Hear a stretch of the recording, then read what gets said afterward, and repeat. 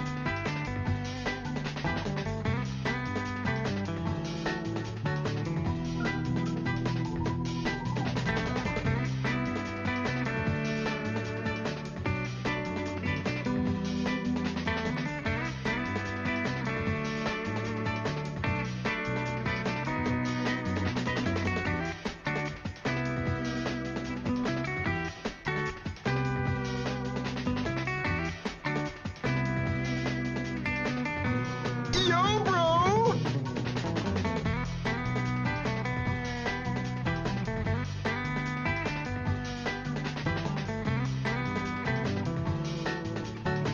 Yeah, fuck it, whatever. We're we're starting now. I'm just gonna. Hello, hi. I don't know what the fuck is wrong with Twitch. Oh my god. Yeah, fuck it, we're doing it live. Well, okay, so for some context, for a little bit of background, let's go into how ads work on Twitch, right? If you want to disable pre-roll ads on Twitch, you have to set it so you run 3 minutes every hour. And because pre-rolls are annoying, and whenever anybody tries to jump into a stream that they're not already subscribed to, that means they have to sit through ads to even get it, like to get to the actual stream. I prefer not to do that, so I figure we just do the ad break, and then that's something we just put up with all mutually for a little bit, and just so anybody trying to join the stream at any given time isn't just forced to like sit in a queue, right? But the first ad break always starts in a half hour rather than 1 hour, and I think that's kind of weird and obnoxious. So I thought I would try running the ads right as soon as the stream started, while we're still like getting everything all set up. That way, we're not interrupting anything. It's still people have time to file in, all that stuff. Like, essentially treat it as like one single pre-roll before we actually like get into the whole thing. But apparently, Twitch didn't like that. Apparently, when you try to do that, it sets your stream timer on the streamer end into the fucking negatives and causes the stream to go offline until it goes back to 0.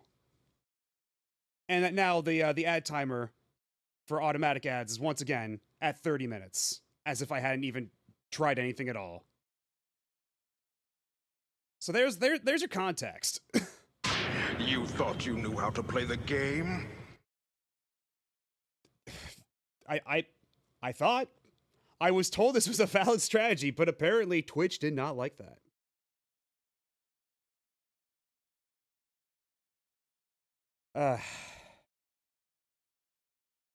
I think you can manually switch out the badges. I think you have to click on the badge or something. Like there's a way to choose what badge you have displayed. So if you'd rather have like one like the little custom sub badges, you can do that. But because you are like a founder, it doesn't even appear in the list. Is it because you are a founder? And yeah, the whole Sega Gaga situation, don't even get me started. Oh my god. And like,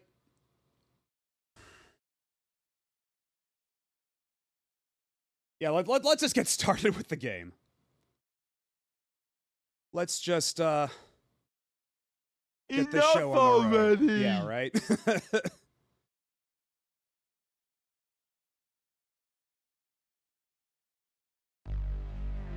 Yeah, but at the very least, in happier fan translation news, somebody fan translated the Lupin the Third game on the Saturn. Hey. Which is a game I've actually talked about before. I think it was, I forget if it was on stream or if it was just in the Discord or something, but I brought it up before. It's a game I've always been interested in, and now it's got a translation. So that's something I might take a look at in the future, maybe? I don't know how good it's actually supposed to be. But I've always been super curious about it, so maybe. Yeah, it's the one that's essentially like trying to be like Tomb Raider.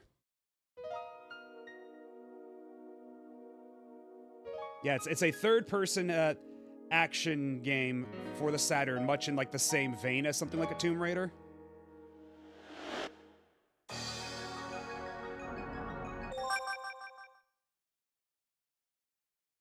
And I will say that I've seen also some other people, like, all this fallout from the Sega Gaga thing has kind of lit a fire under their ass for their own translations. It's like, I'm so mad I just went out and translated a bunch of text. Like, they're picking back up, like, somebody's picking back up the Wild Arms 2 retranslation in light of all this, which is kind of crazy. Yeah, exactly. Billy Anderson, yeah, exactly what I was talking about.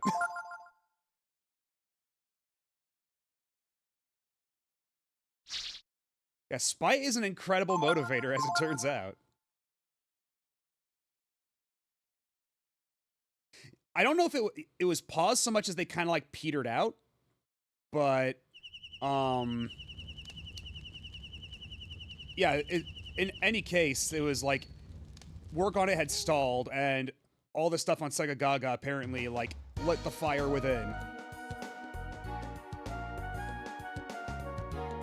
I just beat Skies of Arcadia an hour ago, and Gilder kind of reminds me of my high school computer class teacher, who was really cool. He introduced the Senran Kagura and made us make our own Mugen game as one of our assignments. That's neat.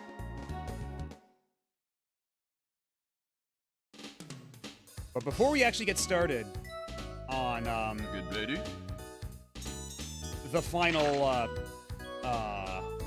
like the final stretch of dungeons and stuff, we need to get some good equipment, and for that we need to do some fishing.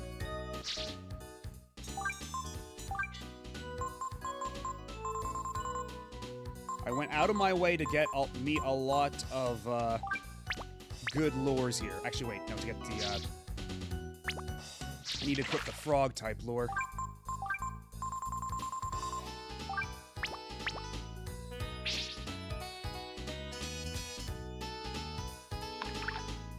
Well, actually, hold up. I need to equip the other rod too, real quick.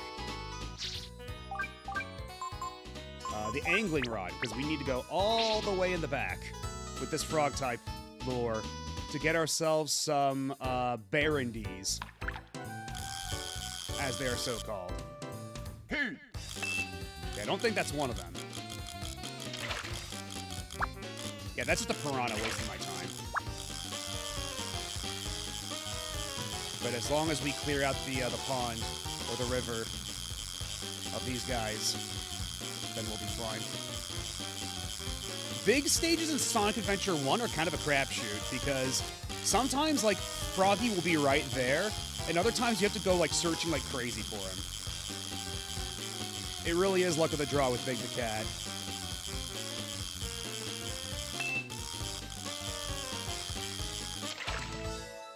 Good. Great. Yo, new record. Hell yeah.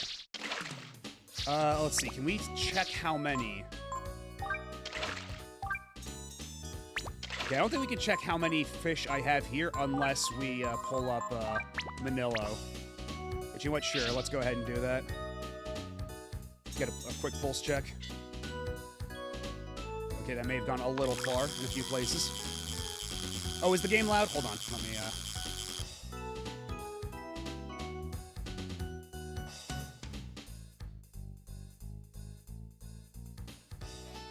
All right, how about now? Because yeah, the thing with us streaming like this off the and just streaming in general, like every other game has different like audio balancing, so it's always kind of a pain in the ass. It's good the game was maybe 10% too loud. It was a little loud, now it's fine now. Okay, good. Because, yeah, the last time I was playing something, it was Valkyrie Vulcan, which I think was fine. Nobody complained about the audio there. But, yeah, audio balance is always going to be a crapshoot from game to game. All right, let's see. How many of these fish do I have? I've got... Oh, yeah, that's right. It's only going to show me what... God damn, that was actually a waste of time. So actually, I'll have to exit here and look at the menu to see how much of the fish I need to catch.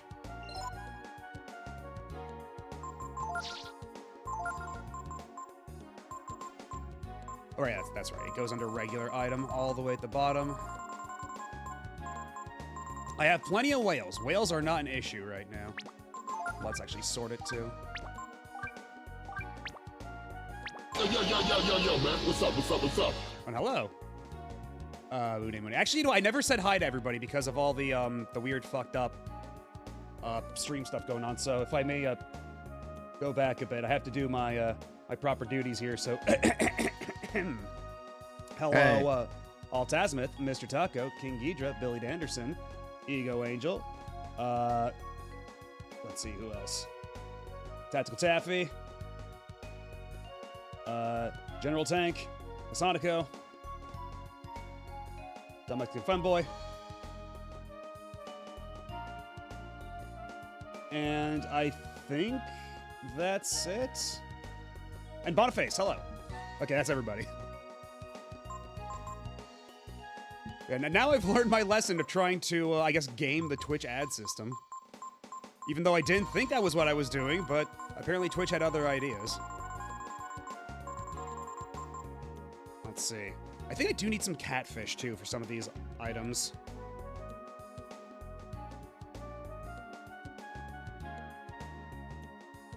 Okay, no, well, if I want some of the special, like, accessories, because right now I'm just looking for the Royal Sword and the Life Armor. I believe I already got one of those last time. But if I want the Cupid's Lyre or Shaman's Ring, I will need catfish for that. Oh no, this is my own inventory. I've got my own napalm here. Let's see, how many Barandees do I have? Or did I just get... Did I trade all of them away already? I may have. Yeah, I think I'm back to 0 on Barandees and Spearfish. I only have whales right now.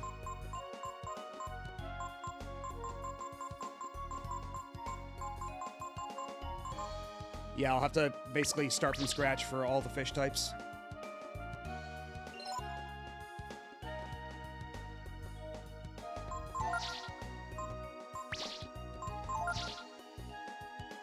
Oh, was it selling napalm?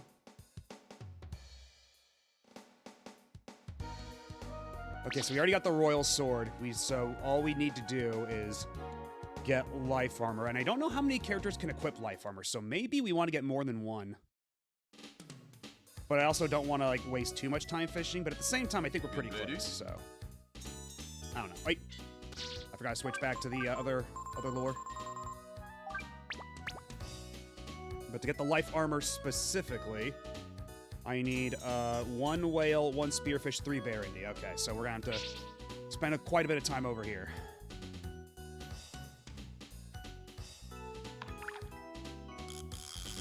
I see you. Come on.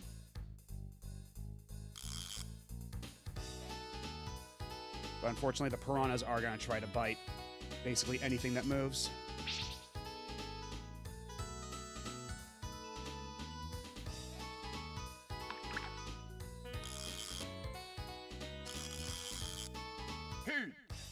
That's another piranha. God damn it. Come on. Well, let's just get rid of the piranha so it stops bothering us.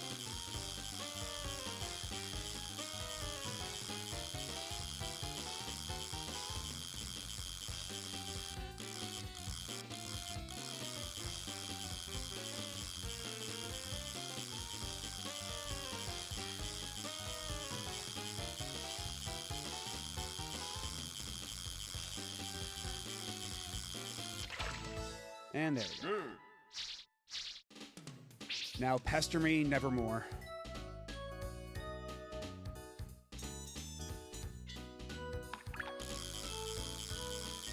Should be the one up here.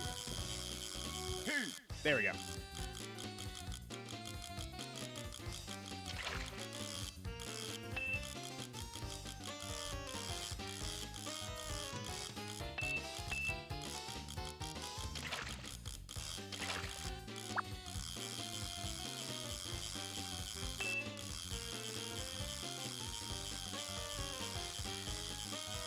Concentrate, need to focus.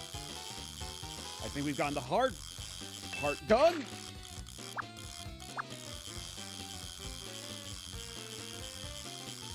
There's that catfish. That might be a catfish, actually. I forget what the sprite looks like for the Barandee versus the catfish.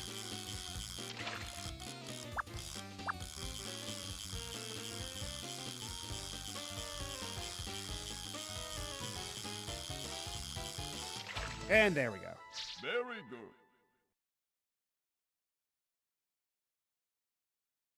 Yeah, if the fish escapes or if it hits the bottom of the ocean, you lose.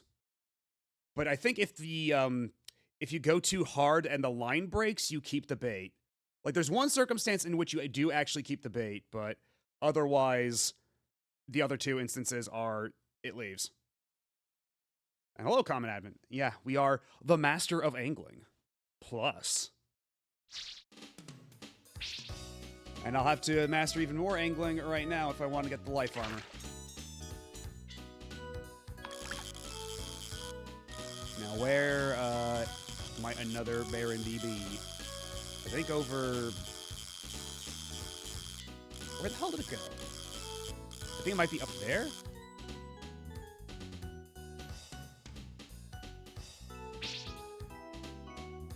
I can't remember what happened last week after beating up Master Roshi. Okay, let me try to, because after we beat up Master Roshi, we crossed the desert, and that took a long time.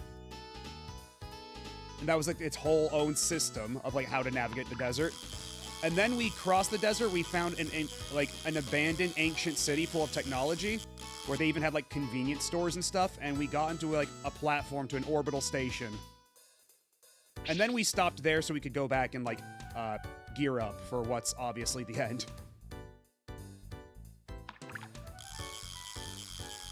Yeah, the desert part, it took about maybe 1 hour to actually cross the desert, but yeah, that was still quite the ordeal. Yeah, we went to the ancient 7-Eleven and bought like a nuclear bomb there. So now Momo, like her cannon is equipped with an atomic bomb. They just sell that shit at the fucking Quickie Mart now.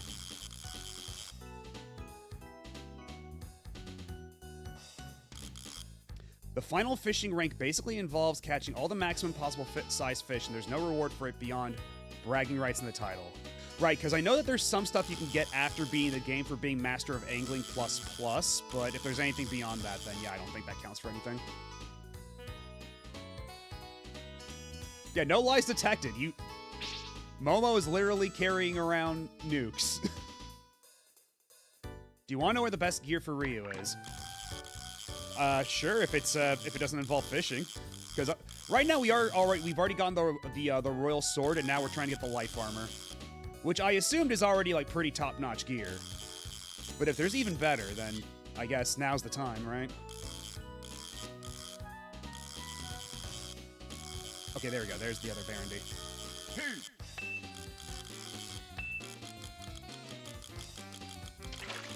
Yeah, there you go. That's the one. That's him, officer.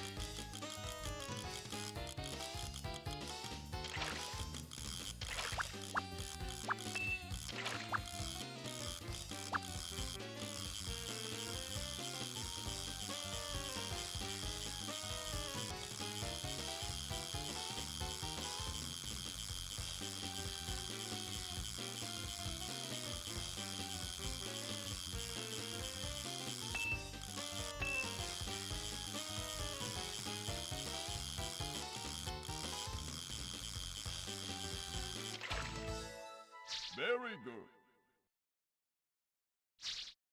No record this time. It's in. Oh my god. Do I even want to bother going back to the desert? The final rank is the fish. Yeah, I already went to get the Royal Sword. Yeah, because the Royal Sword, Manila was just selling it. We had to, what was it? It's, yeah, 1 whale, 3 spearfish, 1 Barondy. Or, yeah, as somebody mentioned in chat, that's supposed to be Barramundi, but, lol. Sometimes, these things happen in localization. Oh, the desert contains a free, Royal Sword and Life Armor. Okay, so, yeah, because I'm just doing the fishing to get that, because, I don't know if anybody wants to deal with me, walking through the desert aimlessly some more. You know, at least when we're fishing, there's a show. Fuck! I was not paying attention.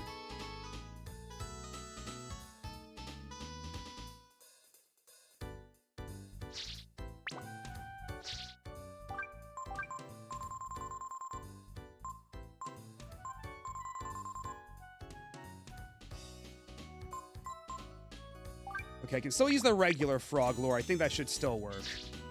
Even if it's not the fat frog. Of course, the fat frog will work better, but I think the regular frog lure, which I bought like 5 of. I bought a shitload of those. Just for this particular happenstance. I remember that working fine the last time we tried to get some Barramundis. Or Barandis if you're nasty.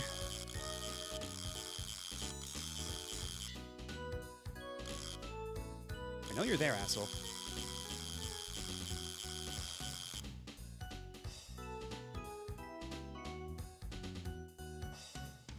Ray's best weapon is dropped by archmages in the container yard. Can you steal it from them? Like, I would assume you could, but...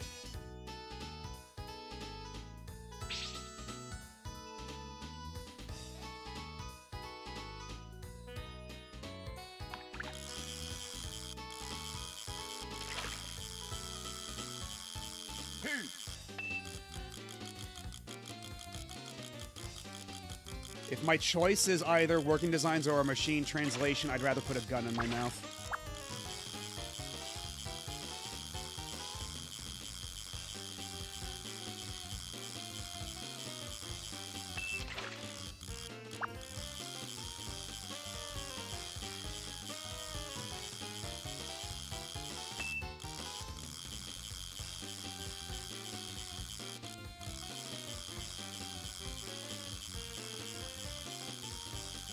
Yeah, there we go. Somebody remembers the command.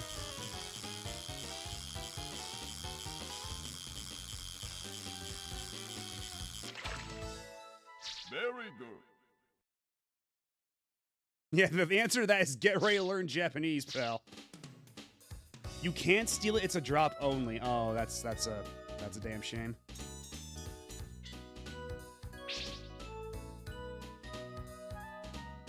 Yeah, that's a. I guess as far as Universal goes, yeah, anybody can do it.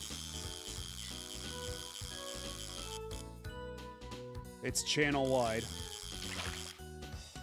And I don't believe I set any cooldowns for it, so go ham.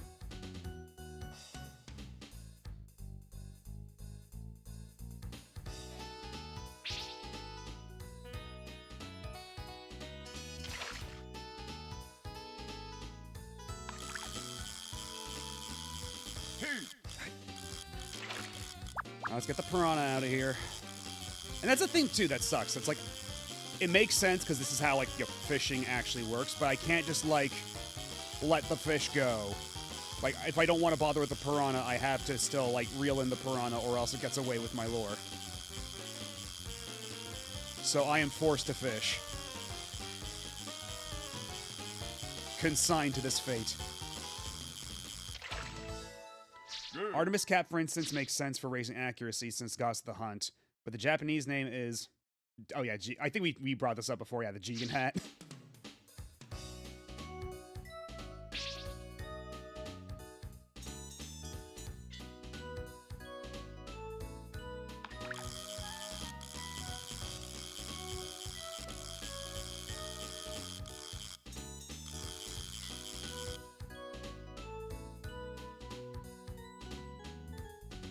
Oh, the atomic bomb is just straight up Momo's best weapon? It's so weird. They just sell that at the store. Didn't have to do anything special for it or anything. Like, you literally go behind the counter of, like, a future 7-Eleven and buy it off a robot.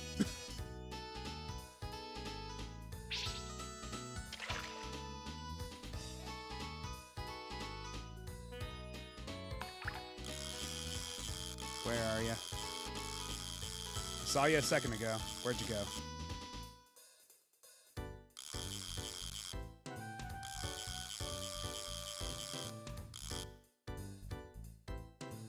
Yeah, over the counter too. Like, you didn't have to, like, do anything special for it.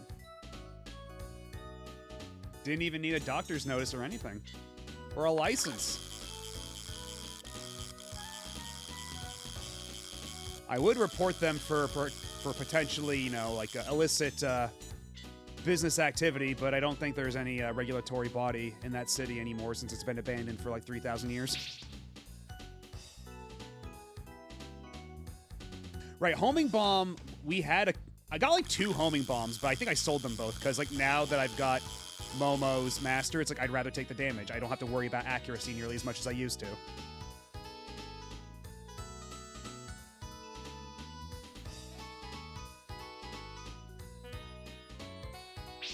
Yeah, I think you brought that up before.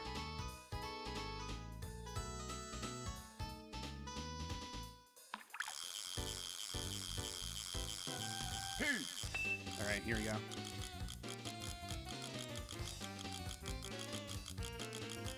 Get back here, get back here, get back here. You're not getting away with my lore, you piece of shit.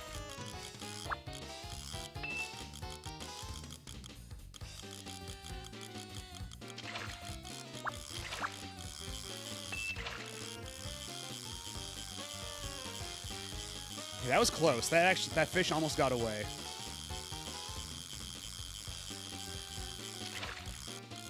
No, you don't. No, shit! Lure fell off. God damn. Well, I think in that case, I still have the lure. Yeah, we're fine. Because yeah, if the lure falls off, then you still get to keep it. And I think that may have been the last Barramundi in the lake, unless that one is, but usually they're deeper down.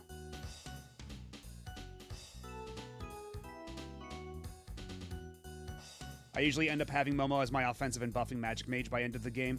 Yeah, I've basically, we've already given her a couple spells, but, like some enemy skills, right? But, buffing, I still kind of leave that to Ryu, because Ryu's got, like, the group, defense buff. But Momo's the only one with the offensive buff right now, so she's still on that duty. I dreamt I had a washer dryer, but it was wall mounted and you didn't need to switch where the clothes were or press more than one button. Well, wouldn't that be nice? Why is this piranha giving me so much guff? Get over here.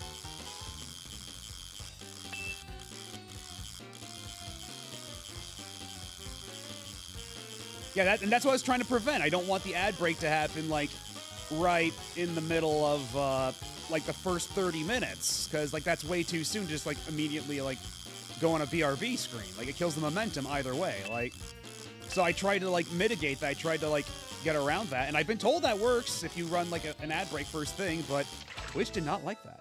Good.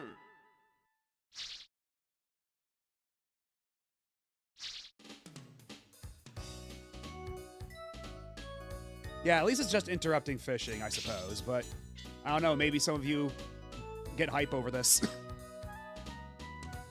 This is the action you crave.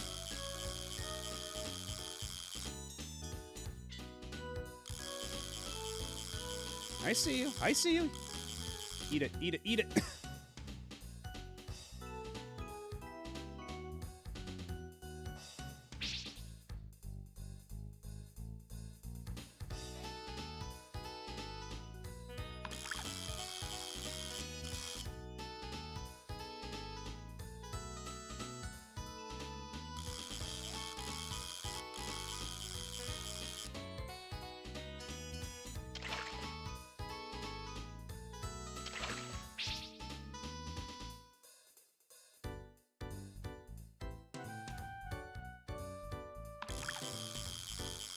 Yeah, they're being a little picky right now.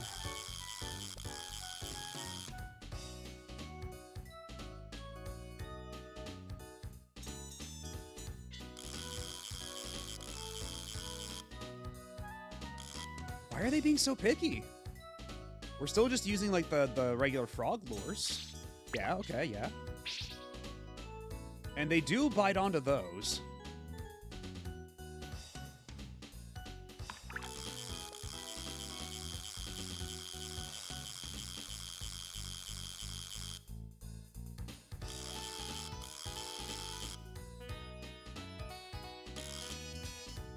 What the hell?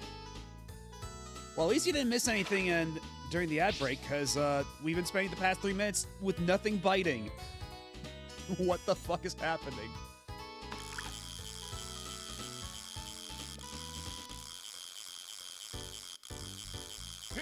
There we go, finally. He's got the big red life bar there. That's our guy. That's our fish. Oh yeah, there we go. Definitely our fish.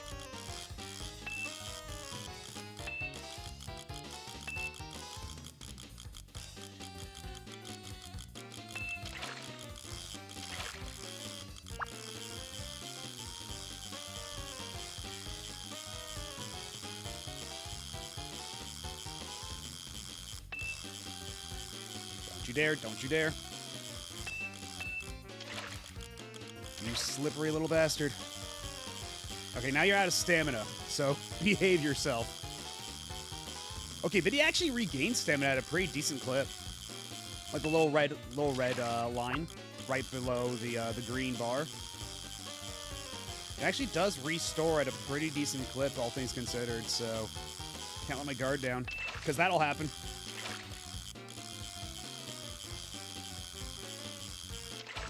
There we go. Very good. Since this was the last part, I wanted to ask, where's that gif of Momo dancing you used from your Blue Sky posted from? It's just on Tenor. It's just when you, like, because there's not, for some reason, there's a lot of gifs for Breath of Fire 2 and Breath of Fire 4. Breath of Fire 1 barely has any, and Breath of Fire 3 has very little. But when I search Breath of Fire Momo, that one is the only one that comes up. And I was like, fuck it, we'll roll with that. If this is what we have to work with. I think that's probably what it's from, because that gif is literally just Momo doing the caramel dancing. It's probably from that. The final dungeon honestly might be my favorite in the game. In IRC, it's the longest. Been a while since I made it all the way to the end of BOF 3 again. Okay, so we might be there for a hot minute.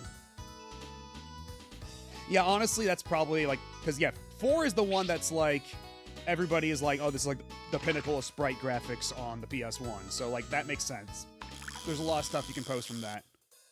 But yeah, and then Breath of Fire 2 being SNES, like, I guess it is held in higher regard than Breath of Fire 1 on the whole, but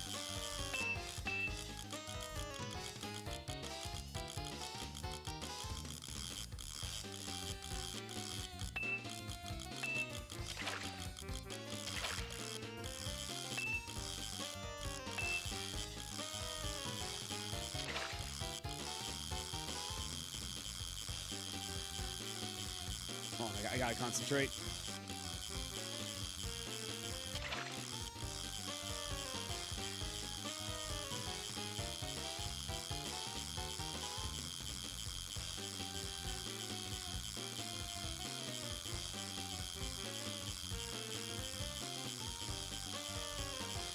Alrighty, we're good.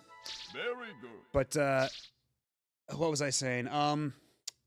But yeah, like Breath of Fire 2 being held in, I think, generally higher regard than Breath of Fire 1, it makes sense why there'd be more gifts of that than of Breath of Fire 2 over 1. But it is still kind of weird that there's barely anything for 3, like on the whole. And I have not played Breath of Fire 4 before. Before I did all this, the only one I had played all the way through is Breath of Fire 1. And because I had Breath of Fire 1 as like a teenager, I had that on Super Nintendo. And then I never beat it. I got to like a little bit past the giant stone robot, which ultimately is very early in the game, as it turns out. But it felt like I made a lot more progress back then. And then Breath of Fire, actually no, I made it past the robot because I think I got up to like I got Ox, I believe, is how far I got. I don't remember if I even got to Karn, honestly. But yeah, then when I went back and I beat it back during lockdown, back in like 2020. And so a couple months ago, when I started this whole Breath of Fire series playthrough, that was the first time I like gone back to it in years. And now this has been the first time I've gone through Breath of Fire 2 and 3, and soon 4 and Dragon Quarter. Okay, so we got 4 of these. So let's see. Yeah, if I have 4 of these, then yeah, I should be good for. Well, unless I want like the Cupid's Lyre or the Shaman's Ring. If I want the Cupid's Lyre, I do need 1 more. So let's go ahead and give that a whirl. Although I forget where I get Catfish.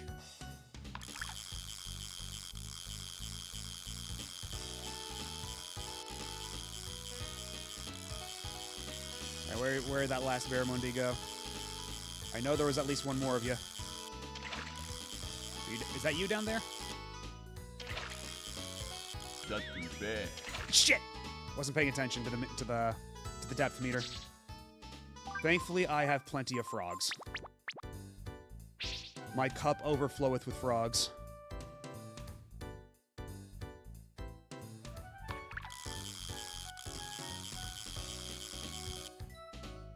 I replayed nearly all of Breath of Fire 4 last year. Got to the end game, but then medical stuff happened, and I didn't get back to it.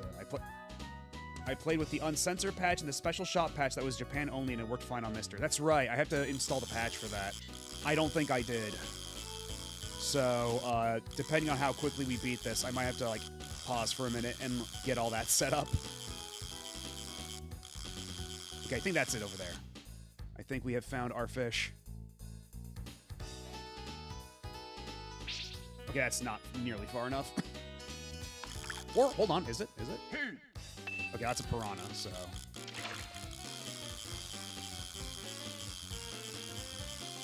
Although, actually, does the save data carry over fine? I mean, it should, right? It's literally just... It's the same save data. It's just using, like, a slightly modified ROM. So if I were to start on vanilla Breath of Fire 4 and then continue the following week on the uncensored patch, it should work fine.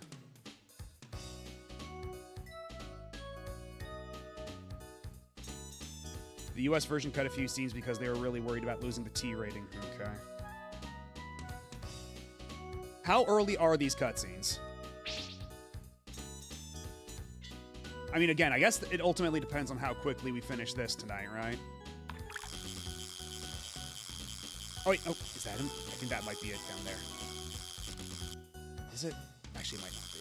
But that's a piranha. We don't want the piranha right now.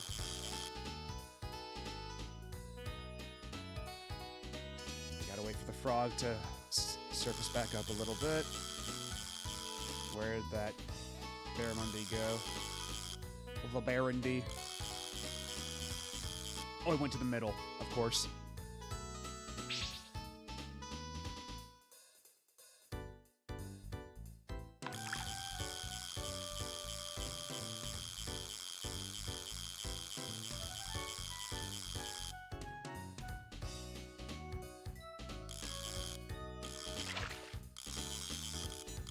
There you are. I see you.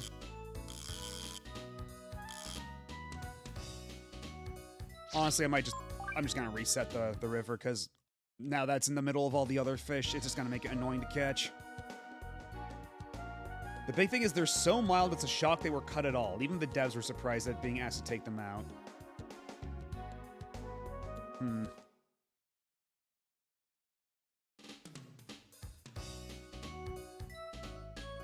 Good lady?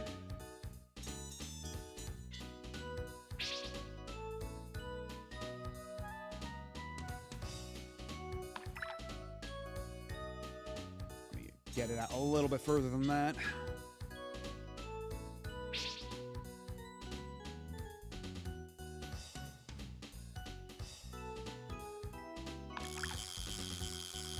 All right, eat up.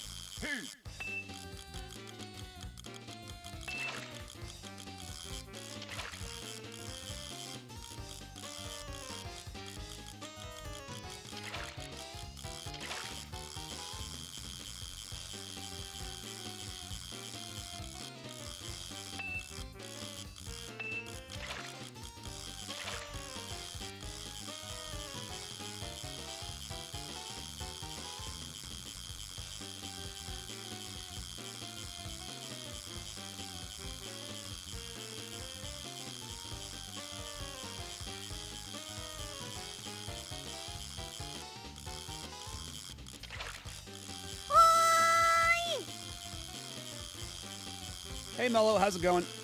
I have to concentrate on a fish for a second. Hold on. All right, good. We caught it. Very But good. hello. How are you doing? The same NOA randomly blocking games from releasing for arbitrary reasons. That's always a Ogami! And hello, Disaster Millennial. How's it going? Okay, I got a notification on my Discord, but apparently that's not, okay. And hello, Nakasune. How's it going? No wonder I stick the third-party games into sign to go past region locks. I mean, that's the thing. Wasn't like for a while, Nintendo was like actually being like way more free about what publishers did, right? Because like for a while, it was like Sony making those weird arbitrary changes to games on their platform. Like when they had to change the box of one of the Atelier games or something like that, or some game. I remember they had to change like the box arts with like the logos or like some weird shit. The BF4 cutscenes are so far into the game, I doubt the ESRB would have even noticed. Anyway, we're done with this fishing hole. So now I need to get some spearfish and possibly some catfish. Now, where do I get the catfish? Some catfish, catfish, catfish.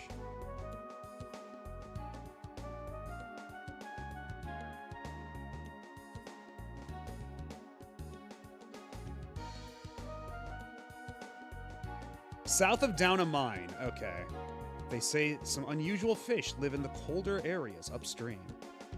And we're pretty much like right next to that, so I think it should be the one like right over here is where the catfish reside. Although, also, it's been a while since we've gone to visit the fairies. Let's go see what they have to say real quick. Before I let a bunch of them die again, because that was a bit of a setback.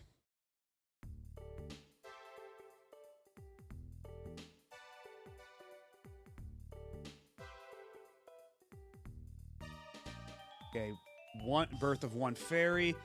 Discovered new work, Lily got new merchandise. Okay, so what's our new work? Help us. Tell us what we should be doing to build our village.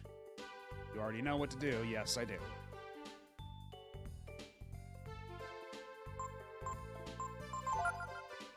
Alright, well, looks like Alto's another hunter. Antiques, there we go. So now who's gonna run the antique shop? Whomst among you? Oh, thank you for the follow. Welcome on in. Okay, how many do I have total here? 1, 2, 3, 4, 5, 6, 7, 8, 9, 10, 11, 12, 13, 14, 15. Okay, so we're still over a third with this arrangement here.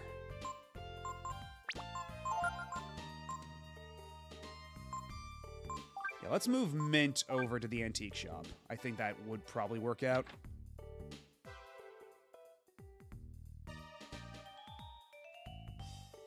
Which one are you? Are you Lily? I'm thinking of new jobs. Okay, no, you wait. You're our researcher. Are you the... Here's your present. You got a multivitamin. I'll take it.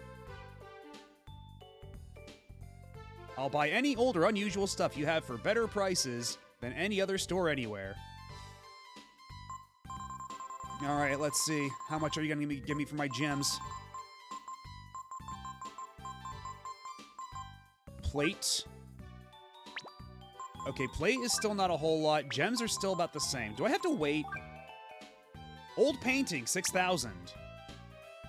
I forget if that's how much they were... Okay, clay vase is definitely... They're taking that for more, definitely. But otherwise, I think maybe I should wait and come back later. Because I'm guessing it's like the longer they stay there, the better the prices will get. Because anything that says appears valuable should, Oh, was there a fairy called Kidney? Mint is Kidney. Lily is Daya. Huh. But yeah, I held on to the plate just because it says it says appears valuable, and that means once you get the antique seller, you should be able to sell it back for like significantly more money. And like, it doesn't seem to like the gems also.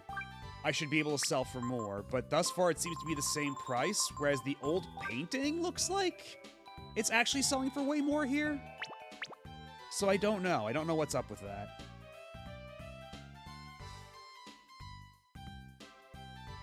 Oh, it's only some items. It's not everything that says appears valuable. Because I was under the impression it was everything that says appears valuable. Antique seller, I need your strongest antiques. You couldn't handle my antiques, traveler. They'll kill you. Hello, Baydog. Some like the plate are always worthless. Okay, well, I guess that explains that. Because I was under the impression that, yeah, basically anything that says appears valuable, you'd be able to get better prices for. The most valuable appears valuable items are found via the Fairy Job Expedition. Because at the very least, it does seem like the painting is going for a lot more than it did at the stores. I can't believe the beloved Bunyan plate Ryu held on to for 8 years was worthless. That's true, that was Bunyan's plate, wasn't it? We robbed it from his house. You send Fairy on a trip, they find a random item, or they get dead. I guess I might as well sell the painting. Get that 6K. Nice and easy.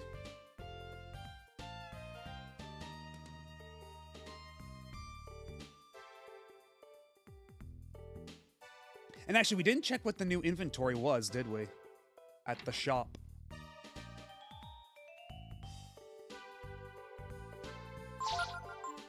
Holy Mantle.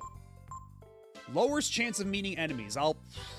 That's pricey as hell, but honestly, that sounds very tempting. Especially if we're going to be going... Depending on what we encounter, that might not be a bad idea. It's the only way you can find certain items like Momo's Ghostbuster.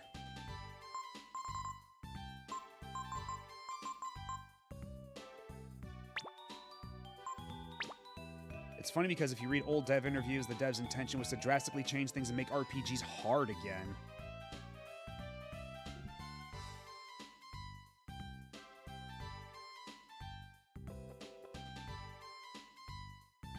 Oh, you mean for Dragon Quarter? Okay. Again, I might be more excited to get to Dragon Quarter than I am to get to Breath of Fire 4, because like Breath of Fire 4, that feels like a known quantity. That's something like everybody generally agrees is pretty good. But Breath of Fire Dragon Quarter, like some people hate that game so much. Like I hear so many different things about it. I'm super curious.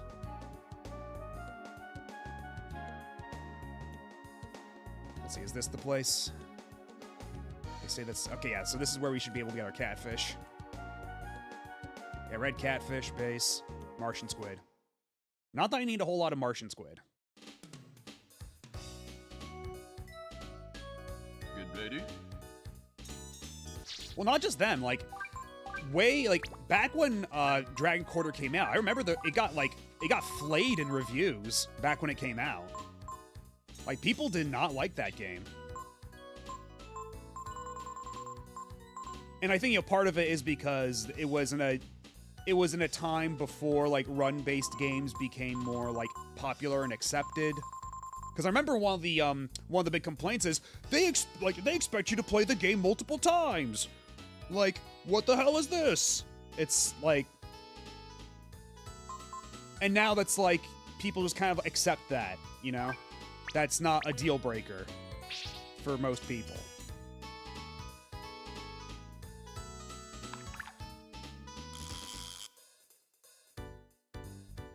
Okay, I might need the angler for this after all. And also the way they changed the setting, because like this is like we're getting into like some weird sci-fi stuff here, sure, but like that's not the entirety of the setting. Whereas Dragon Quarter is like what, like you're in like an underground facility trying to make it back to the surface or something, right? Like the setting couldn't be like any more different from other Breath of Fire games.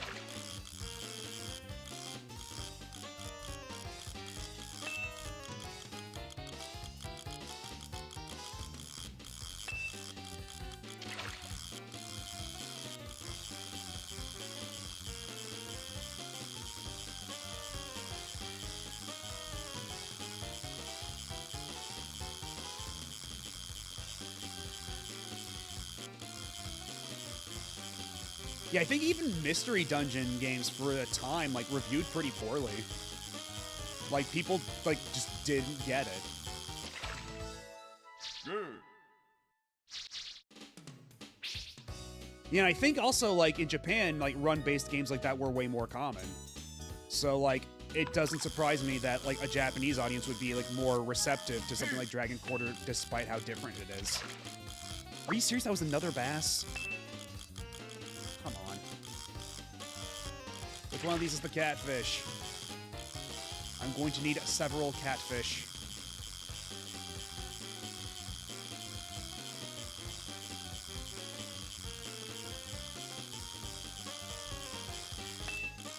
Yeah, we got like Tornico the Last Hope and like some like the Chocobo Mystery Dungeon stuff. And yeah, I think it had to be Pokemon to actually like bridge that gap, huh? Good.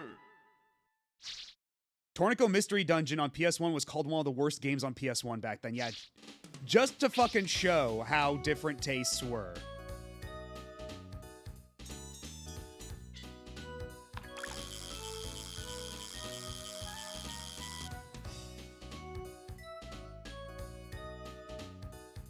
Okay, yeah, the box art for Tornico, not great. It's a bit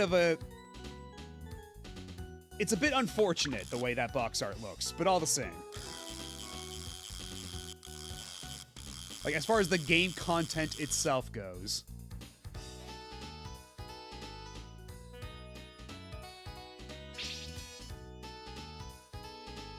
The slime on the box is really good, though. For a while, I was part of a Discord server that had that slime as an emote. And then they got rid of that emote, which was very sad.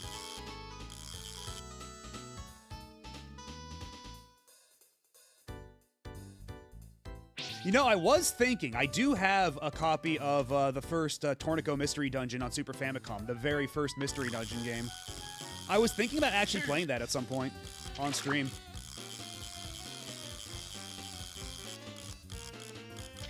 Because, like, I figure I'm probably going to want, like, a completed save of that anyway for when the time comes to do a video on the Sakura Wars one, right? Because I'm going to need that for some B-roll. So might as well get a complete save with all the dungeons unlocked right now for a little bit of a B-roll variety. And what better time than now? Maybe not like right now, but, you know, soon-ish, maybe. Depending on how I feel. Good.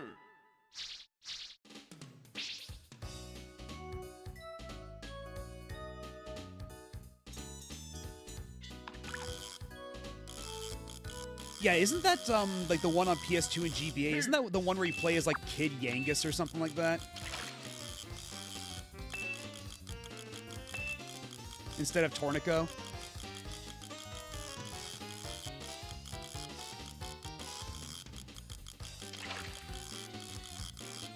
Oh, that's a different one. Okay, but that's also just a Mystery Dungeon game, though, right?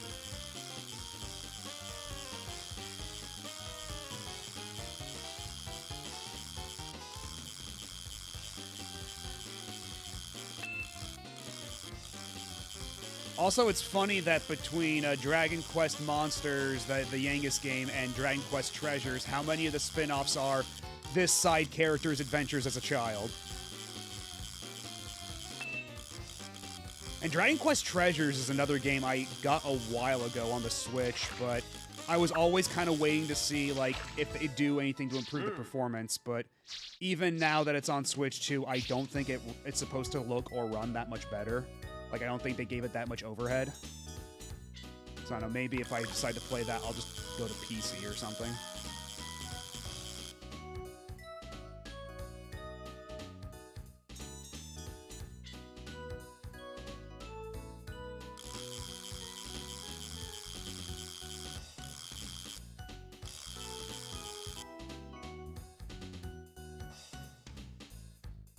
Remind me that I sold my copies of Izuna 1 and 2 before they really spiked in price.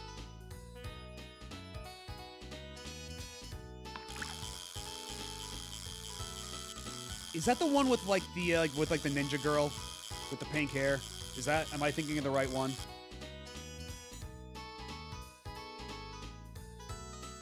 DQ Monsters 1 was like Game Boy and Game Boy Color. That was like 1998. I don't...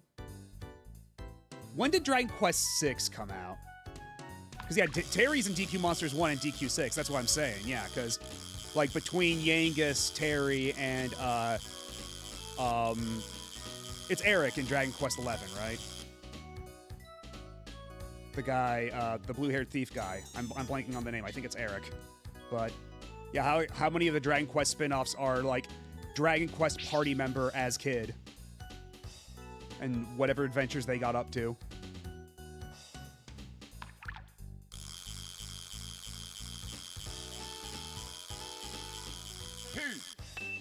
Are you a bass? Or are you a catfish? Am I getting catfished by a bass? It's a bass. God damn it. Okay, it's got to be a problem with the lure type I'm using.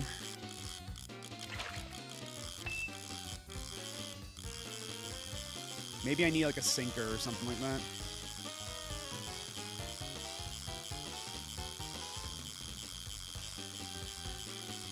Yeah, I figured 6 had to be before monsters, because that's like how the pattern goes. Like they introduce like that character as a party member, and then like later they become the main character of their own spin-off. Only it's them as a child. Good. That's what I'm asking. I don't want to fight the bass. We are not enemies. I'd rather fuck up a catfish right now, but the game has said no so far.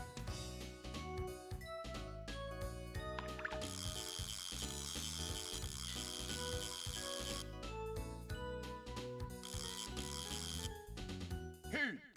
Are you a catfish? Please say yes. Not too bad. God damn it. Why was that catfish so slippery? Like, that catfish just straight up juked me. Okay, and there's nothing all the way over on this end.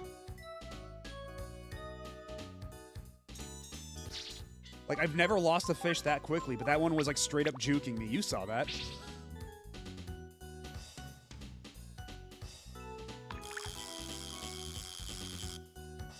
Hey. Alright. Are you a catfish? Nope, you're another bass. God damn it.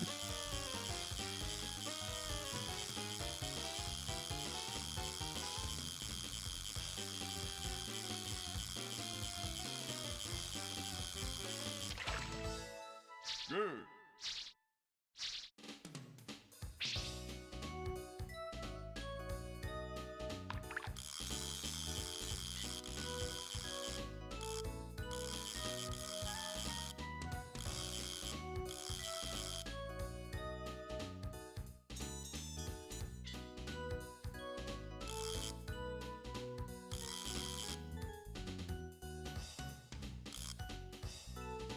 Hey. Okay, you know what? I think I'm done trying to get the catfish. We've already got what we need, mostly for the armor, for the life armor. So we can just, I'm done. Like I forget what the Cupid's whatever even does.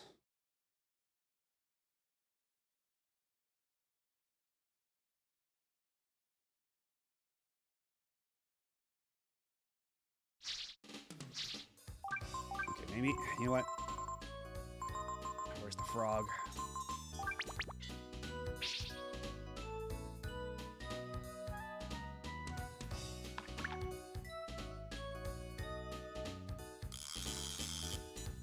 Hey.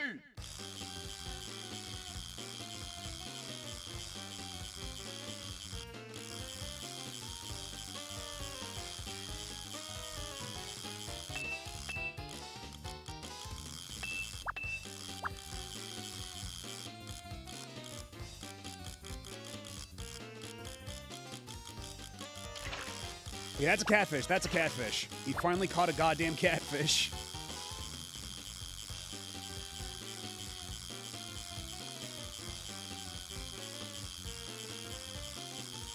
And then, yeah, just imagining all your party members are still in the tent going, damn, he's still fishing? And then Ryu's like, no, we're doing this to save the world. This is important, I promise. I got someone to get this purely by talking about good fishing minigames. Then they saw the furries and downloaded it within 10 minutes. It's the agenda spreads.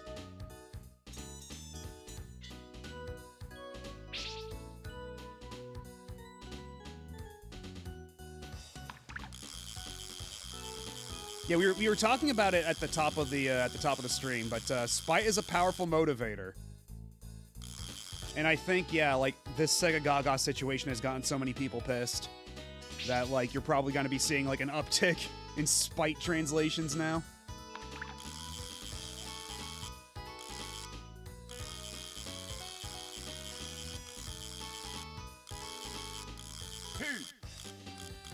me this is probably a bass. I see that dinky little life bar.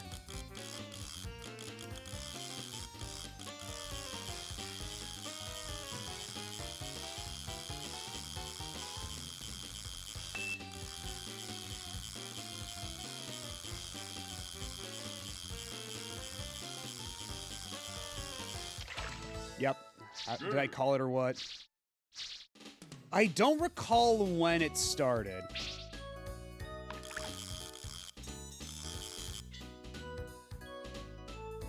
Hey.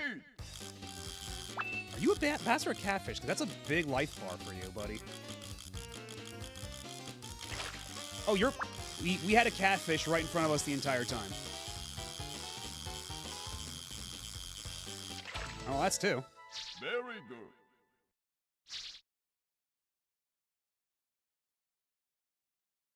Also, funny that I didn't become a furry despite my obsession with this series. Okay. All right. Okay.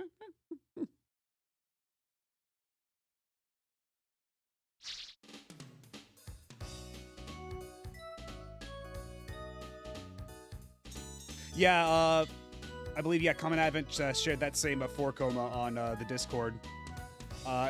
But I was advised not to look at it yet because it does have some pretty major spoilers.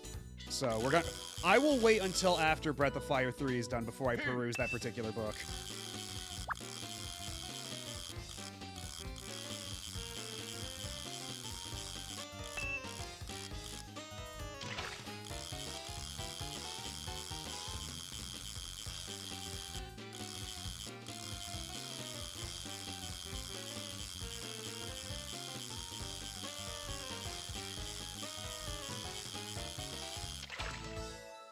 Very good.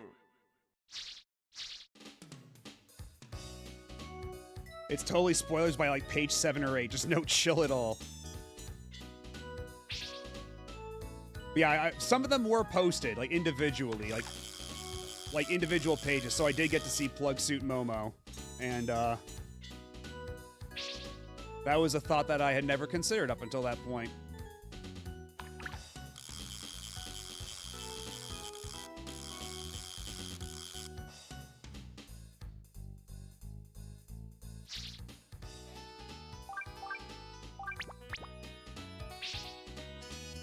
Let's see what's all the way in the back here.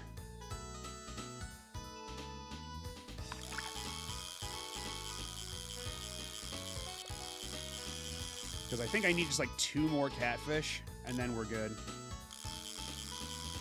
We can leave, go back to Manila, get ourselves some spearfish, and then we'll have everything we need.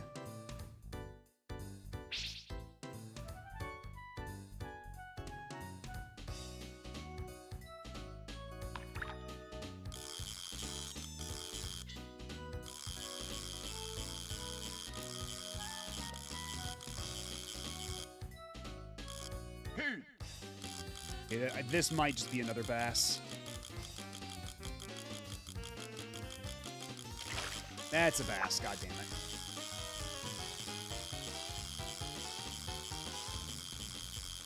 Yeah, it's the name of it is even the name of that particular comic is even just the numbers of Momo's measurements. Because at the top of each comic it has a little title, and it's literally just like what, it's like 86, 44, 73 or something like that. And, yeah, the whole thing is, like, it begins with, Ray reading, like, the Breath of Fire 3, like, strategy guide or art book or something, and it's like, huh, according to this, Momo's apparently supposed to have a pretty nice body under there. I wonder if I'll ever get the chance to see it. And then Momo's getting ready for bedtime, and then he's just like, and then Ray's like, oh, shit, that means I'll be able to see Momo get into her pajamas. And then she just, like, pulls on, like, the little, like, whatever you call the dangly thing on her little, like, scholar cap, and then it activates, like, her robe shrinks on her to become a plug suit, and then the whole punchline is it's like Ray's like, okay, well, never mind that. I just want to know how the clothes work now.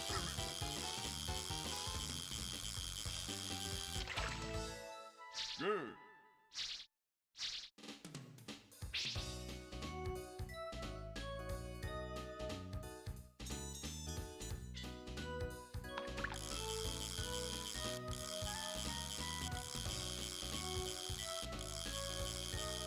Did I run out of catfish here? Because it looks like it's nothing but Martian squid over there. And we don't really need any more Martian squid. So unless... Yeah, I think I've basically decimated the local ecosystem.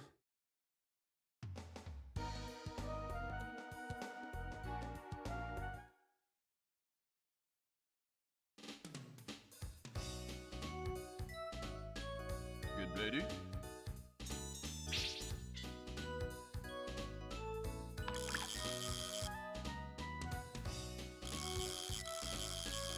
Which one of you bastards is a catfish?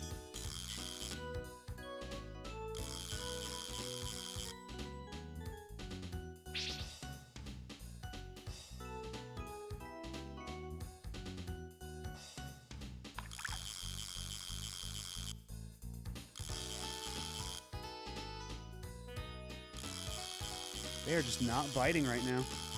I said in a previous stream that Momo and Ray literally share Zeo dialogue that isn't making fun of the other. And the entire fan base globally decided, oh yeah, they fucking.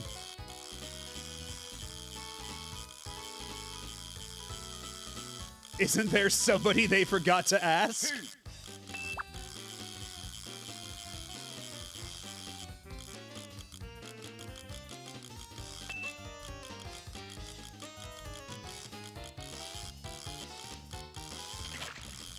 Oh, god damn it. Catfished by a bass once again.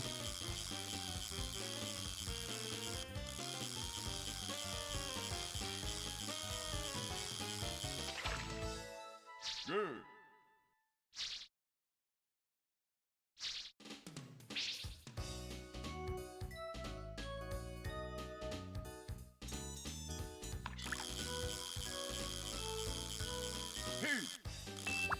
Are you a real fish or a fake fish?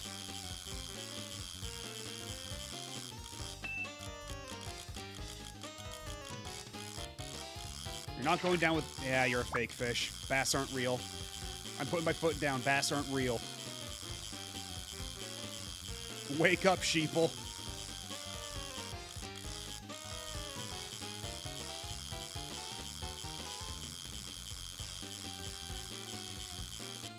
I mean, think about it. Have you ever seen a bass? No, you haven't. Good.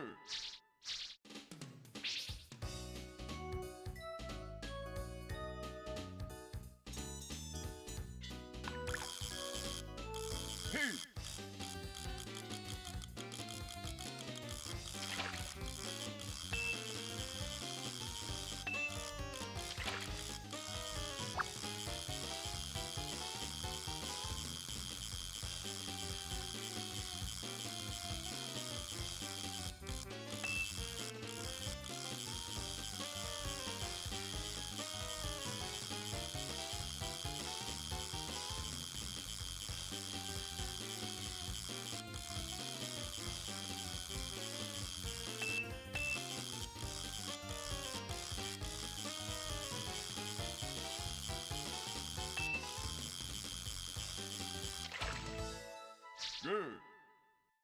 Mind you, people also assume Nina is in love with Ryu, but that one at least carries more weight behind it.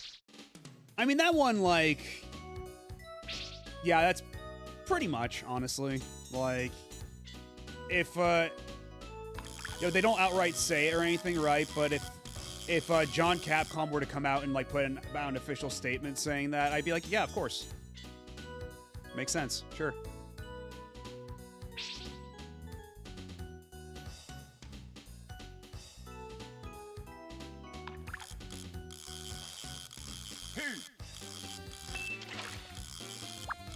When Momo gets her looks insulted by the Elder, if Ray's in the party, he laughs at the whole thing. Yeah, we didn't have Ray in the party. It was at that point when we tried to bring Momo, we tried to bring Nina and Momo. And gotta say, the Elder's got some shit taste.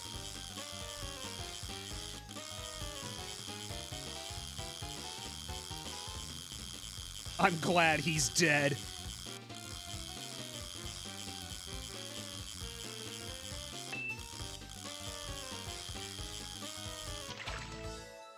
Good.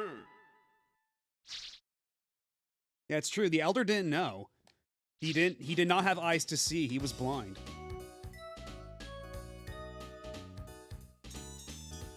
If you take Nina with you when you free Deus, Nina gets upset at Ryu blushing.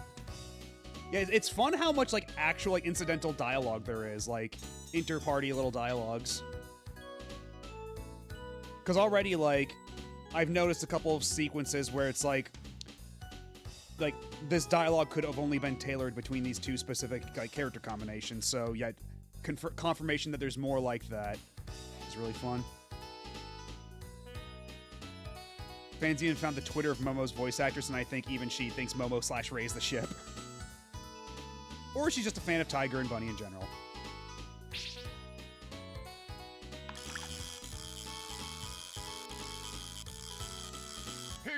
Are you a cat? God damn it. Yo, well, at least once we get rid of all the bass, there will only be catfish left over. Only catfish will walk the earth, as it were. Good. I just need like 2 more catfish and then we can be done with this.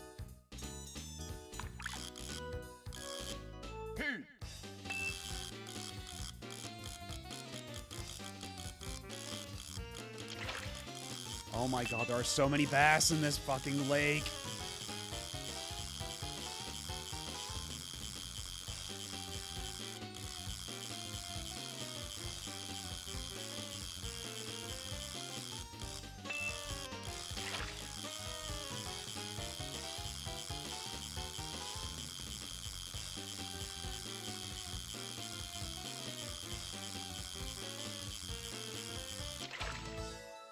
Good.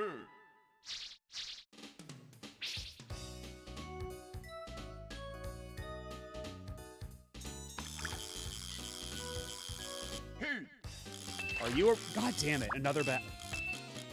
I am just getting like all the worst luck trying to pick out which one of these is the catfish and which one of these is the bass, because they share like the same shadow. It's like, at least with the barramundis, like it's very obvious which ones they are, because like they're the ones that are like pretty like that blend in the most with the water, like they stay in pretty deep.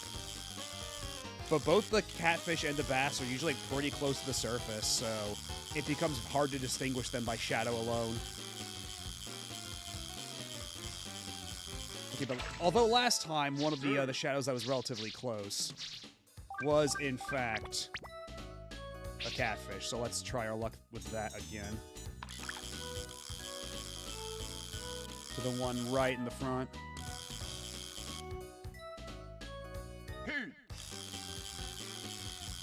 Okay, that one's got a nice, big, meaty stamina beater.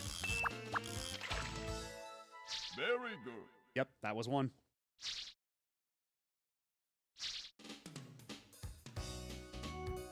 Did we miss out, or do you prefer the bunny skull? Oh. What do you think of Momo's early concept design? I don't think I saw the early concept. I've seen, like, the early concepts for, like, you know, Kid Ryu and Nina and all that.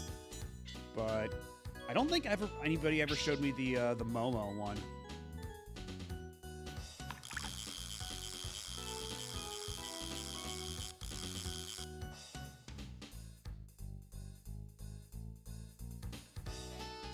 It's very similar, just more form-fitting. Huh.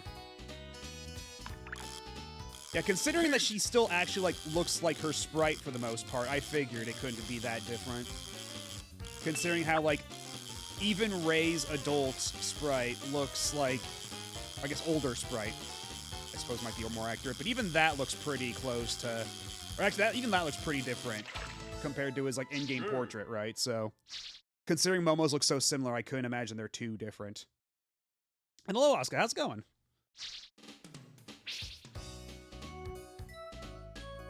We've been doing a lot of fishing so far. We're trying to get the fish we need for the good end game gear.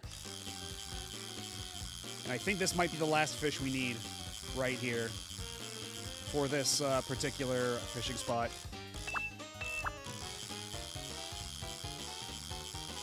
After which we have to go back to the, Alright, that should be all we need. Yeah, well, you have to get all these fish, and then you trade in the fish with Manilo, the fish salesman, to get the good gear.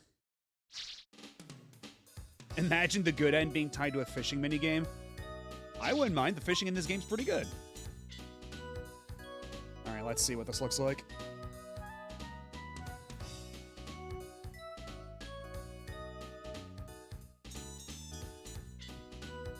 Okay, Momo 1 looks super interesting.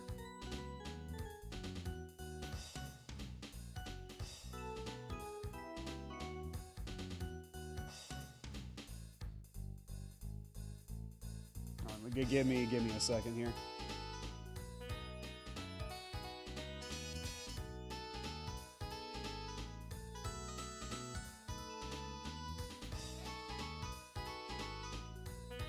Might as well share this with the class, right?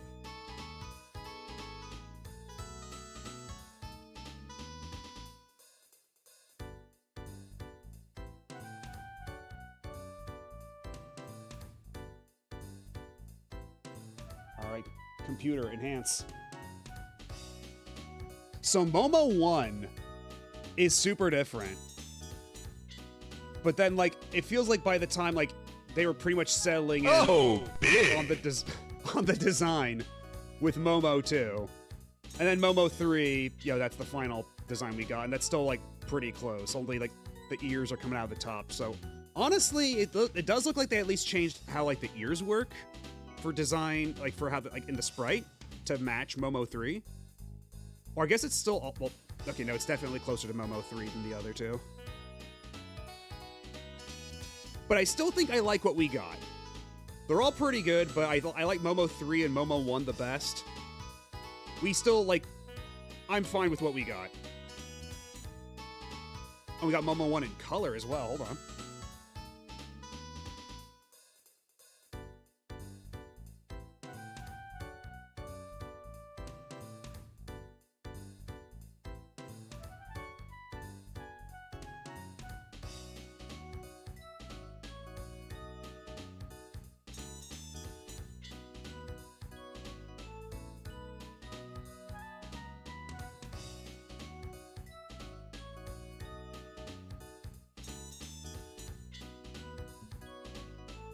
That's not bad either.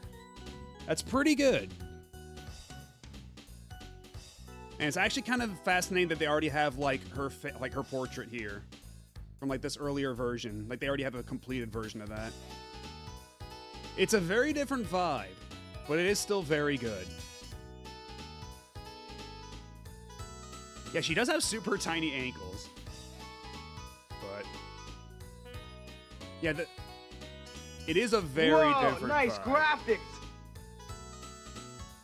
Because ultimately, Asuka's got the truth of it. All Momos are good Momos. I think this is not a controversial stance.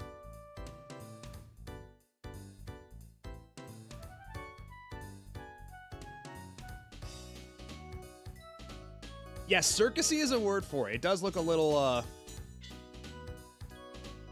peculiar. Like it's got way more like different like colors going on. And she's also got like the big 90s bangs coming out from under her hat. And like a big ponytail instead of the twin braids. So if anything, we did come out ahead because she got the twin braids instead of the ponytail. But still not bad. Yeah, I was thinking the hat like might be like Chinese or something.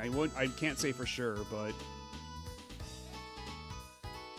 the full art is from a bonus gallery in the PSP art, and the pixel mugshot was from someone data mining the Japanese demo for Breath of Fire 3, and it was hiding there. Oh, wow.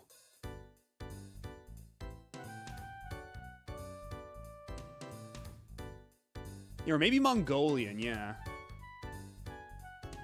Again, I can't say for sure, but yeah, I'm actually kind of surprised at like how, yeah, if they have like already a face sprite based on this first version, and we know that there are 3 versions, then this game actually went through like a lot of art overhauls.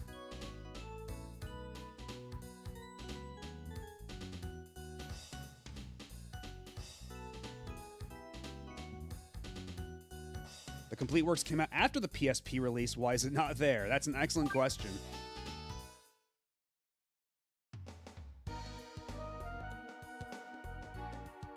Alright, so let's see how many fish I've got just to be sure.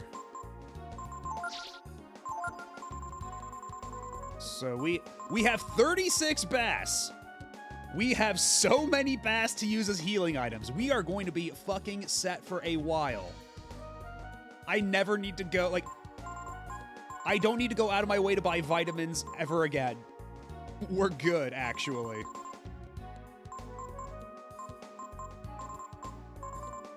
The complete works is missing lots of stuff, actually. More like incomplete works.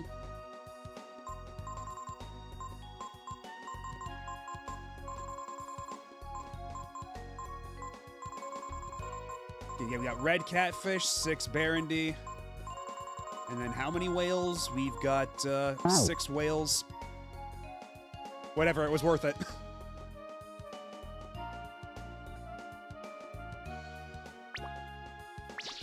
But yeah, now we need to go get a couple spearfish, which we'll have to go on a bit of a hike for. So before we do that, it's been a minute.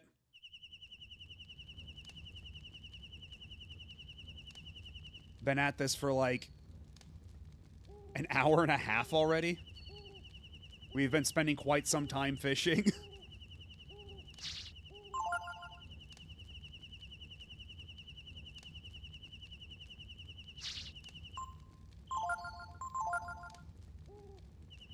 I can save the game here.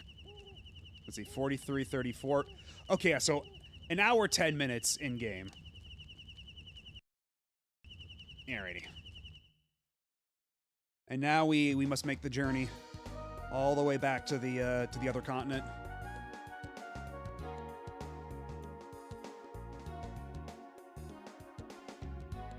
Now you gotta stream a River King game in the future? I guess so. I've never actually played a River King game. All I know is that apparently you can also fight bears in that shit. Like, River King looks kind of wild.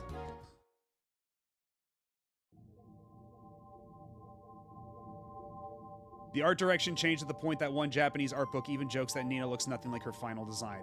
Boy, does she not. Like, when you compare her sprite in-game to how, like, her actual official art is supposed to be, like, they're so wildly different. It's nuts.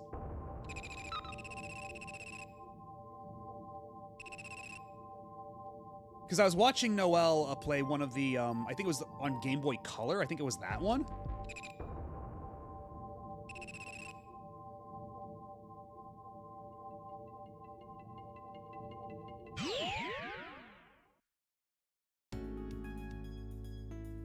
I think that was a River King game anyway.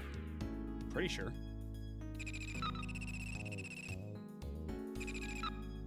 And then head to the colony.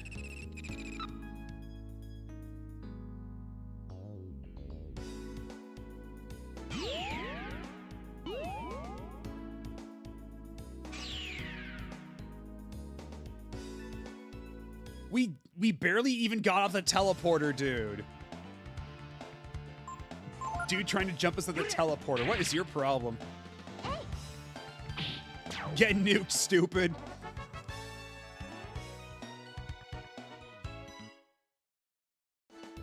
Because again, for anybody who missed it, Momo is quite literally equipped with nuclear weapons right now. That dude is just a smear on the floor now.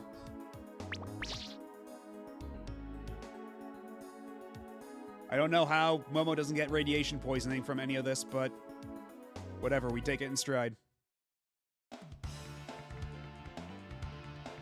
Tatsuya Yoshikawa basically got tired of just drawing stuff exactly how he was told to and felt he needed to change and grow as an artist. It's kind of crazy just how much his art style changed, too. Like, he went for it. Yeah, I gotta kill the first person that steps out of the... Is that a nuke? And then it becomes like the opening of Akira.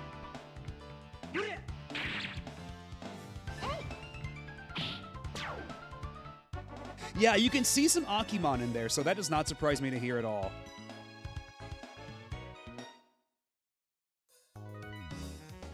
Oh wait, we're poisoned. Whoopsie. This is a job for Momo.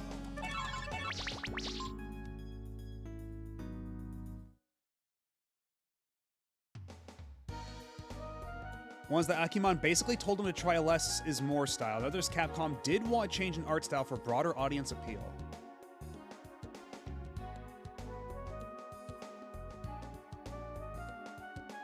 Okay, before we get to fishing, it looks like an ad break is going to start. And I do need to use the bathroom anyway, so I'm going to be back in a couple minutes. So sit tight, don't go nowhere, and we'll be back with some more red-hot fishing action.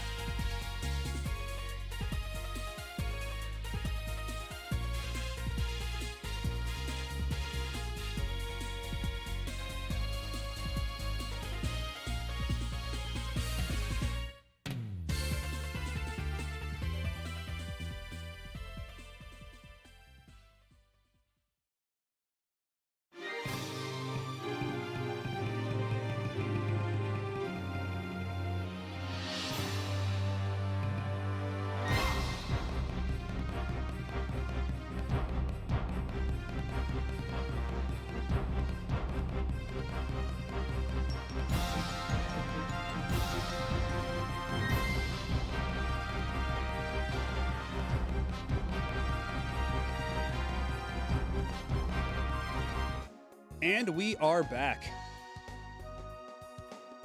Let's see. Just forget who's the Capcom artist with the huge thigh fish and why Chun-Li got them so fat. Which one is that? Is that Kino Nishimura?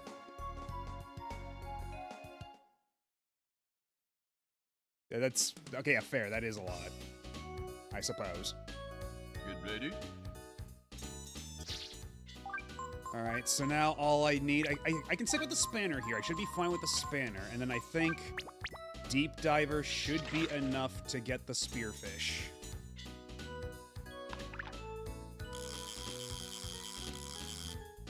Although they actually might be a little bit further in the back.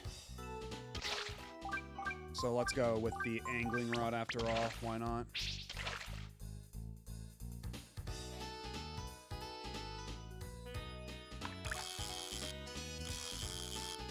Hey. This is the Man of War, isn't it? So I might as well get rid of all the Man of Wars in here. I forget what I could even trade them for. I don't think it's even anything great.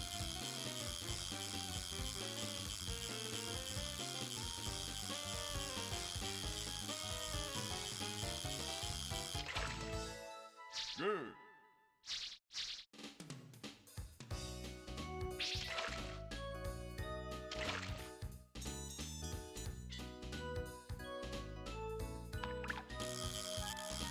All right, the million-dollar question, will I catch a whale or a spearfish? Because I believe, okay, that's a spearfish. That's what we want. That's exactly the fish we want. これが科学の力や Oh my god, I can't see who's rating that, but hello, Raiders! Welcome on in. I'm Matt O.B., Retro Variety Mad Scientist Bunny, and today, we're probably fishing Breath of Fire 3, but we gotta do some fishing first. How y'all doing? Okay, I have to concentrate to catch this fish. Oh my god. If you've never played Breath of Fire 3, the fishing in this is actually pretty good. It's very tense. It's very high stakes. And we're trying to catch all these fish so we can trade them in for like some of the best endgame gear. Very good. Okay. Okay, I got my spearfish. Okay, we're good. But hello, Natsu Maya. What were you up to? What were you playing? Finished up Turok 1. Nice. I haven't played much Turok, but I've always been curious about it. Let me give you a shout out. And hello, Zuki Wookie.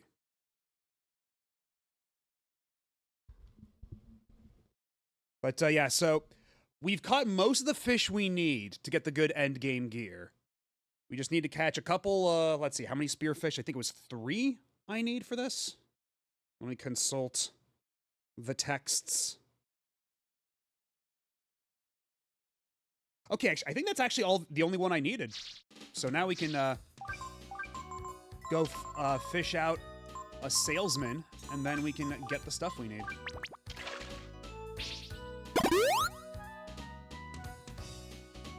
Did I ever use the Infinity Dragon Gene? I don't recall. Hey.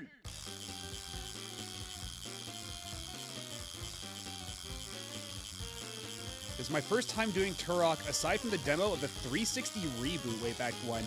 Yeah, I think that's also the only Turok I ever played. I think I only ever played the demo of it was on PS3, but, you know, it's the same game. Good.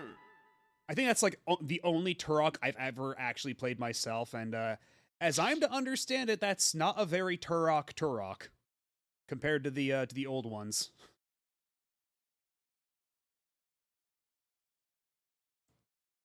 Oh wait, is the Infinity one, is that the one that turns you into the Kaiser? Because yeah, we did do the Kaiser with we did the combination that was that plus failure, so that like we turned into Super Saiyan Ryu, but without the Berserk.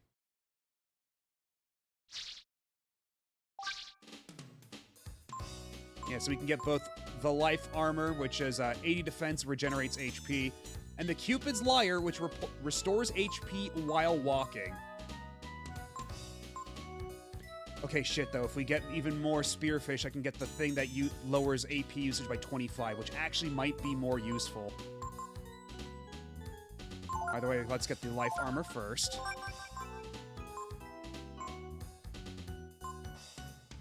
Let's use Aura, which is a fantastic attack. Okay, I'll have to make a mental note of that. Cupid's Lyre isn't a very good accessory, so I should just stick with the Shaman's Ring then.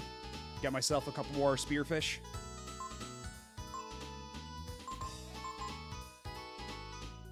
Because I can do a bit more fishing. I'm down to do more fishing. Because at the very least, it seems like the Shaman's Ring, like... Actually, you know what? Okay, I've got an important question. Does the lower AP usage also count towards the Dragon Transformations Ryu can do? Because if so, that makes this shit worth its weight in gold. If I can keep the Dragon Transformations going on even longer. Like, if I reduce that initial cost of AP.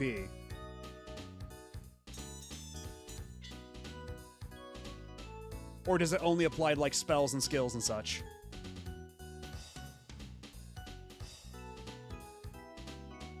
Because, I mean, either way, Shaman's Ring was probably a pretty good thing to get, but, like... that makes the difference between good to have versus need to have, you know?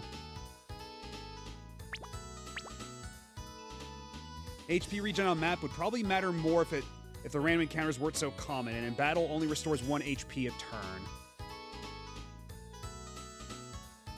Shaman's Ring and Spirit Ring affect the AP costs of magic and skill. However, Dragon Transformation costs remain unaffected. God damn it.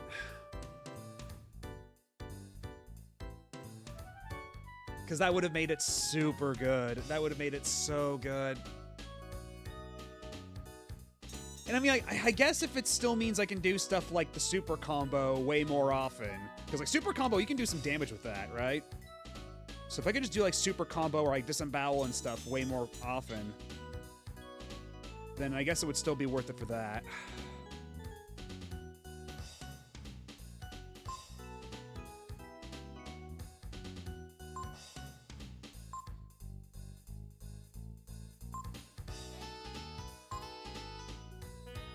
But also, like, I already got the, like, the Holy Mantle, right?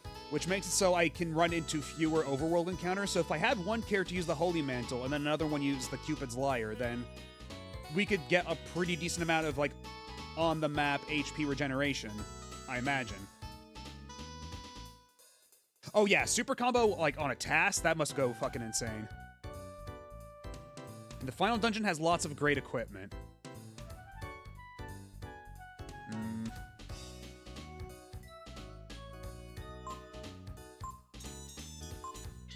Then I guess I'll do a little bit extra fishing to get the Shaman's Ring. That way I can maximize AP usage. Because if I get good armor for the other characters and I don't have to worry as much about HP loss, that doesn't change how much I'd have to worry about, like, AP loss either way, right? So, in that sense, it might be more valuable to just go with, AP regeneration. Right, but you're taking a lot of steps on the overworld, right? Because, like, 1 HP per turn in battle is not great, but 1 HP per step in the overworld, that's not too shabby, honestly. Like, that adds up over time, like, especially if you have something that reduces the amount of steps that reduces the amount of random encounters you run into, right?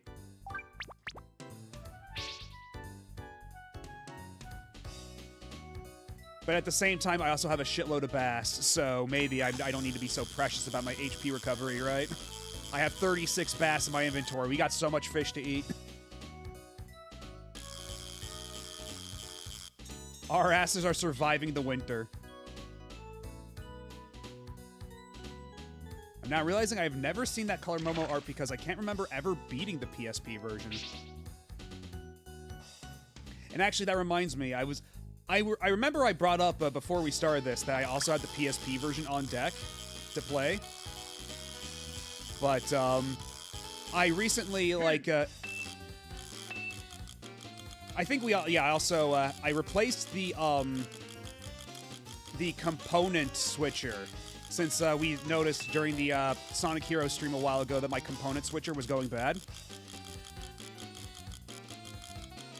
Not too bad. Line broke, lore lost. God damn it.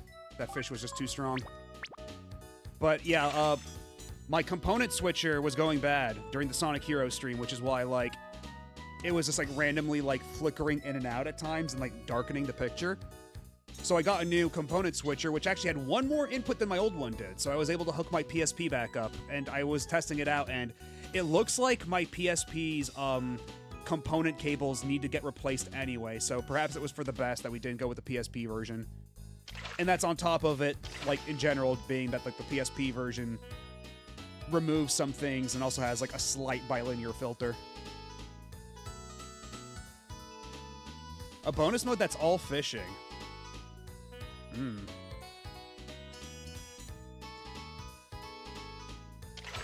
Yeah, I don't know if it was actually Sonic Heroes, but I don't think you might as well blame it.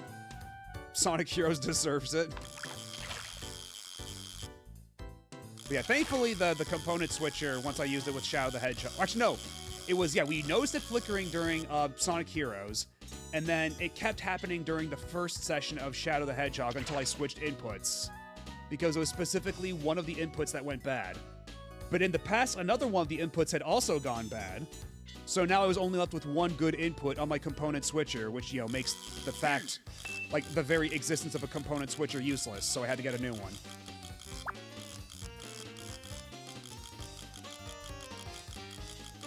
So now I've got a new, way better component switcher, and all is good with the world.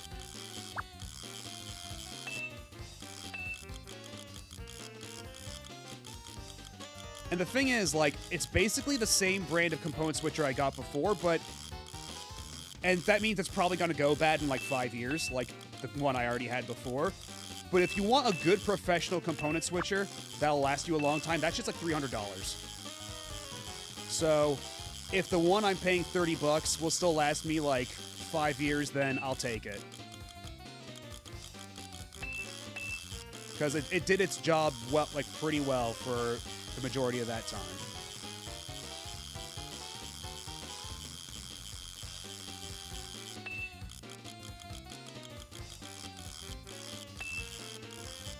But yeah, video equipment for analog inputs, very delicate.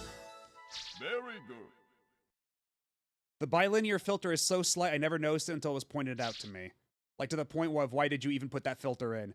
Honestly, I think it might not even be so much an intentional filter, so much as it might be a resizing artifact. That's what it sounds like to me. Like, they just they scaled it at a non-integer scale, and the way that the PSP compensates for that is by blurring the image. I think that's probably what it is. Hello, Ty Games. How's it going? We're just doing a lot of fishing. Preemptive fishing for the final battle. Oh, it's actually true 16 by 9 widescreen. That's actually pretty good. Shit. And hello, Nico Verde. How's it going?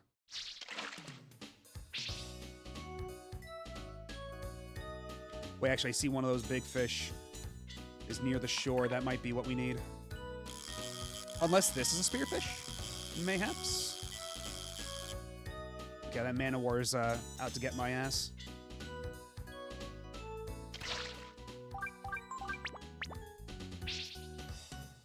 Yeah, right now we are currently in the fish zone. Trying to get goodies ahead of the final battle. Just got done running a really hype set in my friend's Pokemon Draft League. Oh, like cards? Is it is that one of those things where it's like you're doing like a booster draft? Is that it? I don't want the Man-O-War. Get out of here. Got cider? Hell yeah. All I have with me right now is a Baja Blast. Yeah, it's still pretty good though. It's no cider, but you know. Good.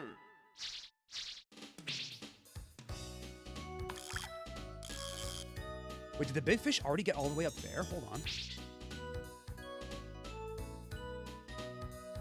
Okay, that might be a little too far. I might have gone a little far in a few places. Which fish is this?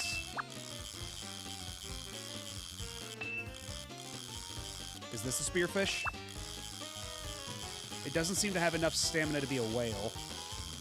But it's also kind of going down without a fight. It might be a flying fish, actually. Nope, it was a whale. Very good. Fucking all right then.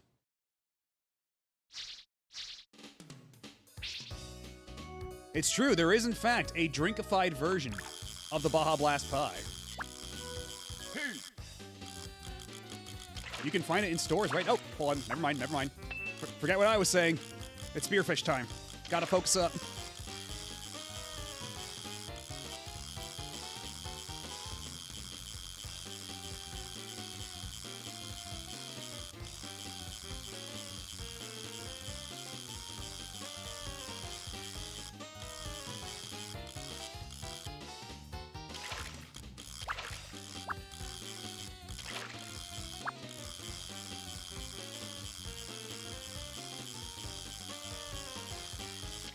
All right, Spearfish number 2. Very good.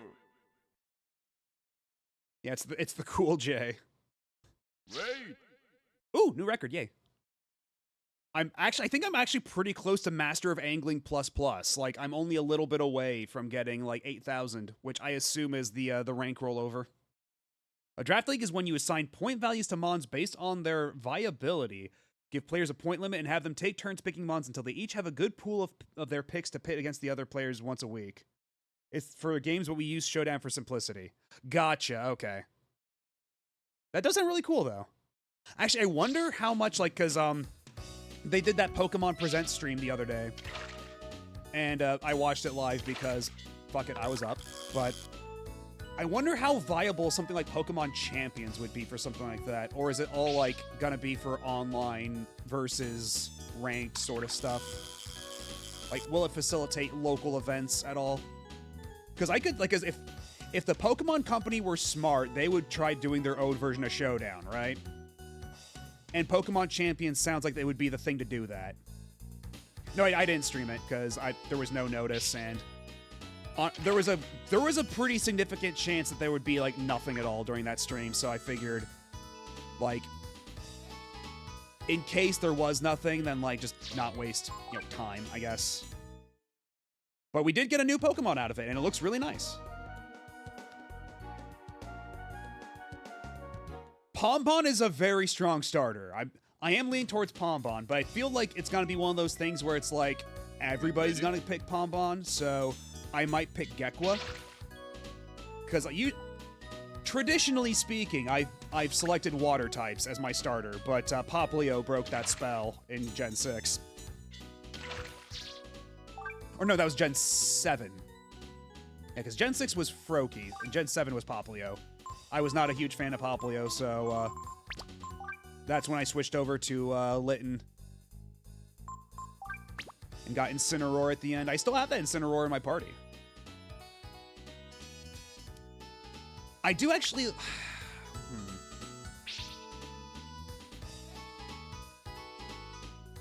I'd probably say Gen 2 might be my favorite, like just speaking strictly out of nostalgia. But like, my favorite version of Gen 2 is like Heart Gold, Soul Silver, because like that game is just such a massive package. Like the fact you get to go back to Kanto was so crazy. It kind of colored my expectations for every Pokemon game afterward. Like after hearing that like you don't get to go back to Johto in Gen 3, that's one of the reasons I didn't pick up Gen 3 back in the day. I was like, well, fuck this. If I don't get to go back to Johto, what's the point?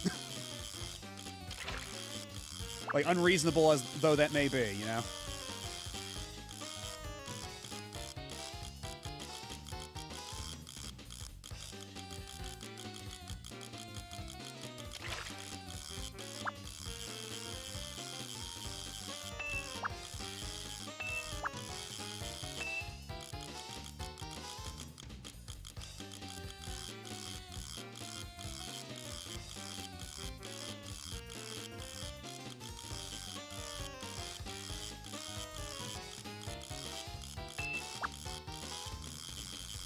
Get your ass over here. Oh, Jesus Christ. This whale's got some spunk in him.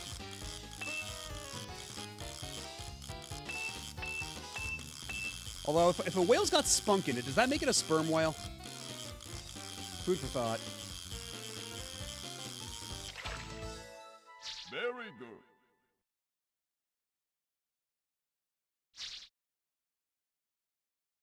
Oh, come on! That was shit and gold there.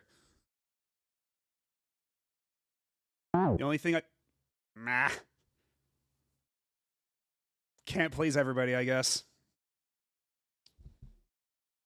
The only thing I think the originals do better than Heart Gold Soul Silver is the music. I don't like the Heart Gold Soul Silver renditions very much, and I love the GBC soundtrack. That's fair.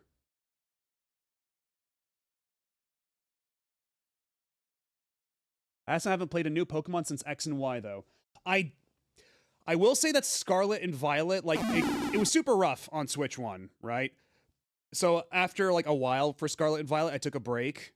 But then once Switch 2 came out and they got the Switch 2 patch, I went back and played it, and man, that game's actually pretty good when it runs decently well and has, like, a decent draw distance.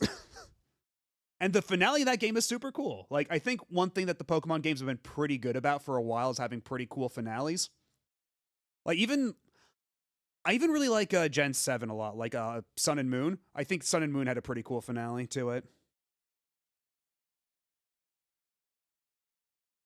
And so I think, like, I'm actually really excited for Winds and Waves to be basically Scarlet and Violet with, like, acceptable visuals, I guess. And also it looks like you get to go diving underwater, which I always felt was kind of a weirdly missed opportunity for Scarlet and Violet, considering everything else. But it looks like we get to go back underwater. Diving is back.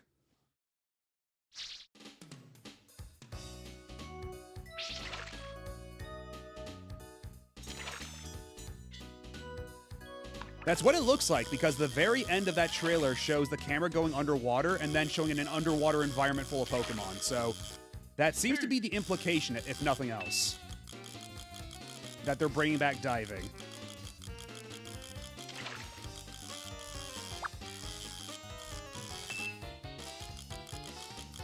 And also it looks like you've got little, like, hoverboards or, like, surfboards or something like that. So you might be able to just, like, use those to ride over the ocean. Some kind of multi-purpose, like, navigational tool. Since I don't think they can really do, like, the Miraidon Koraidon thing again. And, like, have that tied to a specific Pokemon, and you know, because that one was kind of, like, justified by specific plot beats, right? So to have something that's going to be there with you at all times, just making that another legendary Pokemon and repeating that same story arc, you better have it just, like, as a piece of equipment you get. Because also it makes it kind of awkward for, like, if you want to get, like, Dex completion, it's like, oh, you have to trade away your motorcycle. Very good.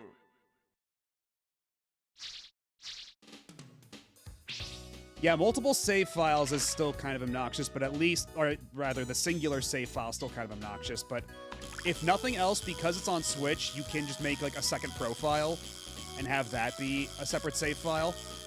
Like, at least you have that opportunity presented to you now. So you can just make, like, burner profiles on your Switch too, specifically for extra Pokemon saves.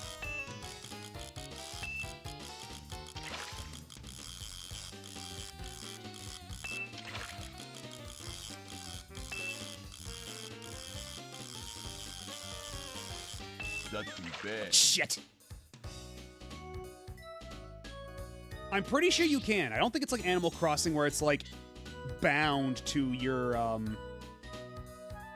like, it's bound to your system. I think Pokemon's a bit more flexible about that. That's too bad. Fuck. Oh shit, was that my last fuck. Oh no, how many? Oh, you gotta be kidding me. Oh, you gotta be kidding me. How many spearfish do I have? Did I fuck it all up?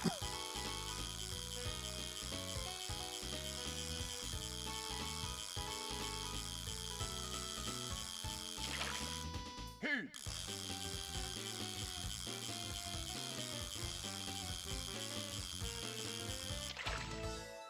Good.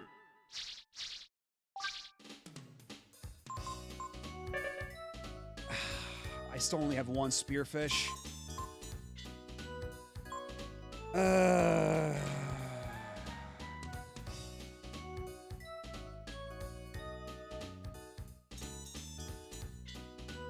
what kind of lures do the spearfish take?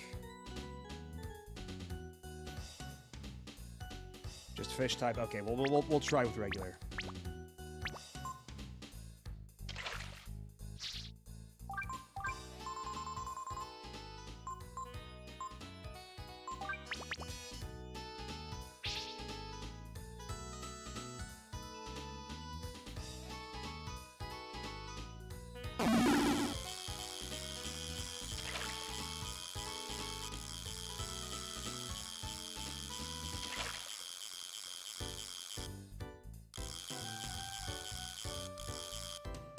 Oh, there it is. I missed it.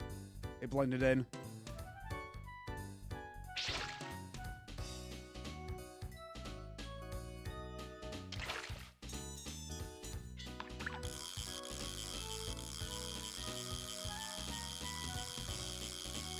I'm pretty sure that's a flying fish.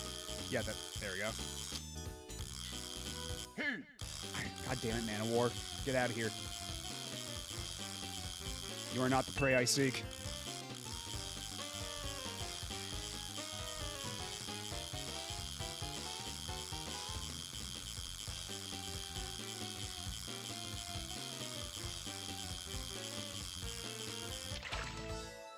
Good.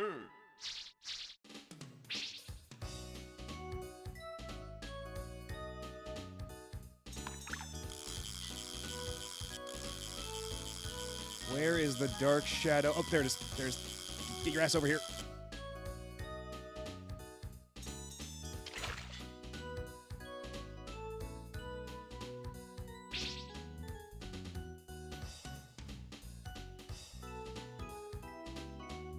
Okay, I might need to get my smaller rod because I'm casting it way too far.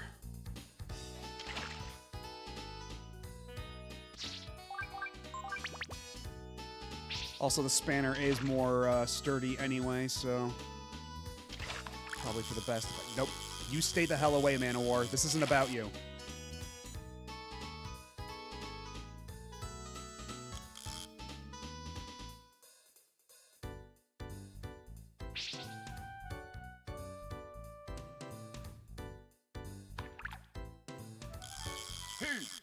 Oh my god.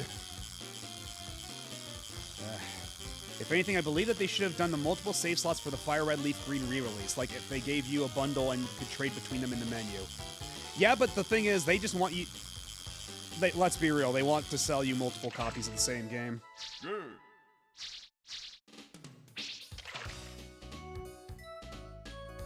Like, maybe if they were to sell both games, they would do that in an even more expensive bundle, you know? Like, I don't think we'll ever see them do that of their own volition. For, like... Already, it was like 20 bucks just for one of them, so you'd basically be, like, stuck with, 40 bucks for two, you know?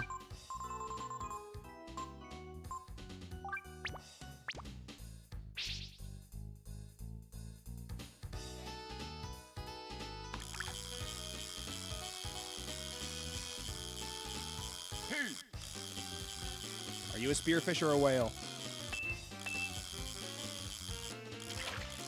Okay, good. You're a spearfish. And I got my good rod now. There's no escape for you.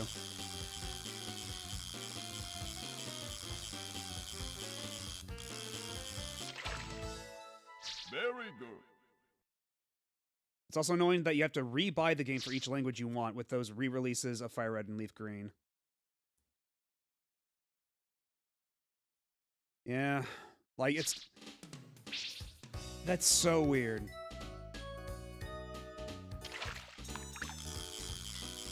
Like, there's gotta be something bizarre with their infrastructure on the back end, because even, like, the ones that come out, like, the regular games, they let you choose the language at the very start of the game, and you're not allowed to change it ever again. So something tells me there's, like, probably in their back end of, like, how they handle, like, Pokemon Home and Pokemon Bank and stuff, there's probably something that, like, ties Pokemon to specific languages. I would not be shocked. That's, like, the only way that sort of thing even makes any sense. PAL releases removed the Gambling Center, so legally they can't even sell the JP and NA versions in PAL. God.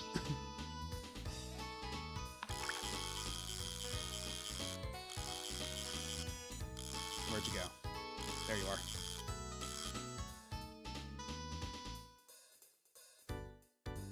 see you.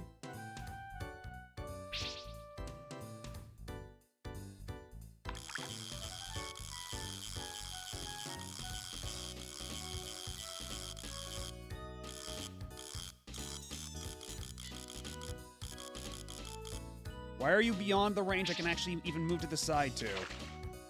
Why you gotta be like this?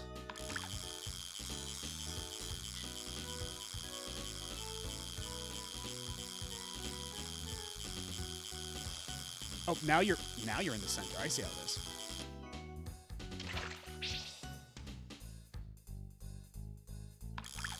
Most Rito choices like that, I imagine, is because of how Pokemon handles language. You get bonuses if Pokemon are caught in different language games, more anti-save scumming stuff.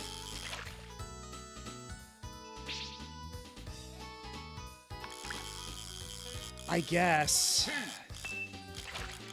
Okay, there we go. Last spearfish we need. Just gotta catch this guy and then we're done with fishing. And we can continue the plot.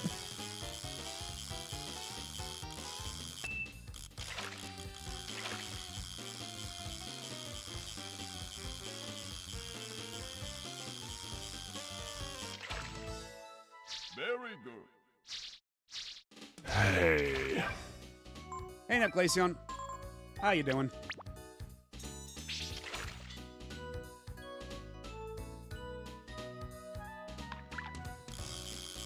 Oh, wait, that's right. I already caught Manolo. I have to leave and come back to respawn him.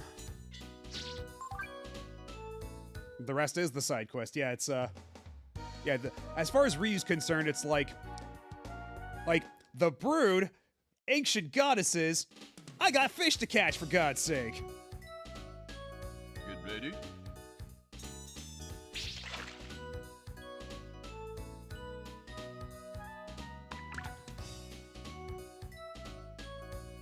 Heat.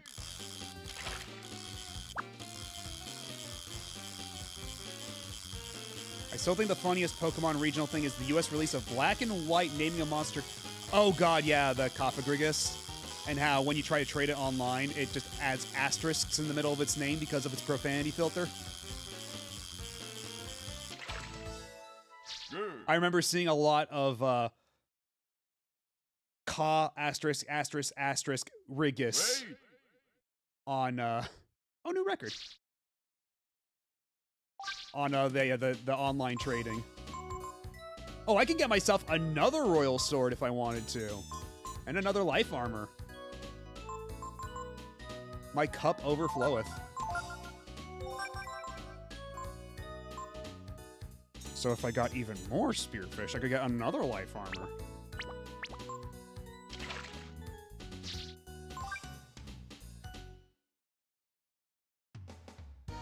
Goddesses want him. Fish fear him. Now let's actually put on all the fancy doodads we just got. And I actually am curious. Okay, so she can't equip that. Okay, but Ray can. Ray can actually equip the Life Armor, so if I were feeling sufficiently sicko mode, we could also get a set of Life Armor for Ray. We could do that.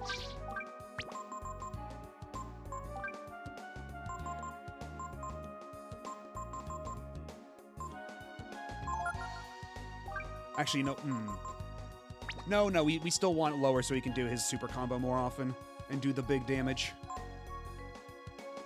And we've already got Titan Belt to raise power.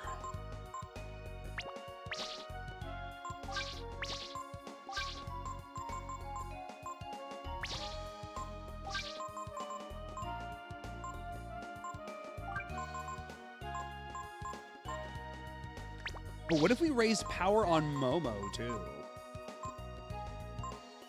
Considering she's got the nukes.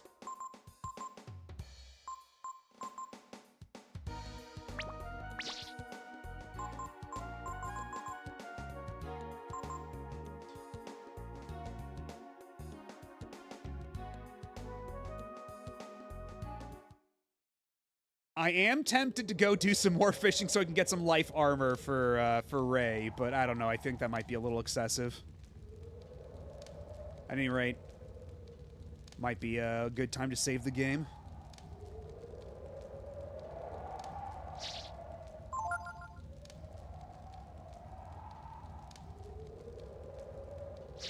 I can save the game here. I can save the game here. So true. After so many huge number RPGs, it's almost quaint you're at the final dungeon and still not even above 200 HP for the squad. Oh my god, you're right. Only 199 for Ryu. That's the highest it gets right now. Hey, maybe in one... And actually, yeah, Ray's not even level 30 and we're already, like, at end game. I'm not under-leveled, am I? Because... I'm now getting, like, vivid flashbacks to the end of Breath of Fire 2 when the final dungeon was like, you need 10 more levels, bud. Like, the fuck are you doing here, buddy?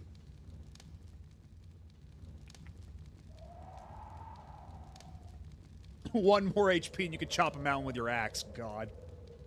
I still can't believe Valkyrie Nobulkin pulled that shit on me. Like, getting me up to 119 on a level up.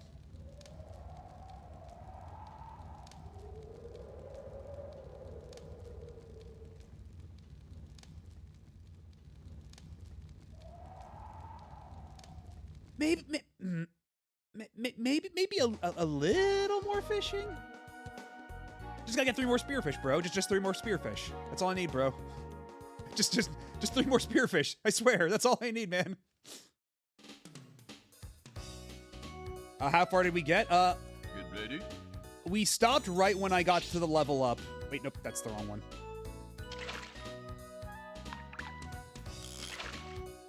You should be good at those levels and with your equipment. But what if I got the life armor for Ray too, though? What if, though?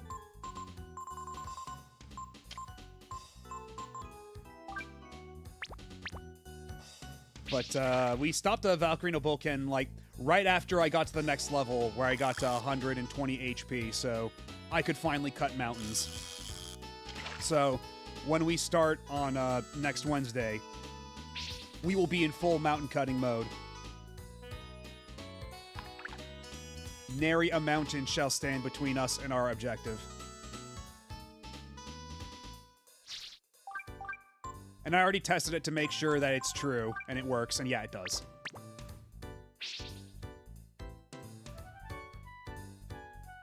Also, once we're done, I may have to because I've already said that once we're done with Valkyrie Nobulkin on NES, we'll play the remake on PS1. But that Namco Anthology does also include the NES one, or the Famicom one, as like a bonus. And man, I gotta show you how scrungly the emulation is on the PS1 version. Like, for like the Famicom game on PS1, because that emulation is dank.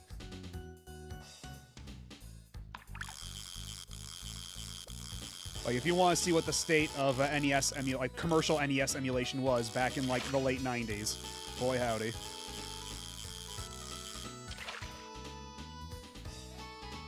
Like, it is a version of that game. The passwords even worked between versions of that game. But man.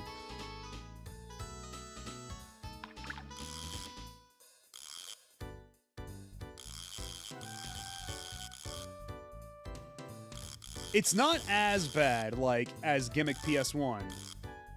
But still, like, kind of fucked up.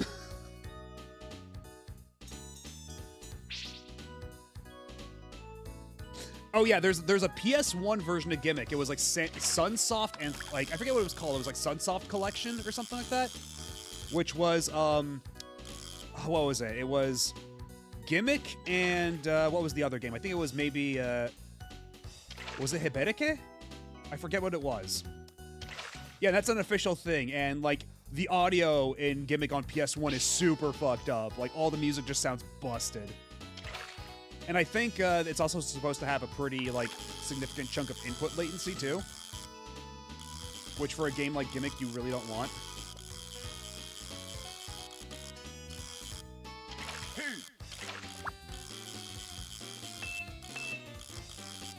Alright, maybe I'll just suck it up and just go to that final dungeon after all.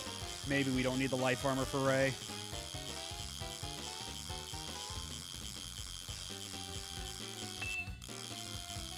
But yeah, it was basically like a Sunsoft version of like the Namco Anthology, where like they put out a game and like 2 other. They put out like Good. a game with like 2 games on it. Yeah, Noel streamed it once before on Gigaboots, and it was pretty grody. Like, it just, like, the music just sounds so fucked up. Like, actually broken. Like, if you heard this on your NES, you would think your NES is dying.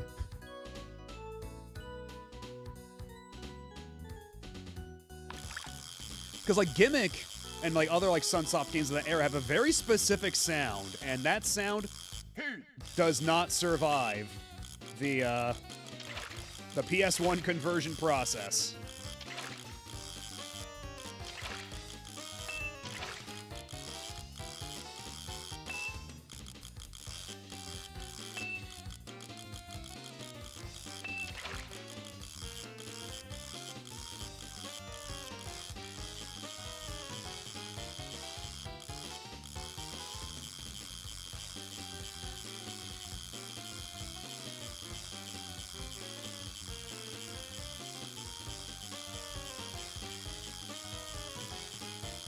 Not unlike the Sega Jam Pack, yeah, pretty much.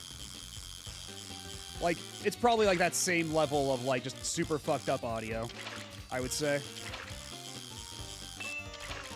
Because I have not had the pleasure of playing Sega Jam Pack on my own, but I've seen like, what was it? I think I saw like a comparison of like how Phantasy Star 2 sounds compared to like the Sega Jam Pack and real hardware, and man.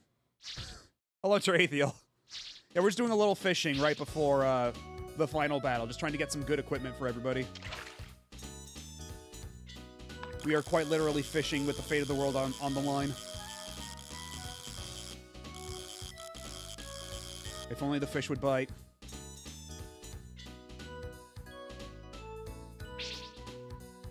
Okay, so I may have been fishing for the past 2 hours, but it's all for a good reason. I spent the past 2 hours fishing for an amazing reason.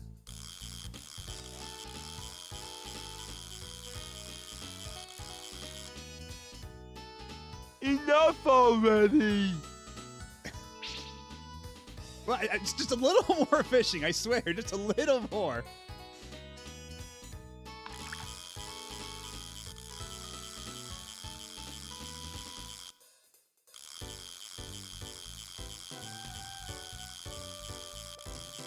Assuming the, Yo, man, what's up? hello, Pika Blue Bear, how's it going? Okay, this is probably a whale, based on this behavior. And this speed, I think this is just a whale. Just a whale. At the very least, any extra whales I have, any excess whales I'm left over with, will also be really good for healing, because that's like a group heal, that's a party heal of like 250 HP.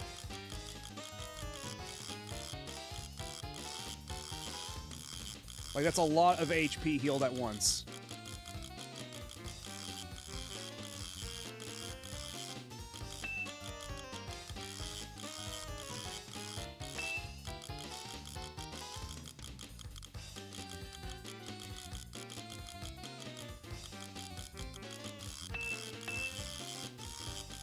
Not too bad. Fuck!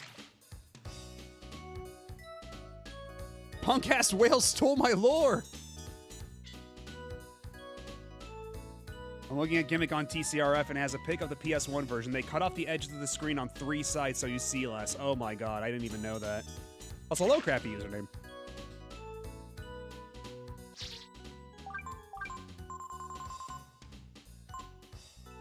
Okay, let's see how the hanger goes for me, but already this might be getting a little fraught.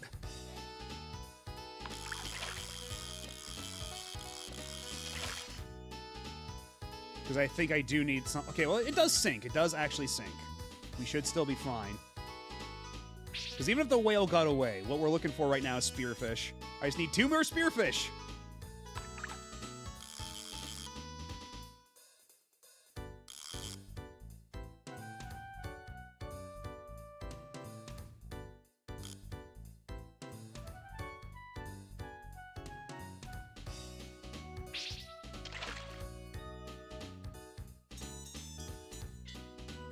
Yeah, maybe they were just like, oh, that's overscan, whatever, I suppose.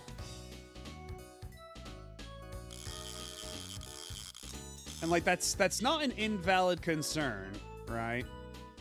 Because usually like the overscan area on NES games is where you'd hide like junk pixels and stuff. Like assets loading in on one side of the screen that are actually supposed to appear on the other side, things like that. Like the sort of like weird stuff you see on the edges when you play a lot of like older games on emulators.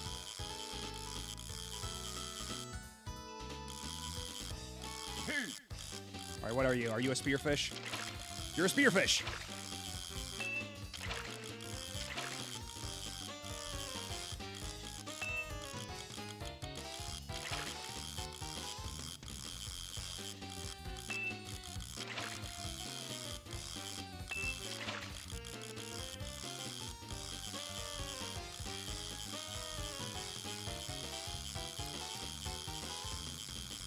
Although I'm not gonna lie, it doesn't feel like I've been fishing for the past 2 hours. The fishing in this game is actually really fun. Like, I'm actually a little amazed that we've spent this much time fishing already. It hasn't even, like, it's barely felt like an hour. Also, hello, Lone Mind. Oh, shit!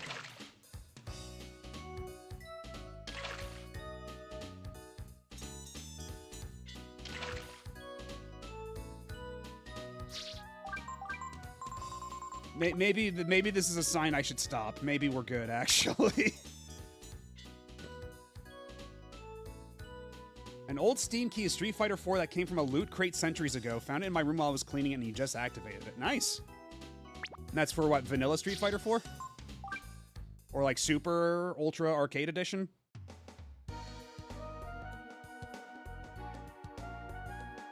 Yeah, I guess we've fished enough. Let's see, how much of each fish do I have left over? Because whatever's left over, I can use as recovery items. If all else fails. We have 36 bass, 36 vitamins. Rainbow trout. Flying fish, for whatever good that will do us.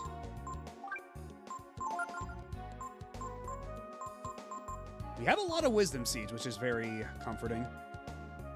Okay, yeah, so whales, I have 8 whales, and that's full party heals. That shit is worth its weight in gold. You know what, let's give protein to, let's give it to Momo. Spearfish, 240 HP, but that's... Okay, well, there goes the spearfish. Oops. Let's be careful not to push X on anything else. God damn it. Super Street Fighter 4 Arcade Edition. That's pretty good. That's a pretty good version of that game. Wait, you activated it and it gave you Ultra. Oh, shit. So you actually came out ahead. Nice.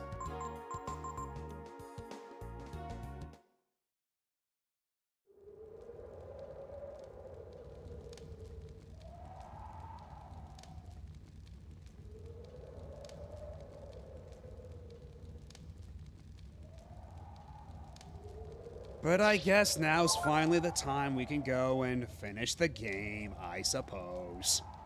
We've had enough fishing. The people have spoken.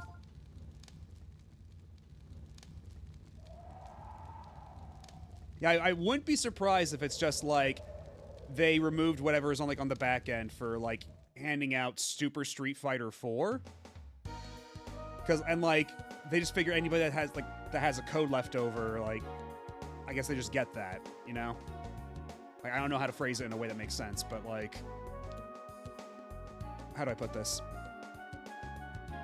Like, once they stopped selling Arcade Edition as a thing, they probably had to do a thing where it's like, take whatever remaining keys were for Arcade Edition and then just have them converted to Ultra under the assumption that there weren't that many keys out there to be redeemed anyway.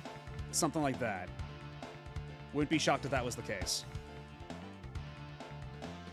On the topic of bad emulation releases, there were 3 Japan-only collections of the Famicom Kunio games that used the free GBA emulator called Pocket NES, so the games flickered like crazy, couldn't save in the case of Downtown Special. Oh my god.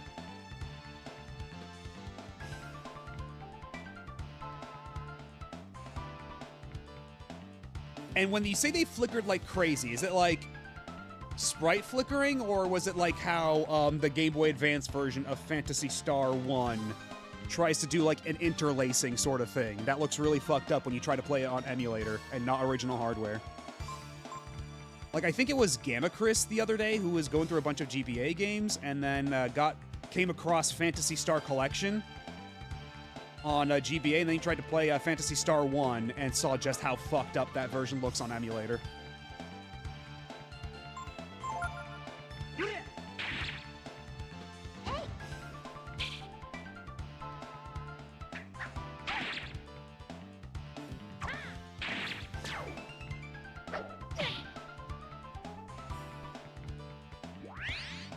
Also freezes like crazy.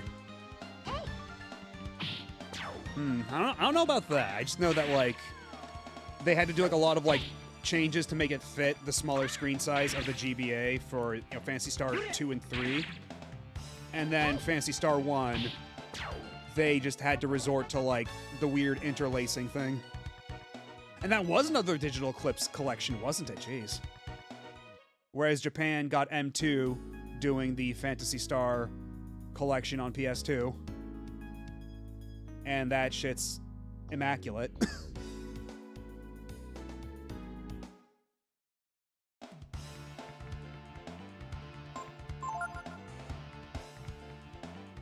Like, genuinely, like, as good as original hardware. Like, almost, right?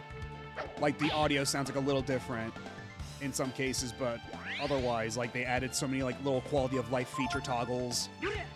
And just, like, those versions of those games are way more playable, but they look right, they sound right. And even though it only came out in Japan, they also have the English versions on the disc, which is crazy. And you can enable all those QOL toggles on the English version too. Like, genuinely incredible collection.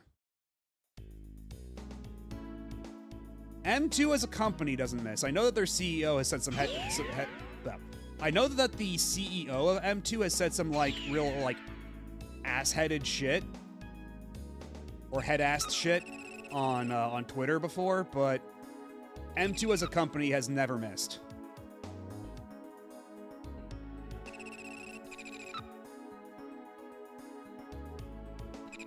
I mean, the thing that people really like Digital Eclipse for is they, like, all the documentary stuff they do, because if nothing else, Digital Eclipse is really good about, like, the curational aspect of it, right? Where they have, like, all, like, the really high quality box art scans and the manuals, and they have, like, they go back and they add extra versions of the games to to their collections. They have documentary features a lot of the time. Like, even,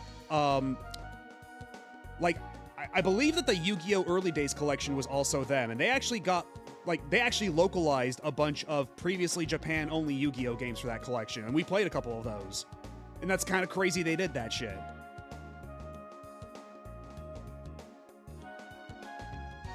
Yeah, exactly. Their emulation work is middling, but everything else they do is super high quality, so you can see why they're such a popular choice.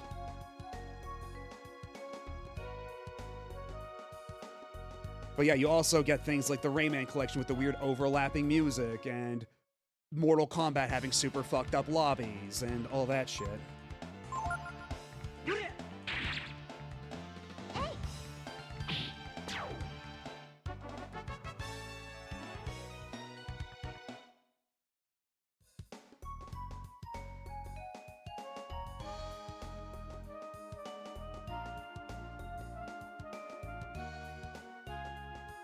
Alright, there's fucking Mega City 1 over there, but let's save right outside the city. One more little safety save. Yeah, and didn't that Gradius collection, like... Was it that same collection where they just had, like... Where they just went, here's a new Salamander. We made Salamander 3. And then, yeah, in the Castlevania collections, they did that shit too, with, like... Here's a remake of Haunted Mansion that is, like, actually halfway decent. Like, M2 are fucking crazy. Affectionate. Okay, looks like an ad started, so I'm gonna go take ahead and go ahead and take a quick break right now. I'll be back in a couple minutes. Sit tight. Don't go nowhere. I'll be right back.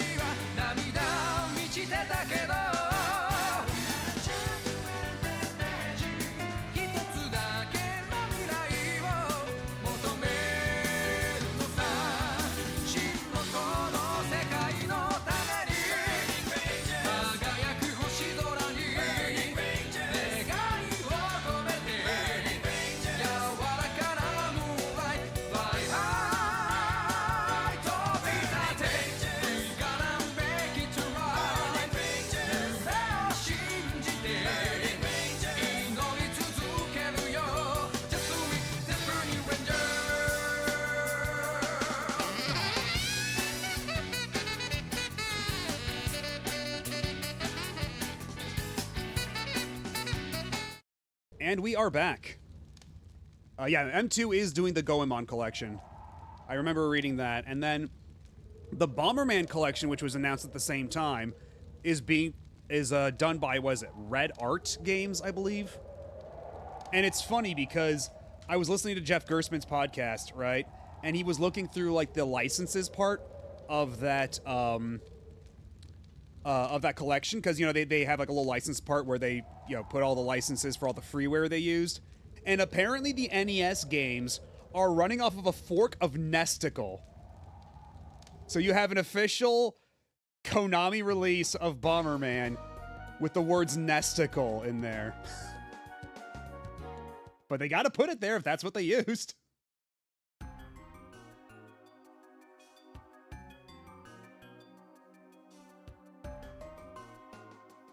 Yes, thanks, shit man. Nesticle is a really, it's an older NES emulator, but apparently forks of it are still used, like, because, as I understand it, the license to use Nesticle for commercial, like, purposes is really lenient compared to, like, other, NES emulators.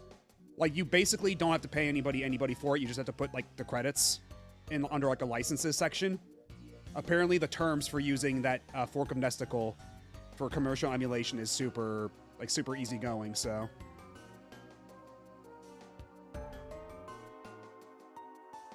Yeah, the one of the first that ran worth a damn, yeah. It's old.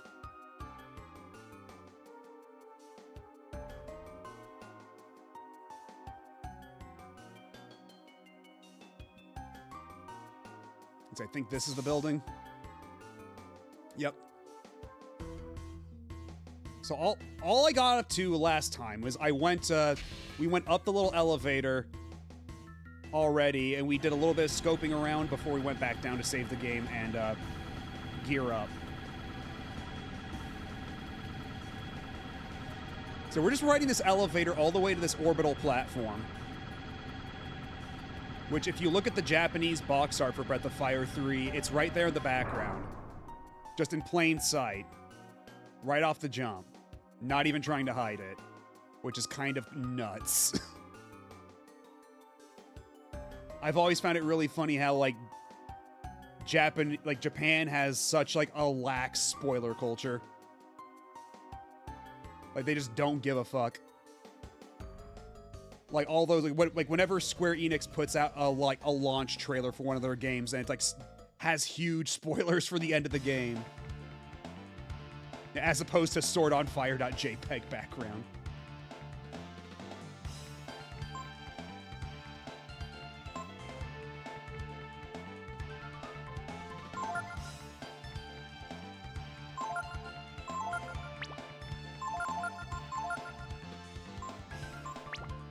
You know what? We got a fancy new sword for Ryu. We might as well use it.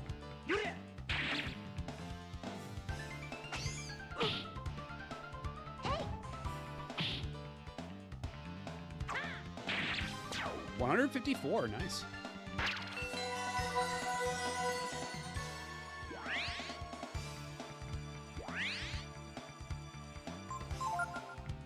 Oh wow, the life armor, yeah, is only restoring 1 HP at a time for Ryu. But does the life armor also work while you're walking on the overworld? For, like, HP regen? Or is it only in battle? Wait, that PSP box art of Breath of Fire 3 is great. Insufficient power, please perform a breaker check.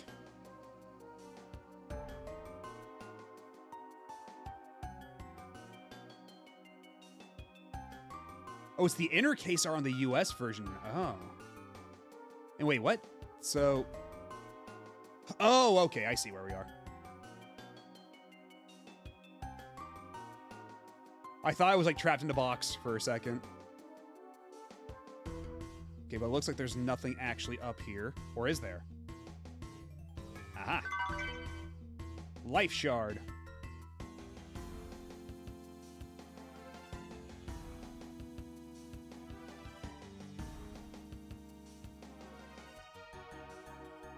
Oh yeah, just straight up.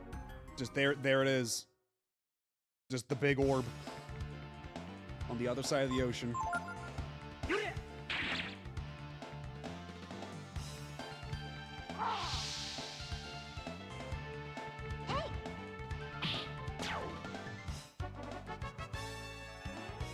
You won a great victory.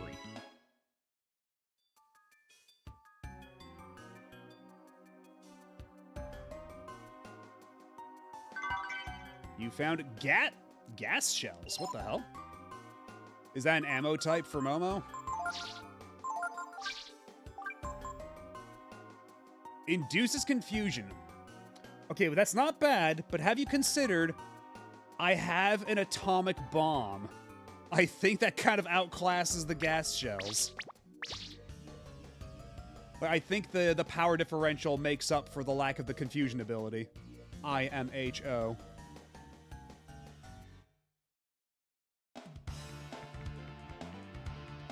Oh, those are the death bots. The death bots are bad news, right?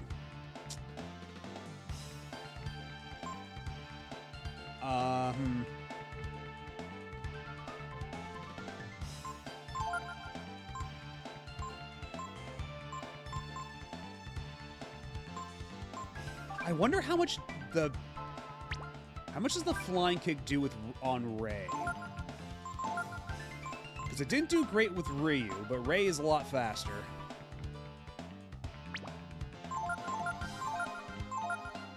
I remembered a funny Digital Eclipse oversight during the BRB. Before patch, the TMNT collection was missing scans of the last 2 pages of the Turtles in Time manual. Because I remember, like, I was actually talking about that the other day, about how the, their Turtles in Time, like, the manual for Turtles in Time actually gets something wrong, and then there's a little cheat sheet that Digital Eclipse included in the collection that was basically trying to point out, like, yeah, the manual gets this thing wrong. Or that might have been, actually, that might have been on the Discord, now that I think about it, rather than on stream.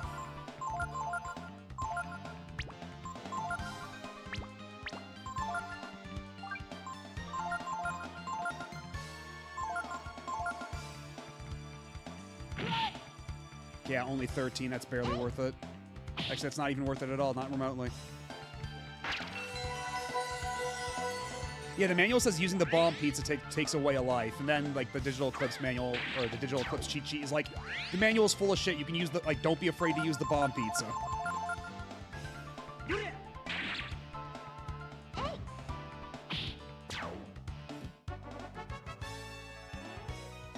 That's a lot of XP. And Ryu learned Vigor.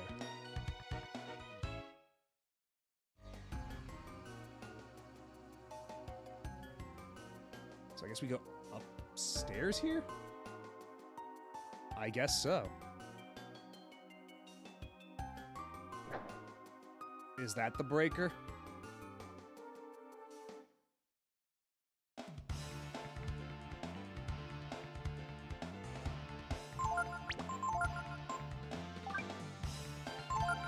The bomb pizza won't take away a life, but it will leave you feeling unfulfilled.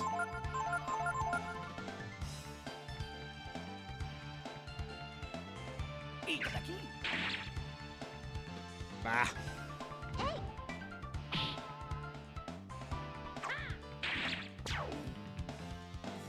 Want advice on how to play the game? Get hit less. That is a very Raph thing to say.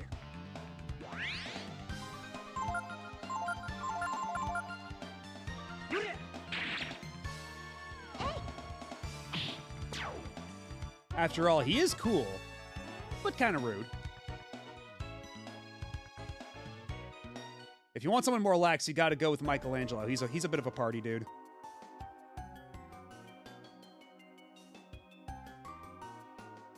Please enter your destination. I guess the maintenance deck? You're healed, but you're still hungry. God. That shit is so bleak in Chrono Trigger.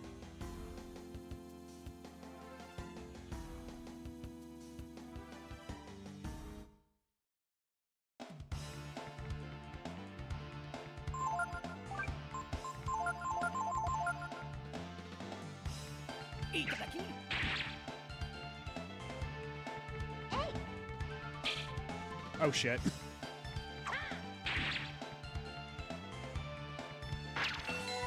Yeah, Ryu's sword having electric on it is crazy against all these robots.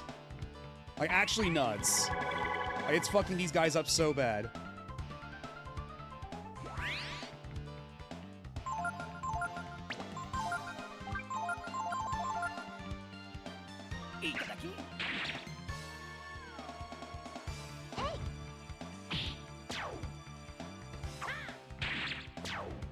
Yeah, just one-hit kills.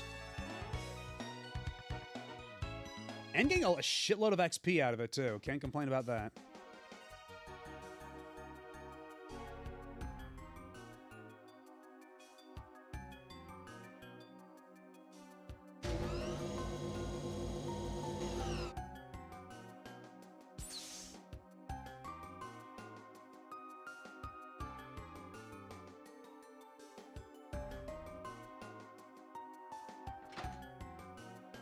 Was there anything in that room, or is it literally just an empty room?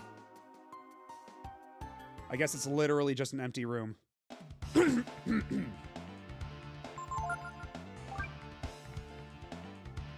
I read that too fast, and I thought it said Twinkbot.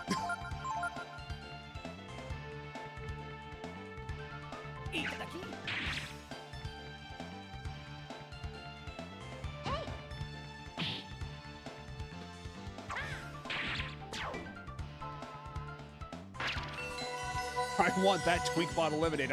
I'm on it. We're trying.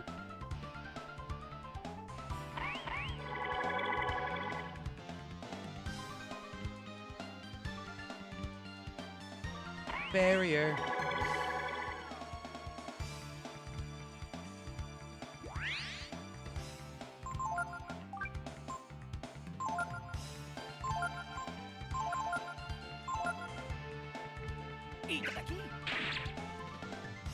Damascus mail. Let's go. That's probably pretty good.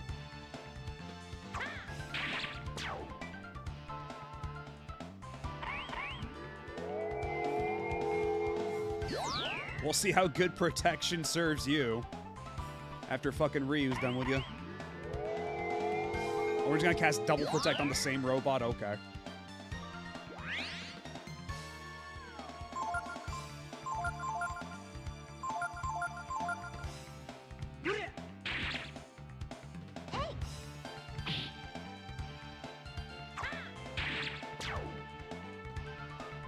And even with double protection, that was still like 288 damage. Saying barrier like an Atelier Protect saying barrel. God, how do they say barrel again? Shit. We played Atelier Marie Remake not too long ago. Although there, of course, they say daru instead of like barrel, but I forget exactly how they said it.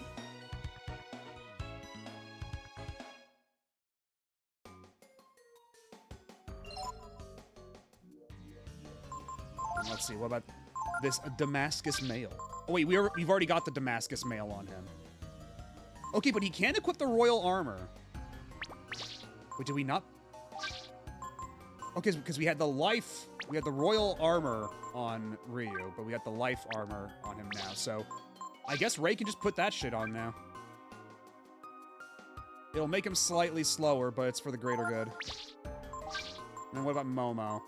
Unfortunately, Momo is stuck with the Sage's Frock.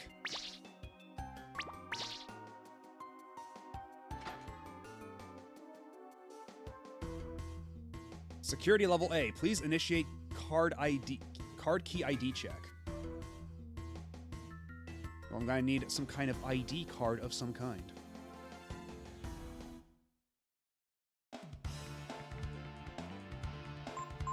Fuck him up.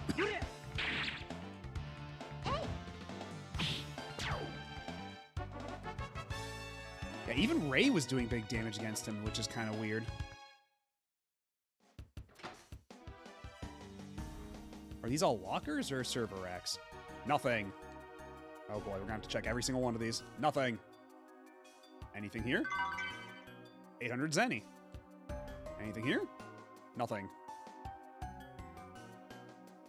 Nothing.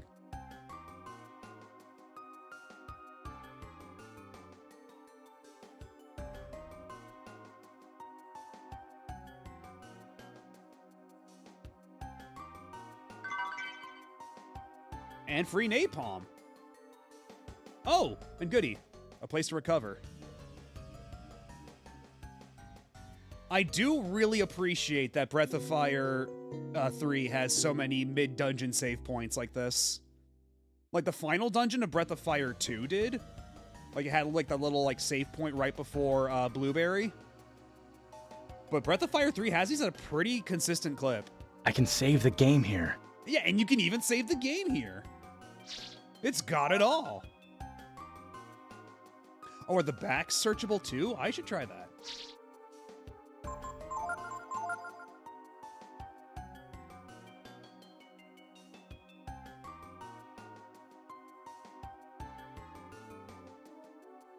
Because, yeah, they do look like they might be separate things. Nothing, nothing. Okay, yep, the back is completely searchable. We got another hourglass. Which I guess if we've got the hourglass, that's something that maybe Ryu could do. Get in some good damage for a little bit.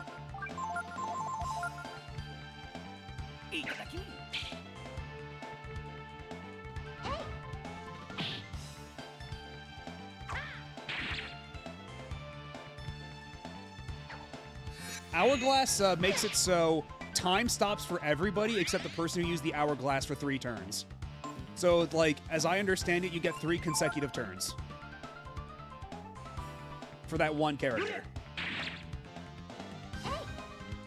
So if we were to put that on Ryu, he could do like a group like buff and a couple attacks or something like that.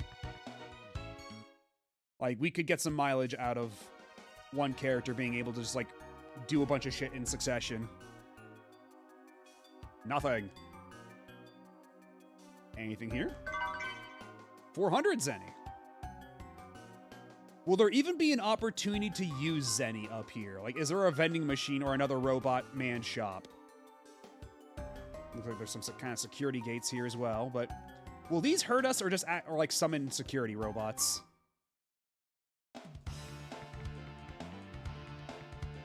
Unfortunately for you assholes, I'm behind the line. You cannot reach me here.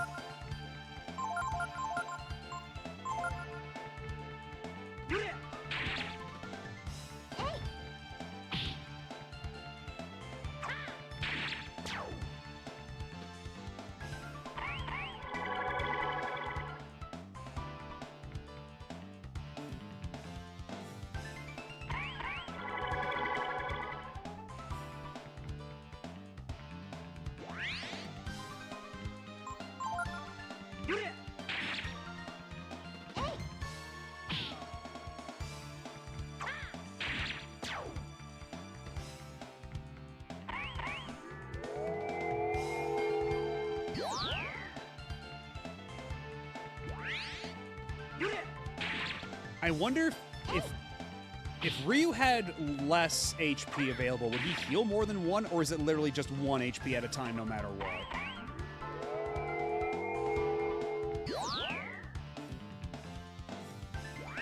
Even though it's labeled as Ultra, it's still Super Street Fighter 4 Arcade Edition on the title screen, so it did give me Super Arcade Edition.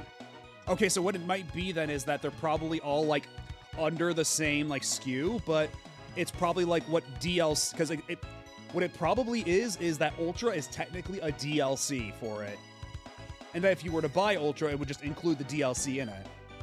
So it says that, like, it says it's Ultra, but because you don't have the DLC for it, which is like the only way they'd sell the game anymore, it would just show up as, you'd just be getting like arcade after all. Like the way that shit works on Steam is so bizarre. It's flexible, but it can result in some weird shit like that. Okay, so that hurts. I see they take security very seriously here on the orbital station Miria. Yeah, you could upgrade Super 4 to Arcade Edition back in the day, and I think you could also do that up to Ultra? I don't recall. But yeah, I remember doing the Super to Arcade upgrade back in the day. So I could get Yun and Yang and Oni and Evil Ryu.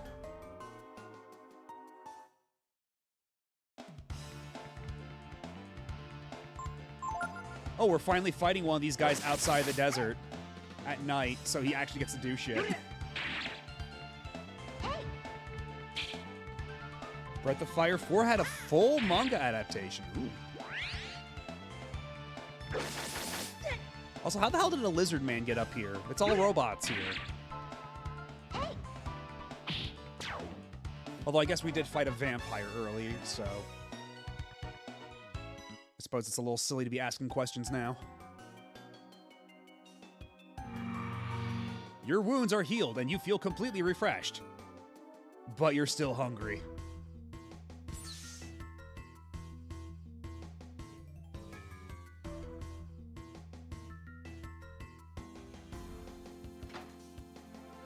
Ooh, treasure. Holy Robe. Something tells me that's probably for Nina, but let's go. It does make her intelligence drop a little bit, but thankfully she's already a smart cookie.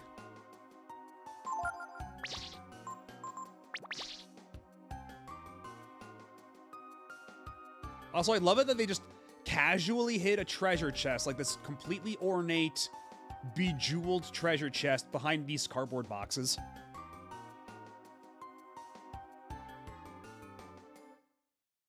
Fully translated too? Nice.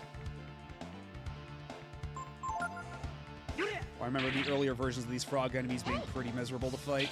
So let's see how this goes.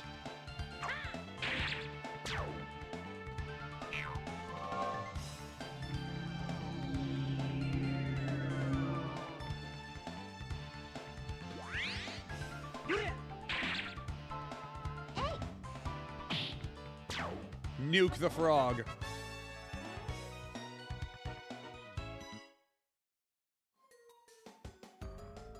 You've heard of boiling the frog. Well, now get ready for this shit.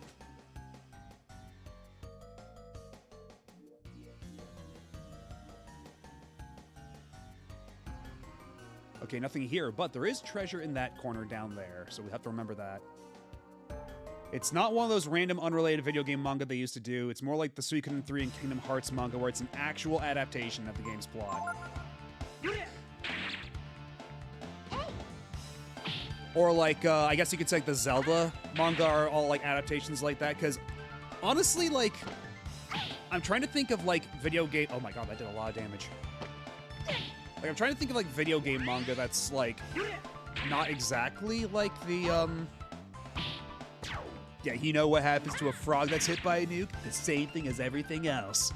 Thank you, Halle Berry. But because I'm trying to think of like video game manga that aren't just straight adaptations, and like the two I can think of off the top of my head are how Paranormasight, like the original, got a manga sequel that came out last year that follows up on like the original cast of the first game. And then the other one I can think of is the Blue Dragon manga that ran in Shonen Jump that had the artist of Death Note on it, Ralgrad Blue Dragon, which basically had nothing in common with Blue Dragon except for the conceit of people having like shadow powers that manifested like stands, kind of like Blue Dragon. And how when they localized it for the West, they took out the Blue Dragon part of the title, probably because they couldn't get the license for it. But they were able to keep everything else. And true, yeah, there is a, like a Dino Daipoken, that's true. Like, I wasn't even considering that.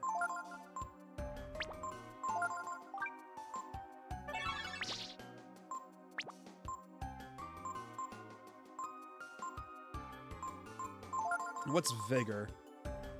Heal heavy wounds on all targets. Well, it's a good thing we got the charm for that. Or wait, or did we? No, we did. He's got. Yeah, because we got the charm. Right. And I went back to Fish to see if I could get one more life armor for Ray before giving up on that.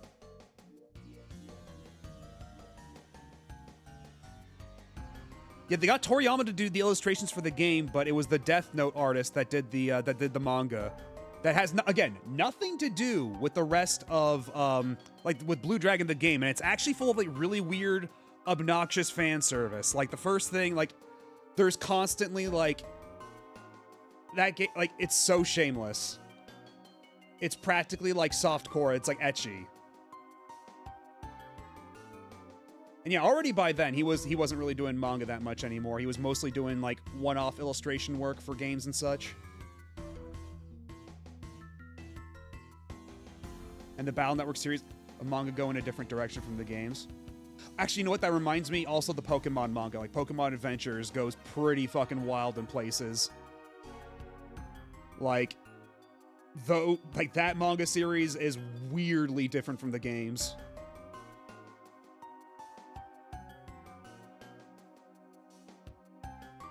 Like, remember when the Gen 5 gym leaders all got crucified?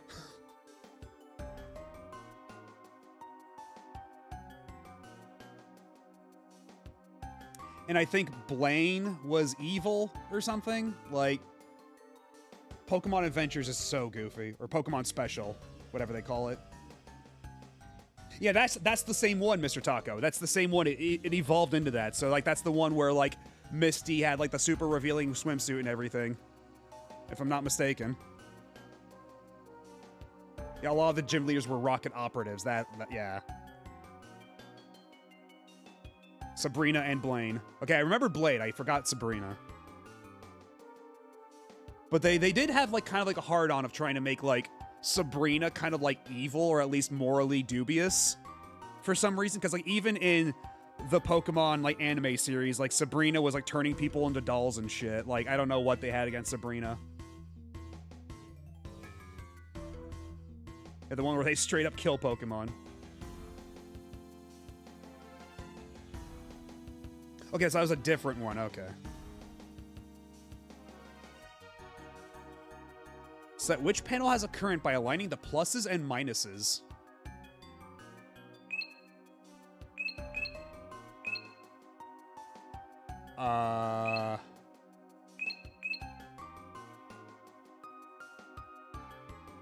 That probably has the greater coverage? I'm not exactly sure what the other two squares are supposed to signify here.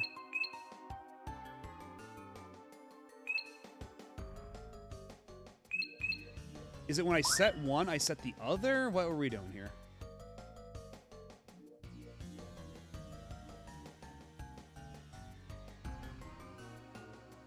Hey, Screensaver, how's it going? You just missed 2 hours of non-stop high-octane fishing.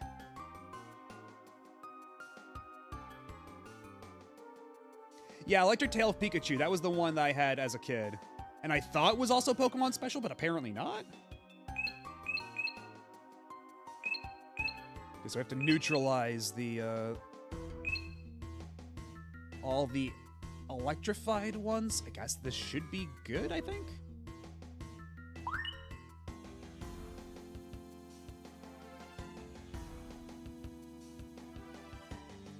I kind of don't know what this puzzle wants. Just set which panel has a current by aligning the plus. Okay,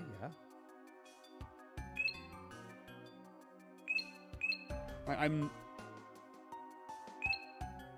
Am I trying to, like, make a chain here? Is that what we're trying to do?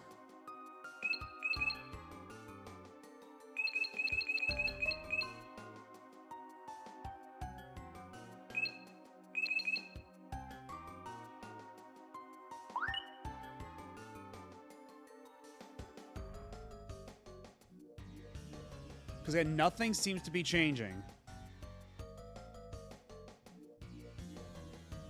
I'm not sure how this actually works. Hey, thank you, Momo. Thank you for looking up the answer, but, oh boy,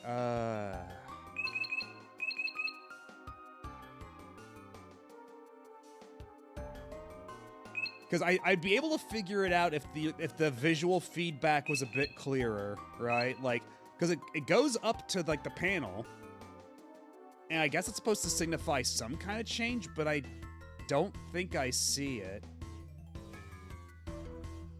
Okay, what if we line up these ones, like, along the top row?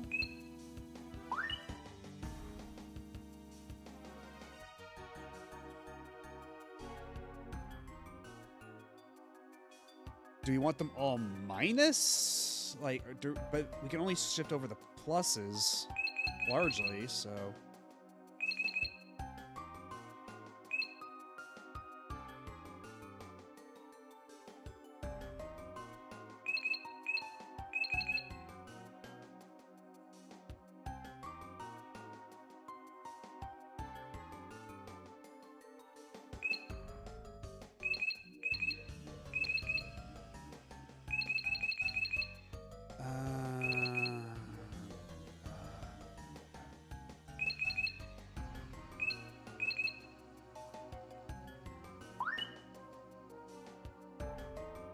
Right, I figure it's something like that, but it's not super well conveyed what makes the tiles safe is the thing. Like, am I trying to cancel out pluses and minuses? Am I trying to, like... Am I trying to set up, like, a chain of just minuses? But, like... Because every time it pans up, I'm not really seeing any changes. Like, all the inputs I'm doing don't seem to actually result in anything. Unless I'm just missing something. But...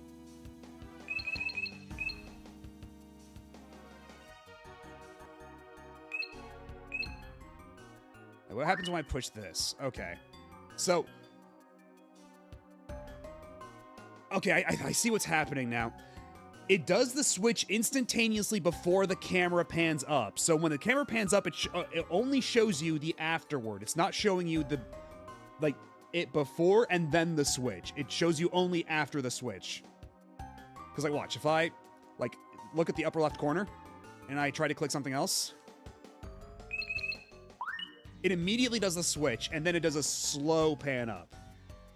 So it's trying to show what's different, but it's not doing a great job of conveying it because it only waits until after the switch has already happened before it slowly pans all the way up there.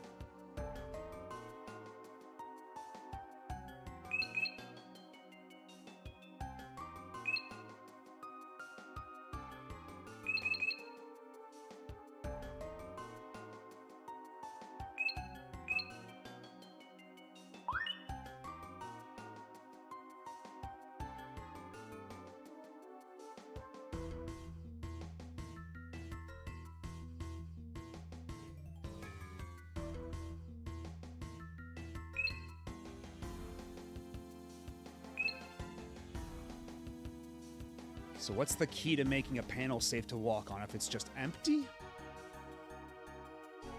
I'm guessing it's empty panels plus panels that are canceled out by overlapping pluses and minuses. That's what makes sense to me.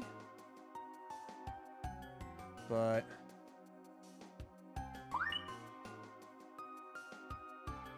okay, no, that's not it either. I swear to God, I feel like I'm playing Myst right now. Just hitting buttons and trying to see what works.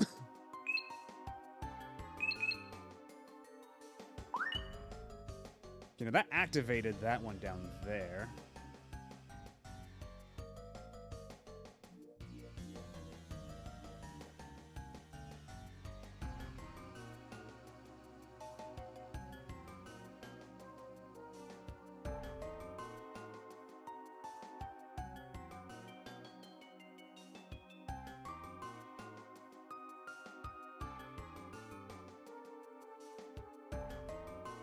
Yeah, this shit is just... it's so confusing.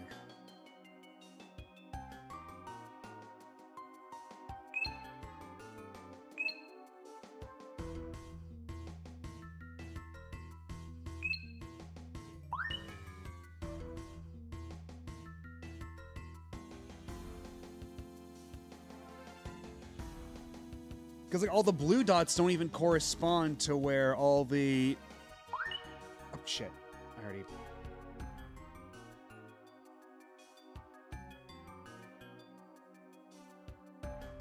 like, is there something here that would, like, do a better job of explaining? Use the 3 monitors to set which panels carry a current. Don't enter the area while panels are active. One room... oh my god. Okay, well that would explain that.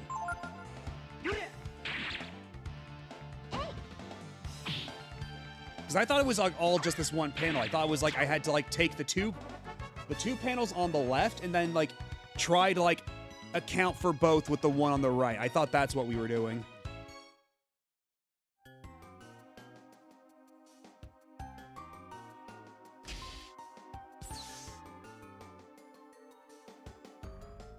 And what is this panel for?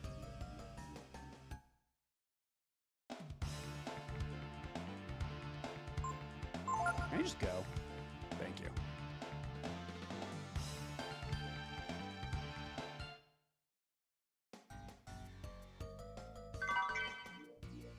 Ooh, ammonia. Yeah, nice. Okay, that doesn't seem to do anything. But these do. So which panel has a current by aligning the pluses and minuses? Okay. So I'm guessing the idea is, in fact, to cancel them out. Most people just eat the damage, I think. That's probably the faster way, isn't it?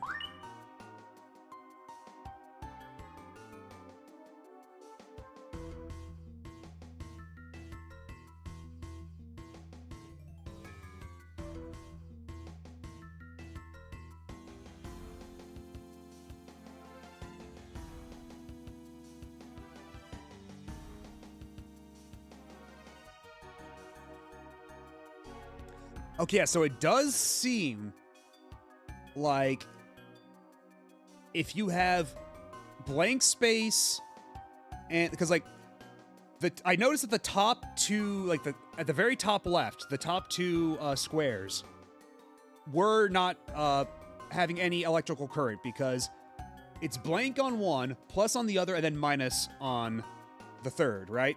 So they basically they all canceled out. So I think you are trying to like cancel them out like that.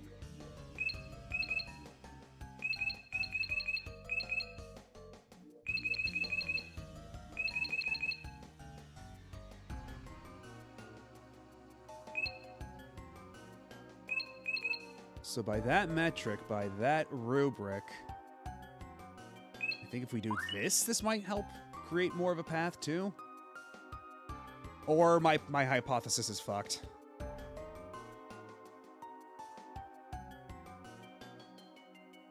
You know, I am honestly just kind of considering just tanking that shit. Because I'm getting a little tired of this puzzle already.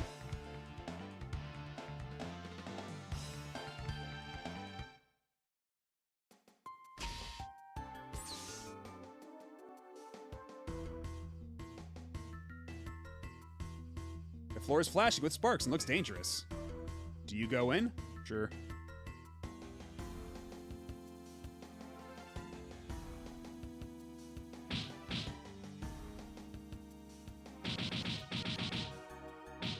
Oh shit, did it confuse me? Okay, yeah, poison and confusion. I was wondering why my controls just suddenly reversed themselves after a point. But I honestly didn't take that much damage. I'm actually pretty okay, all things considered. And also... Yeah, also, my armor is counteracting the damage I was taking, so that helps.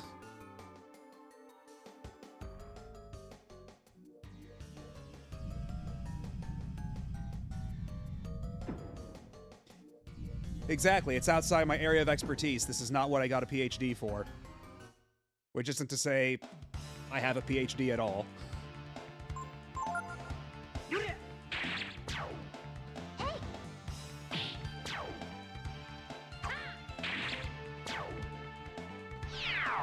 It's like a Mitch Hedberg bit. Like, I didn't get a PhD for this, but you don't have a PhD.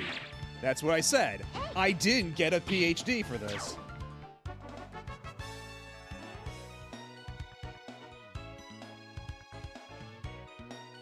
Hello, Spiff. Yeah, unfortunately, you did miss 2 hours of nonstop fishing. But as a result, we do have nice, fancy equipment for Ryu. And, I was thinking about maybe getting one more life armor for Ray, but I lost a couple baits, and I said, fuck it. we'll be fine. Yeah, also, Momo's got a nuke. Don't worry about it.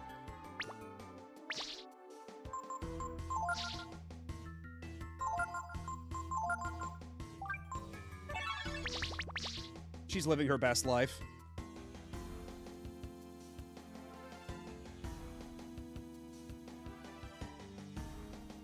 You know, she may be like slightly, irradiated, but she's frolicking, she's flourishing.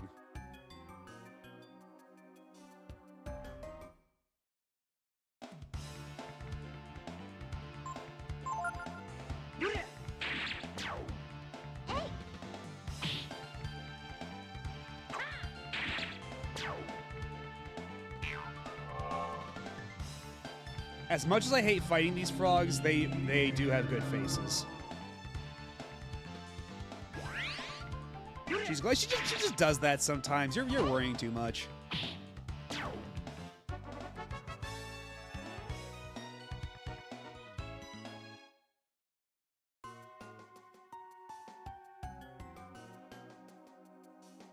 See, I remembered that in the corner here, skill ink for whatever good that'll do at this stage in the game. I feel like we're already pretty locked in with what skills we want everybody to have. And I'm just gonna go now, if you don't mind. Okay.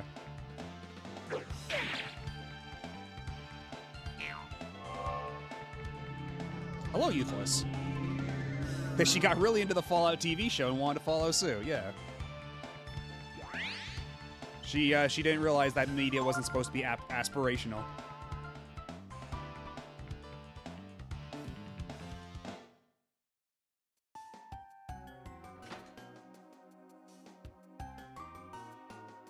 She's like, everybody on that show is horribly irradiated. And you're saying I can't be? God forbid a girl have hobbies.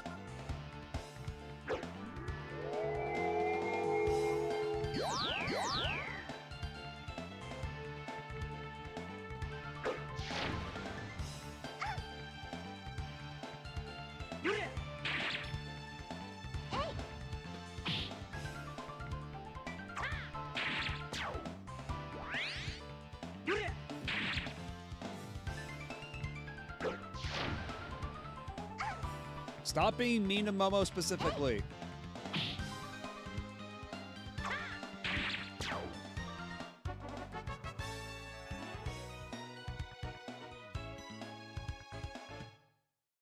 Man, it's so nice that this dungeon is just dumping XP on me right now. As opposed to like how Breath of Fire 2 ended, where they're just like, oh, if you want to get levels, you're gonna have to get out of here and come back some other time.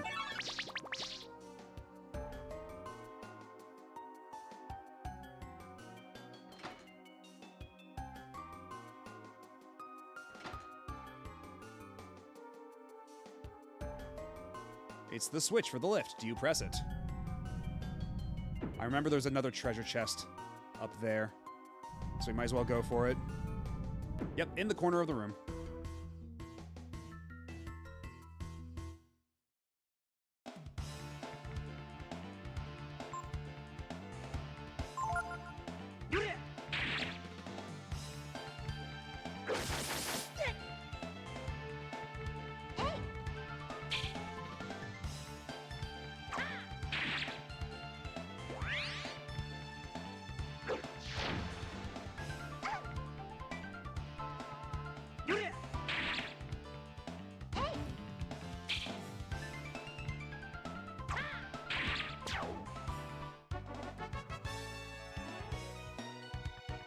Already almost up to another level with Ryu. Alright, what's in the box?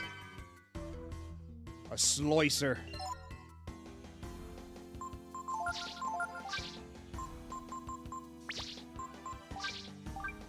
Oh! Critical blow percent up. Oh, here we go. Okay, this is up. This is pretty good. Already, I think we've, because don't I have a piece of equipment that also raises crit chance?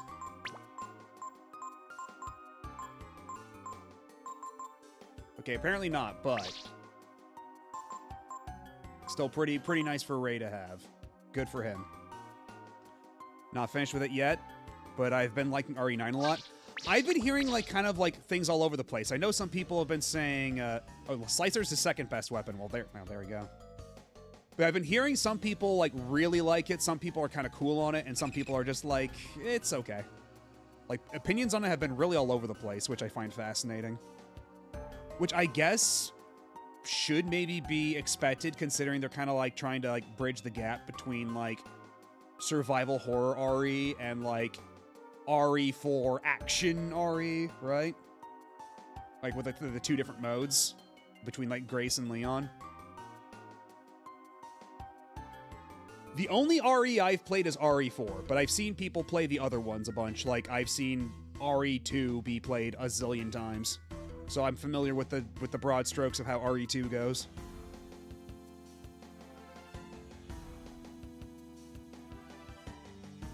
I don't know if I'd say your opinion is unpopular. I'm just saying it's like the opinions are very like all over the place in general. Like, some people love it. Like, I saw Pat Stares At was saying that like it might be like, outside of a couple of things, it might be like one of the best one of these or something like that.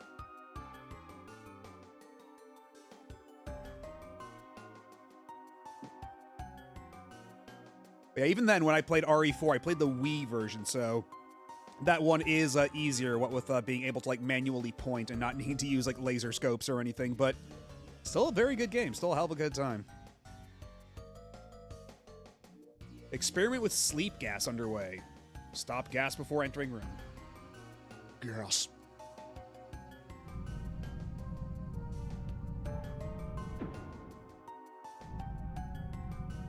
Also, I saw a screenshot of the game of RE9 where you find an off-brand Sega Saturn and copies of what was it? Resident Evil 1, Street Fighter Alpha 2, and Mega Man 8. Which is very funny if they have like an in-universe Resident Evil 1.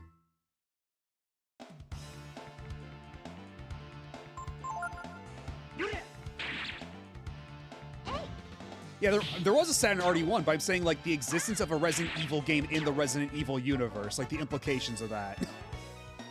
Because all of those games were games on the Saturn, like even Mega Man 8 and Street Fighter Alpha 2. And even then, like Alpha 2 was like the best version of Alpha 2 for consoles at the time. Excuse me. Because PS1 Alpha 2 was fucked up. You had to wait until Alpha 2 Gold to get a decent version of Alpha 2 on PS1.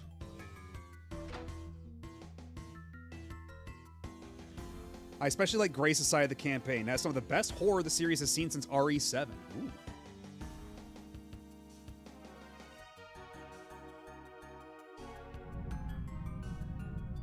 Oh yeah, no. It's in Resident Evil 9. There's a fake Sega Saturn, and it's all square cases too. So it's like it's clearly supposed to be like the Japanese Saturn cases.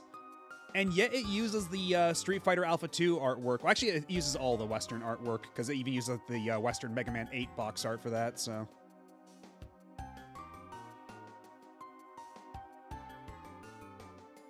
Wait, that's right, we already came up here, we couldn't do anything, so we have to find a way to shut off the girls.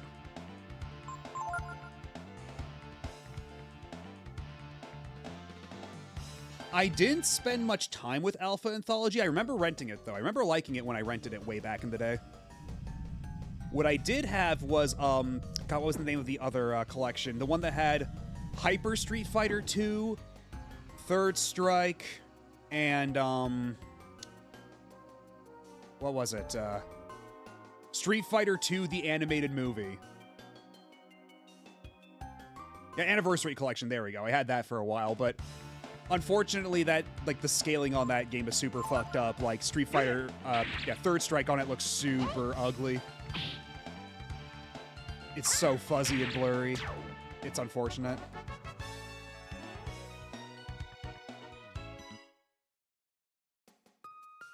I do think it's bold that there is a Resident Evil with both survival horror and RE4 action, despite the fact that fans of one don't tend to care for the other. I suppose, but I also feel like there is enough overlap between the people who do, so I don't think it's necessarily a bad idea. I guess we'll see how it pans out, but so far people seem to like the first half of the game overall.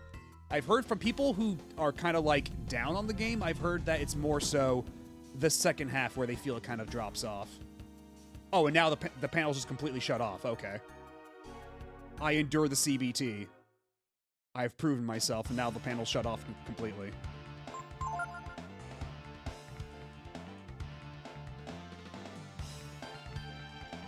Hyper Street Fighter Alpha having the MVC versions of the characters is funny. Capcom was on kind of that kick for a while, like how Final Fight 1 lets you play as the alpha versions of Guy and Cody. Oh. Plot? Oh, the sleeping gas room. A horrible monster is asleep on the other side of the glass. And he's on top of the lift. Oh dear. Be ashamed to wake it. Up, eh? Let's leave it alone.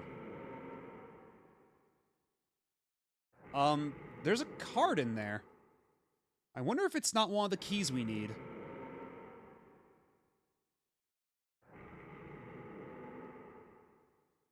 Doesn't that beat all? Say the line, Ray. We'd better go get it, or... Well, we got no choice, right? First, we have to figure out how to stop that gas. Terminating sleep gas.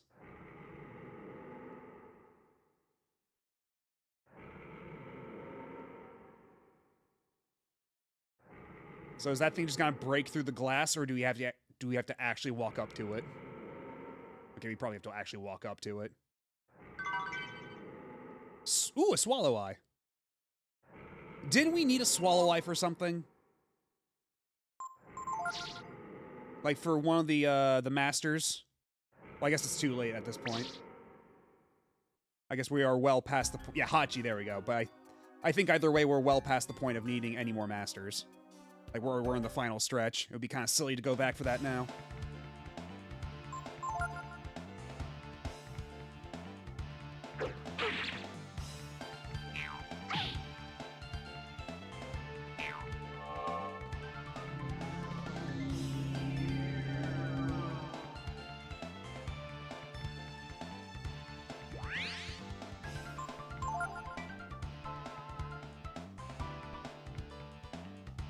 Must be part sheepy. It's very eepy. It did have horns. This is true. Beep, beep. It's part sheep.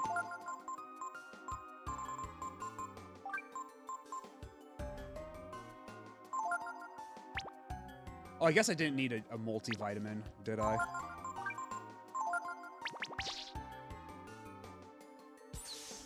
The final master you can unlock is in Dragnir, but you need to find every gene. I think we have every gene at this point. Hold on.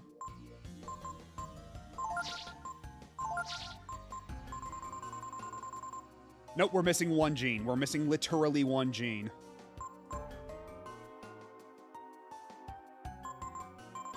But we do have all the others.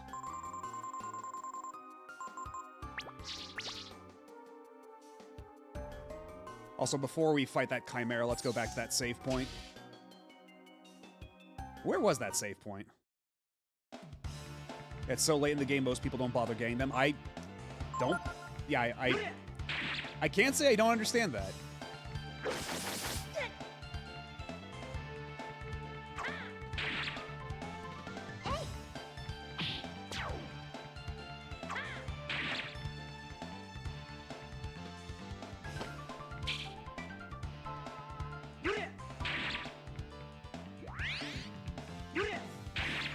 I haven't tried stealing from enemies in a while. I should probably, like, get back on that. And more levels for Ryu. Give Ryu all the AP. Oh, wait, no, it's the it's the door through here. And then the, how far back were the beds? Was it up here? No. Because that right beyond this room is the healing room. So I wonder if, how far back was that room?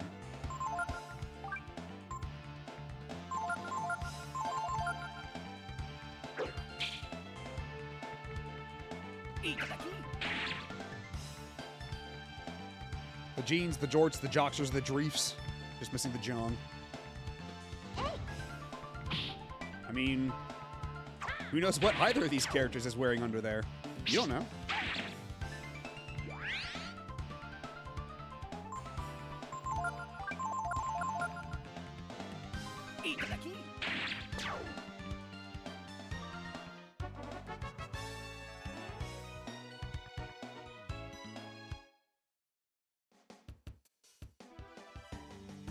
Back in the healing room.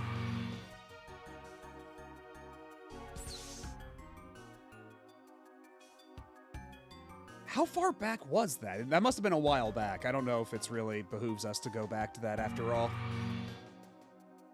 Then again, that would be a lot of progress lost if we die to that boss. You know, better safe than sorry. Because at least we don't have to fuck around with any puzzles or anything anymore after that, right? Oh! There's a treasure chest back there.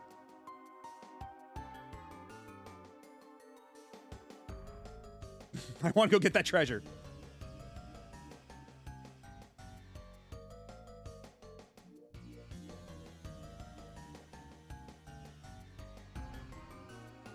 Oh, God damn it. Come on. You know, maybe I'm going to just put on the that little accessory that lowers random encounters for a second.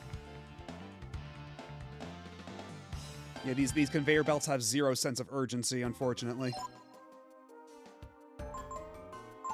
How about we Momo can equip that for a second, right? Put on the Holy Mantle, Momo. Let your holy light bathe us. 10,000 Zenny, hot dog.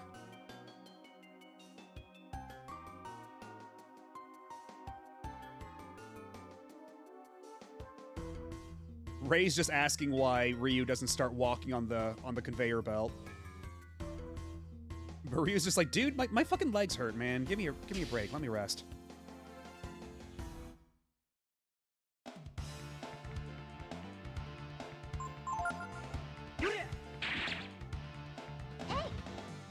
That Sunt Dracul.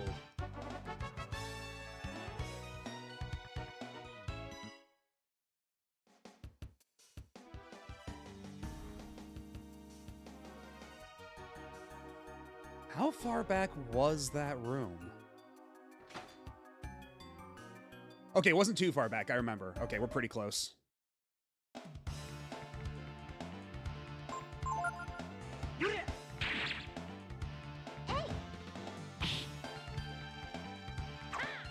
What is a bunny? A miserable little pile of science. But enough talk. Have at you. And I guess it is giving off, yeah, a bit more Dimitri than Dracula. Was it past here? Yes. Just take a quick little nap, save the game, and then run on back over to the scary Chimera room.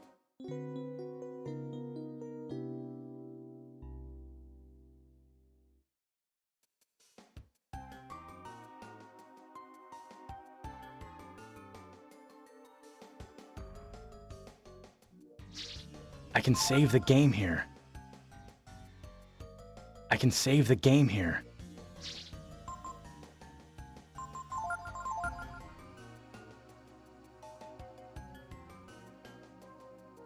And indeed, the game has been saved. Alright. Let's skedaddle on back with the quickness. One badass hedgehog.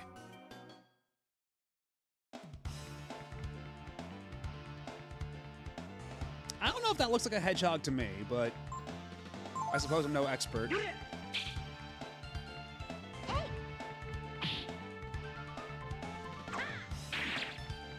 If Ray and Momo had a kid, would that make it a Cabot? I guess so. We've already learned that, like, I guess... I don't know if there's, like, what the more appropriate term is here, but, like, half-breeds are a thing here. Like, the half-human, half-fishman-looking dudes are, like, the buff-looking, Gobi-looking guys. I guess crossbreed, yeah. But, like... Yeah, like, the half-fishman, half-human guys are, like, the Chad fish guys. So we already know that, like, they exist, that they can, commingle, as it were, right? So... I suppose it's not out of the question. Yeah, and then the reason that the Windians lost their wings to begin with is because, Ryu 1 and Nina 1 hooked up and, weakened the bloodline. Whoopsie-daisy. Yeah, exactly.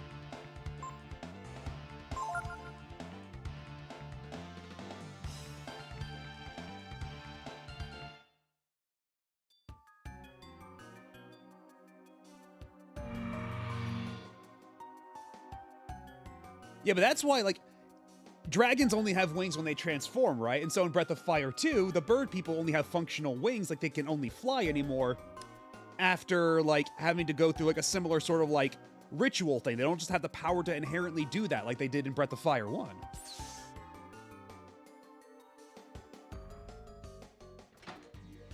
Wait, no, that's just the cardboard box room.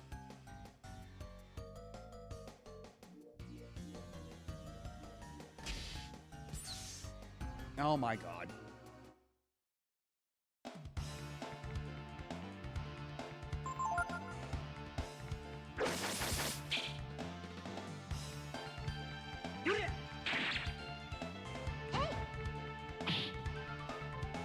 Alright, looks like an ad break is going to start soon, so I already started.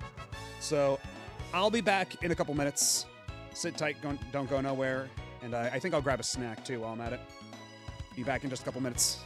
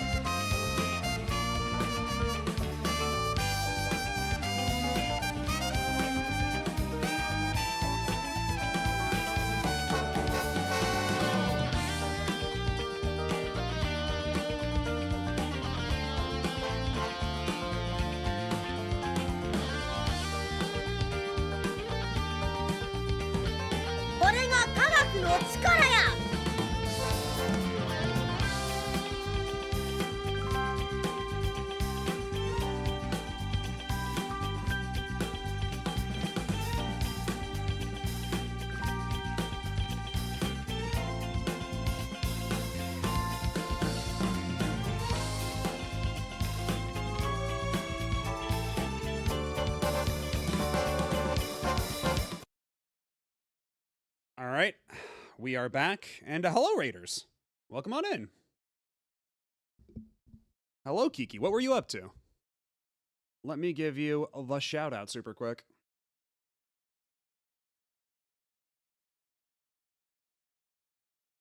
Rabbit!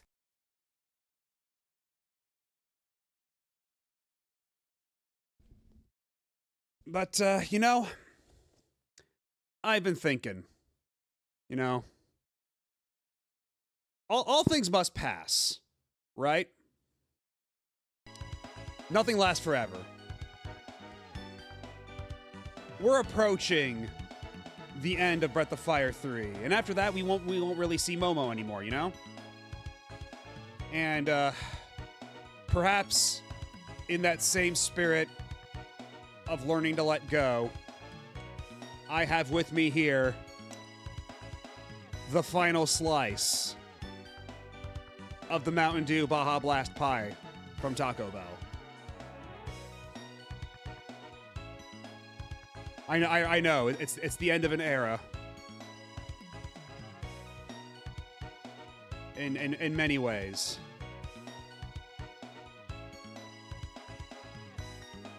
It's not done, but it will be in a couple minutes. And hello, Speedlines. You're just in time for me to finish the final slice of the Mountain Dew Baja Blast pie from Taco Bell, which I've had since like October in my freezer. Slice by slice. The final gamer's delight. Yeah, it's been in my freezer for quite some time, but I figure, enough is enough. Now's probably the time. I figure this is an appropriate instance in the spirit of learning to say goodbye. And so without further ado, ow.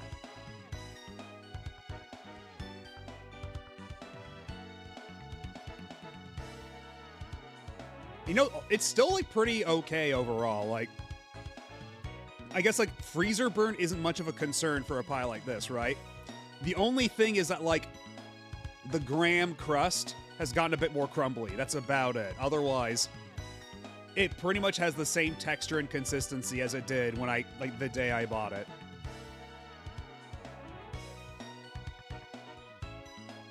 Still can't believe you haven't finished it? I have been making this last. You may recall when I was on that podcast, I said that this was a pie that I'd only be in the mood to have like I a implore slice you to every now reconsider. and then, right? I've done a lot of consideration. In fact, I may have done too much consideration. But I said even back then this is a pie I would only like poke at every so often. Like it would be like lingering in my freezer forever. And as it turns out, that is in fact what kind of happened. Because also I gotta say, this pie is like pretty fatty, and usually I try to like keep a good track of like my saturated fat and sugar intake. You know, despite all the fast food I eat, or perhaps because of all the fast food I eat, I try to like keep an eye out on that stuff. So usually this isn't the kind of thing I have for like idle snacking. But here we are. It's finally ending in just a couple more bites.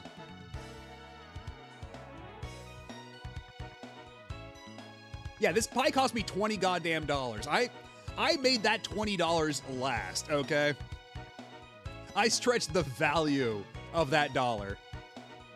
Because inflation's only gone up even more in the past 6 months. I'm maximizing the value of this pie.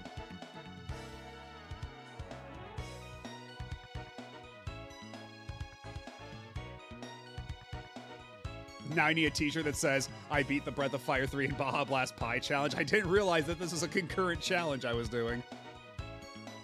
Yeah, hello, Sphinctus. You are literally just in time for me to finish off the pie. Only a couple more bites left. Baja Fire 3.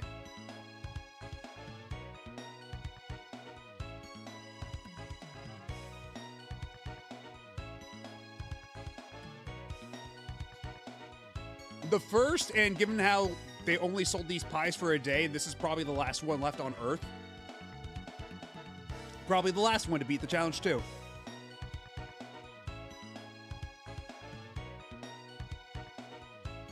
I don't know about the many have tried part, but the none have passed part, certainly true.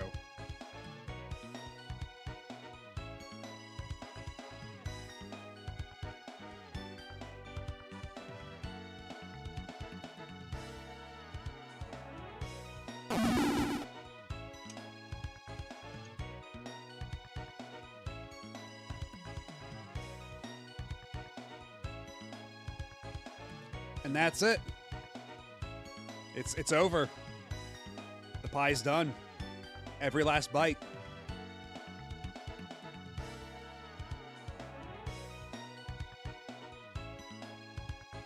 This feels heavy. It feels like I've robbed the universe of something. big. Yeah, this moment does feel a little big. Like,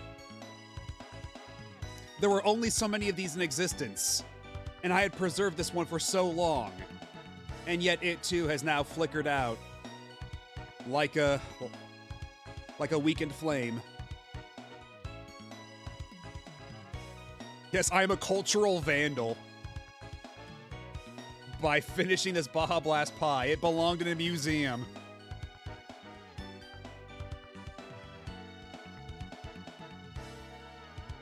But on the whole, it was pretty okay. It was okay. It was a decent enough pie. Because again, like you listen to that podcast, I was not terribly fond of it at first, but it grew on me. It grew on me over time. How old is that pie? About 5 or 6 months. Because I believe, what was it? October, I believe. Let me look up. Because we released that podcast like the same day that pie went on sale. We we record that podcast like the exact same day. So let me scroll up a bit for when November 7th. So it's been nearly 5 months. Yeah, I was part of Giga Boots invited me on the Taco Bell Mountain Dew Baja Blast Pie spoiler cast some time ago.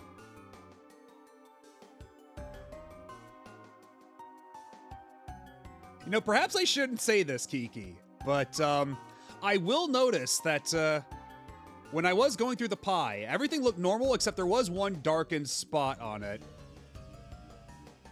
I don't know if that means anything, or if that's just freezer burn or what. And true, yeah, I saw the picture somewhere. I might as well show it again for posterity, given the moment. Let me pull it up real quick. But a short while ago, somebody commissioned art of me with the pie.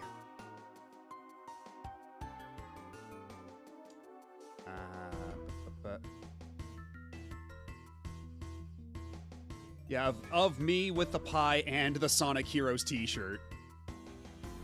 If that's not an encapsulation of everything that if it's not an encapsulation of what I'm made of, that means it started to hatch. I'm just gotta get like Baja Blast pie eggs bursting out of my stomach or something. Like little hatchlings. It's gotta be like when you open like an egg sac for a spider. Oh god.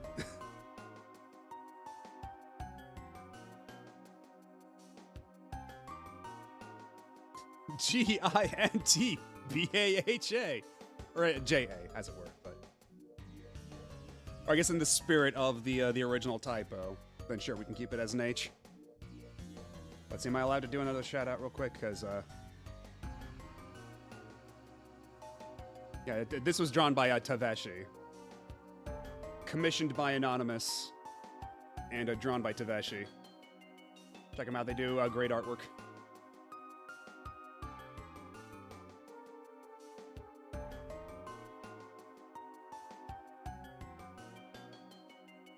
Anyhow. On that note. Oh, well, never mind. Random encounter.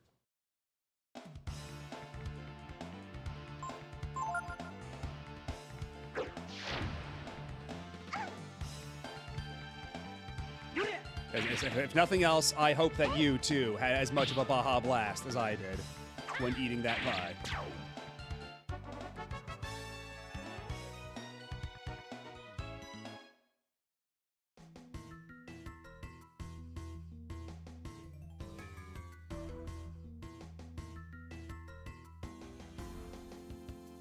You know, does it only count if Momo? Oh my god, that's a big mob. Oh my god.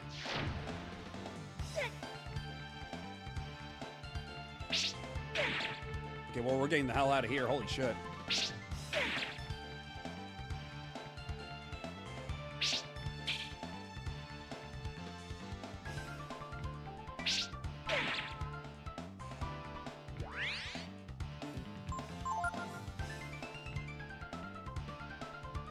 Okay, guys, I just realized, because we were still getting, like, as many random encounters as we did. Does it only count if Momo's in the lead of the party? Is that how that works?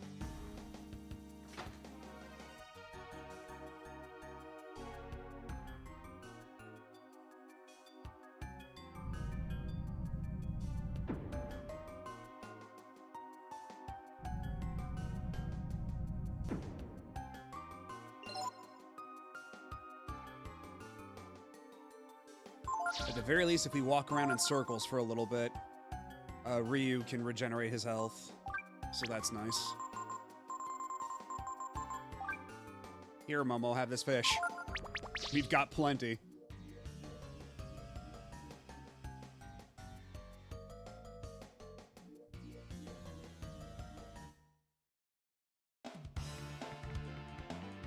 Oh my god, get out of here.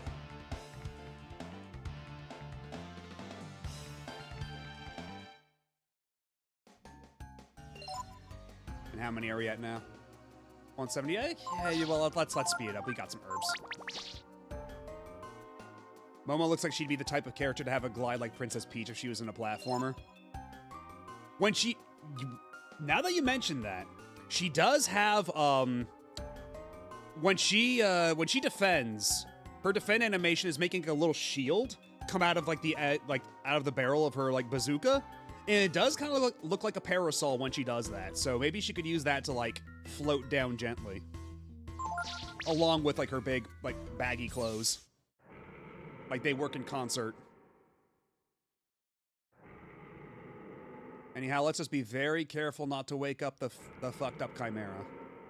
It's asleep. Maybe the gas is still working. We should be able to get the card without waking it. Or maybe not. Oh, that's good. Just shattering the glass like that. That's super good. Okay, first try to steal from it. Momo,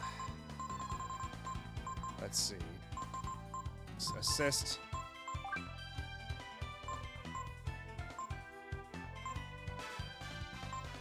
Let's put it on Ray. And then for you, shield everybody.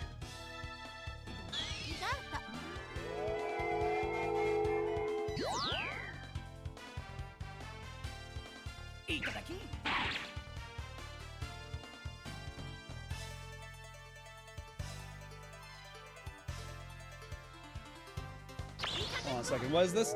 Did you know there's a secret when Momo is at the level she is now? Google Breath of Fire 3 Momo Rule 34 for more info. You know what? That sounds like a good idea. Let me just pull up a browser window on stream right now and we can look it up together. Once this boss fight's over.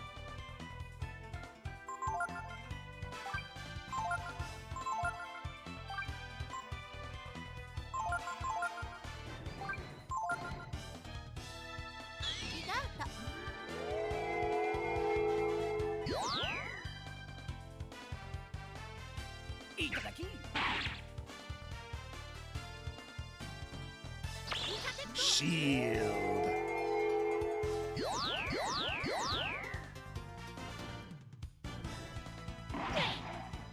Oh man, even with the super duper great armor and 2 rounds of shields, that Chimera does some fucked up damage. We're gonna try one more Pilfer. And then, okay, you can only do more might like that. And Ryu, let's do another round of shields because this guy hits like a truck.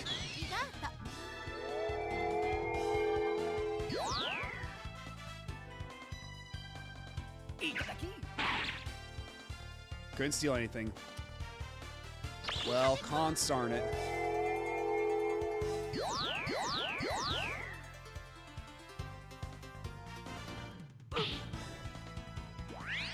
Oh shit, Ray's actually paralyzed. That's a problem. Panacea. Actually, wait, no, she's got her own thing, doesn't she?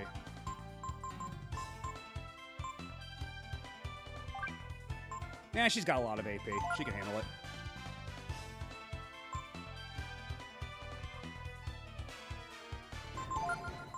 In the meantime, I could do a super combo.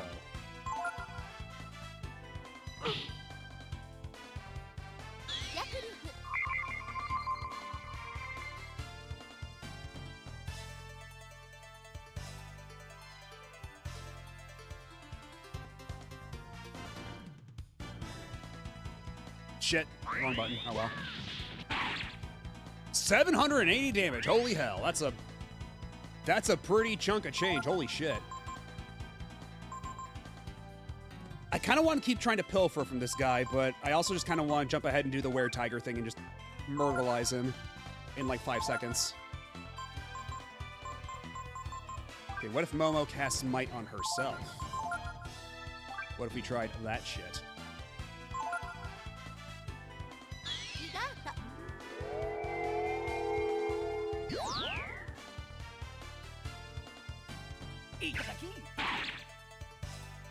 Still can't steal shit.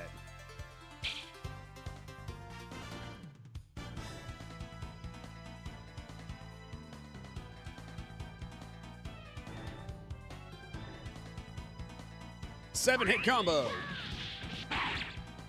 834. Does this guy even have anything worth stealing? Because I'm gonna keep trying, goddammit. Let's see how much this guy likes nukes while we're at it, while we're here. He's getting terrible luck from all these pilfer attempts. 200? Okay, that's not bad.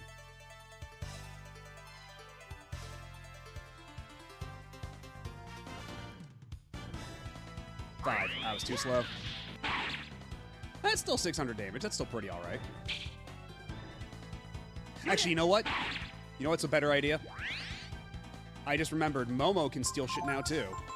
So let's have you do the Were-Tiger. Momo can start stealing shit with her skills.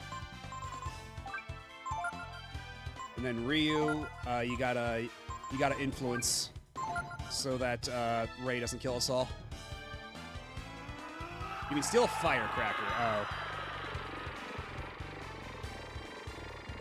Well, either way.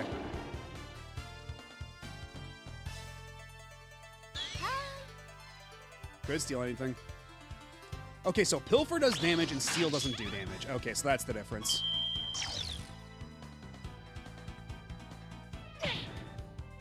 I love how it just says, yes, sir, no matter what. Ray is so polite when he's a giant feral were-tiger.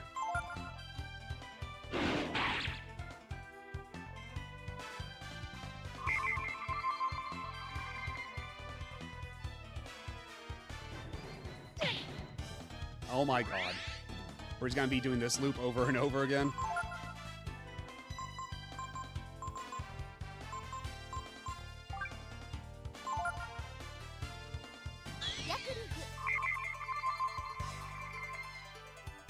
Hetero Chimera.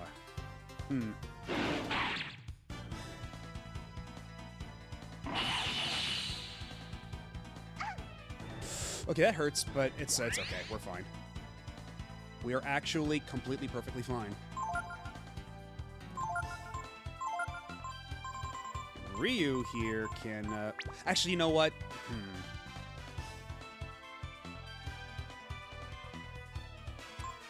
I wonder if it would be better just, like, to heal right away, because I don't know what that guy's going to do next, because we can do Vigor to heal heavy wounds on all targets.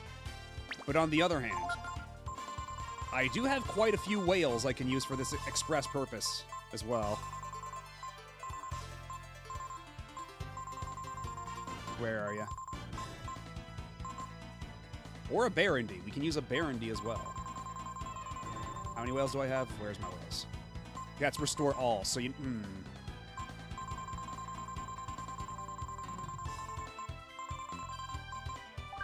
Let's just, yeah, use that.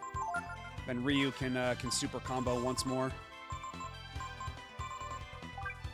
Sounds like a plan.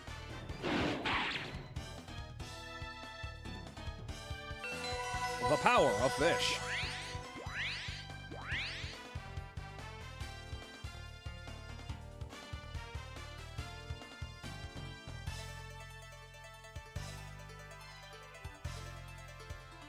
Seven-hit combo.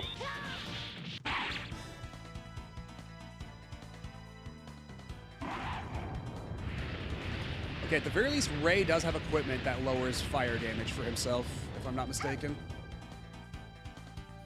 Actually, that wasn't that bad, even for Momo.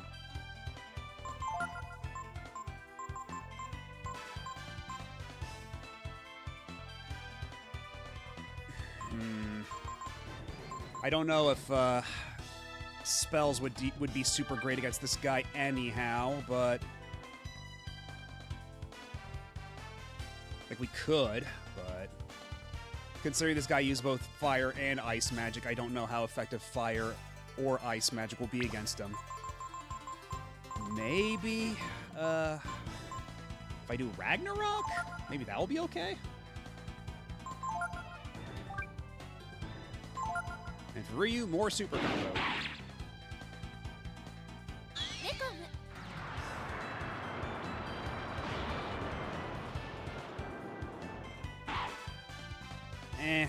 She's better off just using her nukes.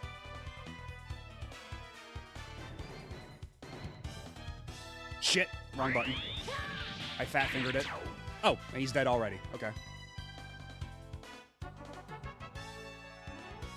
3,000 XP.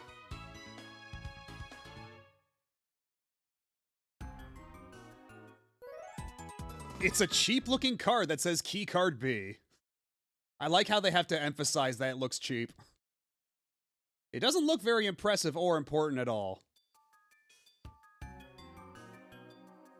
Doesn't this just beat all? All that work for this.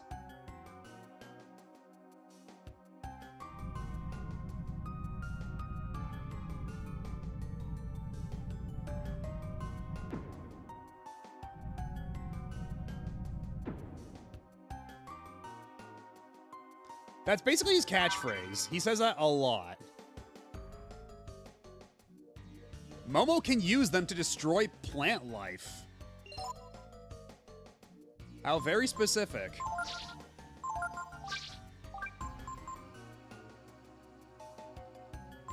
They are way better than the gas shells, but they're not as good as my atomic bomb. But if they're good against plant life, that should be something to keep in mind in case we run into some sort of, say, plant-based boss in the future.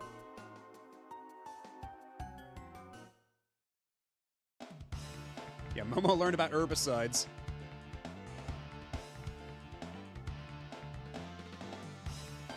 I feel it's been barely around 10 or 12 times.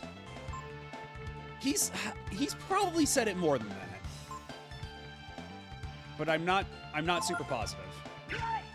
Either way, he has said that quite a lot.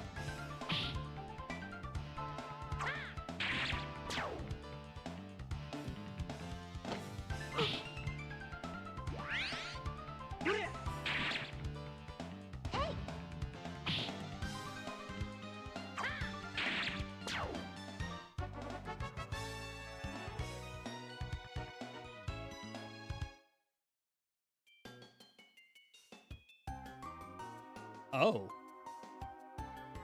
Locked in some manner. Oh my god, there's... Oh.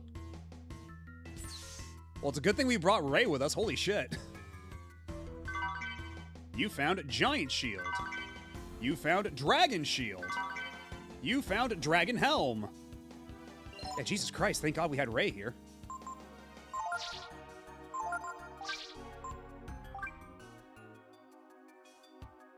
It does make my power go down by 5, but I wonder if that's even a consideration, honestly. Yeah, imagine if I didn't. I'd have to go all the way back to the book. Down on the, in the healing room. Although this does kill my agility, which is a shame. But the defense, like, differential is so huge that, honestly...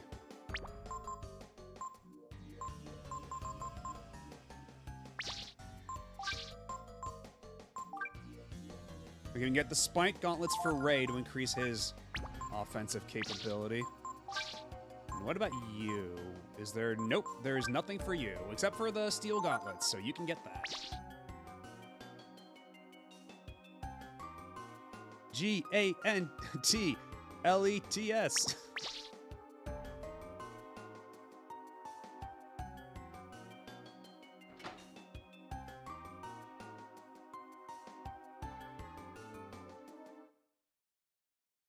Yeah, considering that there doesn't seem to be anything else down here, I guess they just threw that in as, like, in case you weren't feeling satisfied enough with a cheap-looking key card as a reward for fighting that boss. Although we do have one more shield that hasn't shown up for anybody. Maybe it's only usable by, like, Nina and Gar or something.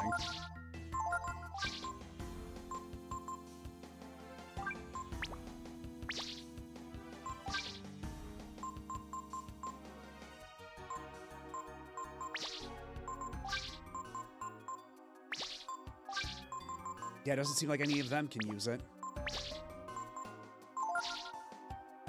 Because otherwise... Giant shield. Okay, yeah, that's probably for Gar.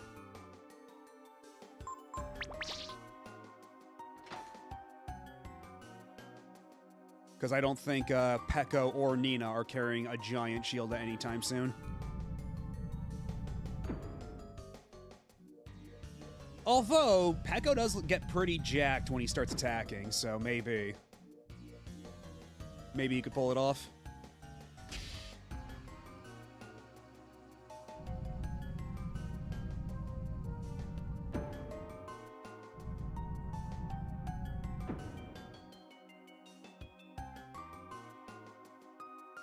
He can wear it as a cute little hat.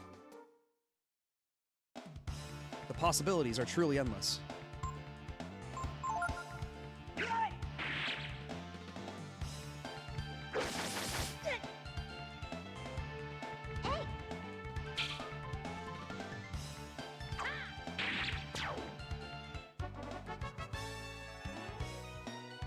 Although, actually, I just realized something.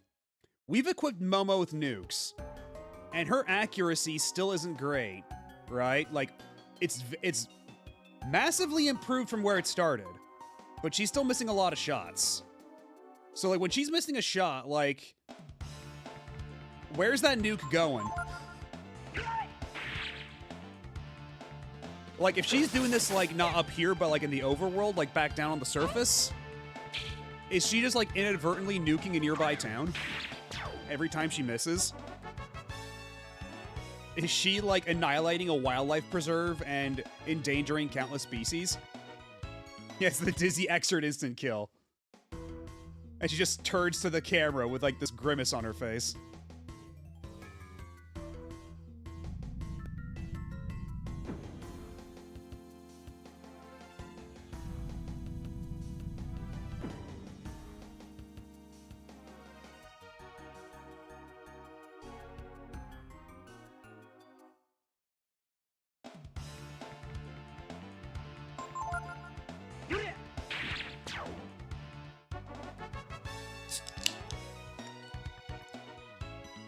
I probably should state up front that this is not a Baja Blast, this is a Diet Dr. Pepper.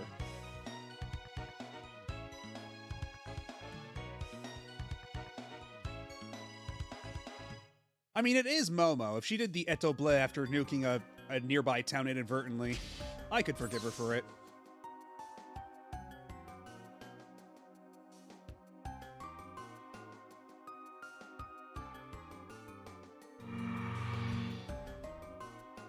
Because where was that keycard door? It was near here somewhere. The difference between Diet Dr. Pepper and Dr. Pepper Zero is basically taste. Because Dr. Pepper Zero is made to taste more like regular Dr. Pepper. Because either way, it's like they're both zero-calorie sodas, right? But from what I remember reading is that, like, they don't want to get rid of Diet Dr. Pepper because it's got its own taste and people like it for that. But they've managed to make a zero-calorie soda that does taste more like regular Dr. Pepper, so they put that on the market as its own thing. And that's basically the rationale between, like, Coke Zero and, like, Diet Coke, right? Like, they taste different. Despite both being, like, zero sugar or, like, zero-calorie sodas or what have you. Yeah, I'd say it's my favorite. Baja Blast, close second.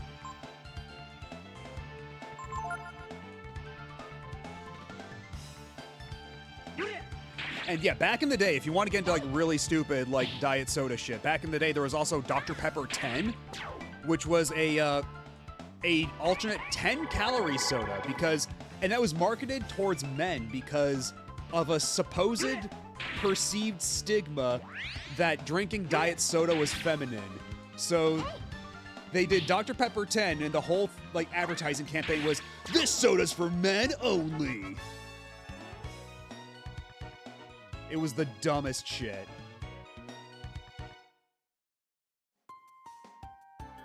Yeah, it turns out that Diet Dr. Pepper was Dr. Pepper HRT all along. Who knew?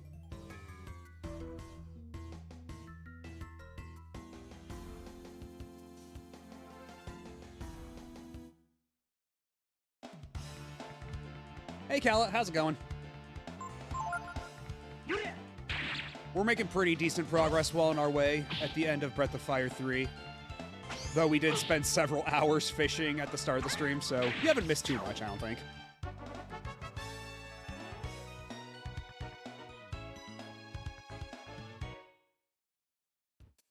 And yeah, they used to have caffeine-free diet sodas, like pretty common, but then like I think it's once once COVID hit, that stuff all just kind of disappeared. I feel.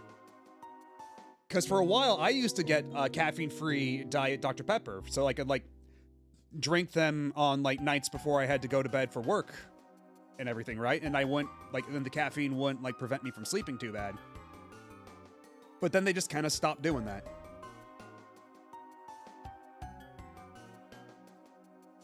And they've never brought it back, and I don't know why. Because like I get because if you remember during COVID, there was like a pretty I can save the game here. Indeed. There was an aluminum shortage, I think it was. So a lot of like canned sodas, there was like a shortage for a while. So like they basically gave priority for like canning to like regular sodas, and then diet sodas kind of got the shaft, and then some variants like caffeine-free diet sodas just disappeared entirely, and then they just never came back. Haven't been keeping up, but the Breath of Fire games have good vibes. Yeah, I'm doing great. Thanks for asking. But, yeah, this is my first time playing Breath of Fire 3. So, and we're about near the end. And if we end quickly enough, we'll hop on over to Breath of Fire 4, which will also be my first time playing that. Security level B. Okay. We have the B keycard. Door lock released. Oh! That's a lot of honeys.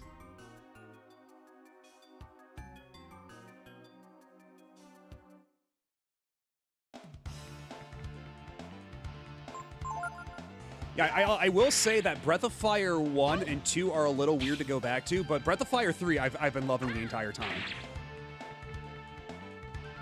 Really fond of this game. And Momo here certainly helps with that, I suppose. Because yeah, Breath of Fire 1, you can kind of tell Capcom didn't really know what to do with RPGs. They're kind of like, it's throwing a lot of ideas at the wall to see what sticks. And it's got some cool concepts, but it's kind of janky in execution. And then Breath of Fire 2 helps a lot, but it's got its own problems. It's a little overtuned, and it's got an infamously poor localization. But there are at least there are patches that help with like a retranslation and a rebalancing. I played vanilla, but if I ever replay Breath of Fire 2, I'll probably do that rebalance patch. But yeah, fishing Lod is one of the many quirks of the Breath of Fire 2 localization. Including swapping yes and no on a very particular menu prompt. Yeah, rivet, rivet, rivet instead of ribbit, ribbit, ribbit. I saw Retro Riona play BOF2 retranslated and it fixes it up. There's nowhere to go but up. So, like, no exaggeration. Hey, Rin. Yeah, that is one thing I miss in this game compared to Breath of Fire 1 and 2. There's no real, like, fusion stuff. Like, it's mostly for Ryu. There's one gene you can use for Ryu that makes him fuse with party members, but I haven't really found much great use for it. But, yeah, Breath of Fire 1, the fusion was downright busted. Like, the final fusion you get for Ryu, like, it plays the game for you. It's insane. And then Breath of Fire 2 has some really good ones, but unfortunately, in that game, fusions undo themselves automatically if that party member gets to critical HP. And so you have to go all the way back to the fusion place to do it. You can't just do it on the spot like you could in Breath of Fire 1. So, like, it was a struggle getting all the way to, like, the final boss with my fusions intact in Breath of Fire 2. Like, you can check the VODs. I went through so much grief trying to get that done. Yeah, the gene system is basically the replacement for fusions, and the masters, I suppose. But even then, it's mostly just for Ryu, for the genes. Would you like a navigator? What's a navigator? Those are navigators lined up over there. They're guides to the Myria Orbital Station. They contain numerous safety features as well as keys called navigator codes. You don't say. You found Demon's Bane. Oh, that sounds pretty good. Yeah, the final dungeon, like, the final dungeon of BOF 2 is so crazy just because of how much of, like, a spike it is in difficulty. Like, up until the rest of the game, I was doing pretty fine, but then once I hit that final dungeon, they make you grind like crazy. So is Demon's Bane an equipment or what?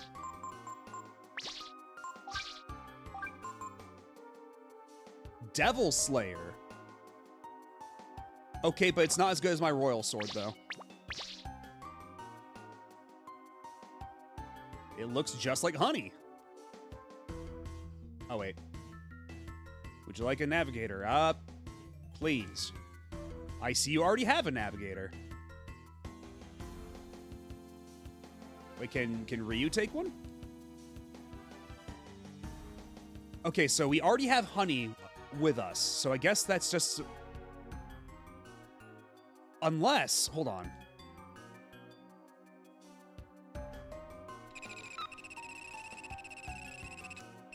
Yeah, we found that island. I had to go to that island, and we spent a couple hours on that island just grinding the giant slimes and the giant flies and stuff. Right next to that little house with a not Bo and not Karn.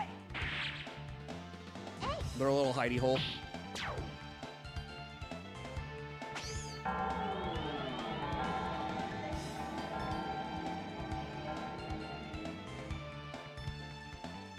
Oh no, the party's eepy. The party awakens.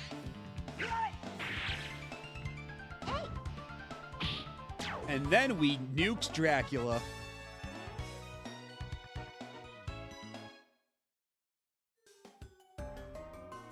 Okay, so then what do we do here? Because we got the key to open this. We figured out the navigator stuff. And honey isn't a thing I can just... Yeah, we got Deus in 2. Yeah, we went back to get Deus. And by the end, our party was a Fused Cat, Fused Nina, Deus, and Ryu.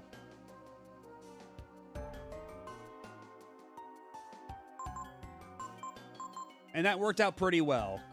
Honestly, Blueberry, Baruberry, like, that was the hardest part of the game by far. Because the final boss after that was kind of a cakewalk in comparison. And the party was well suited for that. Like, even when, like, Kat and Nina got knocked out of their fusions, it was pretty doable.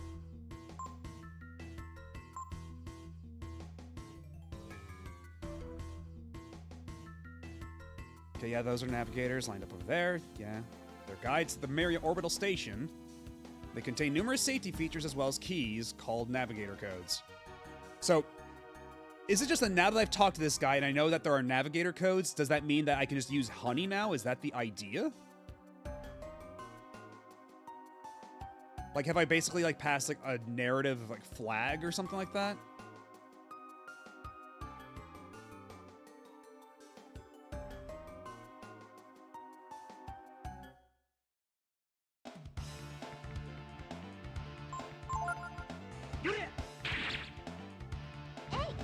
Oh, considering the shit I've been hearing about honey, maybe it's maybe that's one sponsored stream I don't do, huh?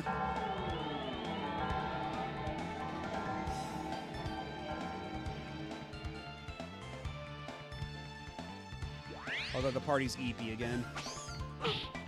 A bunch of eepy sleepers over here. All tuckered out after that big boss fight.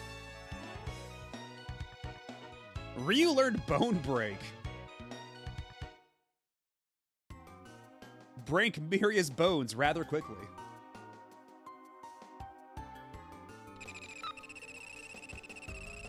What happens? NG. Because I do need card key A for that, clearly, but, what do about that? I've got, like, I guess I can use honey for something? Auto lock system active. Reline main entrance lock? Yes.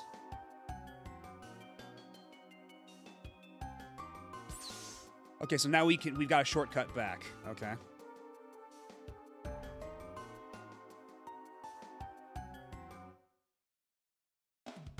I wish you could reverse sponsor where you actively shit talk a company and then you get paid.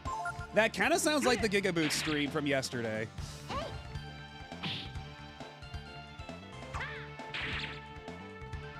Just remember, under no circumstances must you confuse the brothers. They are not the same character.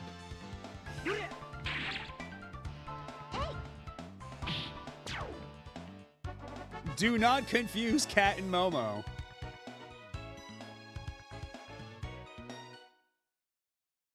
Kratos is the one with no hair. No, it's just that, yeah, that was a condition on that stream that, like, because at the end of that whole thing, Noel showed, like, the terms for that sponsorship. Like, put them on screen and everything, and one of them was, you must not confuse the brothers. They are not the same character. Laser lock system active. Entry into laboratory prohibited. Release lock? Yes. Oh, there we go. Okay. Yeah, neither is lesser than. Extremely important to remember. Neither is lesser than. I hope that clears things up.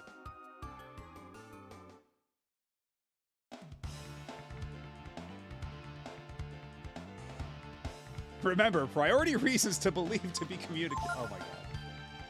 To believe to communicate. Oh.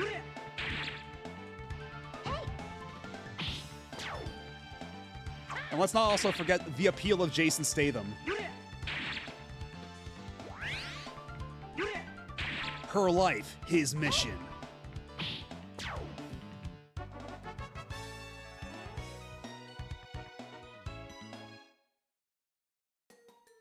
One badass hedgehog. Pretty much. Deimos is quite literally less powerful than Kratos canonically. Don't say that! Don't say that or Sony will get angry! You're going to void the terms of the sponsorship! One is neither is lesser than! I thought I told you!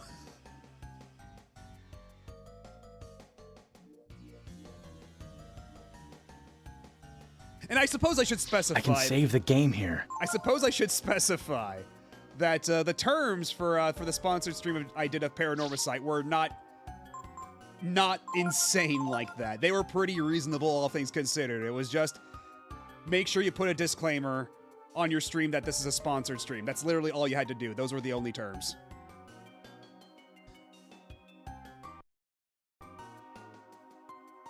Like, I have the complete freedom to shit talk Paranormal Site if I want to, as long as I mention that I got the code for free and that I made sure to tell everybody it's sponsored. But I don't have a reason to shit talk that game because it's been phenomenal so far. Yeah, basically every part I'm gonna have to do that, but just as long as I put the thing on screen and just put it in the title, that should cover the bases based on the terms. Because I remember hearing that Square used to be a lot more picky about that. That they used to make you like say that like every handful of minutes. And unfortunately, I don't have the sound clip on here. Yeah, do not mix up Azami and Yuza. They are not the same character. Neither is lesser than.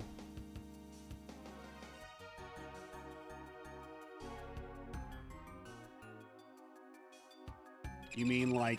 Oh, damn, it's level A keycard.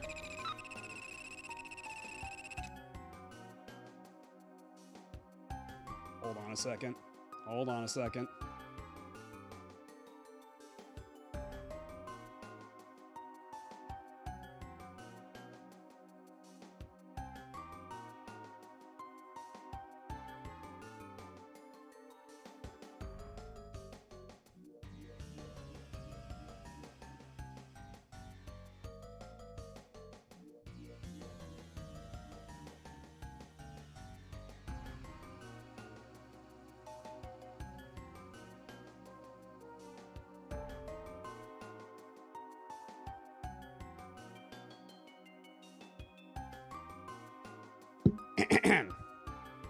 game code provided by Square Enix. There we go. I have it set up on this computer now, too. Just in case.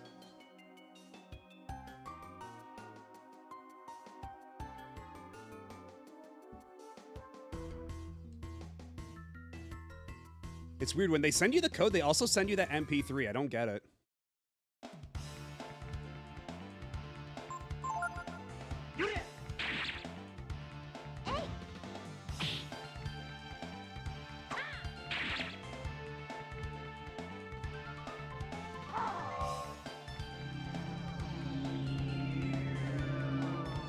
I forgot that they had the Magic Shuffle. The Magic Shuffle is bad. I don't like it. Shit. Yeah, to be clear, this stream is not supported by anyone. Let's be abundantly clear.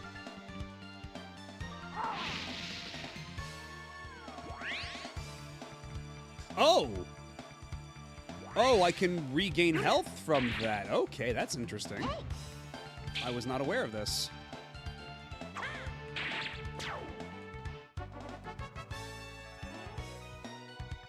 Yeah, this stream is made possible by viewers like you.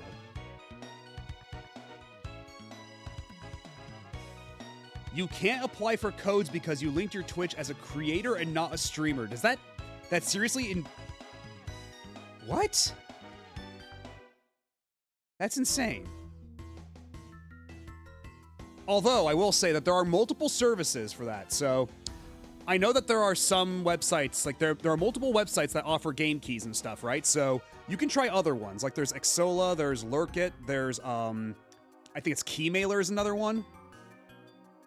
So there are alternatives if you're wanting to look for keys, but some publishers only use certain sites. It's not necessarily universal.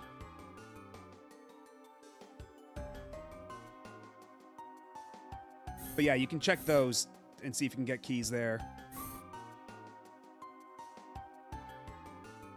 Oh, I can actually go back down these stairs over here now, too. Or wait, no, this is where I already... Wait. Is there nothing over in this corner? Oh, that's silly. That's extremely silly.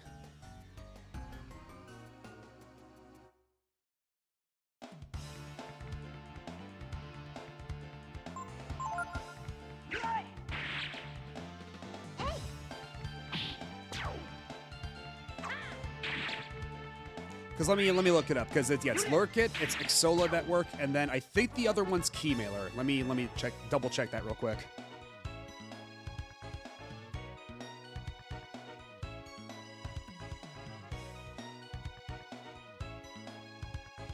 Yeah, it's Keymailer.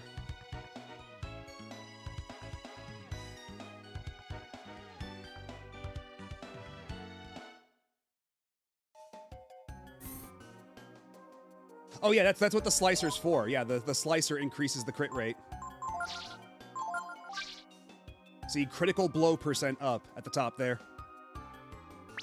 And I have definitely been feeling it more. I have been noticing a lot more crits. Oh, that's right. Okay, now we're back out here. So that'll be convenient if we need to run back down to the surface.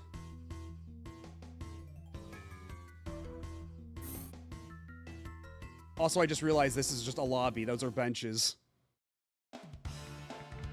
We really are just in like this like corporate... this corporate office now. On this orbital station.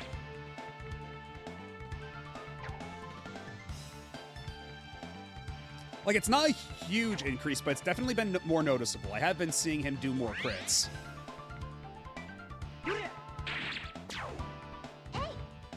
I'd say it's like maybe once every 10 attacks now, if I had to like gauge it.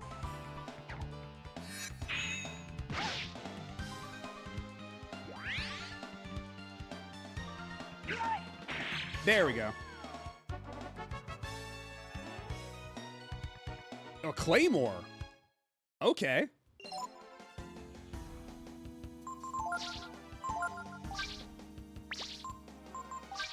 I mean, I can't imagine it's... Yeah, okay, it's worthless. It's effectively worthless compared to what we've already got, so never mind. Was there always an advanced culture in Breath of Fire, or did it only pop up after 2 and fall between 2 and 3? There's hints of it in Breath of Fire 2 as well. You do find ancient technology in Breath of Fire 2. Like, the township is quite literally a ship, right? That you need to, like, stick people in to like, power up. Like, Ryu's dad becomes the battery for the township in Breath of Fire 2. Yeah, and Breath of Fire 1 did also have the golem, that's true. But, like, it seems like every time it's, like, a different advanced civilization. That's certainly what it feels like. Because, like, here, this is, like, an order of magnitude, like, this looks almost sci-fi. Because, like, Breath of Fire 1, it was kind of like magic society. Like, there's, like, a giant stone golem. It's not, like, a fucking Gundam or anything. And then in Breath of Fire 2, it looks more like Magitech from Final Fantasy VI. And here, it's just sci-fi. We're just straight up sci-fi now. So it always feels like... I don't know what the actual time differential between each one is, but it feels like there's, like, multiple, like, rises and falls of civilization each time. Yeah, true. 1 and 2 did not have ancient 7-Elevens. Yeah, and the final dungeon, yeah, in 1 was also, like, an excavated ancient civilization thing.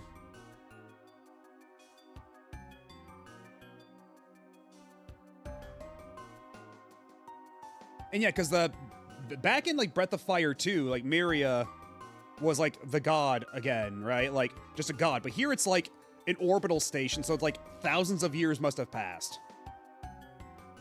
Yeah, the mural in 3 is definitely... It's the Breath of Fire 1 cast in that. So this is all, like, a linear progression. And another life shard, goodie. Nothing in the vending machine, ain't that always the way?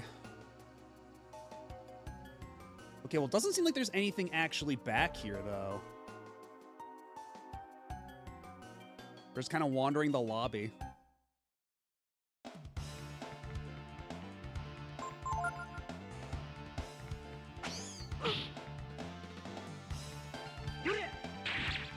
Isn't it... Because you fight the guy trying to bring it back, right? Whatever his name was. The crusty old man who turned into the penis monster. But that was like the entire thing, that he was trying to bring it back, right?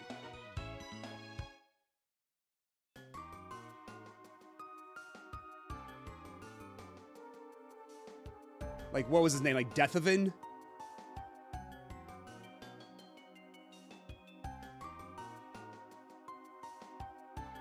Deathavin is Myria's spawn. Okay.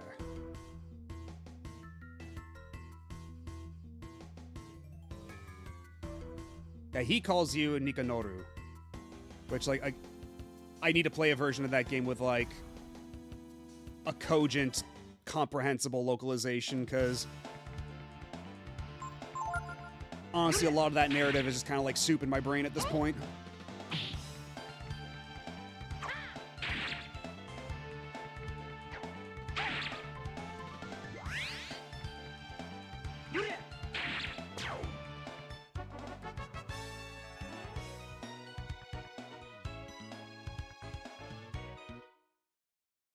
Yeah, I wouldn't be opposed to doing a replay in the future of, like, the retranslation or something.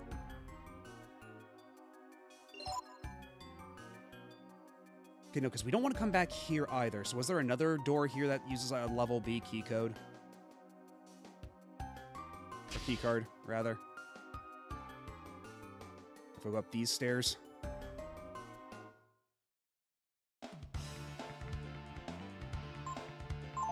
Also, I don't believe I said hi, Aeon Relic. How are you doing?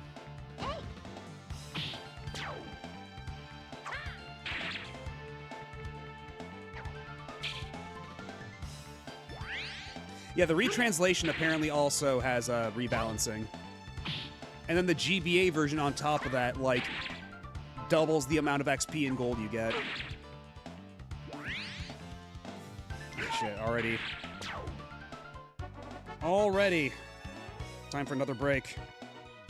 And I should probably use the bathroom anyhow, so I'll be back in a couple minutes. So y'all sit tight and don't go nowhere.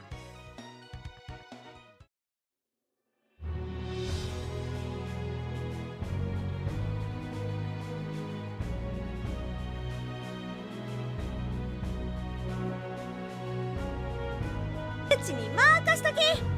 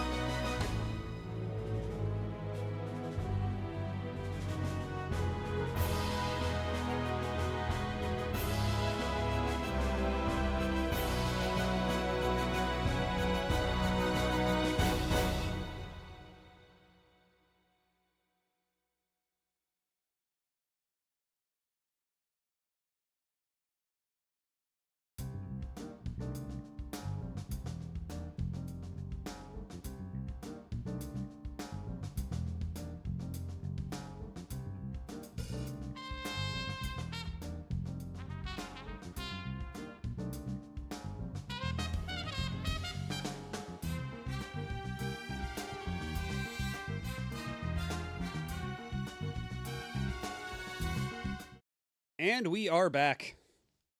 And thank you for the follow during the BRB.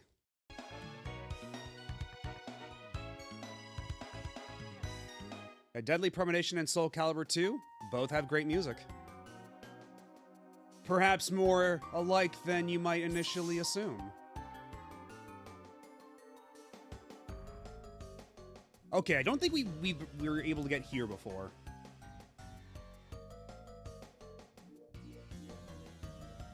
Magical moving stairs. What will they think of next?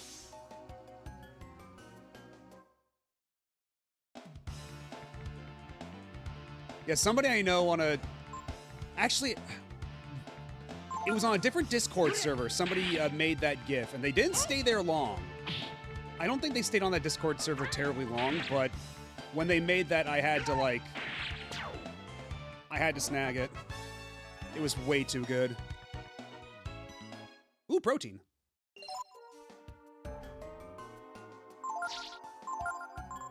You know, I do actually have a bunch of stat increase things, so let's, why don't we share the love a bit with these, magic shards. Power food. Okay, actually, what's our power stat between everybody?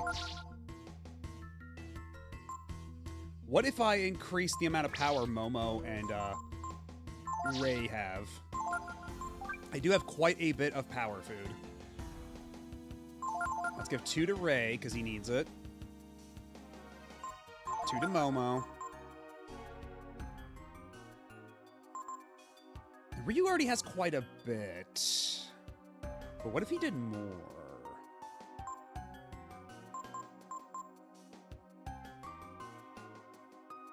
Arrive post Monster Energy Sakura GIF.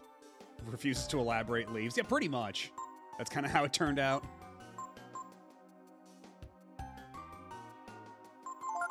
Yeah, well, we'll share the last two between Momo and Ray. And then, let's see.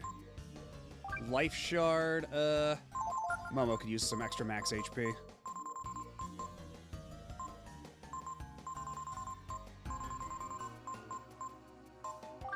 No, so let's give Ryu the Swallow Eye at this point. And Protein, raise user's defense. Okay, let's compare their defense real quick. Ray and Ryu are in a pretty good spot. Let's give it to Momo.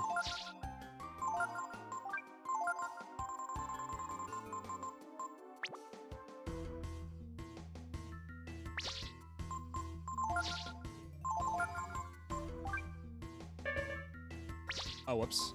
Rejuvenated, that's the one I want.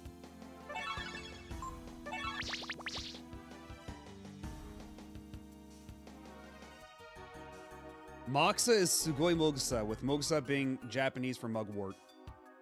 I don't even know what mugwort is. But I do know what Sugoi is.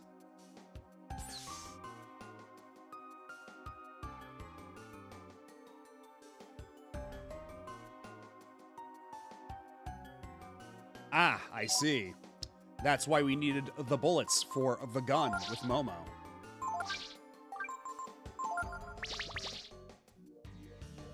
Like, you'd think a nuke would be able to take care of this. Actually, you know what? Let's try something real quick.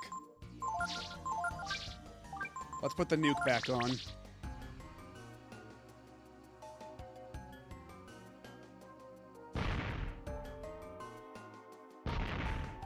Yes, somehow these vines impervious to nukes. But if we swap that out with some herbicide shells. Okay, still not. Momo is attacked and wounded by a bizarre plant. The plant is blocking the entrance. You can't get in. Okay, but I have the thing. There we go. For some reason, it was just not. I had to be in the exact right spot for it to take effect. Now let's get the atomic bomb back on. Feels very British. Yeah, kinda.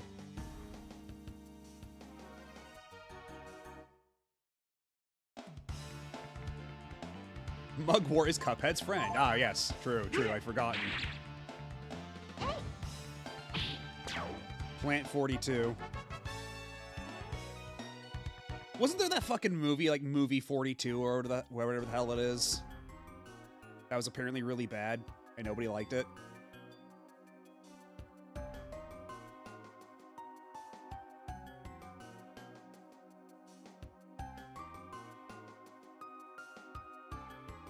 An RE1 reference? Is that what that vine's supposed to be? Or is there something else? Or is Plant 42 the RE1 reference? Why can't I go down this slight incline? It's only a little bit of dirt. Movie 43. I was off by 1.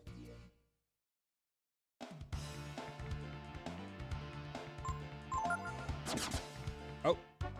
The gold slime ran away. We weren't fast enough. And welcome back, Asuka.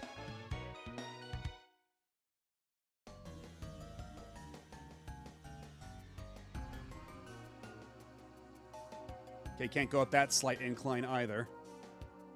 Oh, but there's a treasure chest here. More protein!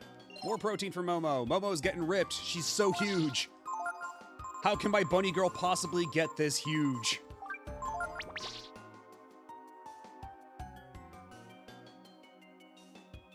Goo King has Ryu's best sword, but you have to steal it. How many best swords does Ryu have? I thought we already had the best sword. And that the best sword was also in the desert.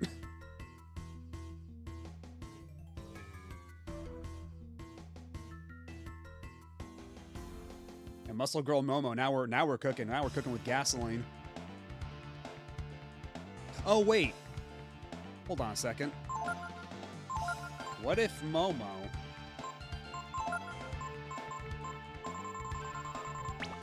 How do I... Can't I,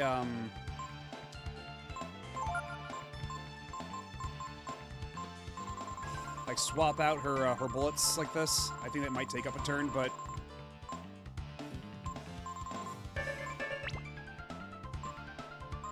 oh shit, I can't do it right now. But I wonder how much more damage the herbicide shells would do against these guys compared to the nuke.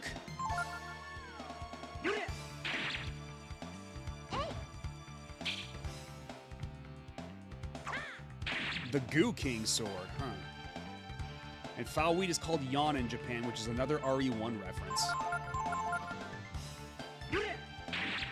Alright, so how much damage does the nuke do? Okay, well, Momo can't stop missing, apparently. Let's try it again. Okay, 197.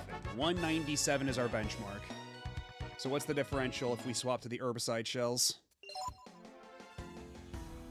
Keep that number in mind in case I forget. 197.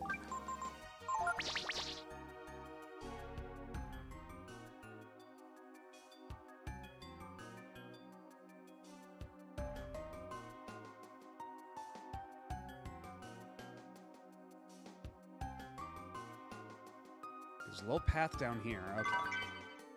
Magic shard.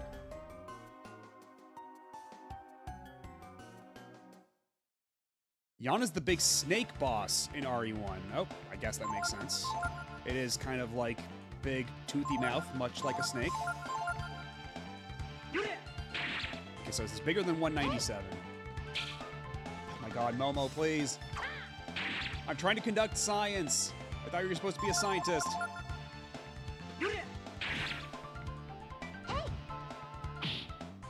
$186. Okay, so it's about the same. It's trying to like cover the gap with like the plant buff, but it's we're better off with the nuke.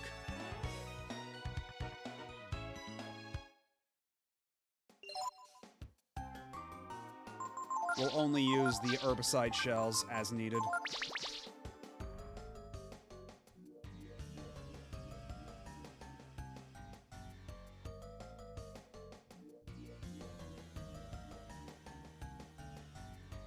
I'd imagine if you wanted to do like kill some weeds in your garden, you just had the Roundup Weed Killer branded Glock.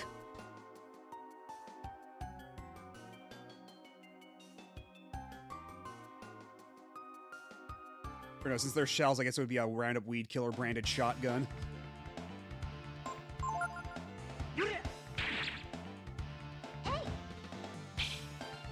Nuke the ghost.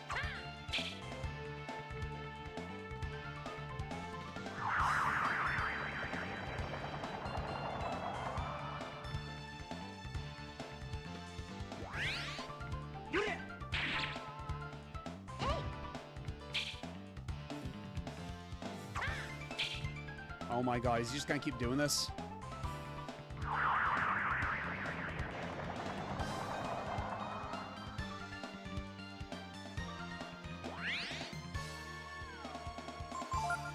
What if we were tried to pilfer you? What if we tried that shit instead?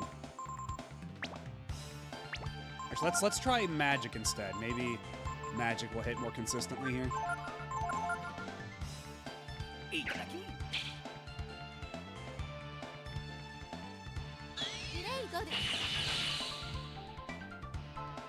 Dodge that one, asshole. Frost barrier is destroyed. Oh. What?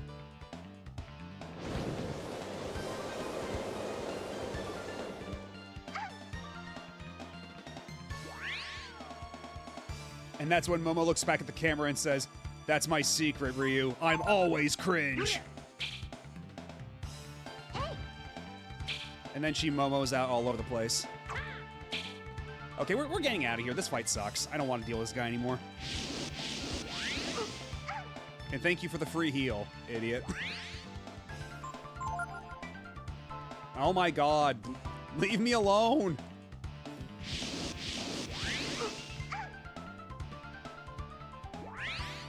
Can I go now?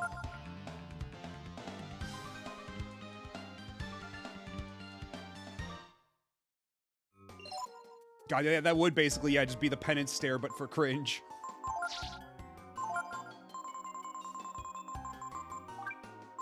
Anyway, everybody eat up these fish. We got a lot of fish. We have so many fish to get through. And this shit does not keep for long.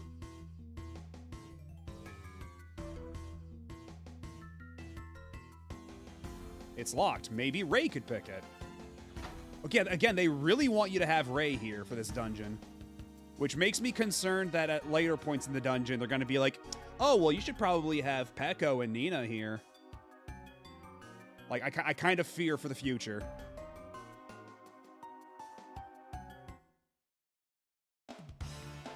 Because if they want me to bring Gar along, fine, whatever, but... Otherwise, yeesh.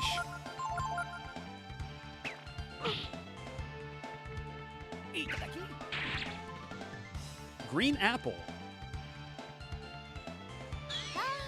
Goo King wants the item back. What?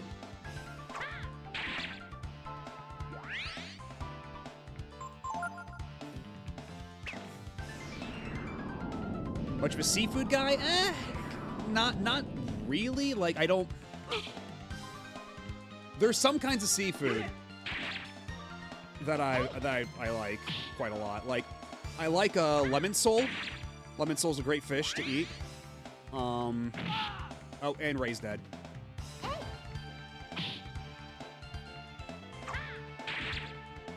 Okay, we kind of have to revive Ray, unless we want him to have compromised HP.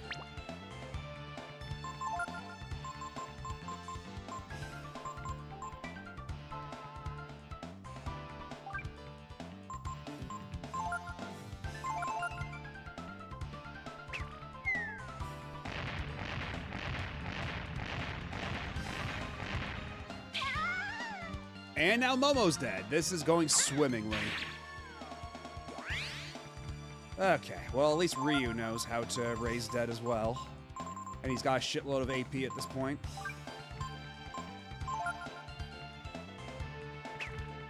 But also, I like crab all right. And I do like shrimp. Oh my god. Oh fuck. Oh. Oh fuck. It's a little talking with Timmy to tiny Lego pieces. I have to get the fuck out of here.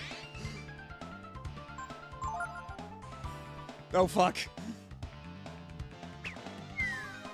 Okay, at least this will heal Ryu, because it's fire. At least it should. Can I go now?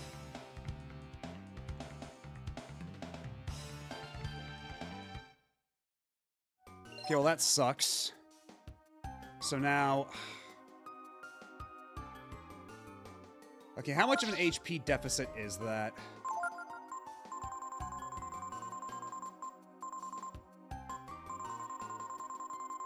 Either way, this really ain't great. Okay, well, it's multivitamin time.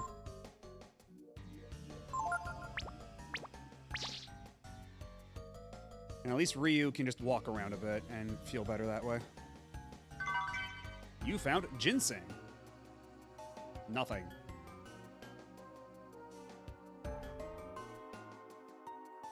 Okay, what's Ryu's HP looking like now?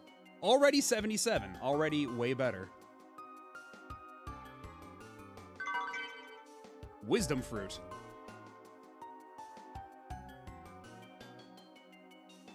And lots of nothing.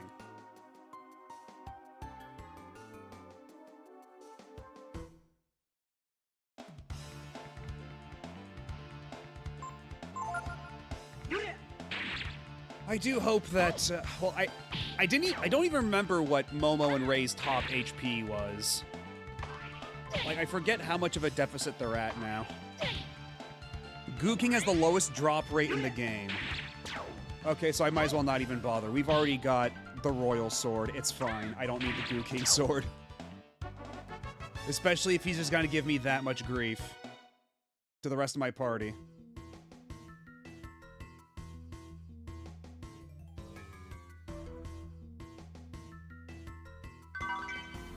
Silver Tiara. That's probably for Nina, but can Momo wear it? She can. Blessed armor.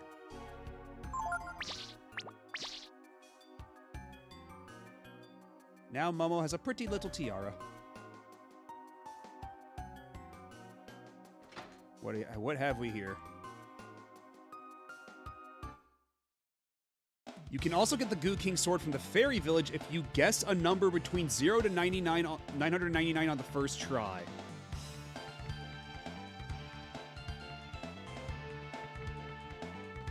And then there's this asshole. Get out of here. It only has 1500 HP, but it hits like a truck or runs. Joy. Dragon Spear, Gar's not here, so unfortunately. Maybe if Gar comes back, we can share that with Gar. This is Ryu's box fort. Nobody's allowed inside.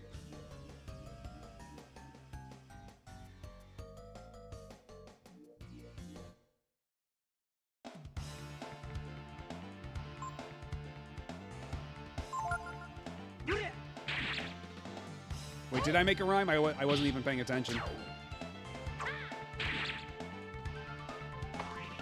That shit just came off the dome. Spitting bars without even realizing it.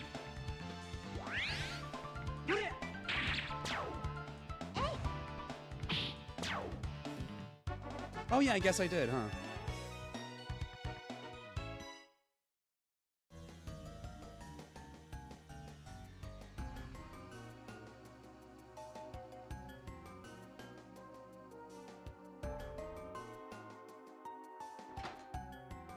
I'm kind of hoping and praying that there's another set of beds nearby.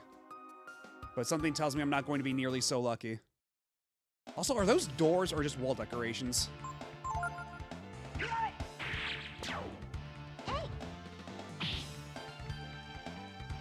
Aren't these guys like pretty, like we fought these guys before. They're not that tough. Why are they here?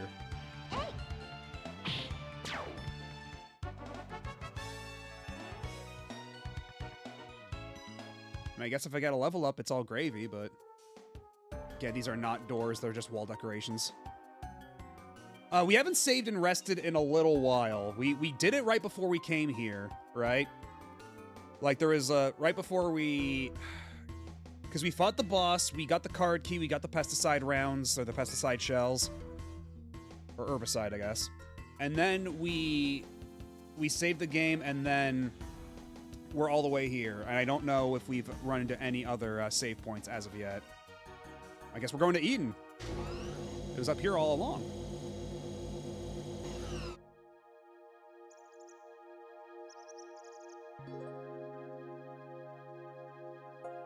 Wow. It looks like we're outside. But it's just another room. Are there random encounters here? Of course there are. Even when it's playing this nice, peaceful music, we can't have shit. And it's just more of these random goos that barely do any damage. Very silly. And hello, Zephiel. Thank you for imbuing me with extra power.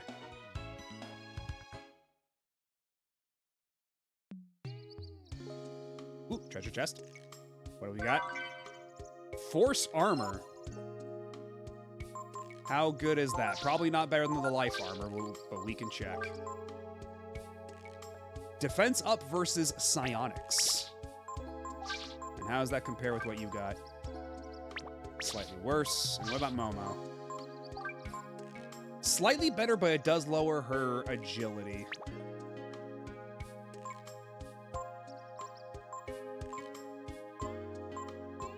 Is there like a set bonus for like the silver tiara and holy robe and everything?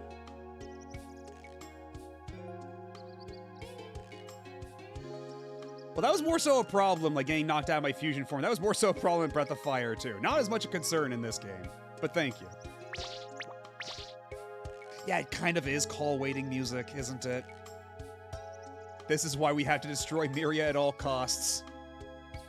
We cannot let this Muzak continue. Oh, bird.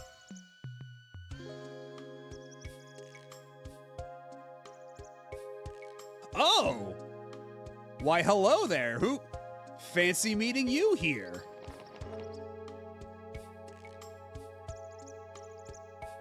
The fuck you been doing up here, buddy?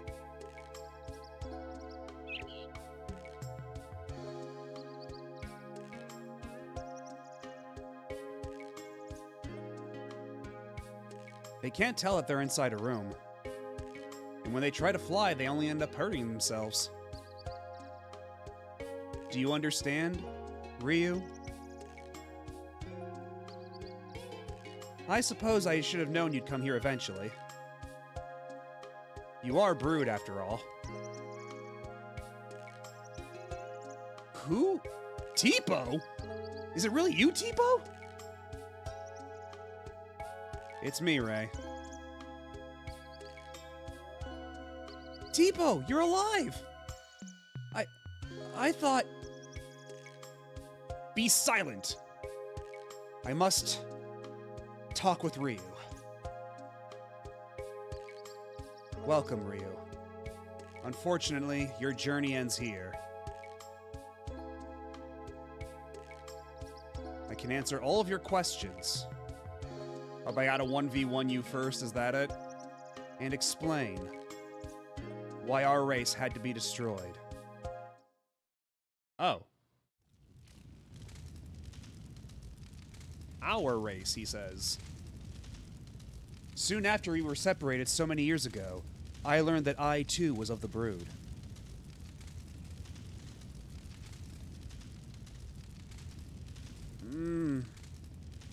Ray? Ryu? Why? Why did they do this to us?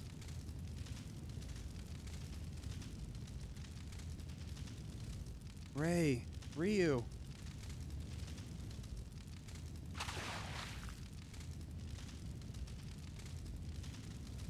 Huh? What's happened to me?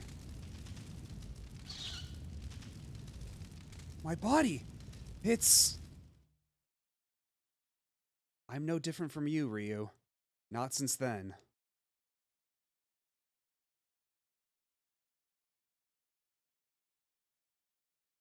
Much blood has been shed to reach this point. And one last cameo from the Blowjob Brothers.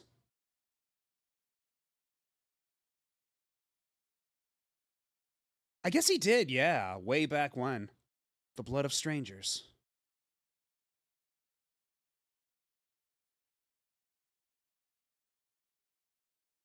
Your own blood.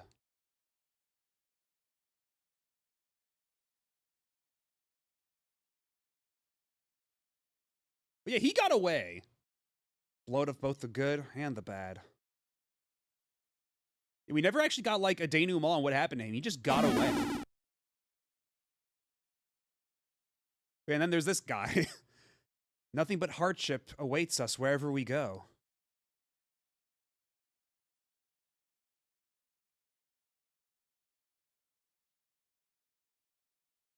Violence, pain, blood.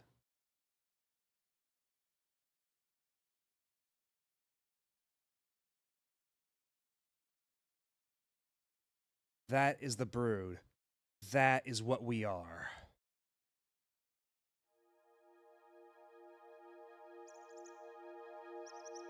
Yeah, that's a very nihilistic way of looking at it. And also, Ryu didn't start shit. They swung first. Yeah, the guy in the volcano was never explained. He was just there to fuck with us, I guess. The Brood pose too great a danger to the world. Our power, our very existence threatens it. We cause war and chaos wherever we go. So, Mr. Teepo, the goddess put it into your head to wait here to kill Ryu, huh? No! She would never harm anyone, nor allow anyone to be harmed. She simply fears for the world should the power of the Brood be left uncontrolled. Ryu, we're different from them. We can't be with them. That's why you need to stay here with me. With me and the goddess Miria. You still don't understand, do you? That's alright. Take your time. Look deep within yourself. Oh! Where'd my friends go? What'd you do with them? Oh.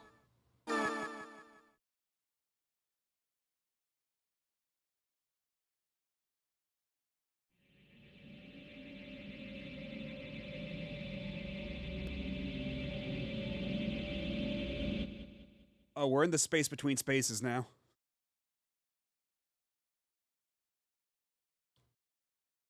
So I can see why you asked why I saved the game recently. Not that we had much of a chance to, between the last save point and now. What do you think, Ryu? This is your mind, your heart given shape. Here, you can enter not only your own heart, but those of your so-called friends as well. And then you will learn that that Holy Miria is right.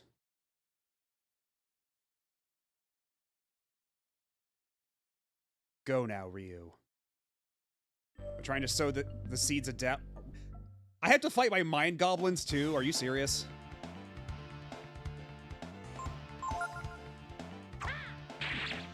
Get out of here.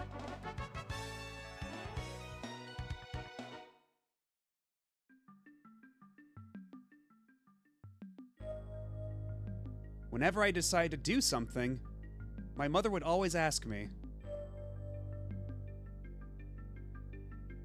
Yeah, Nina's not even here. Is that what the Princess of Windia should do?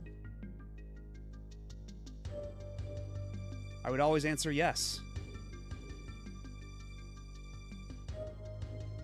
When I left the castle, with Ryu and my other friends, for the first time I wasn't my mother's daughter.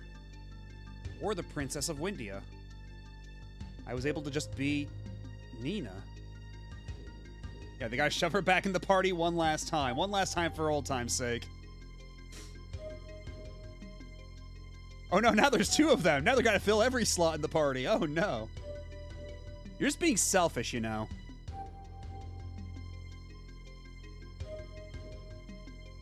I thought it was very important that we learn about Ryu and the Brood. I don't know anymore. Maybe I left the castle just because I was tired of being controlled by my mother.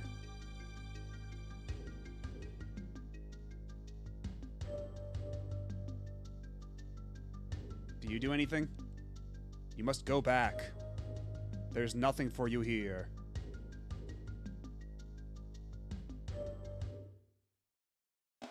Oops, all Ninas.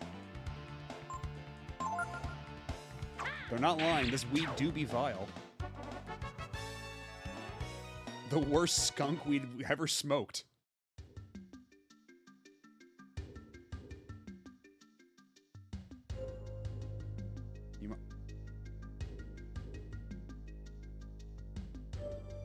Okay, they're literally just gonna loop me back around.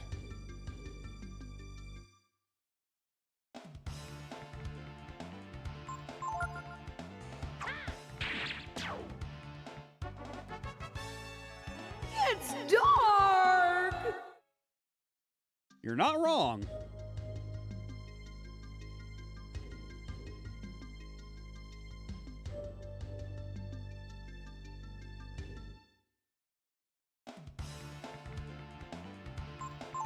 Yeah, right now we're inside Ryu's mind. We're exploring his mind palace and trying to explore the minds of his friends too. We just met Tipo for the first time in like 7 years. And he's trying to sow doubt into our minds and hearts.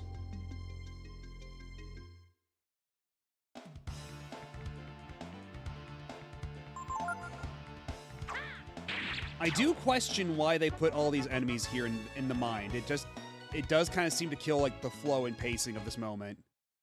I guess maybe to like give Ryu an opportunity to grind?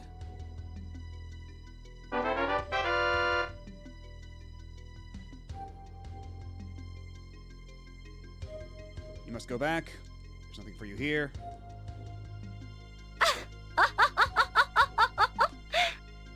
Yeah, Teepo's just seeing me walk around in like this endless loop trying to figure out what to do next and just having a fucking great time of it. That's a clue, kids.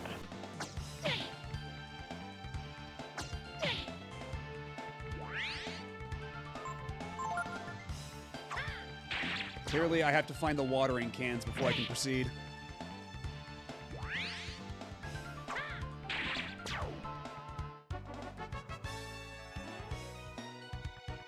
And more ginseng. Actually, I didn't look up what ginseng even does.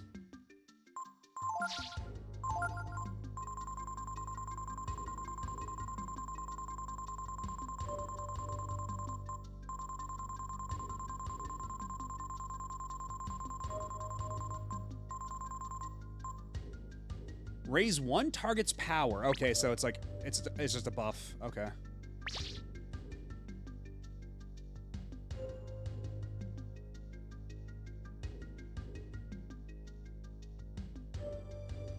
What are we doing? I am so lost.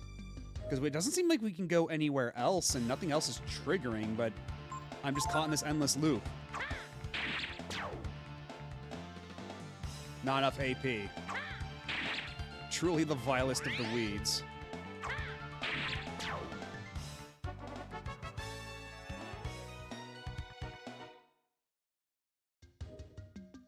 I need 70 stars.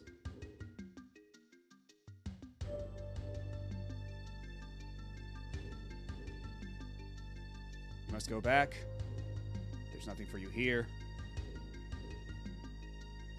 Okay, do I go back? Oh, okay.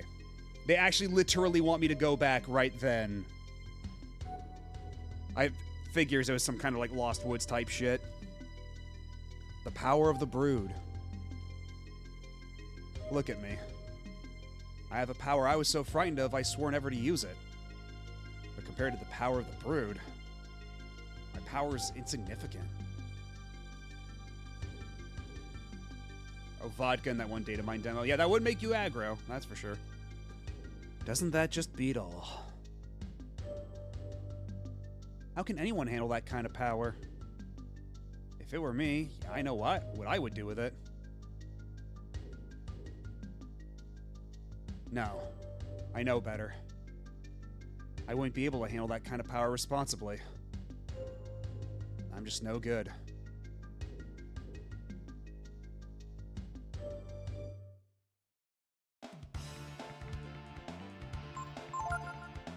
And then here to drain all the drama from the moment is the Vile Weed going, "Hey guys, look at me! Look at me wiggling and jiggling!" You feel unbridled strength coming from deep within you. Do you want to save? Yes, I do! Now would be an excellent time to save. I can, in fact, save the game here. At long last. I can save the game here. And what a relief. I can save Ben, the game. like an hour? Here. Good lord. Almost an hour, yeah. That would have been quite the tragic time lost.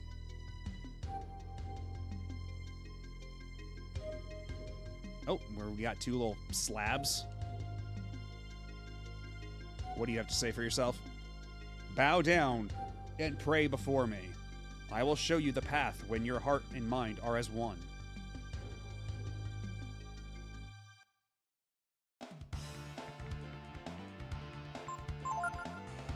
Yeah, I am always rotating my saves. I'm trying to... Always kind of scary when they're trying to use, like, death spells and things like that, and they don't have enough AP. Because that makes me imagine a scenario where they do get... Oh. Well, aren't you a fucking comedian? Answer truthfully. Do you want what's in the box? I mean, yeah, kinda.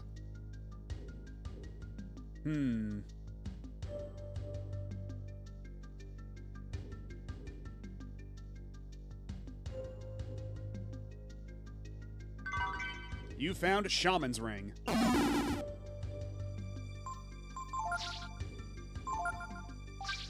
Wait, I got another one for free? Do the effects stack? Okay. If I were to use... Okay, heal 3, purify 3, rejuvenate 6. And then I were to equip another Shaman's Ring. It does lower my power a bit, but... Okay, no, looks like it's only, it only affects, acts once. I cannot stack that ability. But that does mean I can't give that other one to Momo without any, Yeah, another Shaman's Ring. My Mind Palace is awesome.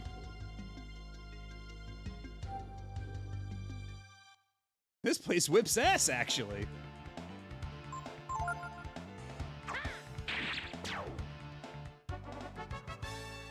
Yeah, I guess I'll just give that one to Momo, so she can do buffs and heals and everything with no pressure.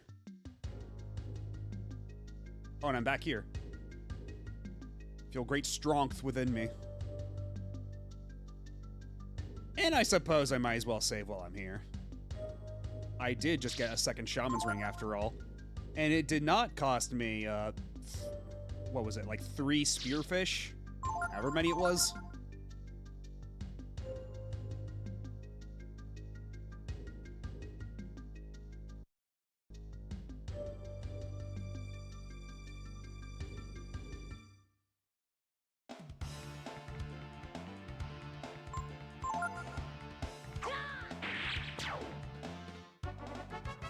Yeah, let's not question, like, the metaphysics of getting free shit out of my psyche.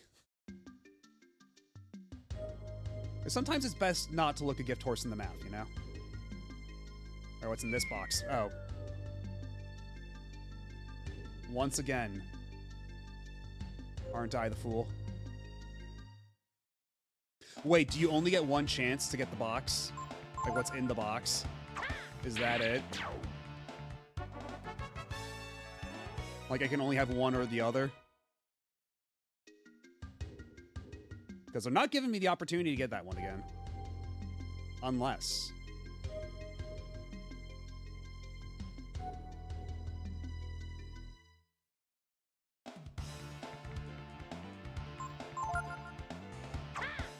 Man, I'm so grateful I can kill these things in one hit.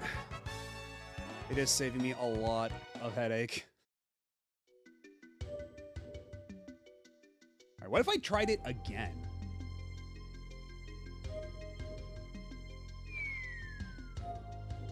Alas. Oh.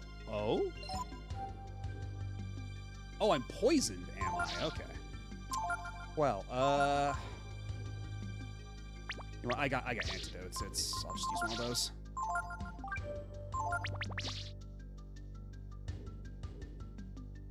What if I ask the statue over here? Will he be nice enough to allow me to get that? Or is it really only one or the other?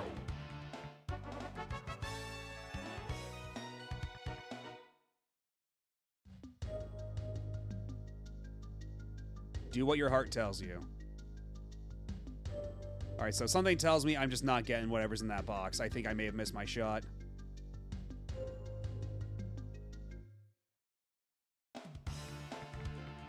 It seems like a very much like a pick one scenario.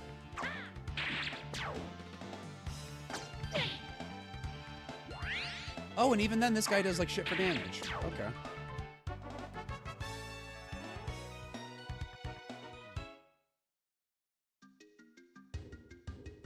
Alright, well now what? Bow down and pray before me. I will show you the path when your heart and mind are as one. Alright, what do they want here? Because turn back was literally turn back around. And here, bow down before me. I will show you the path when your heart and mind are as one. Does that mean they want my HP? You can't get both, I'm pretty sure. But then how? And also, when they say your heart and mind are as one, what I'm thinking is they want my HP and AP to be the same? Like, Because if you go downstairs, if you go into the pit, there's a bunch of spikes you can walk across to purposefully damage yourself. So it sounds to me like they want me to have equal AP and HP. Because that would be your heart, like, physically, and your mind, like, your magic points. The stat, you know, what intelligence governs as one. That's my thought process here.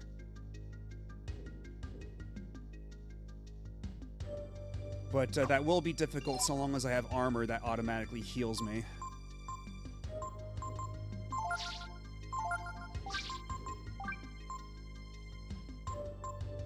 Let's put on the force armor momentarily, temporarily.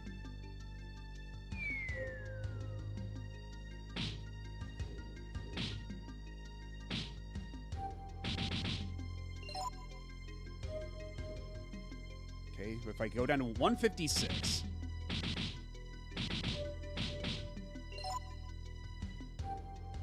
$178, okay. 175.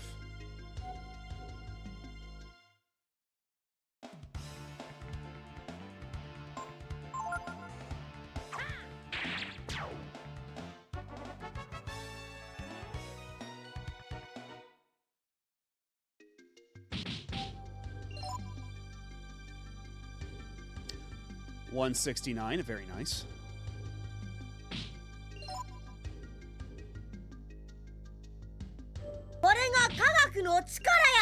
Hello, Tierfing. How's it going? Welcome in, Raiders. I'm Matt OB, Retro Variety VTuber, and today we are playing Breath of Fire 3. We are near the end. And we're right now trapped in Ryu's Mind Palace, trying to figure out how to get out of here. But what were you up to? What were you playing?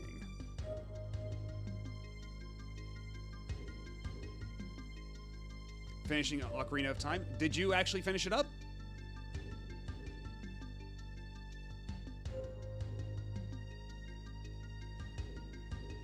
Nice. Was this your first time, or have you played it before?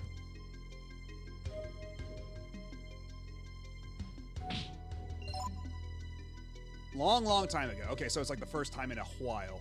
Gotcha.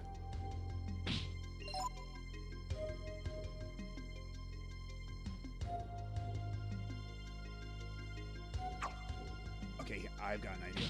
We'll just walk the rest of the way there until 157. So one more step. Then we heal with the antidote.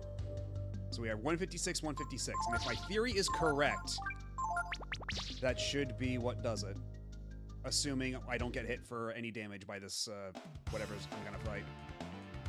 Okay, it's just one of these guys. It's fine. Oh, why did you not die, you asshole?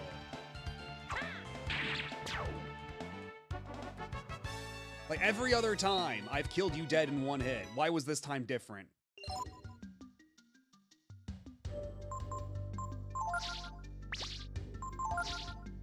Like, I had the Titan's belt on. Oh, God damn it.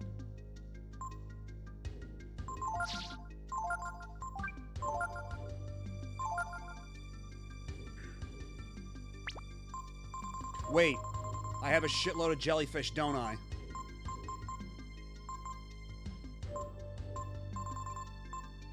Where are my mana wars?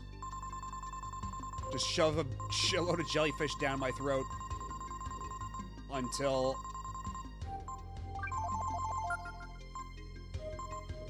Do I have anything else that'll just heal, like, barely any HP?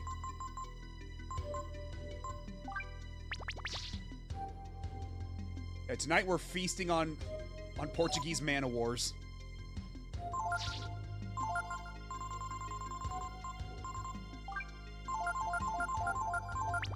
Alright, now is my theory correct? Bow down and pray before me. I will show you the path when your heart and mind are as one. Alright, so my theory was not correct. So, now what? Well, at least now I can put my good armor back on.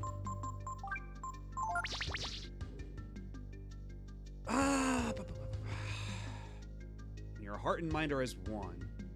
So I'm guessing that means they want me to get both chests after all? Is there a secret path to this one? Because I see there's like there's an extra little light up there. Can I go up there? I'm gonna try figuring it out a little bit more, but see,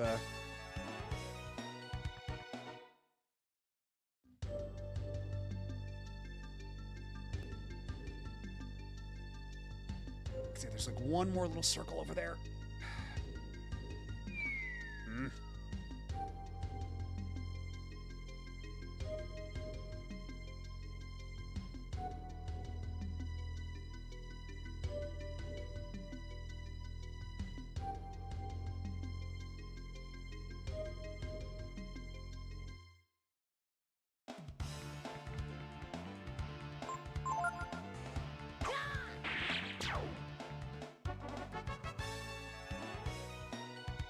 At the very least, I'm getting a lot of XP. Ryu is getting those levels, so can't complain about that.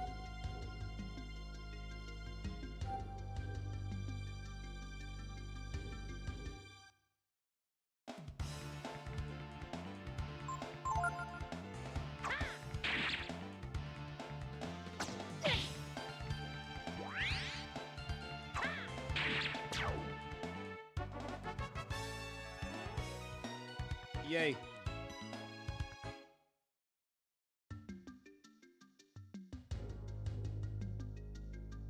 For me, I will show you the path when your heart and mind are as one.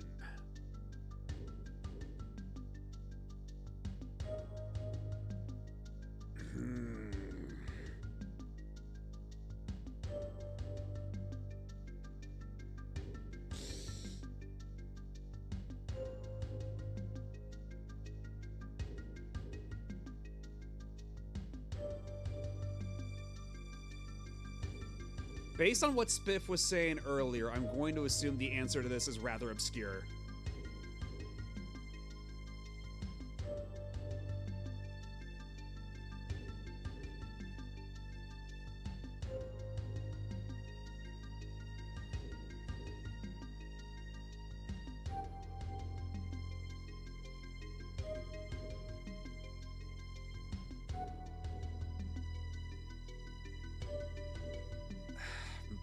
Heart and mind are as one. Bow down and break forward. I honestly don't know how I figured it out as a kid.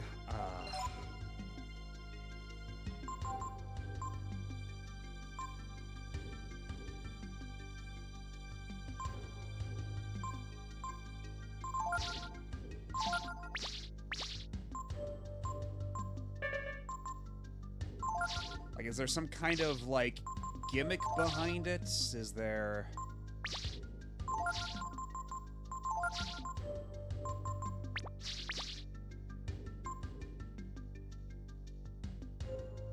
I did have the bad Prima guide. I forget, what made that guide so bad again?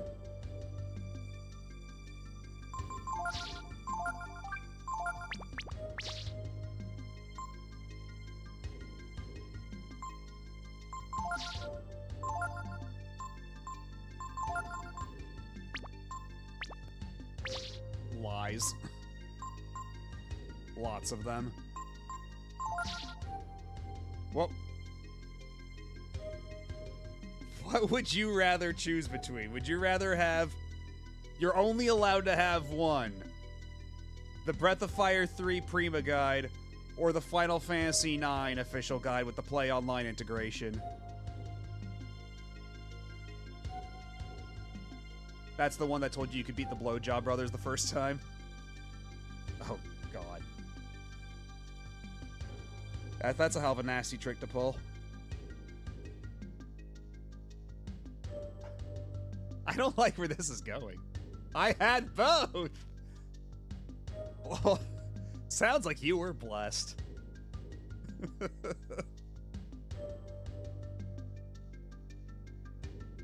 But of the two, which one would you say is more worthwhile?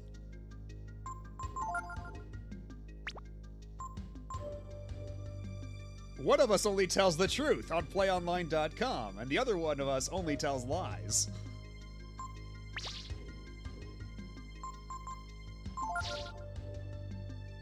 The FF9 one? Yeah, if I had to pick, because at least that information is truthful, even if they're making you jump through extra hoops.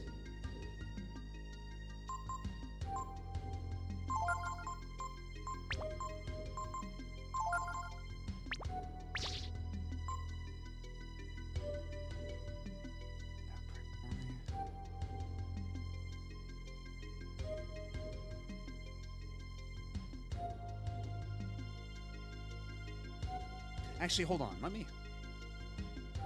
If I go over here, use this. Okay, I can't even go past that. It's stuck to the boundaries of this. It can't go past and, like, look up there.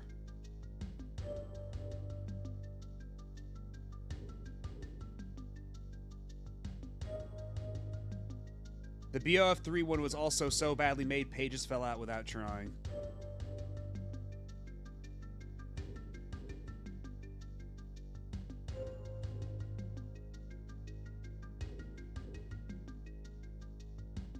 Does it have to do with this treasure chest? I'll ask one question. Does it have to do with this treasure chest? Because, like, is... Okay, no.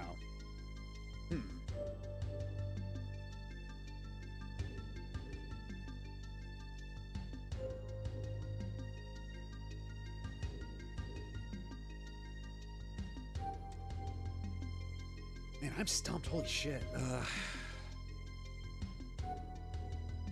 What the hell could this be?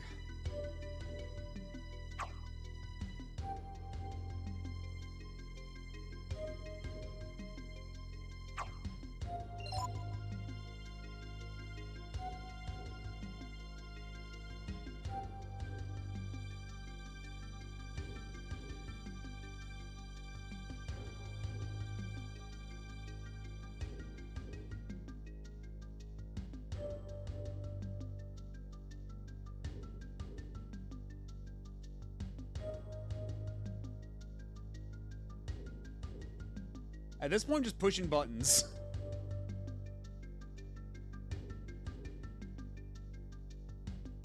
Unfortunately, I don't have a pray button here.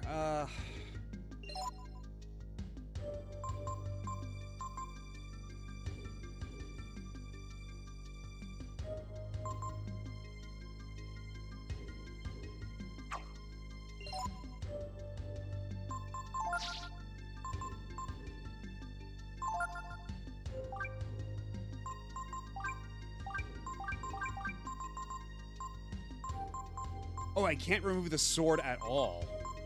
I have to keep the sword on. The sword on. Okay, well, it's not getting down to my skivvies. Because I thought it might be like cleanse your mind, like remove all like your burdens or something like that, but no, that's not it either.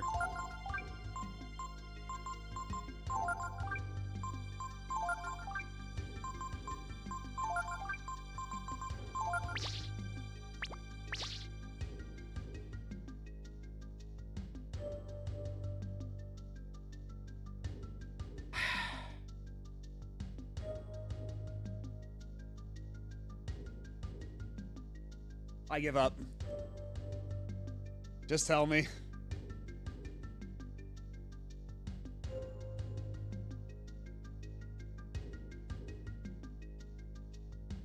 Just wait.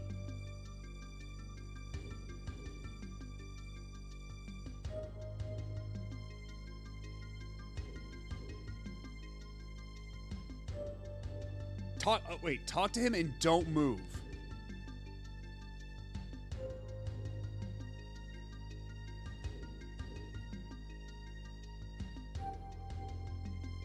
Oh shit, ad break started. Well, I'm not going to deprive anybody in chat of this epic waiting action, so let me take a break real quick. And I'll be back in a couple minutes. Actually, you know what? Let's keep let's keep the waiting going, because I'm assuming it's gonna pop open a text prompt or something. But I'll be back in a moment too. Oh wait, nope. Okay, never mind. Yeah, I never would have guessed that. Jesus Christ. Anyway, I'll be back in a couple minutes.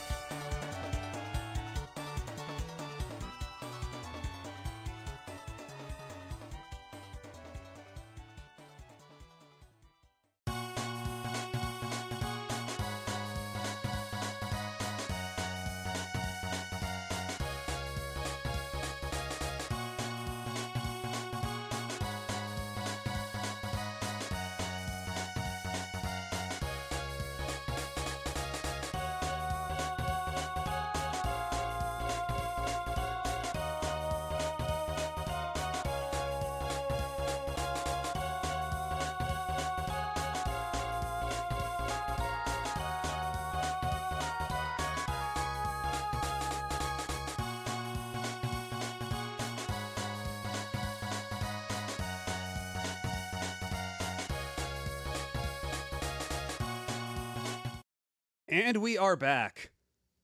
Yeah, that basically is the Earthbound factory entrance puzzle, but at least there it's like it's signposted a bit more clearly. Like this one is like, how would I have figured this out? To just wait. Because at least in the Earthbound one, they literally say, please wait a moment.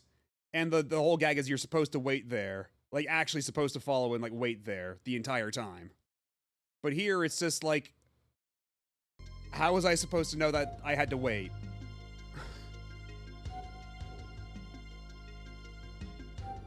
Well, anyway, thanks for nothing.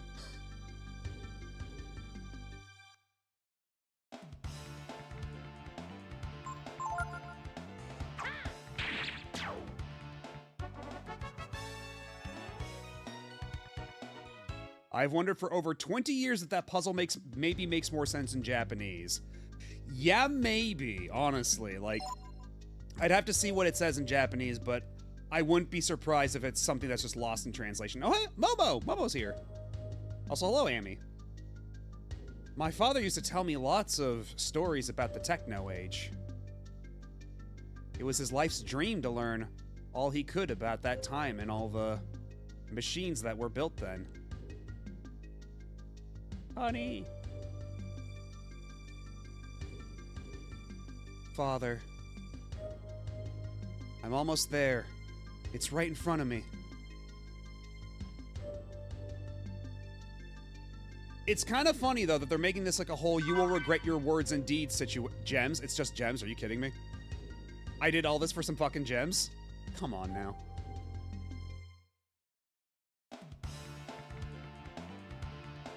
But yeah, it's kind of funny they do this whole, like, Teepo's like, oh, once you go in your mind palace, you will see what everybody truly thinks of you. And then it's like, oh, I'm helping Momo achieve her life's dream. What a horror. What a monster I am. I have to be locked up in here for my own good.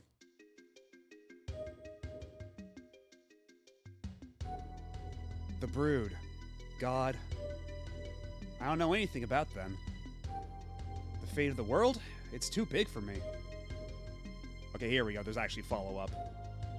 All I know is, by getting closer to God, I'm getting closer to that age. The age of machines. Yeah, still, like, she doesn't seem terribly torn up about this.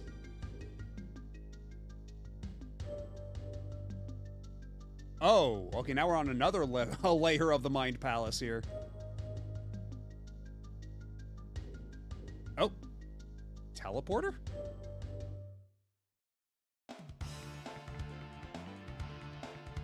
Thanatos, more like.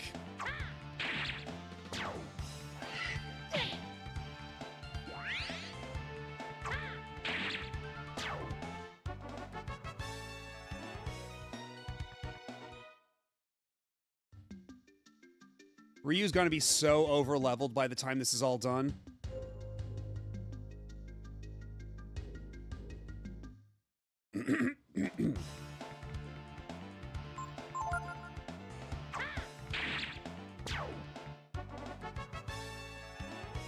Momo's motivations are selfish, but she's never lied about it. Yeah, she's been nothing but abundantly honest. Like, she just wants to learn about the machine age. That's it. She just wants to learn about the techno age. Like, never been anything deeper than that or pretending otherwise.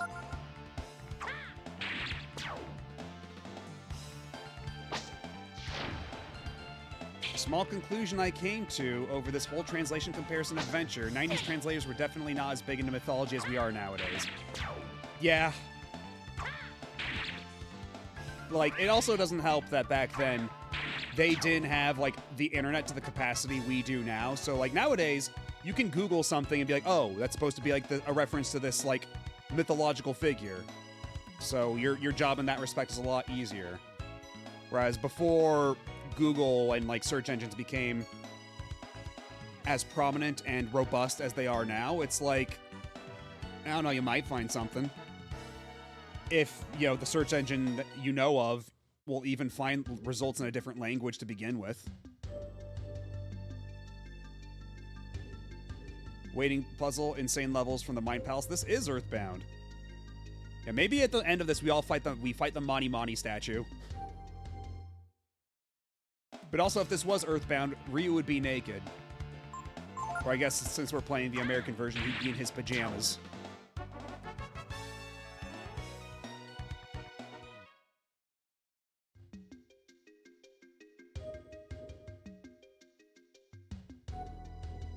And maybe the dragon statues, we can count those as eagle men. No, the flying men, rather. They're the flying men. And that's that delightful little theme song.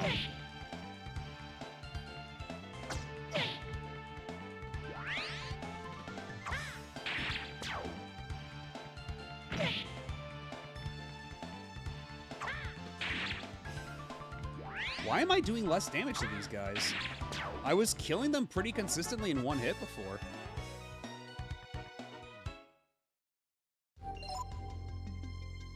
This is most disturbing.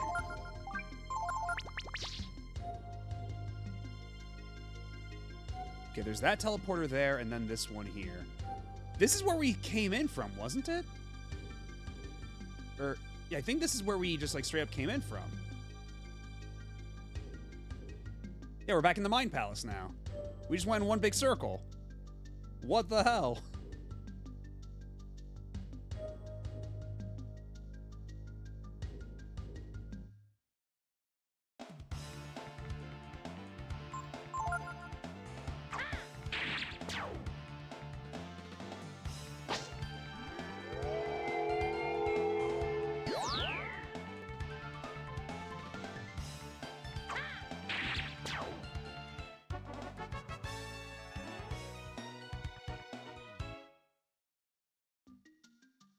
It's not even a teleporter puzzle, it's a teleporter maze.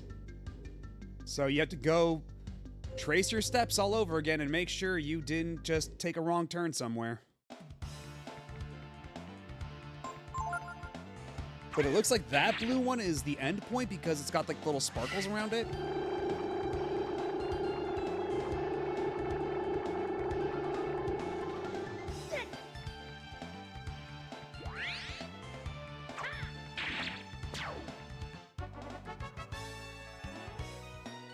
Well, I mean, it's like a teleporter maze and also like a physical maze. Two great tastes that go great together, depending on who you ask.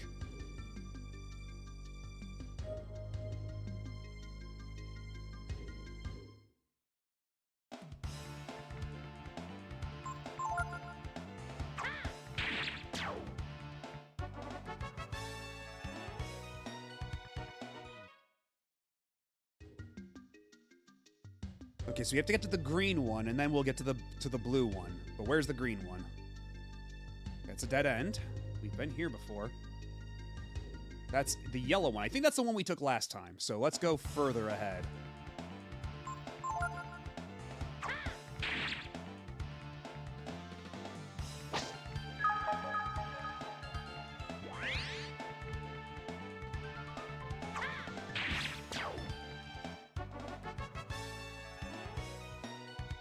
We got a lot of rice balls, too.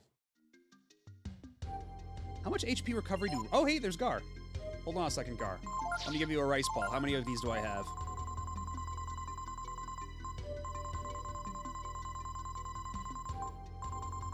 Where are they, actually? Hold on. Rice ball, where are you?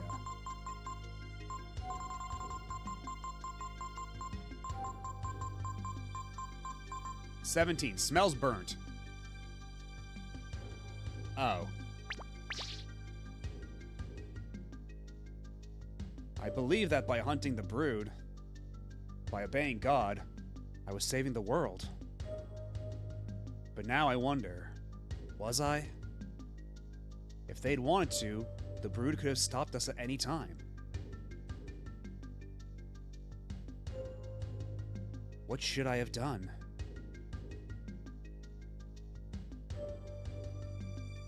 Is there any other path here? Okay, yeah, it does actually split up in a couple directions. We got purple. And we got... Give me a second.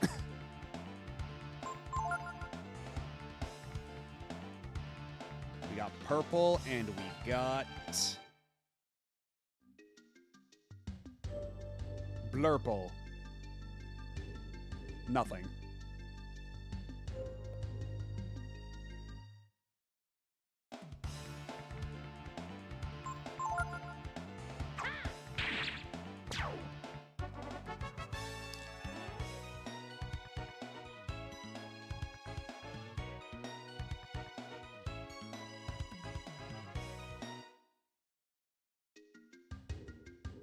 Nothing here either.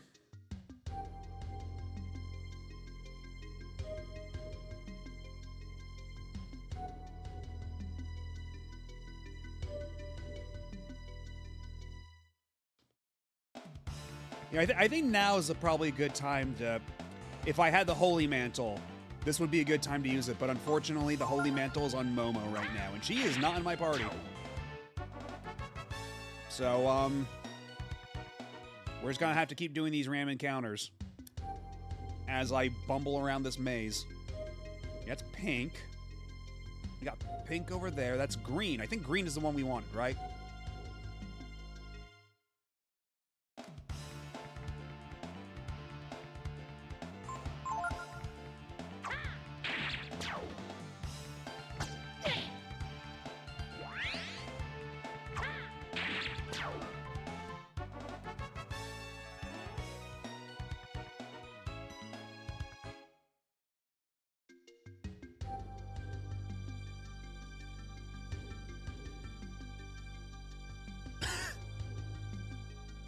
Pecco's inner monologue. What's Pecco's voice? I've been watching you for a long time. Hello, Ryu. Ryu? You need to do what you, and only you, think is right. The power of the Brood is something to be respected and feared. But it's not enough to save or destroy the world. Thank you for the pep talk, Pecco. My own clone! Now neither of us will be virgins. Have you come to a decision? You're one of the Brood. You can't afford to think only of yourself. Hello, Roto. How's it going? Like the others, right? Think of what you could do with your power. Think of your people, those who gave you this power. Yeah, true. Pecco was the only one, and I guess now myself, but Pecco's the only one who actually talked directly to me, because everybody else was like, all like having their own like inner thoughts and stuff, but no, Pecco was direct. He's just like kicking the chair back around backwards, and like sitting in it facing you and going, okay, Ryu, here's what's up.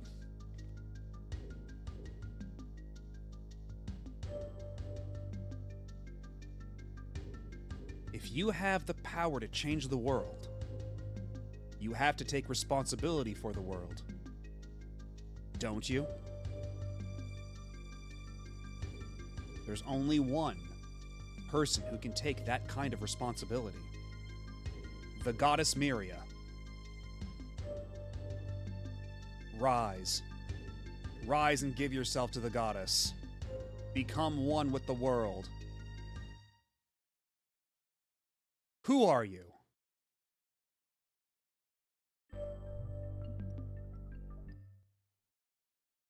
Of course, it's Tipo trying to fuck with me in my own mind. Well, well, well. You count Yggdrasil among your companions. That's a surprise. Still. Oh, is Pecco supposed to be like the spirit of Yggdrasil? Is that why he's saying that? Is that why Pecco is so wise? Pecco's literally just Yggdrasil? I guess it makes sense. Apparently, during the time skip, Pecco was hanging out by the tree an awful lot. You understand, don't you, Ryu? We share the same blood. I know you. You must understand. All the others, They're weak and frail. They think only of themselves. What if our power were to be used by them for their small, selfish ends?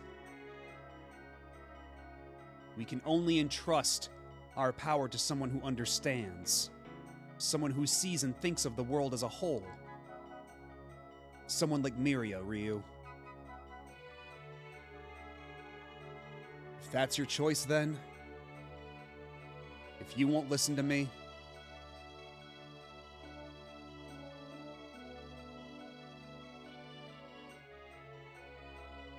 give me one reason why I should give Breath of Fire a chance. So far, I've played it as it just looked generic to me. Breath of Fire has a lot of very fascinating mechanics. Like, Breath of Fire 1 is Capcom trying to make an RPG when they don't really know how to make an RPG, and it kind of made them, like, come up with a lot of, like, really cool shit. Like, you have all your party members are, like, part animal in some way, and they all have some kind of unique ability. Like, you have a fish guy who can turn into a giant fish when you're underwater and uses, like, that. Turns out kind of like an airship. But you also have, like, a bird person in your party who can, like, turn into a giant bird you can fly around on. You have a mole person who can dig and find underground caves. You have a bull person who can knock down walls. And you have one guy who can, like, fuse with other party members to make, like, super party members. There's, like, lots of really cool stuff like that. Yeah, it helps if you're a furry. It helps if you're a furry. And then Breath of Fire 2 does, like, a lot of really compelling stuff. Oh, thank you for the follow. Yeah, Breath of Fire 2 does, like, a lot of really compelling stuff on top of that as well. It's more mechanically, what's the word I'm looking for? Like, it feels a bit more well put together, although it is a bit stricter and harsher in other ways, and also the English localization isn't great. But Breath of Fire 3 right here is where they really hit their stride. It's a graphical powerhouse. It, like, phenomenal sprite animation, great characters, and the way they, like, instead of having, like, the fusion, like what Breath of Fire 1 had, it has a system where you have a bunch of genes you can splice together to turn into different dragon forms as your main guy. And it does, like, really, like, the way they handled the overworld traversal is very different from other RPGs of its ilk. Like,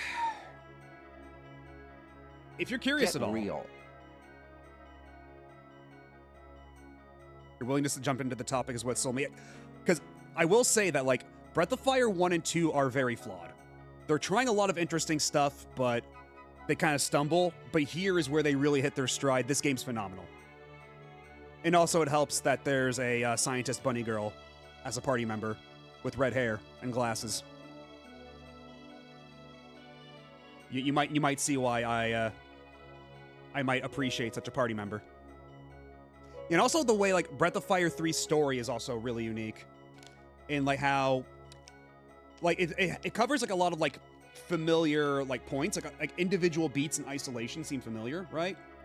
But the way the story is told and just, like, how it tackles specific topics is really interesting and different and novel.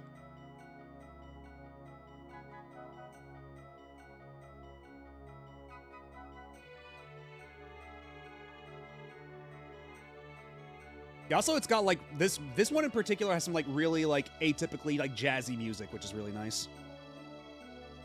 Yeah, all the games, even the first one on Super Nintendo, had great sprite work. Like, all the character animations. There are so many bespoke sprites for all the characters.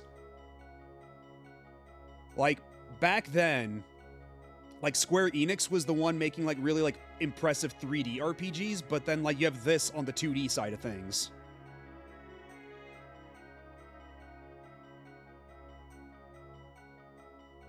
I mean, furries have always been a thing, like, since, like, I think, like, the 80s is when furry subculture really became a thing, and I don't know how that extended to Japan necessarily, but they did exist, you know?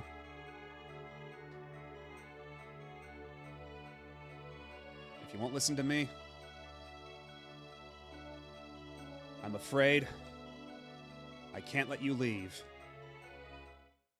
I'm sorry, Ryu, but I have no choice but to leave you here in this dream. Oh, I didn't expect him to turn to that. R1, okay.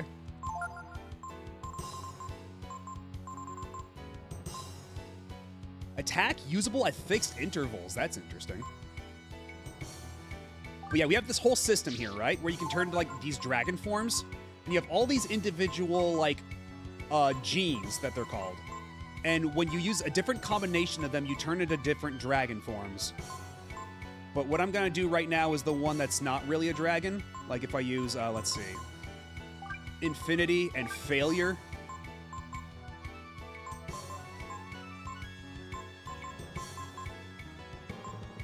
Infinity and Failure, I think, should be good enough.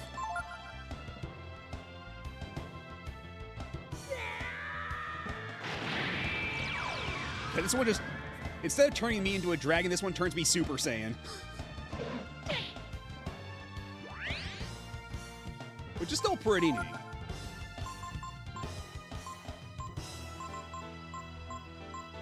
Kaiser Breath, Bone Break, Howling, Restore Form. I don't have Aura yet.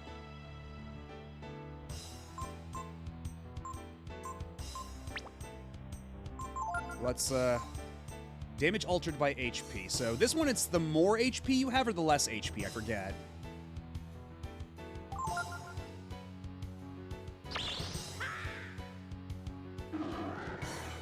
Oh yeah, here we go. Like, look at the sprite work. This is insane.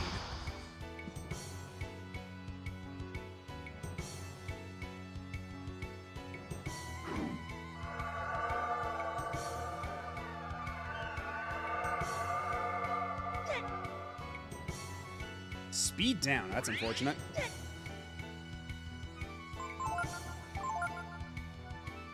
Let's try Kaiser Breath again. This looks like something Mazinger Z would fight. Okay, so that I am doing less damage now, so it's based on like how much damage. Like if I'm at full HP, it does more damage, which I suppose makes sense.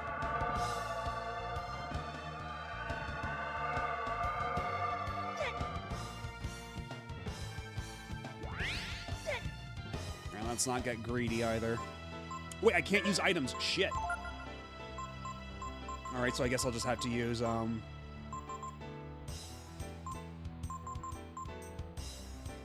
might as well use Restore.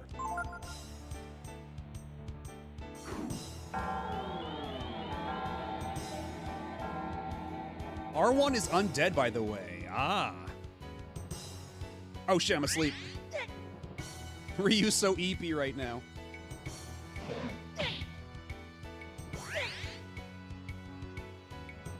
Let's try that again. Because Ryu really needs the health.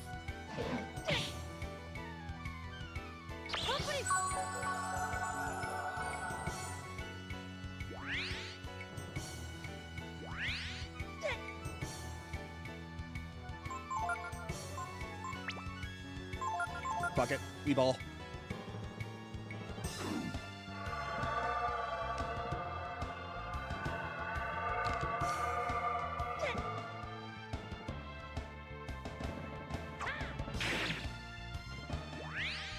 Oh, my regular attack did more damage than even... Oh, that's funny.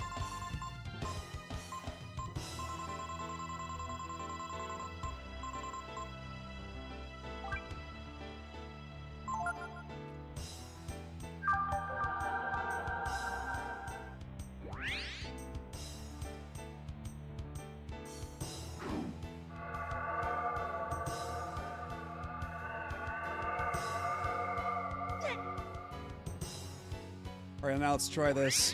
If he is in fact undead, I should be able to light his nuts on fire. If I try Resurrect, does that kill him instantly? Okay, that only works on party members, fine. Alright, this is one target.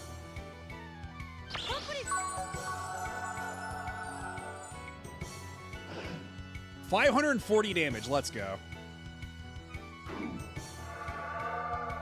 I just wish his attack animation didn't take quite so long.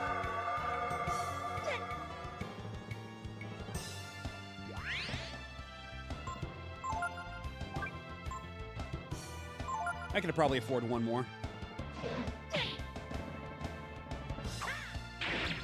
A reprisal and a restore for all your trouble.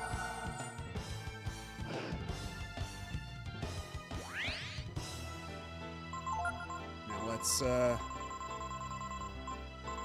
Let's see. Where's a multivitamin? Because multivitamin should. It restores all HP. I'm gonna need that real quick. That was actually really close, Jesus.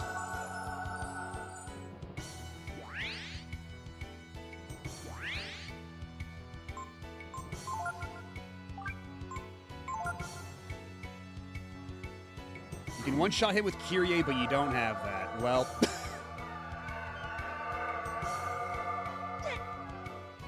Oh, well.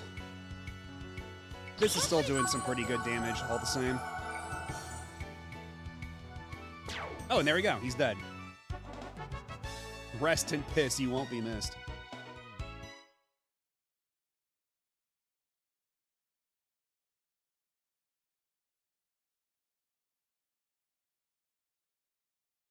So, Ryu, you've come back.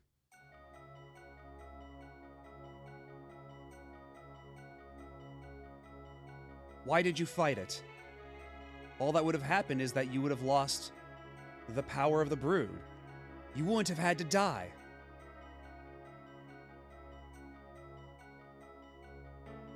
Now, hey, Tipo, your boss was kind of ass. Can we do that over? If you won't give up your power, if you won't submit to the wisdom of Miria, then I have no choice. Oh, he's got the Shungoku Satsu. No choice but to kill you.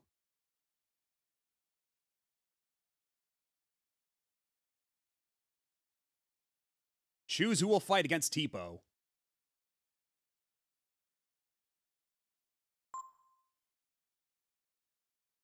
Nina, you are... No! Get out of here, Nina!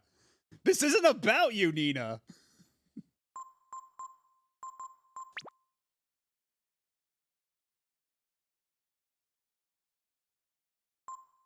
Okay, Point member's power is raised. All members' defense is raised. That might not be a bad idea. Being on defense, because already all of our, defense is probably wise for this, honestly. Yeah, Peko needs the levels, yeah.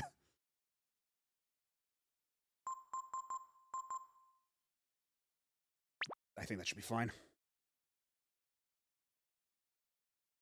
God, that sprite looks so good! Look at it!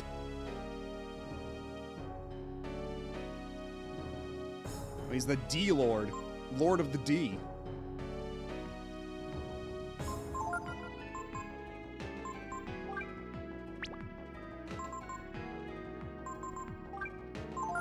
You do that. Cast Might on Ray. Ryu will... Actually, Ryu does need more AP. They did not have the decency to... They weren't so kind as to refill my AP and HP, unfortunately. Oh, and of course, you gotta do Howling first thing, so we're all confused. Oh, this might end poorly. And good morning, Gaijin. Oh, god damn it. No! Fucking... Ugh! Are you kidding me? Kill Momo first thing? Oh, they're so confused. Oh, God.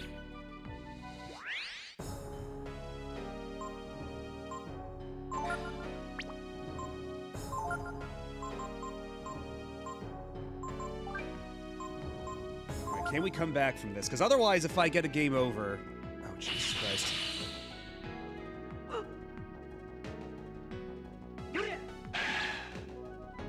This already went incredibly poorly. Holy shit.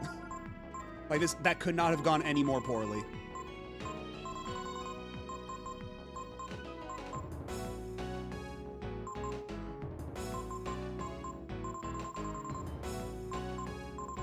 Where's my ammonia?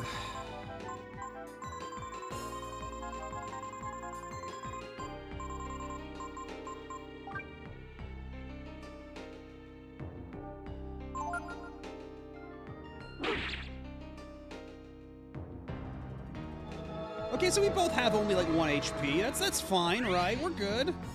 We're both on death's door, and fucking Tipo here is faster than even Ray is. We got this. We got this shit in the bag.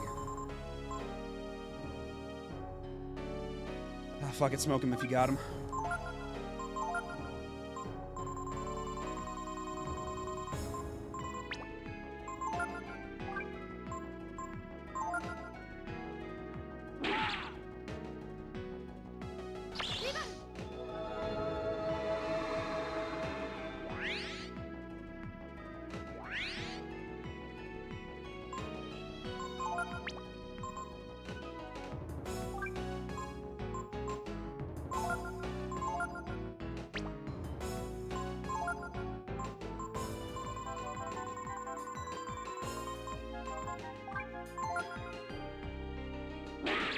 Jesus Christ!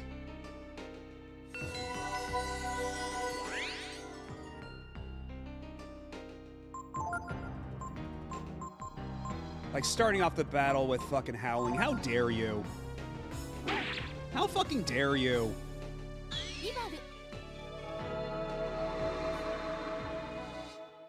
Midgard!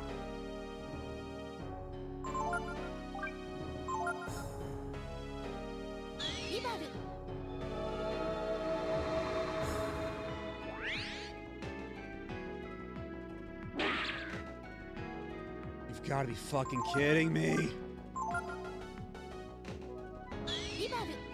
Like, seriously, this thing doing howling first thing before I could even... Oh my god. Well, at least Inferno will let Ryu heal because of the stuff he's got. But Momo might not be so lucky.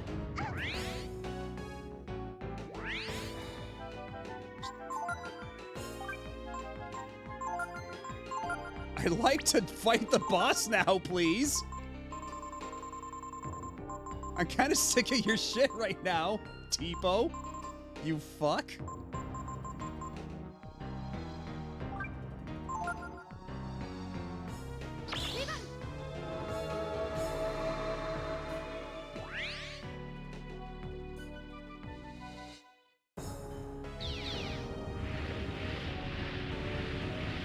Momo live, Momo live, Momo live, Momo live.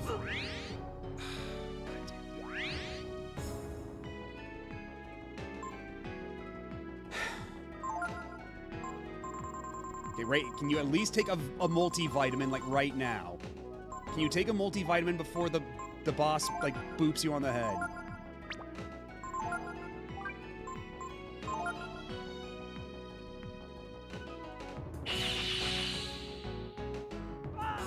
Oh, this eats ass.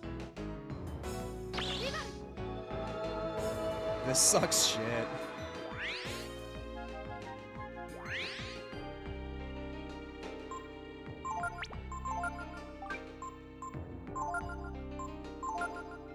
Eventually, the game will let me be.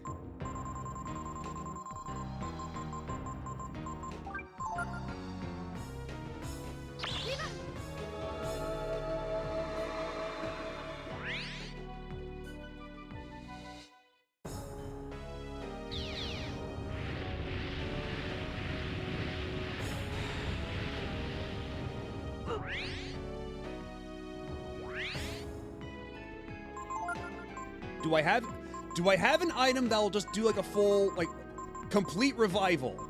Not partial, not 1 HP revival like a fucking ammonia. Do I have anything that'll do better than that? Please. Please, dear God.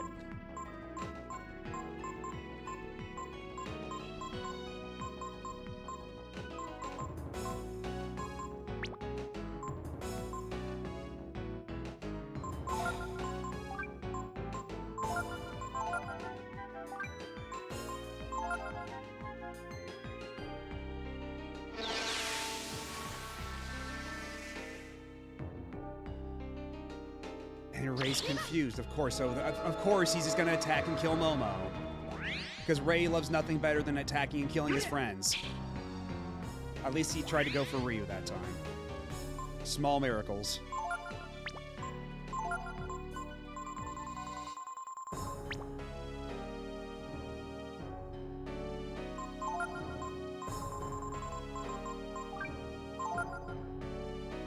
Momo, just fucking defend Momo, okay? Whatever, fucking whatever.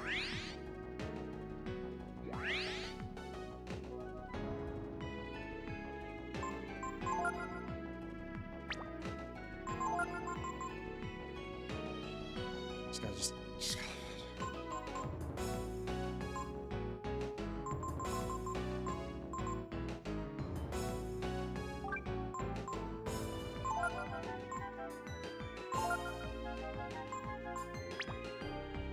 I forgot I had Resurrect this entire time.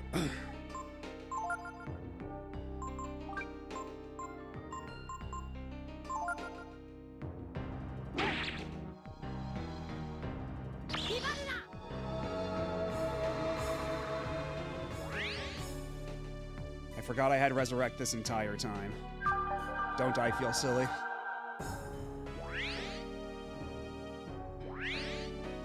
Alright, now we can fucking do the boss fight. Jesus.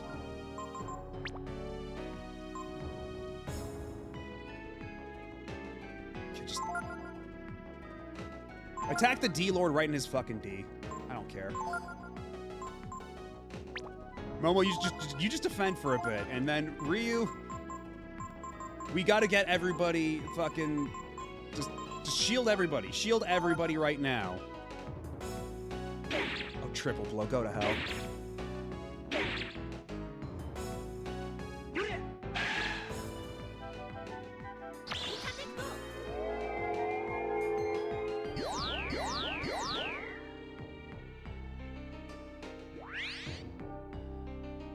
We'll do it again. Wait, nope, not Were Tiger. No. Do I have anything else that does a full party heal that's not the whales? Yeah, fuck it, smoke him if you got him.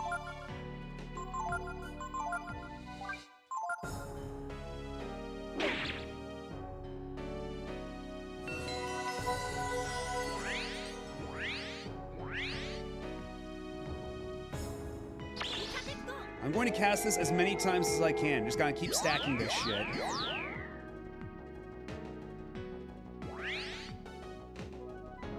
Had enough of this dude's nonsense.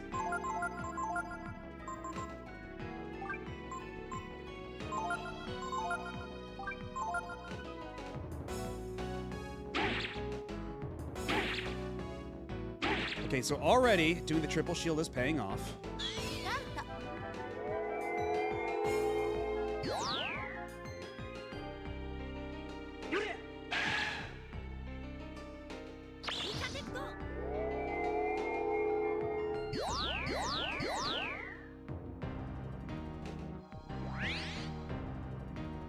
Alright, let's go for it.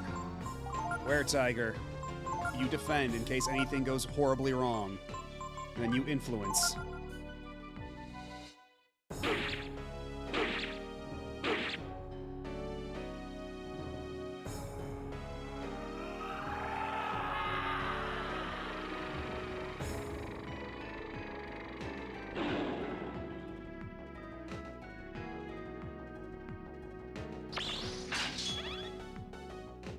Yes, sir.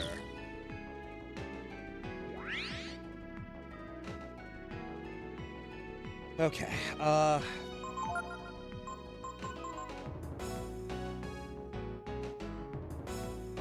kind of don't feel super comfortable with Momo at that level of HP.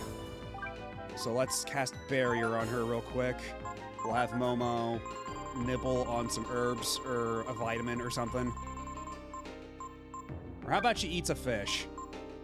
We got a lot of fish to get through.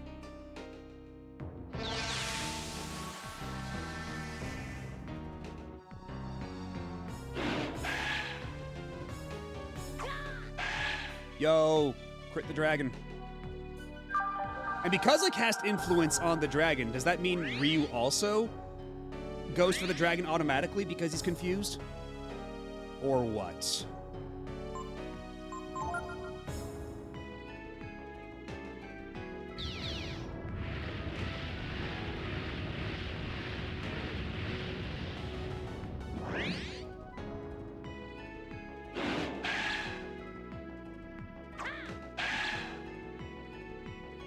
Ryu regains his sanity.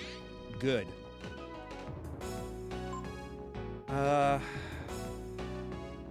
Fuck it.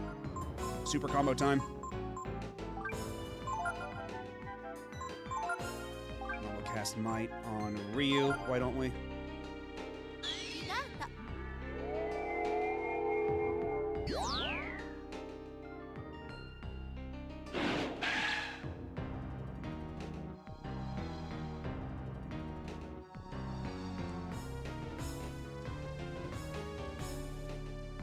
Six-hit combo.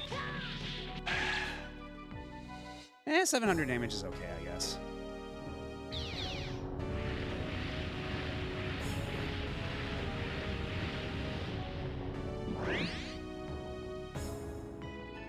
Ray regains his sanity, but he's still a berserk tiger man, so let's not completely rest our laurels on that.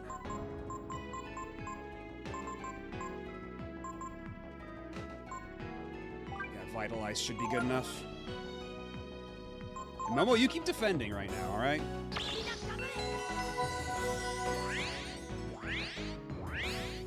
Okay, that's good.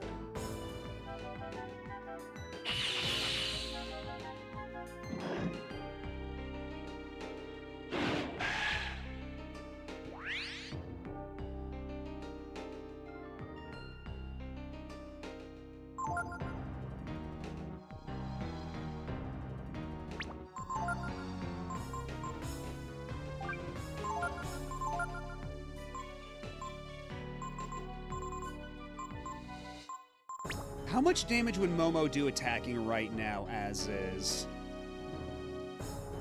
Because it might not be a bad idea to instead have her focus on maintaining group heals. Like, keep everybody topped off. That actually might be for the best, honestly.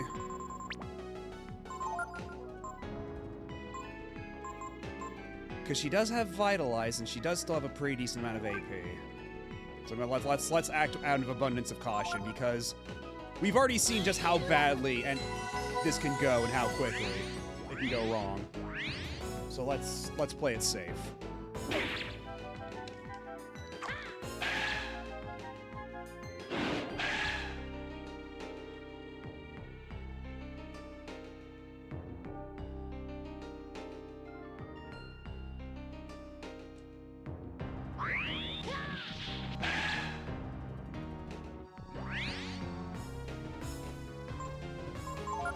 I'll do it again. Now let's see what one attack from Momo's nuke does right now.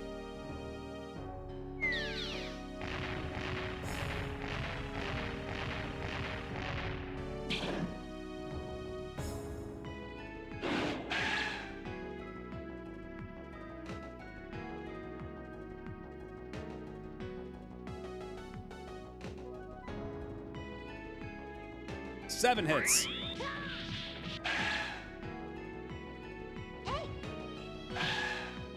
And 147's all right.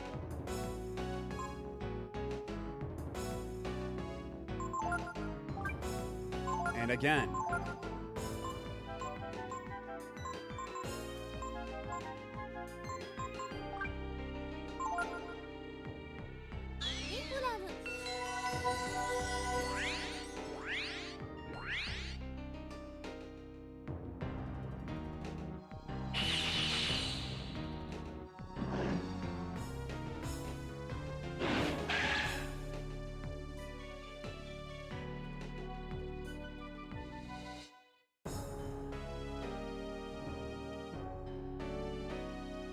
Where Tiger in a super combo does more damage than a nuke, it's true.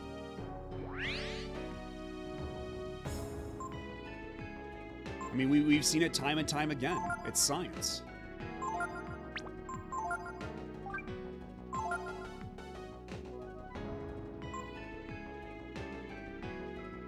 Momo does not have a whole lot of AP left, so I don't want to like burn through all my whales right now anyway, so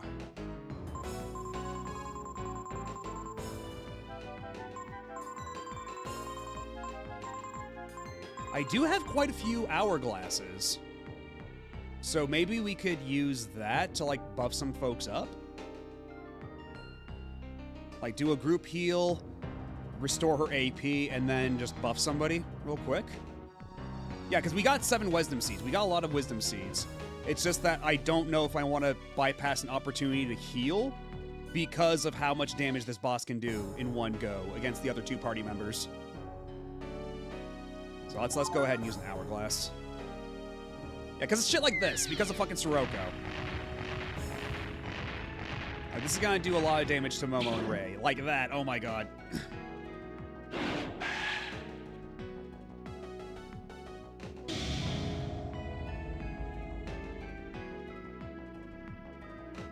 And now everybody is trapped in the fucking Warudo. So let's...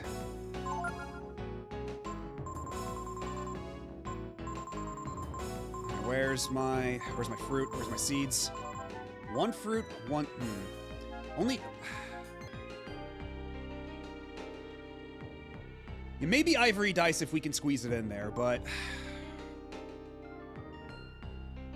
wisdom seed we might... Or wisdom fruit we might want to save, actually, so... I'll take a wisdom seed for Momo real quick.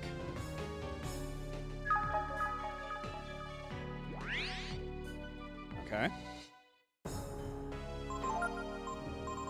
And then...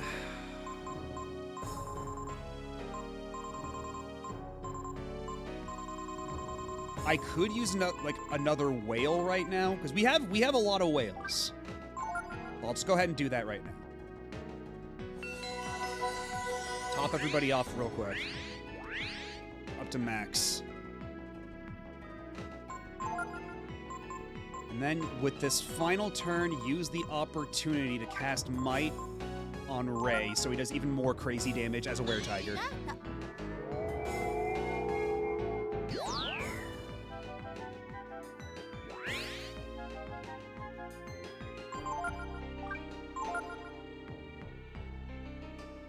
And let's just have her defend for now. She's done enough. Oh god. Oh god. Oh god. Oh god.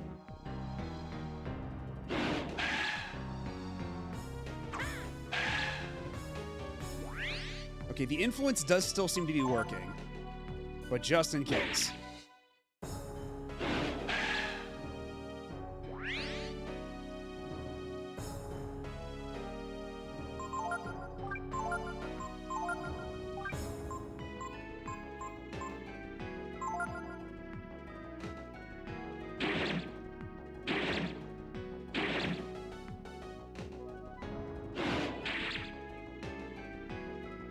Hell yeah, we did it. You defeated a powerful enemy. You gained 5,000 XP. Yeah, maybe shit, I should have used an ivory dice. Because that would have been like a full level for Ray and Momo and everybody. Momo learned Restore. We got the Dragon Blade and Dragon Armor.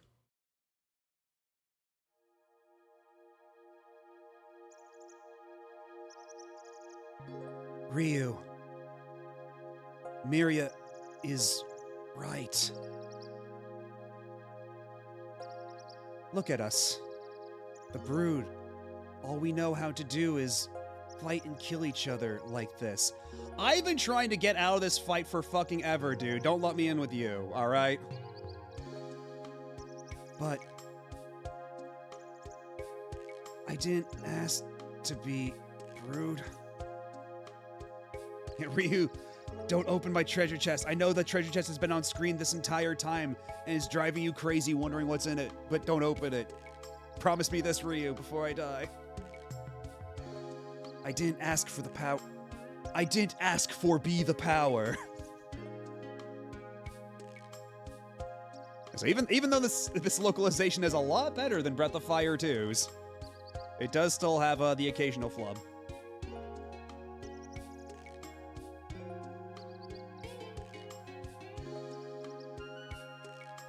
Be used for fishing.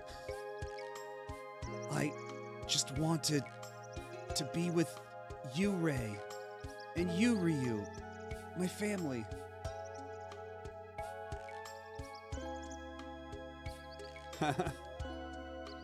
Doesn't this just beat all? Nice little babby dragon again. Oh, now he's dead. Now he's just gone, and there's a key card in his place. Hey, Rio. Maybe you brood really are cursed. Maybe you too will be cursed to turn into a key card when you die. I hope not. I really do, Ryu.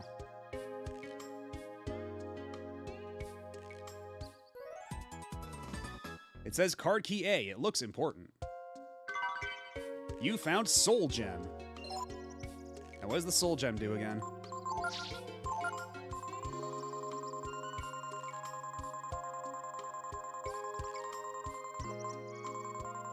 Where is it, actually? Or is it equipment? Is it an accessory?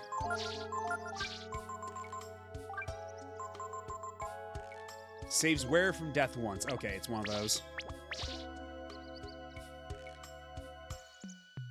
Alright, so now how the hell do we get out of here? And they're still throwing us in random encounters while we're up here. Even if it's just against these, like, super early game goos. We won 2 XP.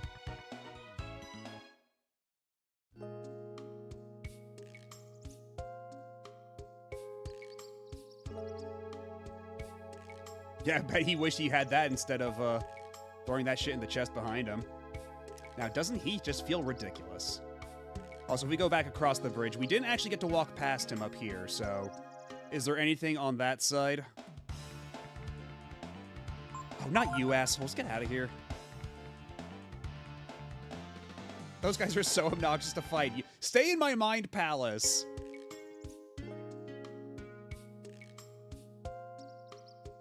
Okay, nothing over here.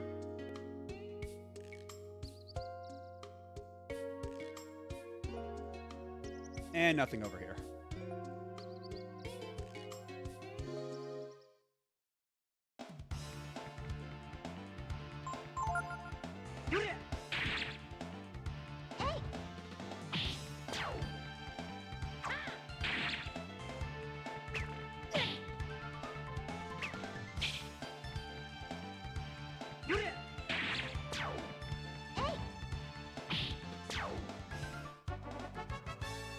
Okay, it was still 400 XP. Could be worse.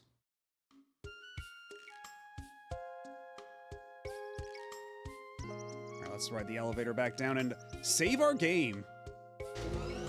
Because we've been through a lot. I desperately want to save.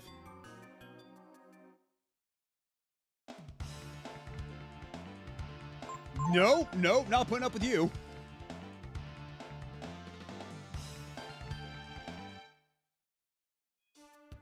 Not putting up with your shit. Also, I just realized. Did they actually... Yeah, Ryu, Rei, and Momo, like, Momo and Rei are back to their, like, max HP values, despite having died at one point. So I guess they, like, automatically rested them when they took them out of my party. How nice of them.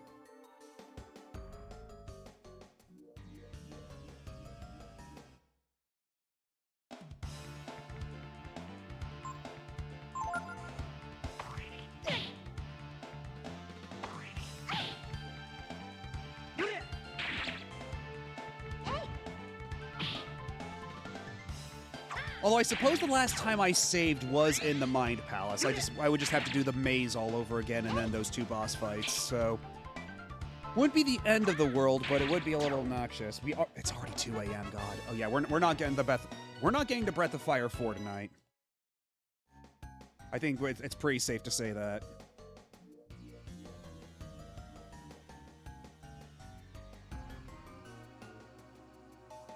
Because actually, I don't know how much game is even left at this point. Because if we got the key card A, does that mean... I still can't escape, alright.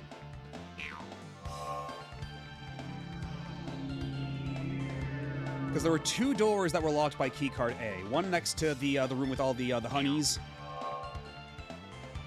And the other was probably the actual progression room. And we're on our way back to the room that was next to all the honeys anyway. Since that's where the save room also is. So we'll see what's behind that door. Oh.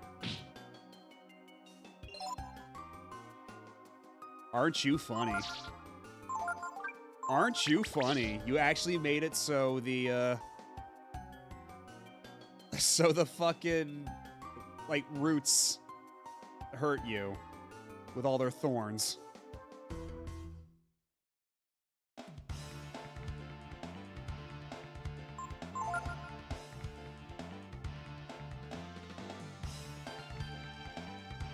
Hey, dude, I'm making a break. Just you fucking not stopping for shit right now.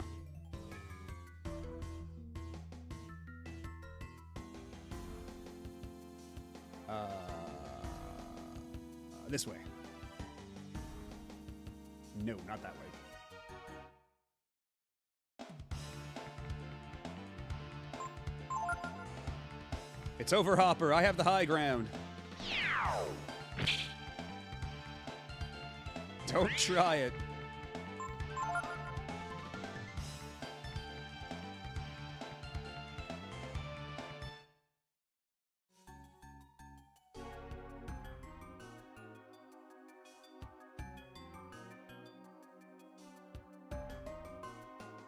Wait, okay, we have to go back up here. Right. The door's over here.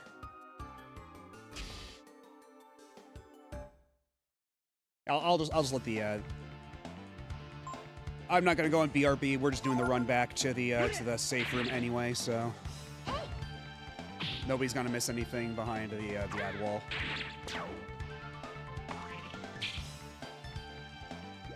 Did you know Hayden Christensen was in a show called Higher Ground before he was in Star Wars? I can't tell if you're fucking with me or not. Or should I say, liar!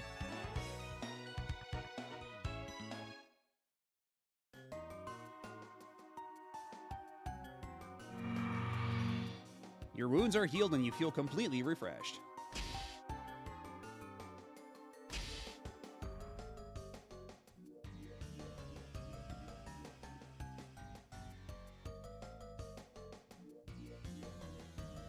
If that place was called Eden, was that basically an escalator to, like, heaven?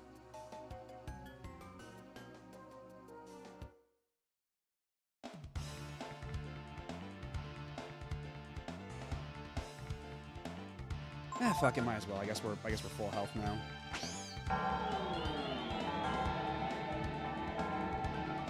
Oh my god, you're not kidding. Yeah, some sort of automated stairway that would lead one to heaven. Perhaps.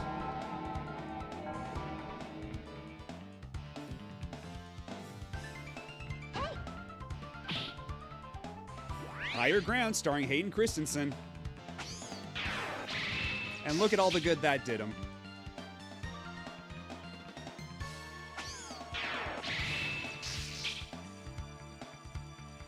And it was on Fox Family. I see.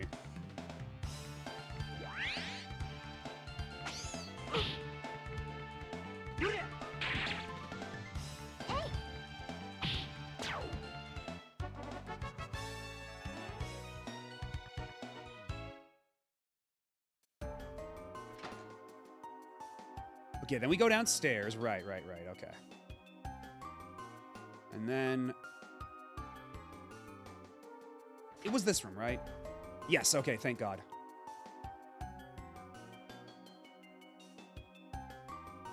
You should be able to rest here. What do you want to do? Yeah, I'm thinking I want to rest. You could view the Garden of Eden in the Bible as a zoo or prison if you think about it. True.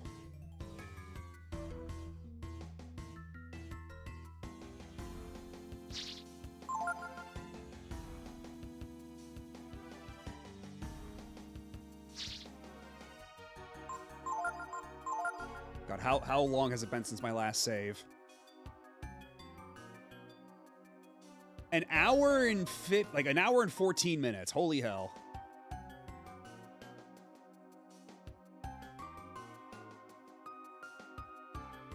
can save the game here. And thank God for that.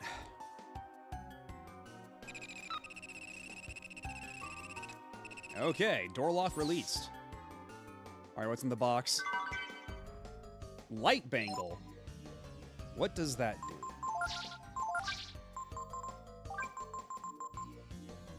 Raises defense versus status changes. I guess that's something.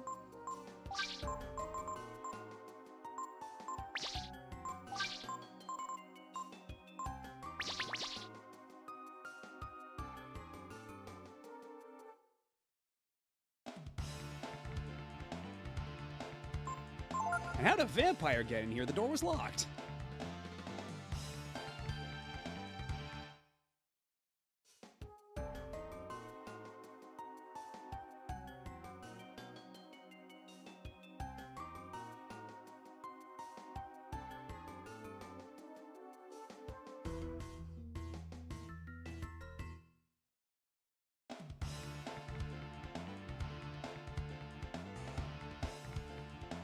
I suppose I should. The rest of the party needs levels, because Ryu got a bunch of levels in his Mind Palace. The others were not so fortunate, so I should probably let the others partake.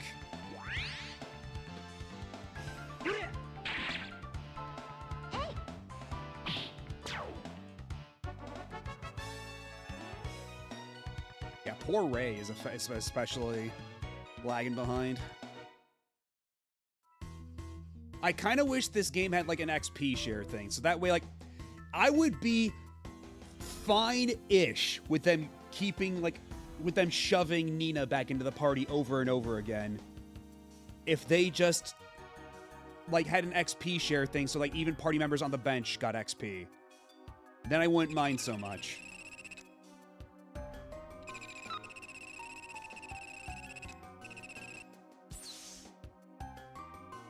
Now, what's behind this door?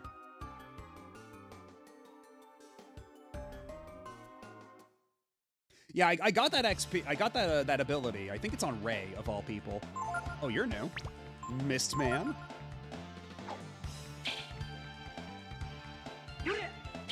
Good news about BOF4. Oh, thank God. Who is worse, Gil or Seth? Seth. Let's be real. Although at the very least, Seth has what's going on for them in Street Fighter V, and that's something. Good for her or them. I don't know how you.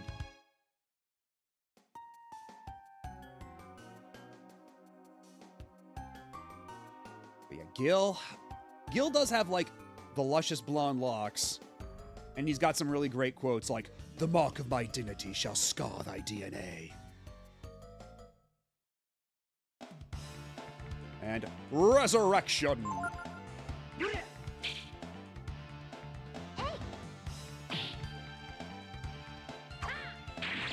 Also, Gil can show off the power of the CPS-3 arcade board.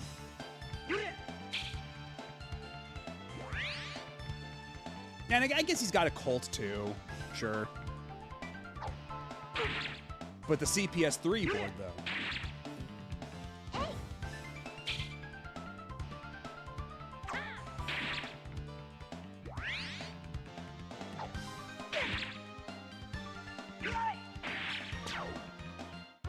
And sure, he does glow.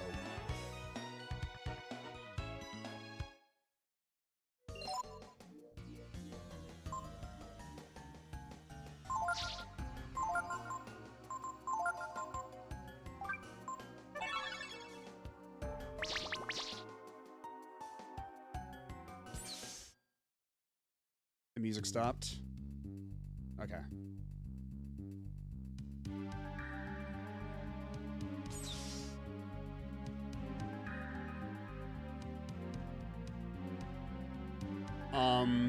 Can I go? We're just breeding things. These sample 1. Is this implying that the monster that we fought at the beginning of the game is a is some kind of weird biological experiment.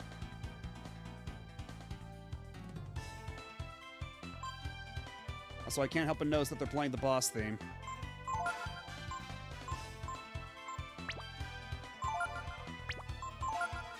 Let's try to rob these samples while I... oh, wait, it's Momo's turn. Go get him, champ. Meanwhile, I will shield everybody.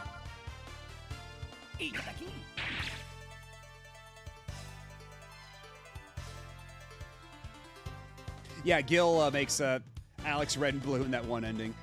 Ooh, we got power food. Nice. Extra power.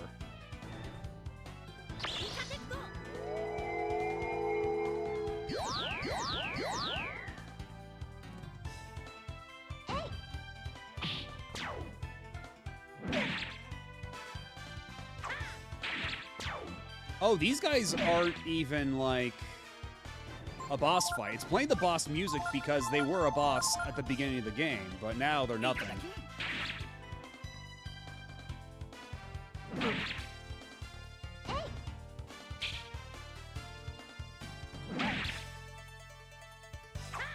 Look at that snake tail wiggling, too. Speaking of... Oh, yeah, they're even giving us, like, absolute dog water XP. This is just the boss. Renamed.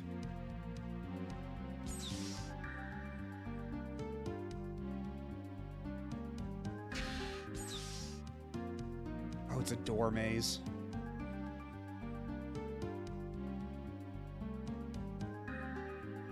Fair enough.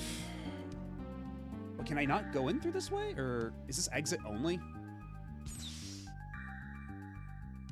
And I at least like that the door light stays green to let you know where you have already entered. That's kind of them.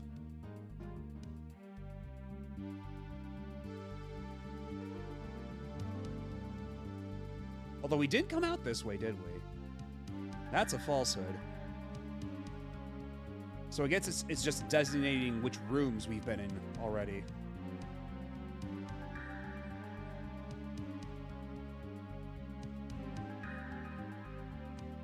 Yeah, I was wondering if this would be a boss rush. Like, how many rooms here are gonna have... Yup, we're doing a boss rush. This is literally what that is.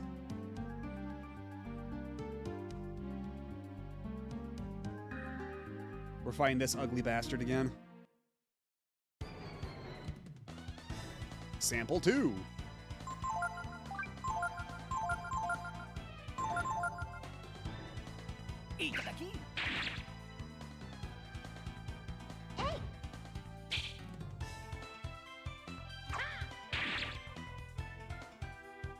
Molasses.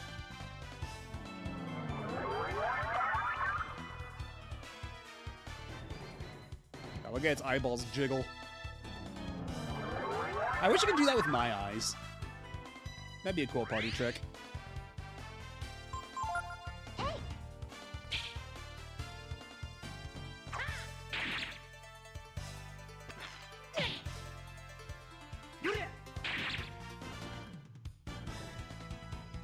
Gar and Geist designs make more sense when you think about the BF2 demons on it. True, I didn't even think of that, but you're super right. Since because they were supposed to be like regular ass humans that just got conscripted as guardians, and that's why they look like that.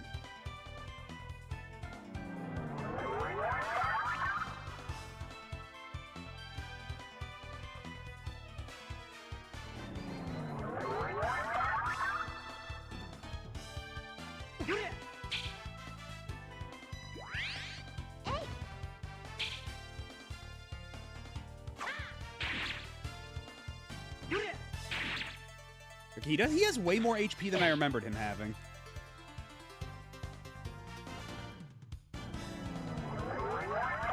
Might be time for a super combo or something.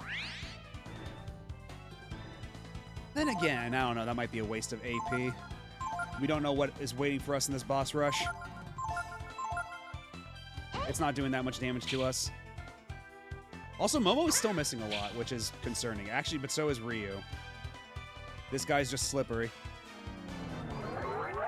And just loves to cast molasses.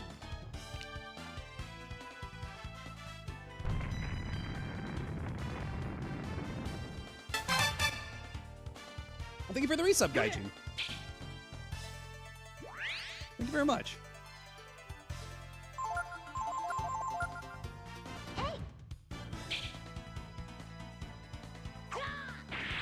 There we go.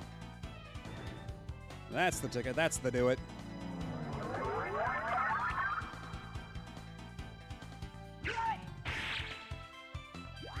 And another for good measure.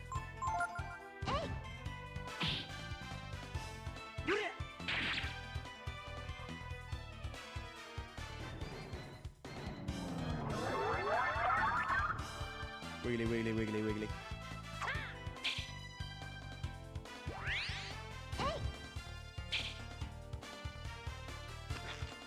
Oh god, I forgot about that attack. Fucking horrendous animation. It's great, but it's horrendous.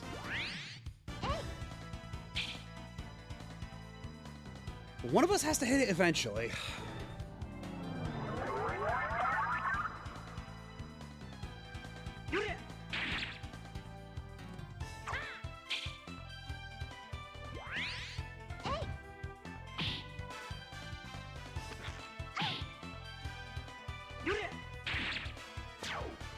About time, holy hell. And Ryu got another level. More levels for Ryu.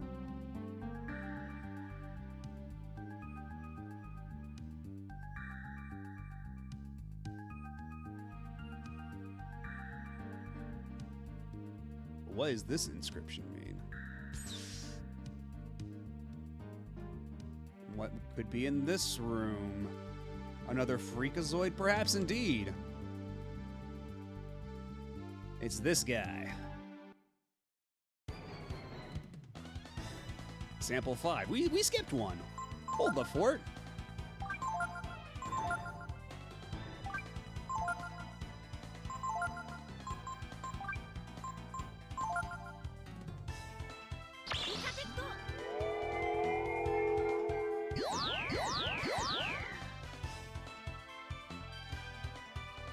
I kind of don't remember when we fought this guy, though. Presumably at sea, but... Was that one of the things that was attacking the... It wasn't one of the ones, like, attacking the boat, was it? The rope pull, right, okay.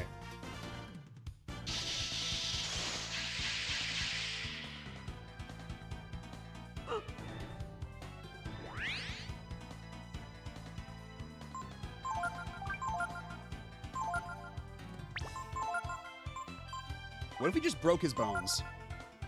Would that be pretty neat or what?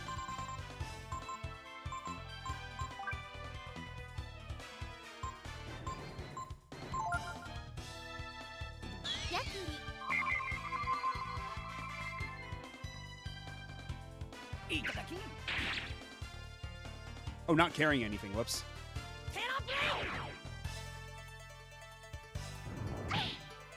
Yeah, we probably will have to rematch the Dolphin. If we're fighting all the other bosses, then we might have to fight the Robo Dolphin again. Although that was technically like in a different dimension. We were like in the fairy dimension when we fought it, so I guess it wouldn't make too much sense to fight it here. Because like I would assume that's beyond Maria's purview, you know? Yeah, we gotta fight the Blowjob Bros again in their Ultraman form.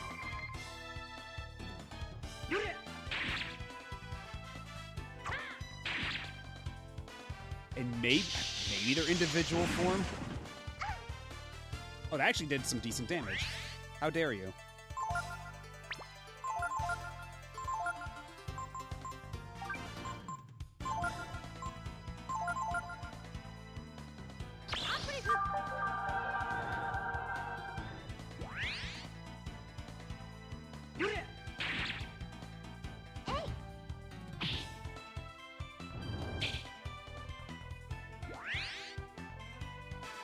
How about we just cut to the chase?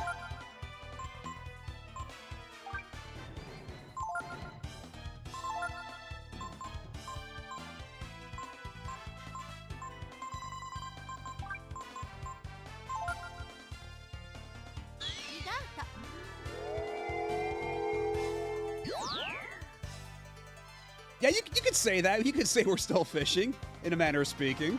Welcome back.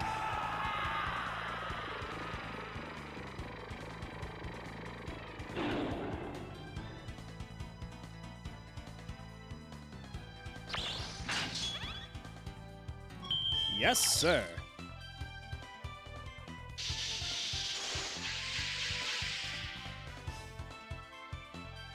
That was my purple attack. You're purple now.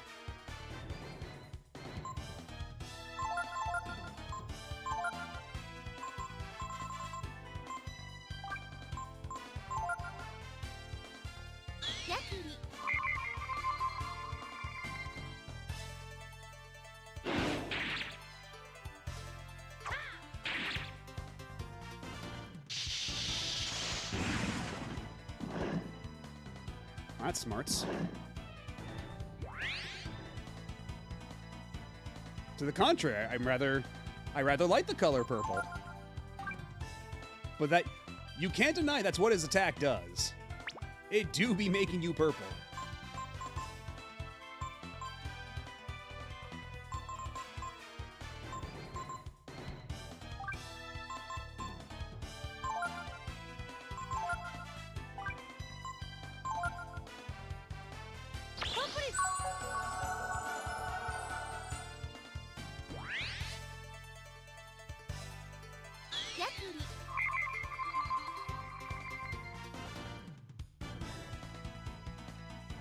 Hopping at him, Tiger.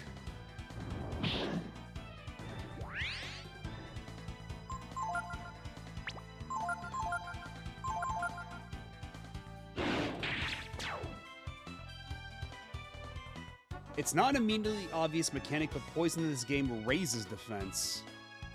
I think I remember somebody mentioning that a little while back.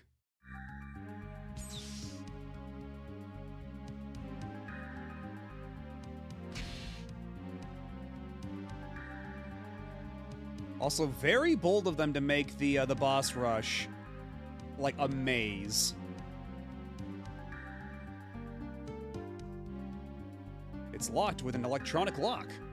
Even Ray wouldn't be able to pick it.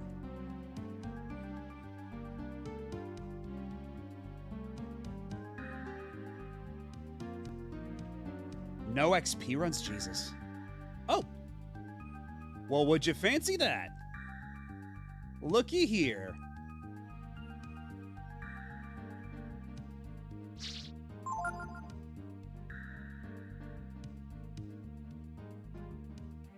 I can save the game here. There we go. Gotta wait for that stream delay.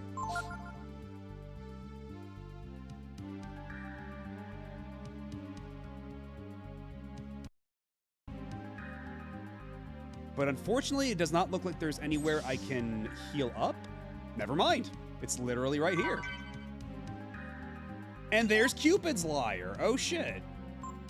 I didn't have to go fishing for it after all. They just gave me one for free.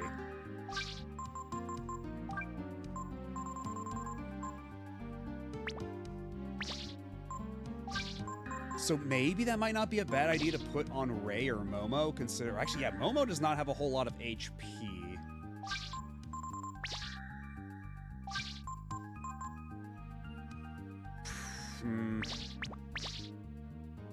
Let's hold on to that for now, I guess. And nothing in here.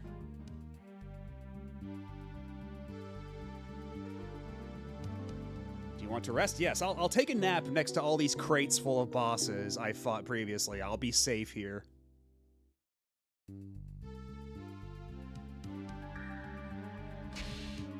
What's over here? Or is this... Not even Ray would be able to pick it. And what's down here?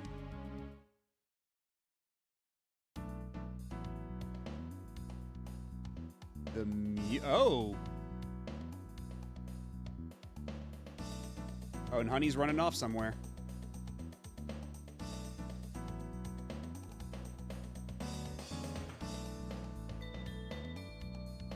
I think we all know by now that whatever she runs off like that, it always means trouble. I was going to be asleep for 1 hour more, but I got out of bed for a moment to come back to my cat had stolen my spot. And when I tried to move him back, he farted in the direction of the pillow because cats. Yep. Sounds like just cat things.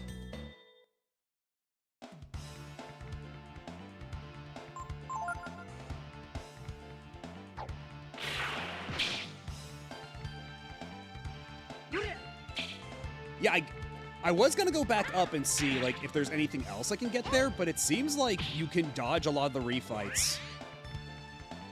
Because we did sample 1, 2, and 5. And I assume there's more, because there's a lot of the other crates we didn't go into, so I think we just kind of lucked out on, like, the maze. But I'm wondering if we go back, if there's treasure we might be able to get up there. And whether or not it would behoove us to do so.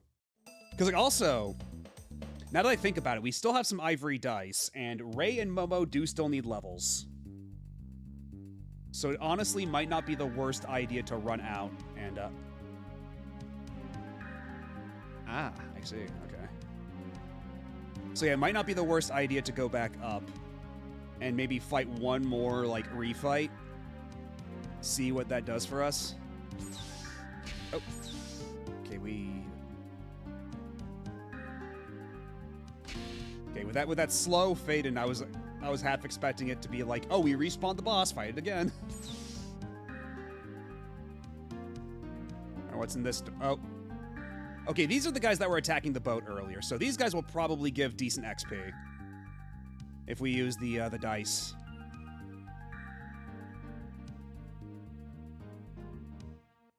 Like, these bosses were not super long ago.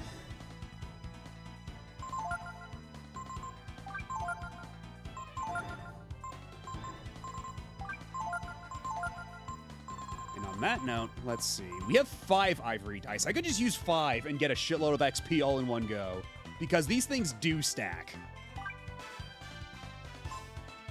Okay, but it only works for 1 at a time, so what if I use it on both?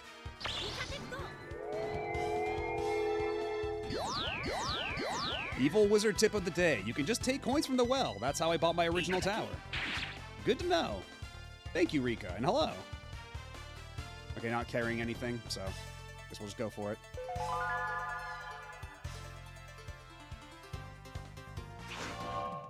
Woogity, woogity, woogity, woogity, woogity, woogity, woogity.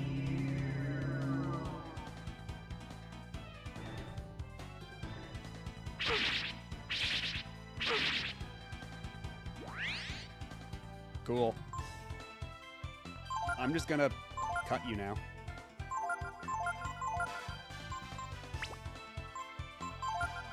You know what? We'll use an ivory dice on you, too. Ivory dice for everybody.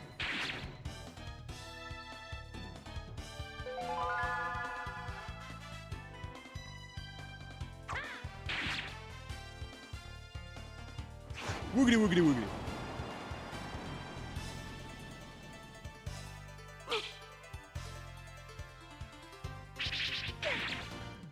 Yeah, we do know influence, so I've already used several times the Were Tiger plus influence strat. That helped us a lot against the Tipo refight. Or not even the refight, just the Tipo fight. It's the first time we fought him. And he turned into a giant black dragon, and then when he died, he turned into a key card. It's true, he is by definition an influencer.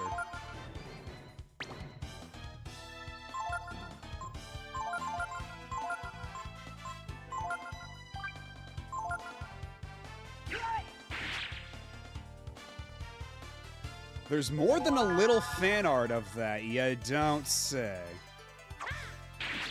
What manner of fan art, if I may ask?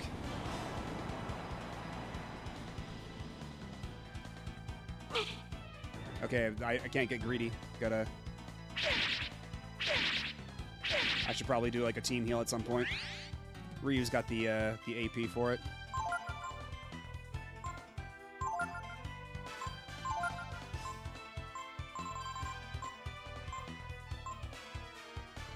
Vitalize ought to be good enough.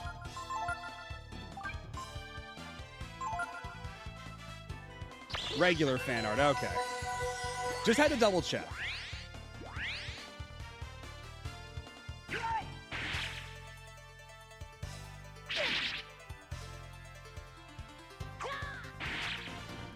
Jesus, 1,000 damage on that. Because I critted on the reprisal. Holy hell.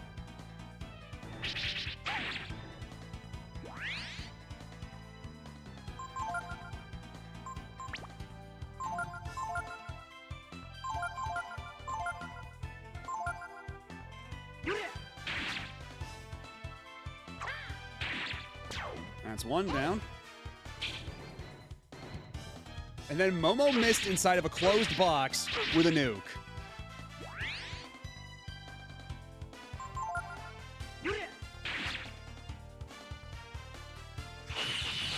Oh, how much damage is this going to do to everybody? Not great. We should probably consider healing Ray. Oh, no, never mind. We're good. 8,000 XP? I guess. I probably should have saved those ivory dice for... Like, I assumed they would give me way more XP. I was expecting a lot more out of that. Hit or miss. I guess she never hits, huh? Yeesh.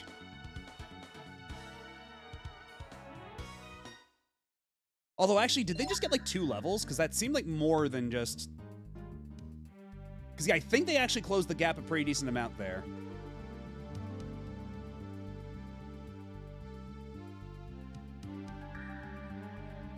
Either way, it's not terrible. It's okay. Although what's up that ladder? What have we here? Treasure, mayhaps? Okay, no, just a bunch of... Okay, what's up over here? Not even over here. Is this literally just a dead end? Was there nothing up here?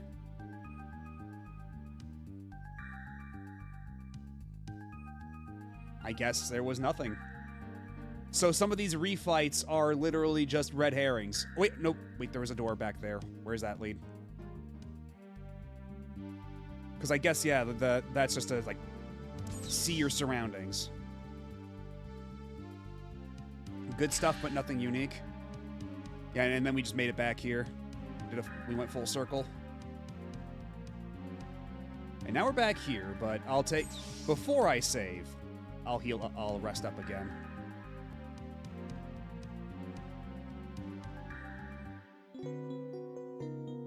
Yeah, how about the next fight? The next time we fight a boss? Because I would not be surprised. I would be willing to bet even that there's probably going to be one boss before the final boss. So I'll probably try to use the ivory dice there and see what that does for us. Moon Tears Swallow Eye Hourglass. Yeah, we already used an hourglass before in the Dark Dragon fight, but we've been stockpiling those for a while, so...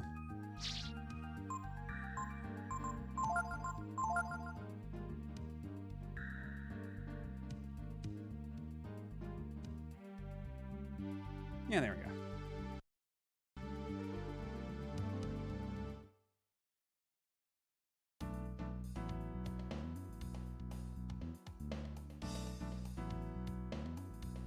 So it's all the way down this, what does this tunnel remind me of? Like, this color scheme. I guess, like, System Shock or something? I don't know.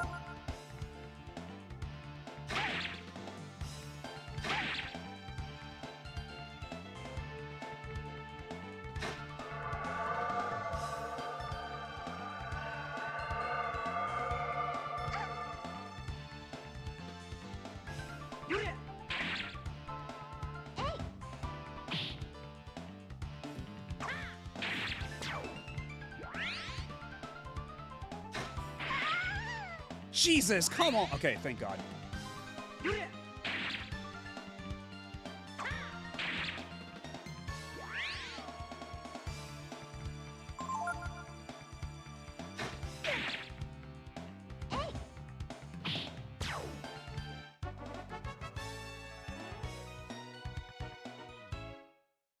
Man, getting a lucky hit like that and knocking out a party member, like, literally right after I did, like, a full restore.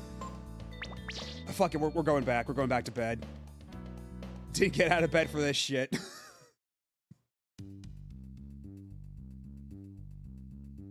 It's just one of those days where you don't want to wake up. Everything is fucked. Everybody sucks.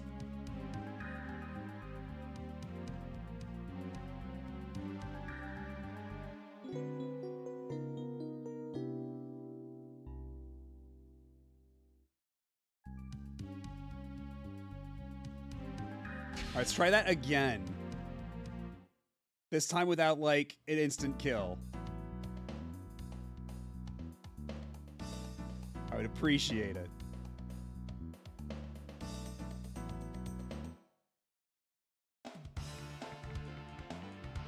No, goodbye.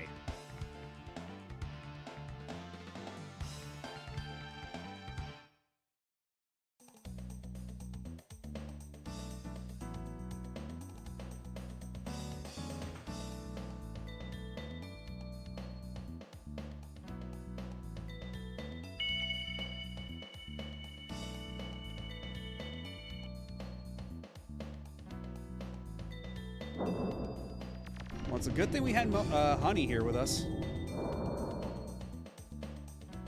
I love that the designers named when the enemies get a critical something different than when you do. Right, yeah, I noticed that. I think they even do that in Breath of Fire 2. Yeah, when we do a crit, it's because we're so cool and Chad-like. But when they get a crit, it's a fluke. They just got lucky. You're an amazing machine. Do you know that, Honey? Attention.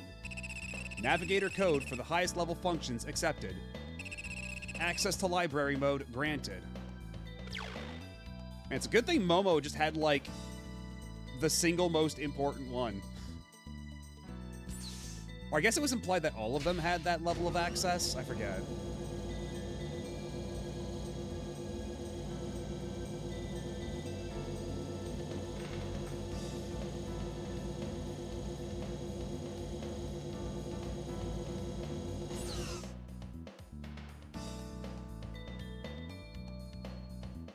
I'm very, very fond of this light show whenever they do this. Welcome. We serve the Almighty Goddess. Before you meet with the Holy Myria, please hear our words. This is gonna be like the Shinra tour from the end of Final Fantasy VII Remake, where you're talking to holograms. Here at the Myria Orbital Station, we're doing our best to provide for humanity. Giving you a brighter future.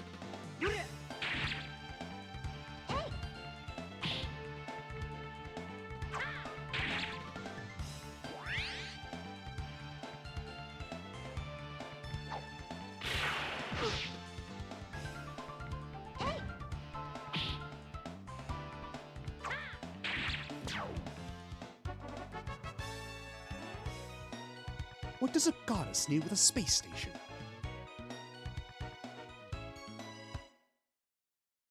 I've wondered much the same myself.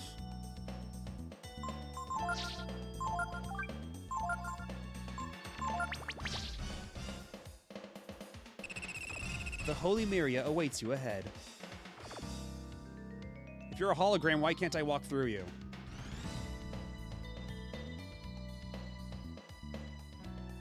Before the coming of Myria, the world was dying.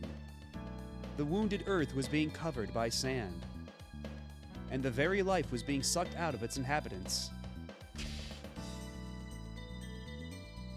Okay, I can't walk down there. The grieving Myria used all her divine power to divide the world into two halves. One half being where you are now, the Desert of Death, and the other, the world you came from, overflowing with life.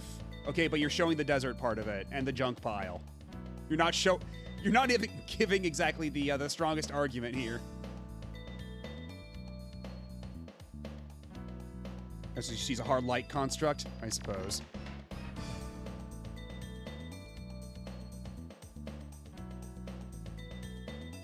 The two worlds are separated by the vast and violent ocean you call the Outer Sea. Okay, that's bullshit. I can see the boundary of the ocean at the top left corner. Boundless and vast. There we go. My ass. which protects your world from the desert.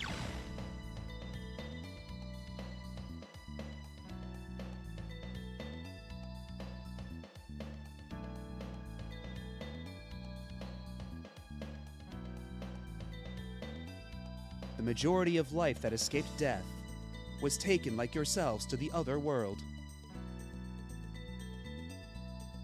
Except for those who weren't. Explain that.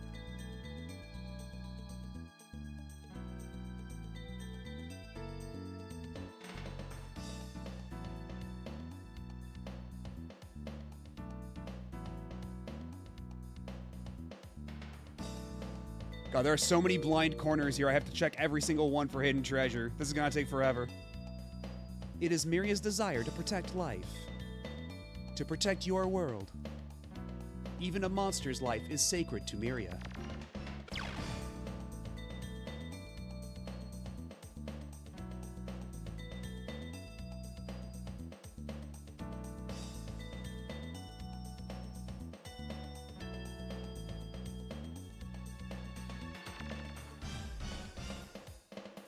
In order to protect the life she so loved, Miria instituted many forms of safeguards and controls.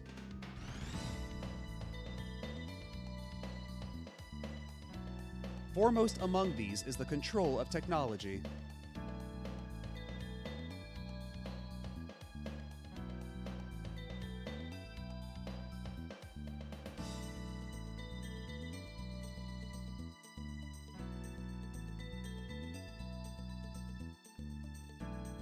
Miria makes certain that no dangerous machines, like weapons, are developed.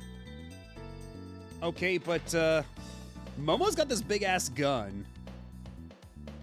You have made an oversight, and it's going to cost you dearly. Miria allows the use and repair of only existing machines, and keeps the study of machines from leading to potentially destructive ends.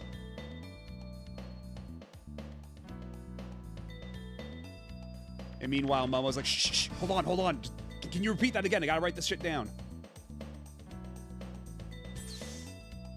Okay, do I want to go there? Is that progress, or is that a detour? What's down here? Wait, did I just go into Big Loop? Okay, that looks like some kind of lift, so maybe that's forward progress?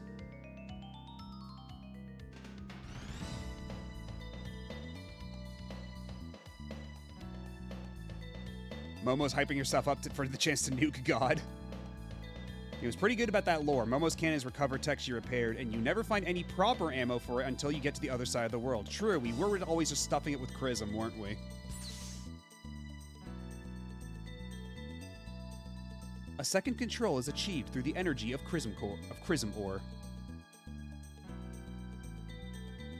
Chrism ore is the fossilized remains of living beings.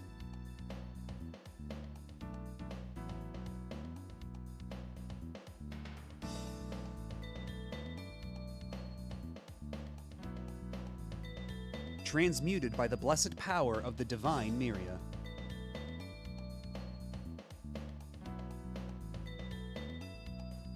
You see, Chrism ore is no more than one of the ways Miria provides the world with her magical energy.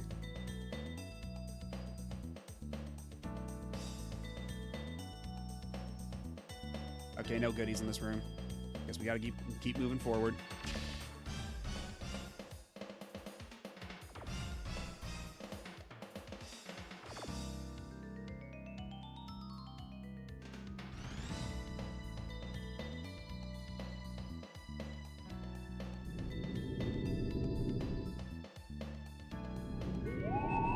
Yeah, I was gonna say, I don't trust this shit as far as I can throw it.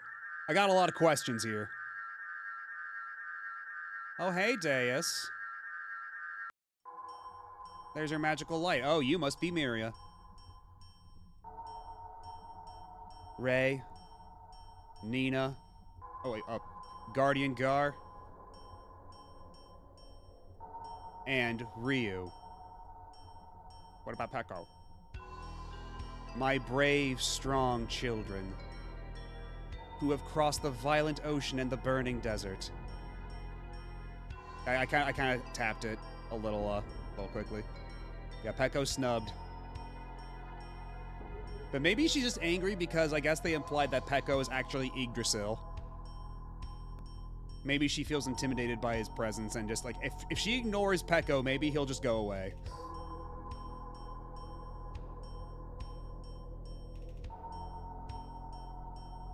I am Miria.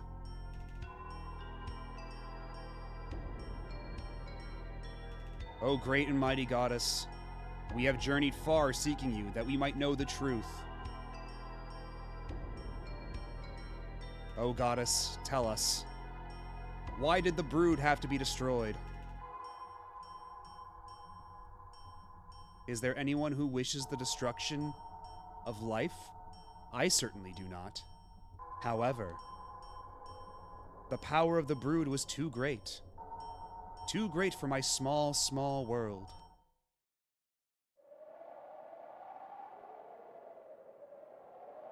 As you know, this side of the world is almost entirely buried by sand, making it almost impossible for anything to survive.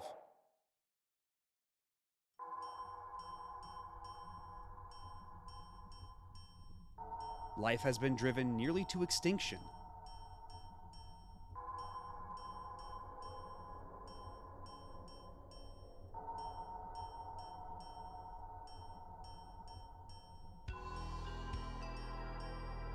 I forgot there were two, like, fairy circles right next to each other. I have to preserve what little is left.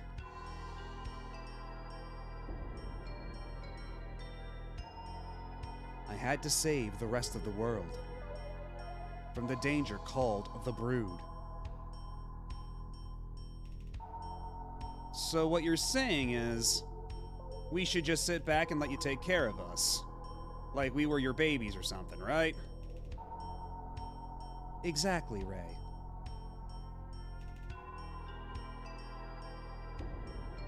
I will gladly play Goo Goo Babies with you as much as you like, for I am a caring and providing goddess.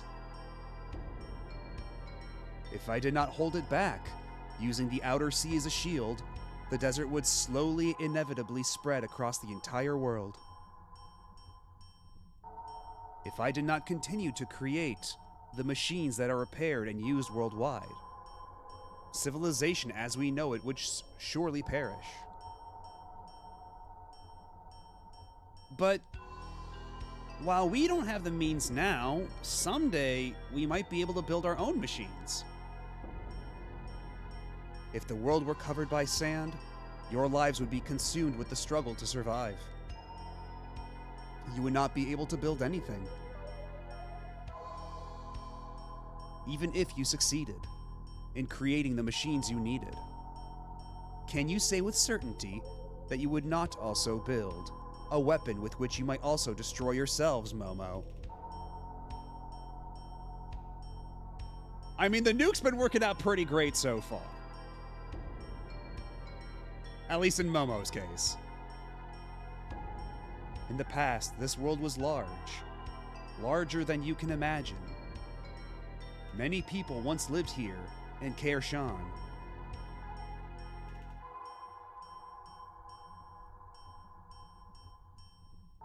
But the people fought and quarreled, and the city was swallowed by the desert.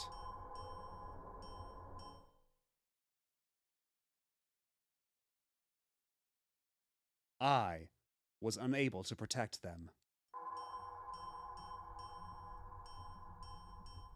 I will not make the same mistake again. I will protect you and all the life that is left. I understand what you're trying to say. We're weak and maybe we do need help and protection. And the power of the Brood may be similar to the power that destroyed the city so long ago. But hello, Tafeshi and Raiders. Welcome on in. I'm Matt O.B., Retro Variety Mad Scientist Bunny, and you're at the end of Breath of Fire 3. So if you haven't played Breath of Fire 3 and intend to do so, maybe step out. I appreciate you coming, though. But what were you up to, Taveshi? Let me give you the shout out super quick.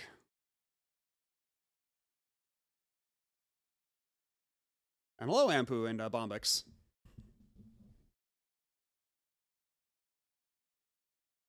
But yeah, we're it seems like we're just about to enter like the final stretch of like boss fights or some such. Like we're pretty close by all appearances. So I'll give anybody who's rated in who perhaps doesn't want to see the end of Breath of Fire 3 for whatever reason, I'll give you the time to just like to get out of here. But I appreciate you coming and stopping by. We were reading Umineko episode 4 and got through 2 extremely sad scenes back to back. Oh, great. But I've heard nothing but good things about Umineko, so at least they were like compelling, I guess. Yeah, if they were sad scenes, then I feel like I ran a marathon, but yippee.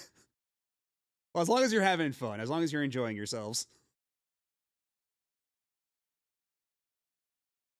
All right, I think we've given enough time for anybody to evacuate if they feel the need to. We will continue on.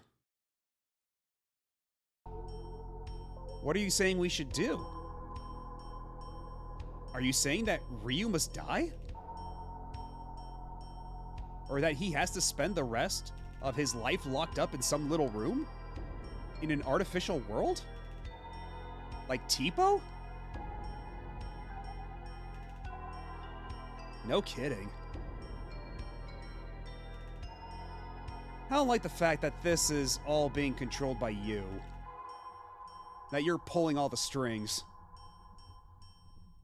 I'm just like a little kid, see? If you tell me to sit still, it just makes me want to run around more, yeah? Oh, goddess. We have no desire to give Ryu up to you. Nor do we wish to see him killed. Oh, shit. Having traveled with him, I can say that I do not believe that the power of the Brood is as fearsome and dangerous as you claim it to be. I'm shocked that nearly the entire world is covered by sand, but with our power working together, then maybe, just maybe,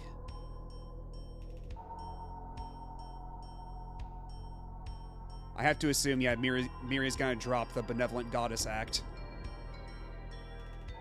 Enough, my children.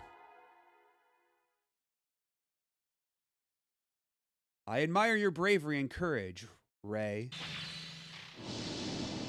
Oh, God, he got Thanos snapped. There is no need to worry. I will erase your memories of this place and simply return you to where you belong, Momo. No! No! Ryu, I don't feel so good. My strength is admittedly small, but it is all you have to live with. And you could say he got erased. But it is all you have to live with. Do you understand, Nina? Yeah, Nina, you tried to block that shit. You were not equipped for that. Thank you for being Ryu here. Guardian Gar, your mission is now complete.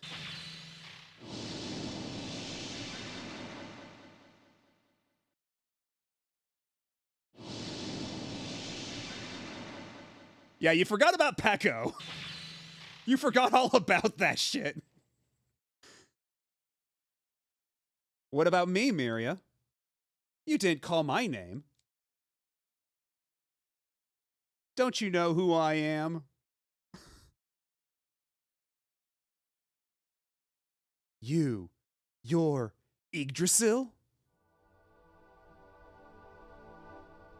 You won't be able to get away with this. Not while I'm around.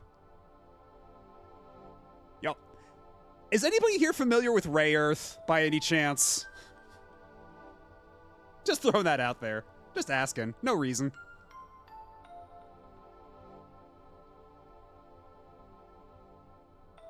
All I'm doing is leading my children by the hand. He's the onion that's gonna burn your house down. Giving them a world they can live in. Miria, these so-called children crossed the entire world to get here and overcame the myriad barriers that you set before them. All for the sake of helping their friend, Ryu, find his destiny. Ryu?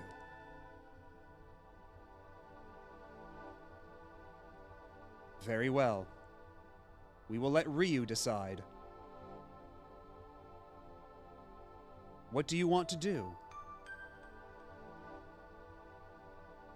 If you give up your power, the world will continue to live under my protection, as it has until now.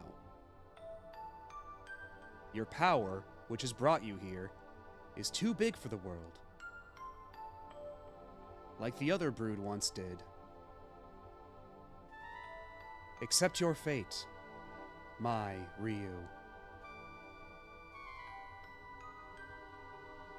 Pookie, Ryu. You have to believe in yourself and in those who believe in you, who...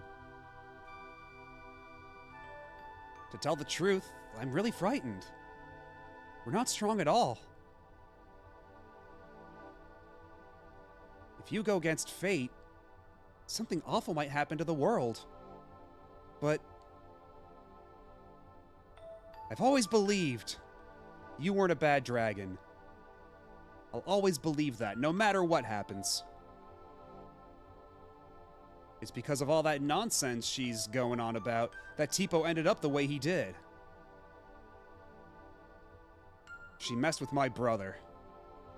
That's the one thing I can't forgive. I don't care what you decide to do. I'm going to fight her. I don't know if I can win or not, but I gotta try. I brought you here simply because I wanted to know the truth about my own actions. It may have been a selfish reason, but I've learned one thing from all this.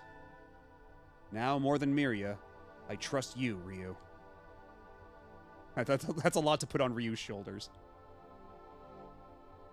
I only know how to fix machines, you know. But we can dig up those machines, even if they're buried under a desert, and learn from them. Even if the world is covered in sand, we'd still be able to do something. As long as we don't give up, right? Tell the truth, all this talk about the end of the world or the desert, it's all just too big. I can't get a handle on it. You'll have to decide for yourself, Ryu. Hello up, Glaceon. Yeah, rare instances of them getting two separate talk dialogues, which means I have to talk to Gar again. I know it won't make up for all the brood I killed, but I'm glad I brought you here. We'll be alright. I have a feeling it'll all work out. Pookie, Ryu. You have to believe it. Okay, yeah, you've got the exact same dialogue here. But, okay, looks like an ad break is about to start, and I do need to use the bathroom, so I'll leave you on this cliffhanger real quick. We'll be back, and we'll have the epic climax after a quick little break. I'll be back in a couple minutes. Sit tight, don't go nowhere. We're just about at the end.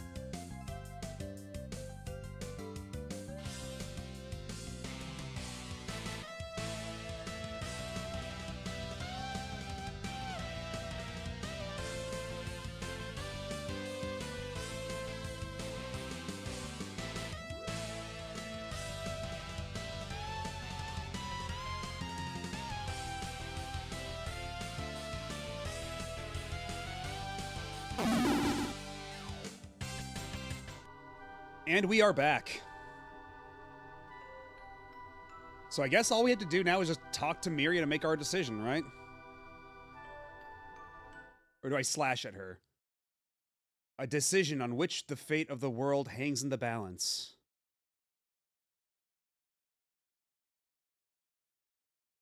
Give up the power of the brood and live in a peaceful world? Watched over by the goddess? Or believe in the power of the brood and travel into the empty desert, where unknown dangers await?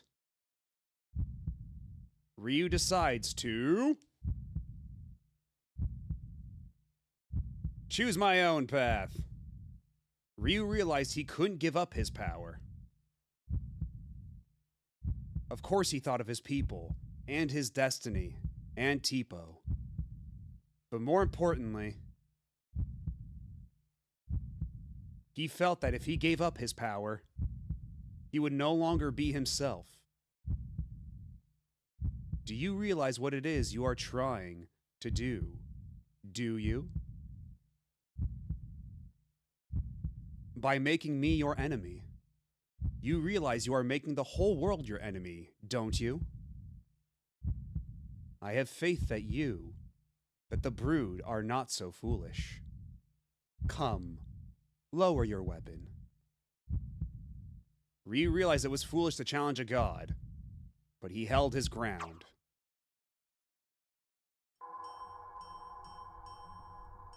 My poor Ryu. Your great power has driven you mad.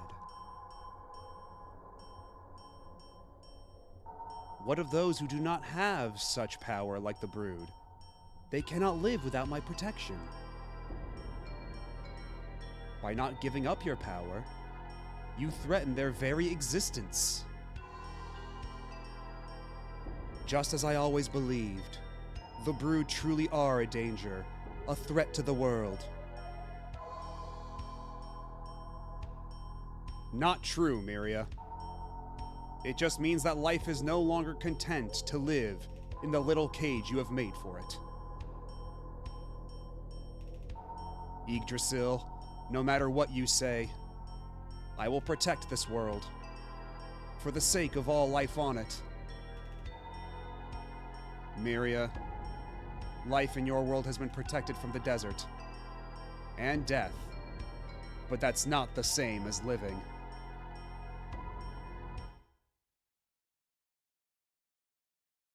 Ryu, son of the accursed brood, the time for talk has ended. If you will not change your mind, it grieves me to harm you, but I have no choice. For the good of the world, you must die. Choose 3 party members to fight against the goddess. Okay, at least they didn't put Nina in there, but Gar, you are not equipped for this moment. This ain't your fight, Gar. Not now. You just know Peko has the most James Earl Jones bass profundo voice. Yeah. Yggdrasil is gonna be hanging in the back giving me emotional support, like they've been doing for this entire scene. You just gotta stand over the side and, give me, like, words of wisdom every so often.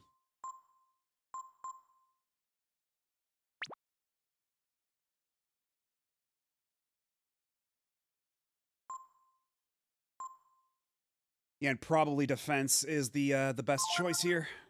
Shit's probably gonna get a little ugly.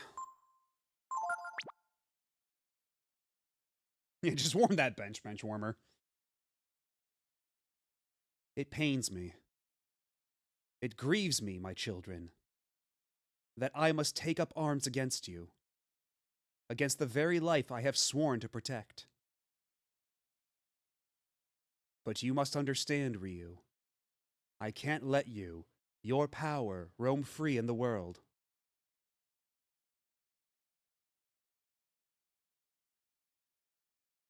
To protect the lives of my other children, I must become unto a fury.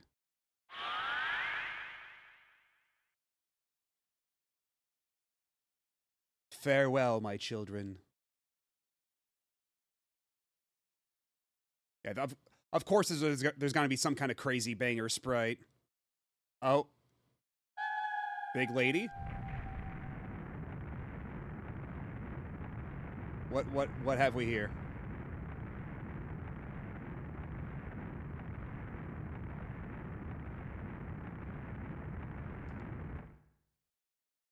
Oh.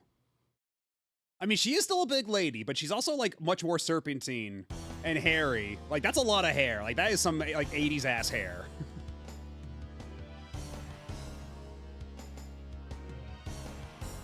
I'm a little taken aback by this. And maybe there's no real point in pilfering anything right now, so... Out of an abundance of caution, we're just gonna defend a little bit while Ryu casts a couple rounds of buffs, huh? We're gonna cast shield a couple times to make sure nobody dies immediately. Oh, that's raw. Well, thank God Momo was defending.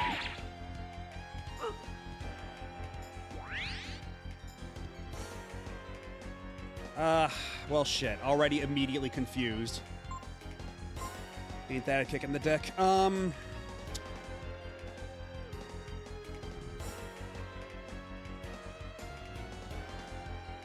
I feel like if I should probably stay on the defense with Momo. Just to be safe. Oh, God, there's bug eyes up there. All auxiliary magic dispelled. Oh, God, she's gonna keep, like, dispelling our buffs, of course. Stop! Stop hurting each other! God damn it. Okay, well, at least Ray, let's, well, we got plenty of whales for this exact, happenstance. For this exact situation. And Momo, you stay on the defense a little longer, why don't you? Oh, God! Oh, no! Oh, God! She was snake pregnant. I don't like that.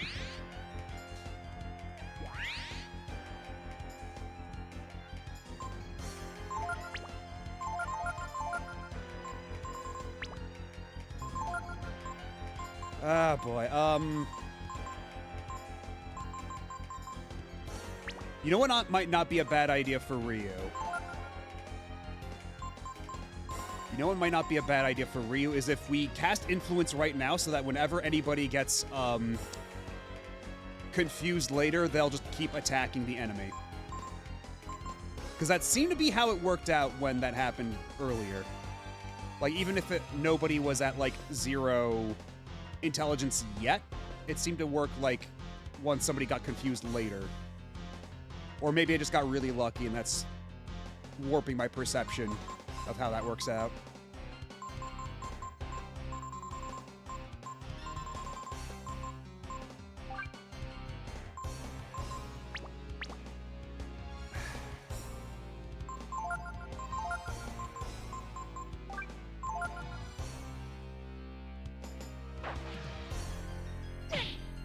I really don't like that, not one bit.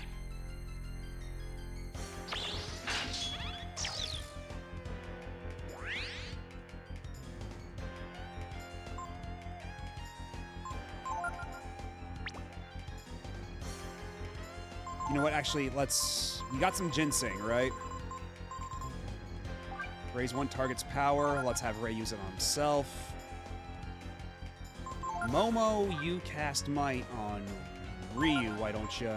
And Ryu, how about you cast a nice big team-wide shield? So let's see how this goes. Okay, that didn't seem to do anything, so at least we lucked out there.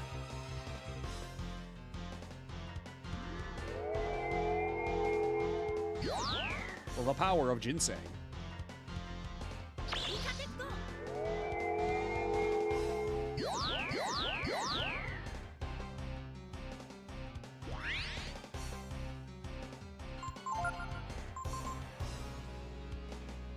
Fuck it, we become Were-Tiger.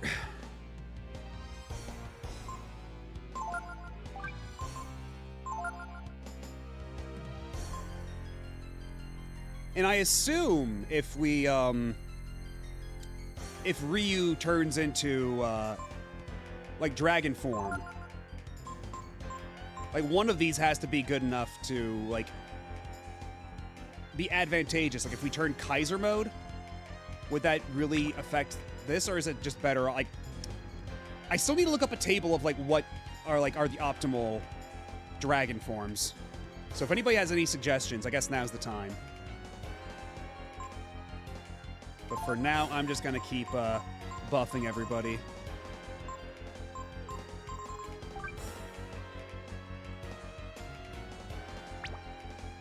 And actually, it might not be a bad idea to cast Influence one more time, just in case. Yes, especially now. Oh, God. Oh, fuck. Oh, that was perhaps not the time to be using that. Oh, shit. Oh.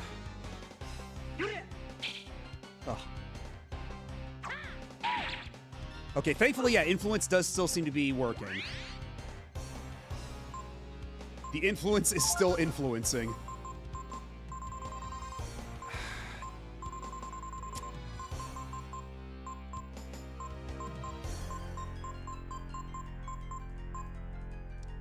Restores all members' HP and status. Do I have anything that'll just do the status part? Like a team-wide... like a team-wide panacea. Do I have anything like that? Cures poison in party members. Okay, we can at least do that. That's good.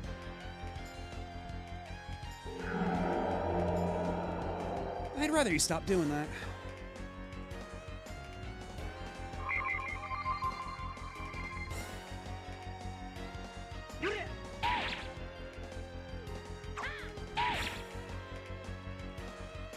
The party regains sanity. Nice. Let's try this again.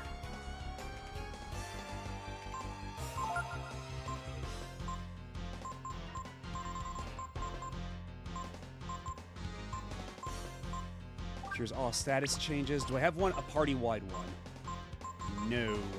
I'll have to make do like this.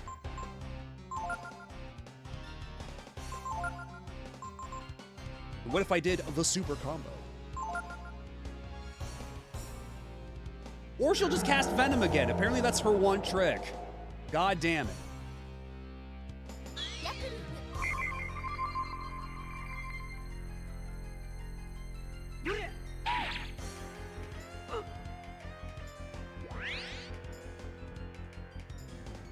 Good lord. Okay, well, I guess we'll just cast Remedy again on Ray.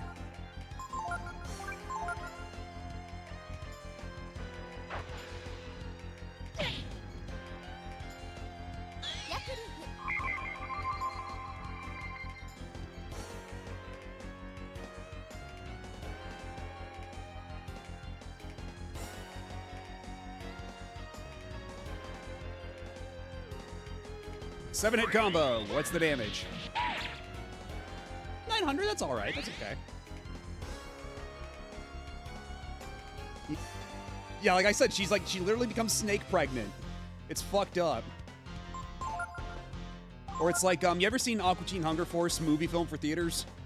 That beginning part where it's like Mastodon being like doing the parody of the snack time thing at the movie theater.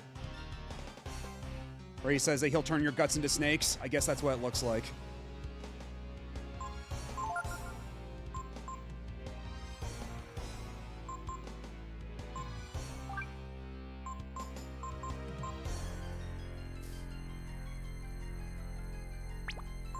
You know what? How about we got lots of items. Let's use those before anything.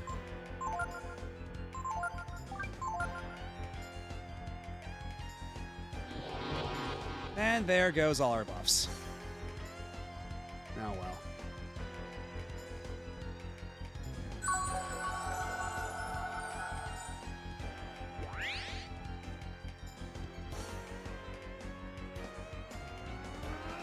But the influence should still remain, right? I don't have to recast the influence since that's technically not a buff, I don't think?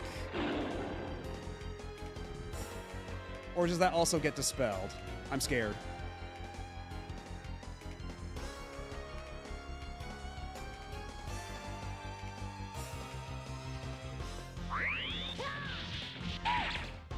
600, yeah, we're gonna need that might back.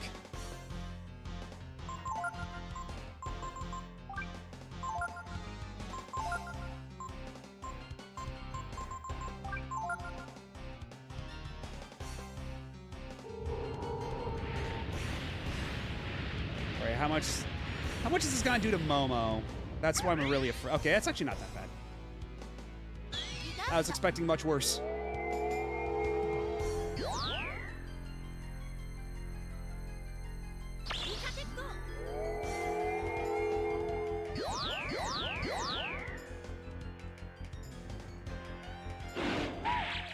Nice.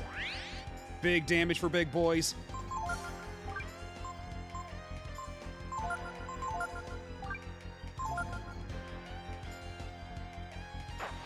Oh, God. Don't like that. I really don't like that. Like, that being her main mode of attack is so upsetting.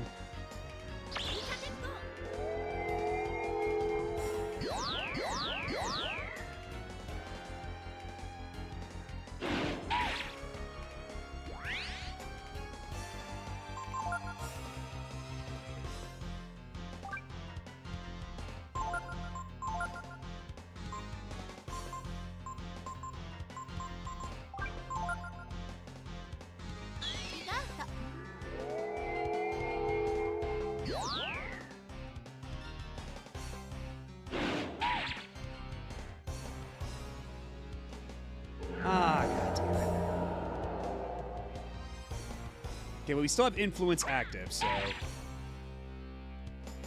If it wasn't for influence, Jesus Christ, this would be such a nightmare battle. This would go just as poorly as the Dark Dragon battle did.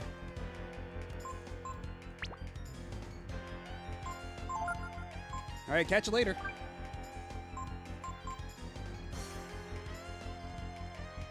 Ryu's a big boy, he can handle it, but... Yeah, Ray is in worse off shape. Oh, no. Oh, dear. Okay.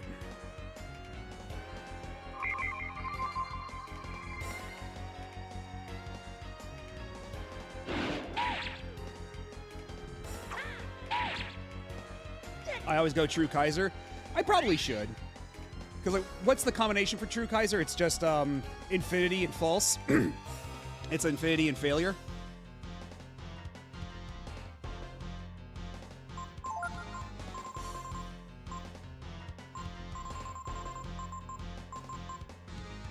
Trance, Infinity, Radiance. Do I have all those? I can check. Although Ryu is a little predisposed right now. Because I'm missing one. I'm missing one gene. Infinity Failure gets you a weaker Kaiser, but it's one that doesn't make you all Berserk, which is important.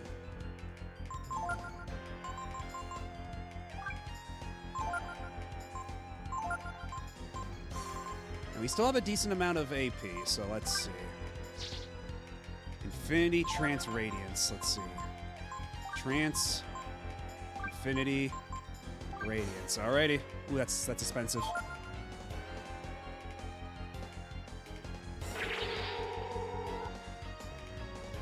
What does Evil Eye even do? Because both times it looks like it did nothing.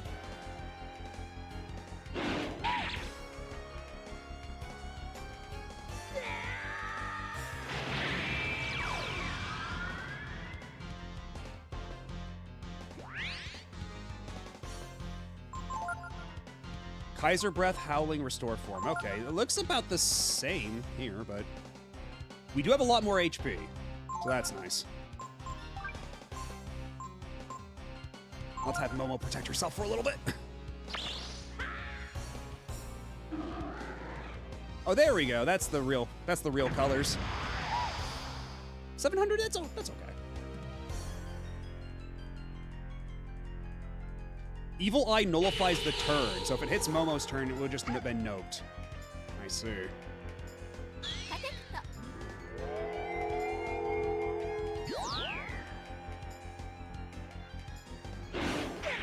Oh shit!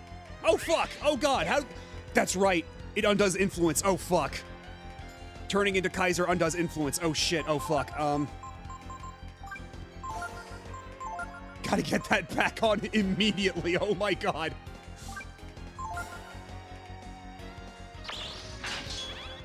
Ray, don't you ever do that again. You scared the shit out of me.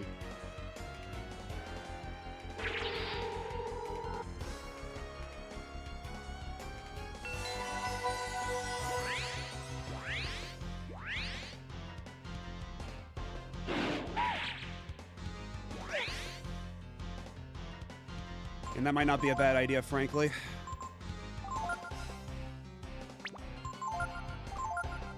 Okay. We do have a wisdom fruit, so might as well just dump that into Ryu right now.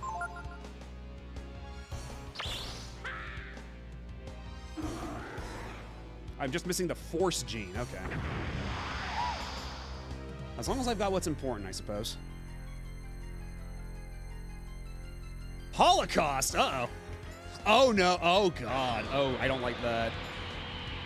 Not one bit. Oh, that wasn't nearly as bad as I thought it would be.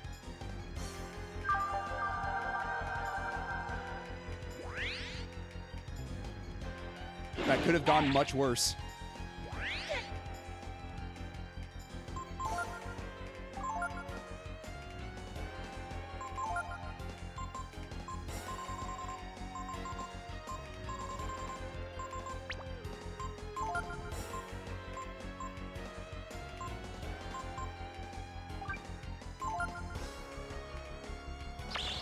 Okay, don't take those words out of context, Spiff. I swear to God.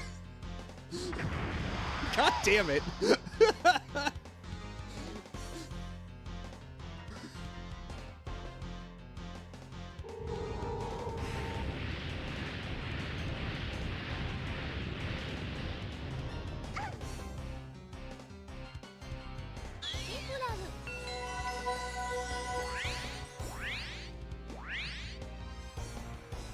Okay. Feel a lot better about that now. Okay.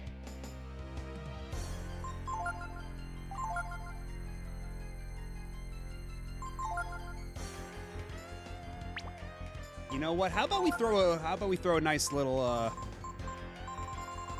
little fruit over at Everett Ryu, a nice little wisdom fruit, or actually we're out of fruit, aren't we? A seed then.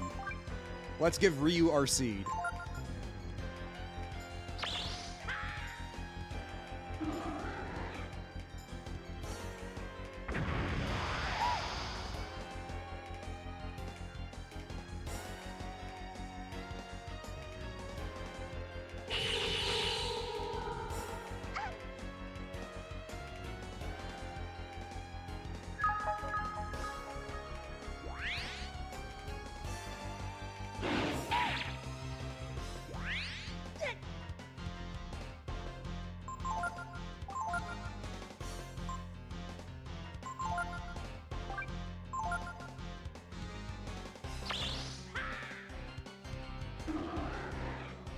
I guess the only issue would be, like, where do you even start with breaking this this thing's bones? She probably has a lot in there. Oh, she's gonna do it. She's doing it again. The fucking face melting open is so rough. Oh my god. I don't like that.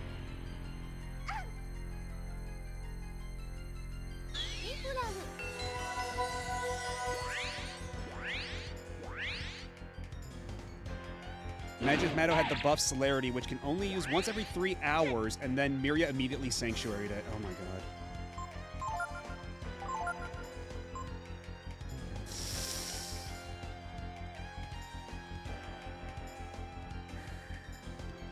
I kind of want to err on the side of caution right now and just use Vitalize. Make sure everybody's topped off, and then the next turn, try to squeeze in a Wisdom Seed in there. That seems to be the winning move. Don't. God damn it.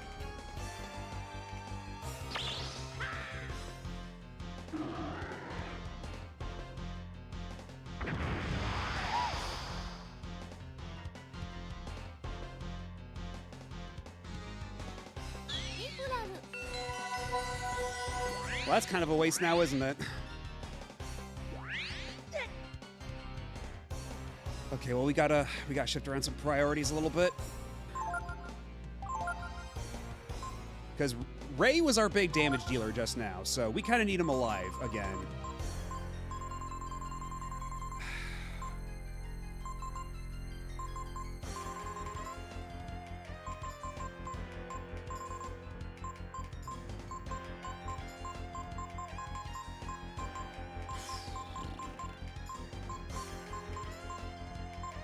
Yeah, Pneumonia's only gonna bring him back for 1 HP, and I don't think it's gonna... She's probably gonna do another party-wide thing that's gonna kill him off immediately, so... This situation sucks. This sucks ass.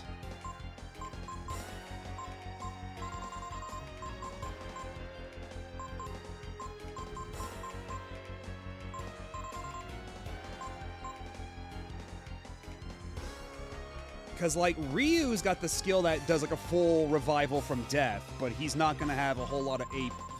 He needs a lot of AP for that, so we're going to need to pump in at least, like, 2 Wisdom Seeds. So, I think the only alternative here... Yeah, she doesn't even have enough for Ray's dead. I think the only alternative here is... We try to make sure Momo stays alive. We get Ryu... Like, we wait until Ryu's out of this... And then I guess we try to bring Ray back and try to redo the whole Were-Tiger strategy.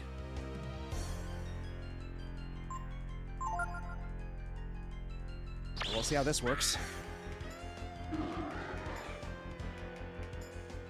Because the beautiful thing about the Were-Tiger strategy is that it does not waste any AP, whereas Ryu having to maintain this form eats AP up like crazy.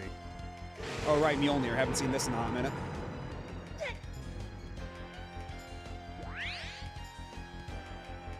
Okay, we have 23 AP.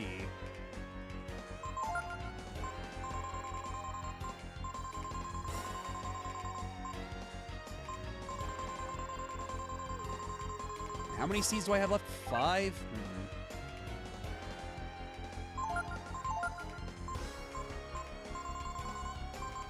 Okay, I can resurrect. I can already resurrect, so that's good. Okay.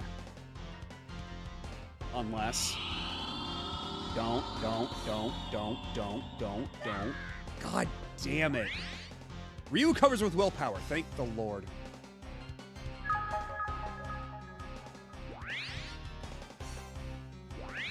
Alright, well, baby needs his multivitamin, like, right away.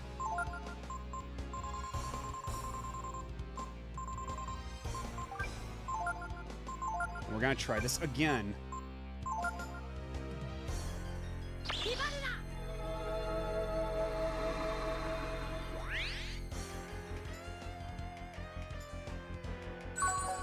Okay, thank God, we're back in action.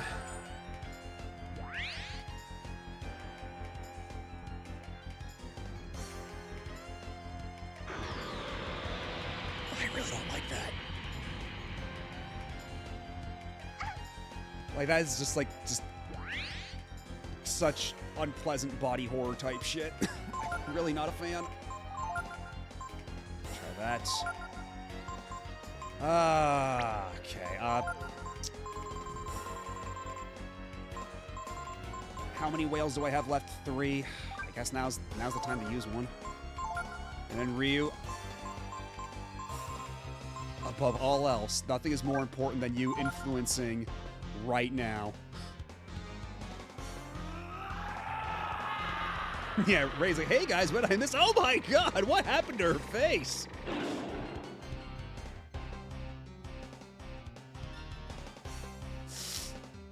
Okay, they'll probably survive, maybe? Unless Momo dies right now? Oh boy, oh God, yeah, thank God I'm using a whale. Holy shit. Did I call it right or what? And it's a good thing we had a lot of surplus whales from all that fishing. Now aren't you glad we did all that fishing?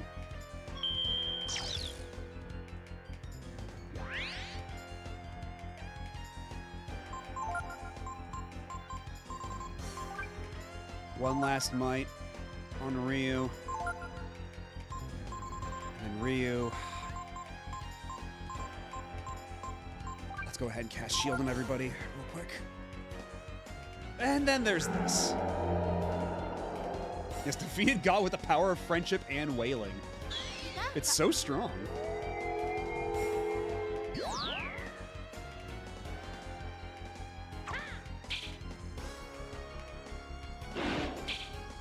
God damn it. Ryu regains his sanity, but not his vision. I can't help but notice.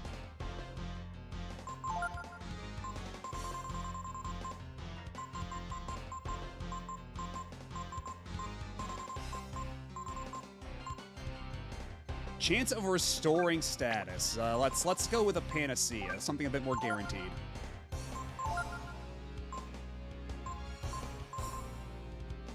I can do a couple super combos this way. I got like 3 more in me. And then she does this shit. And the fact that it's dripping too when her face opens up, that's so unnecessary. Why's her face gotta be drippy?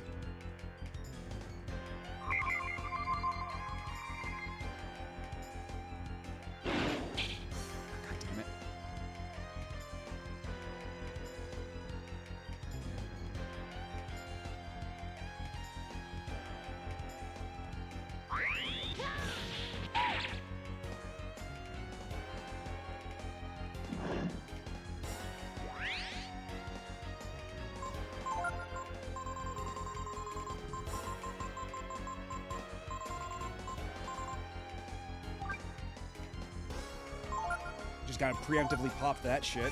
Yeah, because I knew you'd do it again. I knew you would do it again. I know you couldn't resist the power of the Holocaust. Oh, and Ryu's dead. Unfortunately, Ryu's the only one with, like... Oh, no. Oh, if Ryu's dead, then there's no more influence. Oh, shit. Oh, Christ. Okay. This is extremely bad. This is extremely fucking bad. Where's my ammonia? This is our only shot.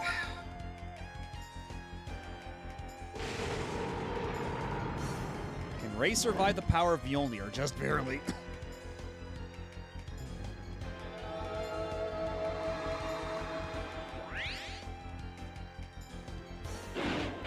God damn it! I swear to God, Ray! God damn it. I'm trying to do a thing here. Okay, thank you. Jesus.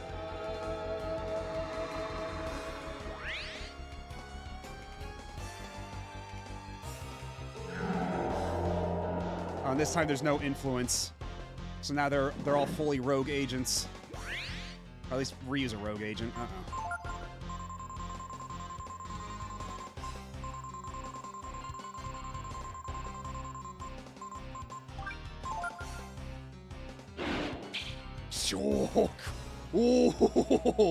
Oh, you son of a bitch, Ray.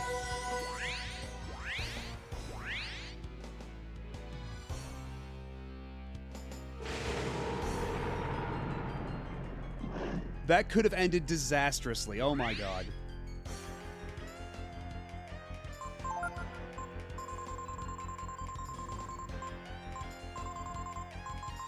Give Ray the multivitamin.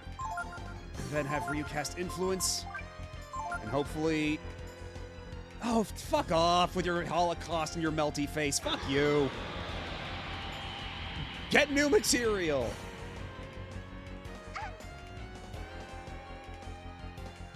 Well, at least now we don't have to worry about Ryu being interrupted from casting his influence spell. At least he can do that without any problems. Okay, let's have how many more seeds do we have? Let's give Ryu another seed. Actually, hold on. Ryu doesn't even need a seed to do resurrection.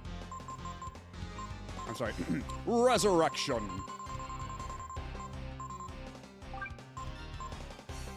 Momo, you just chomp on this fish for a second. while Ryu tries to take care of this particular problem.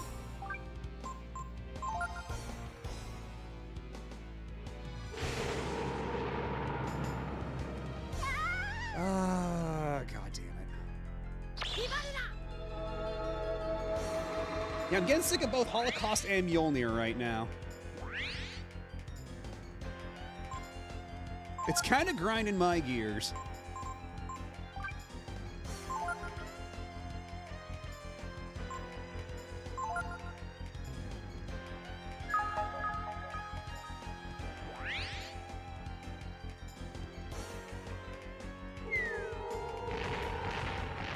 Okay, at least this is something that won't harm Ryu because he can just absorb it.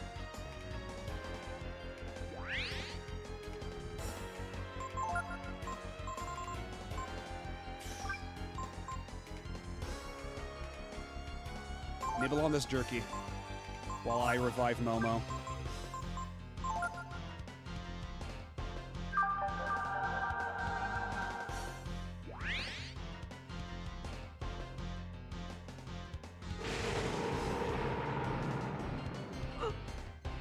Jesus Christ.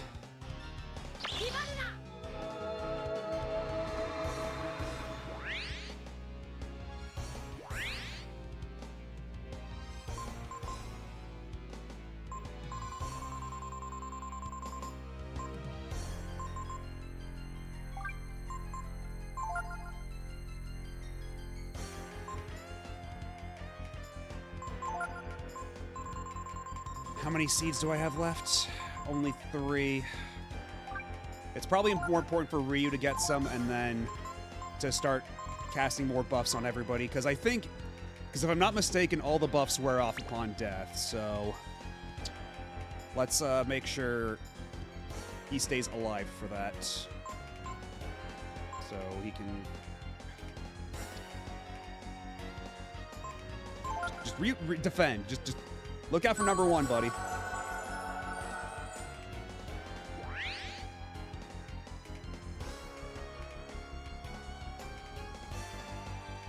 One move.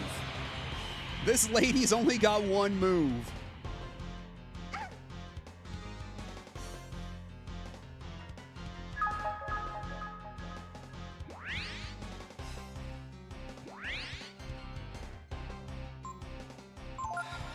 I've only got one last whale left. This is bad. This is most unfortunate. I really don't like being in this situation.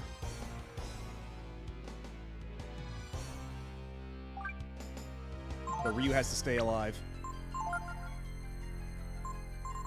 Actually, maybe if he uses a whale now, that might not be a bad idea. Then Momo, you defend. Ryu.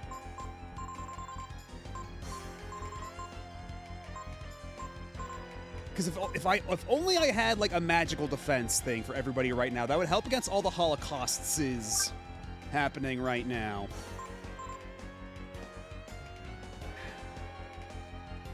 Yeah, just cast that on yourself for the time being. And we'll figure out what comes next one step at a time.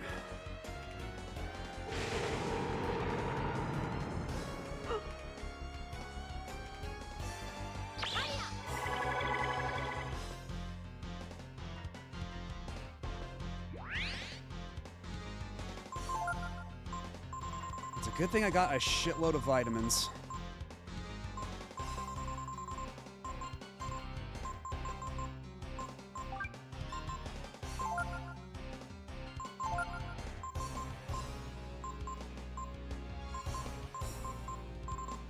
She can cast one more... Actually, 2 more protects, so... Let's put that on Ray as well. And then have you cast Barrier on Ray as well. And we're gonna see if we can't maybe do one last-ditch effort to bring back the, bring back the Were-Tiger strategy. Like, this is the Hail Mary now. We're kind of out of options. Ray and Ryu must live.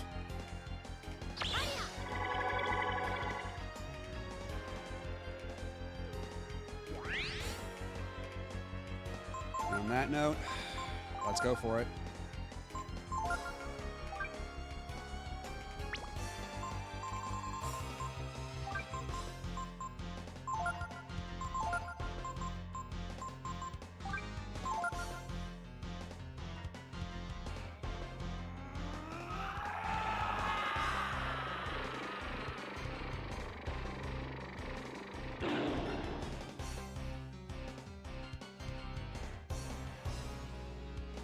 I had a feeling you would do that. I had the funniest feeling.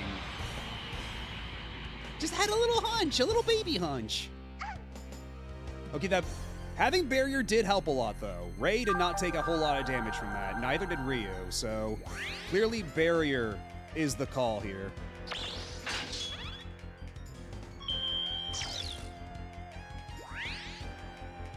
So for now, the plan...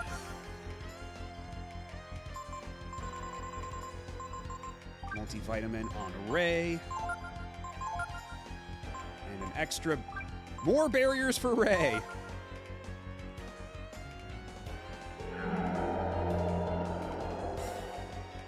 Yeah, boy does she. She loves that move. It's her big favorite.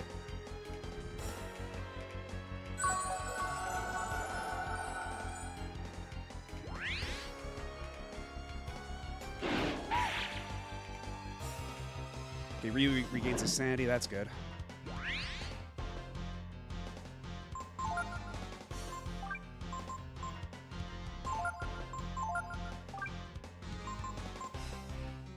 More barriers for Ray. Make Ray borderline invulnerable. Okay, 39. He's taking it like a champ now.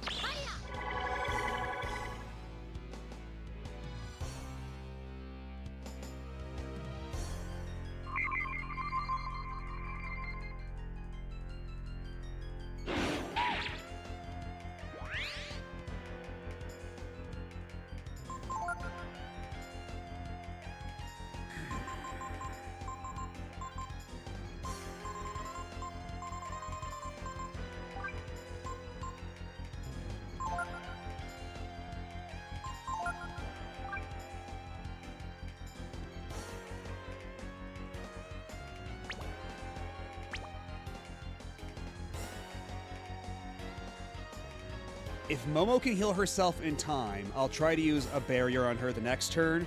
But I feel like right now it's a coin toss whether or not she's going to survive this turn. So I'm just going to prioritize damage.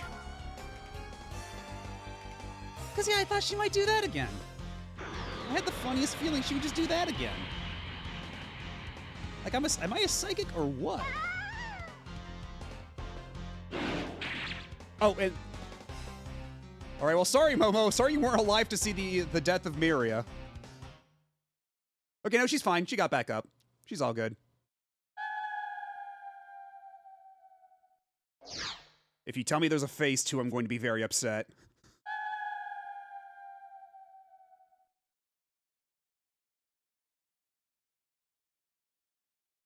Woo! And we're back. And somehow the party makeup completely changed on the way back down.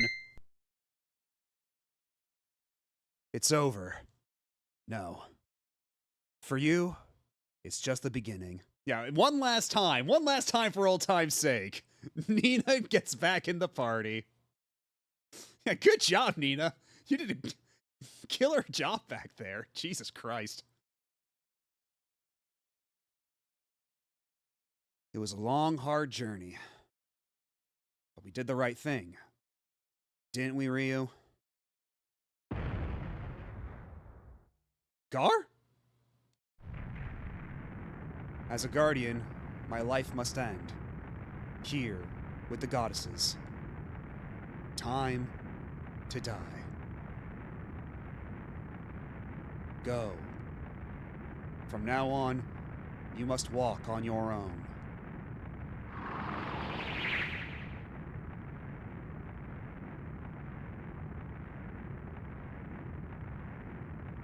My world.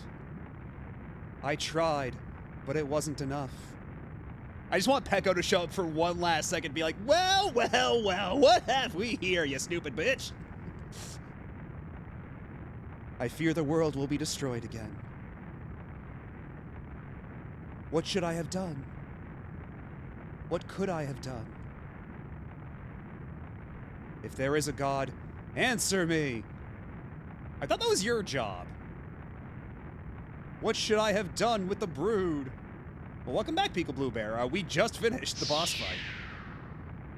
Sister? Okay, now it's Deus' turn to go, well, well, well. You know what? Good enough. It's for the best, Miria.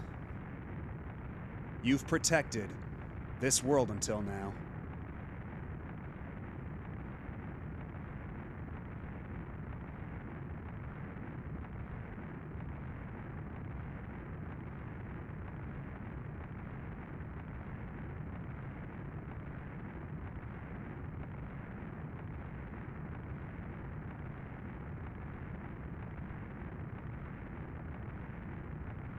Oh, they're hoofing it. I thought that, like, Gar was gonna send them back or something, but no, they're hoofing it.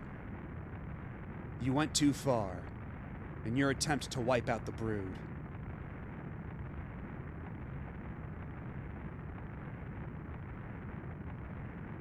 In the end, that was something your children had to overcome. One badass hedgehog. To go beyond.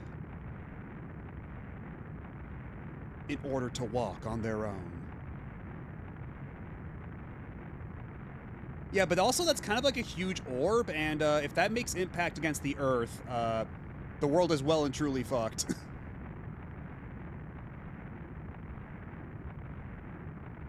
Yeah, Capcom was just like, yeah, just the one form is enough. We'll make it worth your while. We'll make it more bang for your buck. We'll have her face melt and everything. And make her pregnant with snakes. We'll make it raw as hell. In order to walk on their own.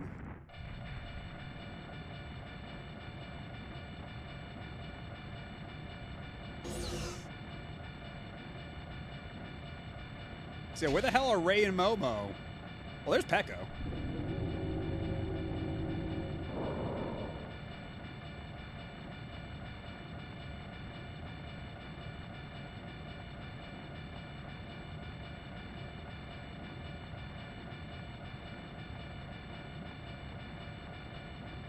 Don't worry.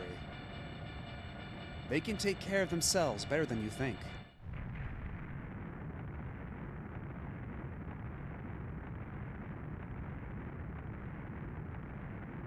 If you look closely, if you look at the sprite closely, the tentacles in there include stuff that look like wires, so make of that what you will. Oh. I guess that would make sense, considering we're in, like, in a giant techno base. So maybe she is, like, got some robot guts in her, too. They, and the world, are stronger than we think.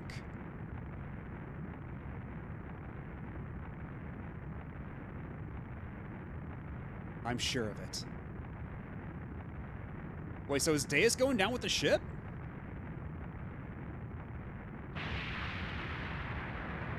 Are we gonna see you again, bestie? We'll see you again in Breath of Fire 4, right?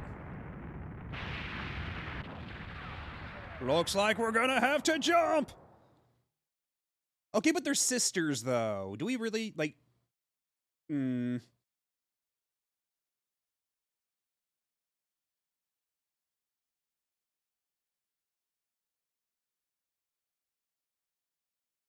but there are footsteps, at least.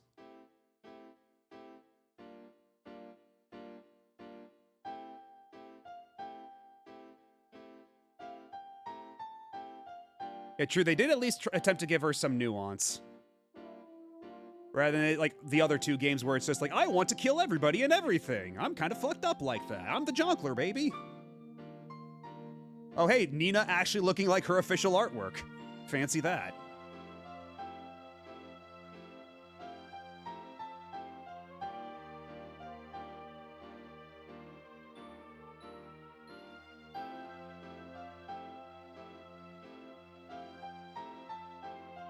Nina looking anything like Nina's supposed to.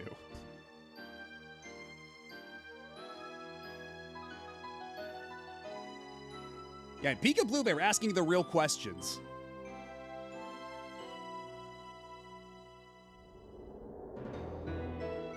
There she is. There's Big Momo. And Big Ray, too. But most importantly, Big Momo. Look how big she is.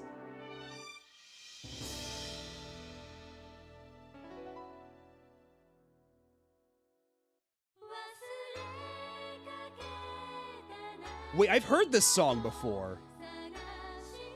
Oh, I big! think I heard this fucking song in like a Flash animation way back when.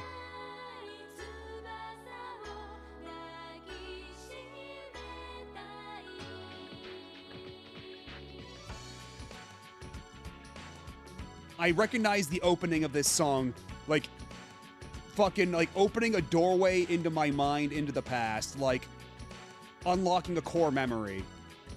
Like, I think this is, like, I heard that song, like...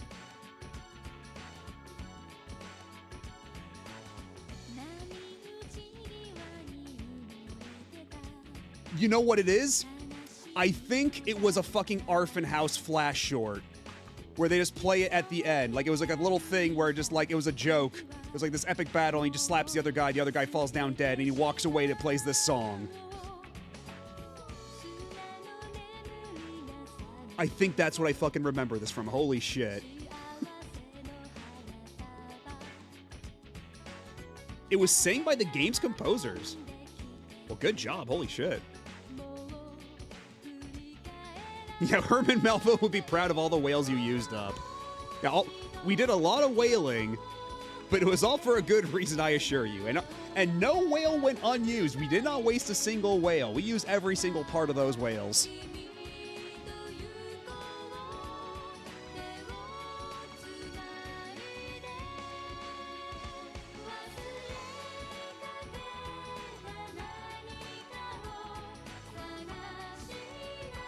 Special event character graphics, I guess, for what we just saw at the end there. Sure. But I want, like... I guess they're just leaving the end open, unless there's something at the end of the credits. Yeah, either way, we're not doing Breath of Fire 4 tonight. It's too late for that. It's already almost 4 a.m. I may have gone a little hard on the fishing. Might have gone a little too, gung-ho with the fishing.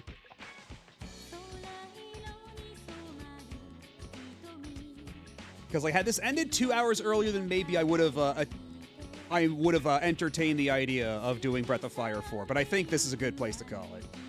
All of Breath of Fire 4 right now? I've heard Breath of Fire 4 is a little shorter, but I don't know if I'd be able to fit it all in one more stream. Yeah, exactly. In the end, we were saved by the fishing. This is true.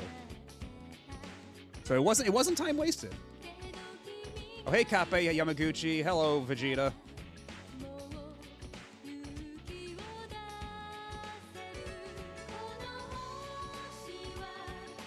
That was Kappa Yamaguchi, right? That was Vegeta? Or am I mixing them up?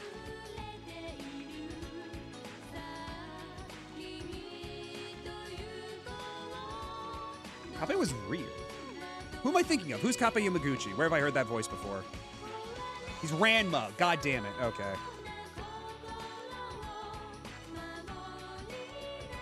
And Usopp.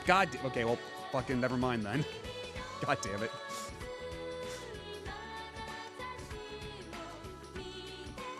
Wait, Gekidan Niju Ishiseki Fox. 20... Oh, that's 21st century Fox. Aren't you cute?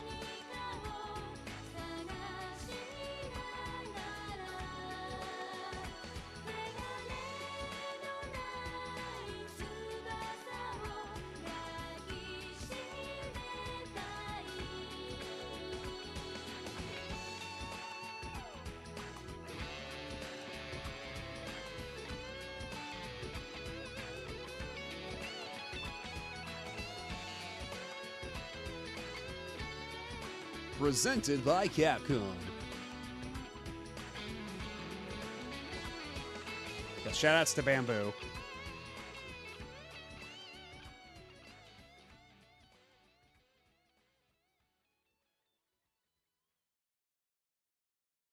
Alright, do we get anything else, or are we booted back to the title screen? Wait.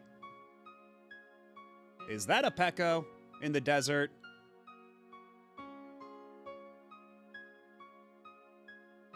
And there you go, a nice little hopeful note. A bud blooming in the desert.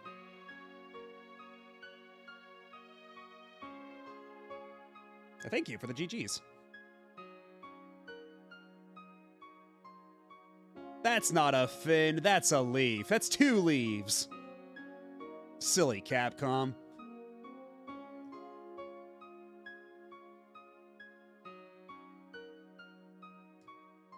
Yeah, Petco did nothing and got to become a tree. Alright, well, I'm hitting buttons and nothing's happening.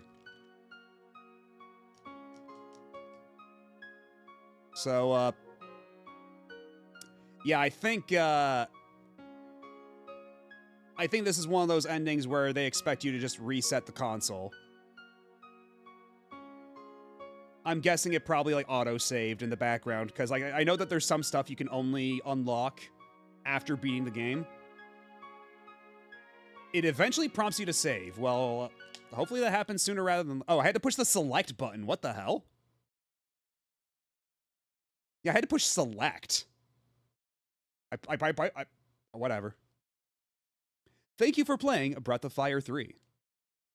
You can save your game here. I'm sorry, what? I can do what now? Excuse me? Baking powder?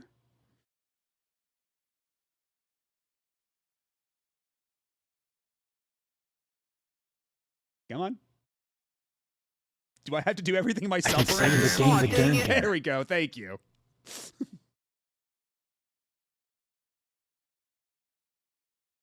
I can save the game here. Try to fight the goddess again. I mean, sure, I guess. But more importantly, I can now get the good fishing gear. And that's what really matters.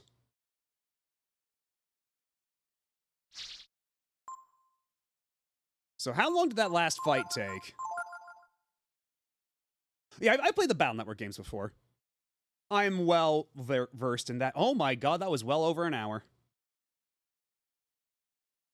True, I guess we could go back real quick and check out the bad end if we accept the Faustian bargain. But we have to go through a bunch of cutscenes for that. And it's already kind of late. I don't know.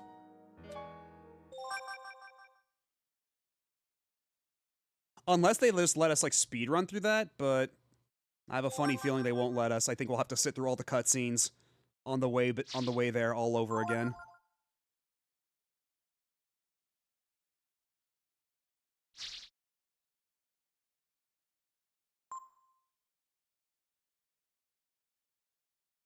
And I can't help but notice that they've once again, at the end of all things, replaced Momo with Nina in the all-clear save data, you monsters. You just couldn't let it go. Yeah, the gang's all here. All of these are the exact same. This is the party composition I've had the entire time.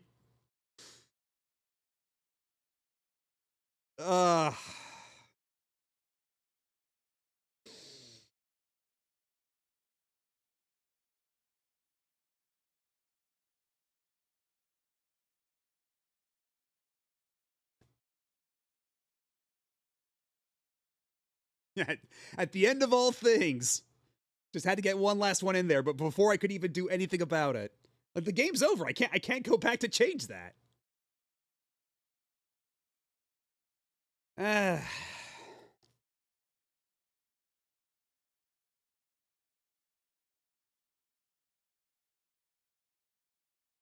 Because there is a lot of text we have to mash through to get back to that point where we make the decision. It's true, we do have 2 Momo versus 1 Nina.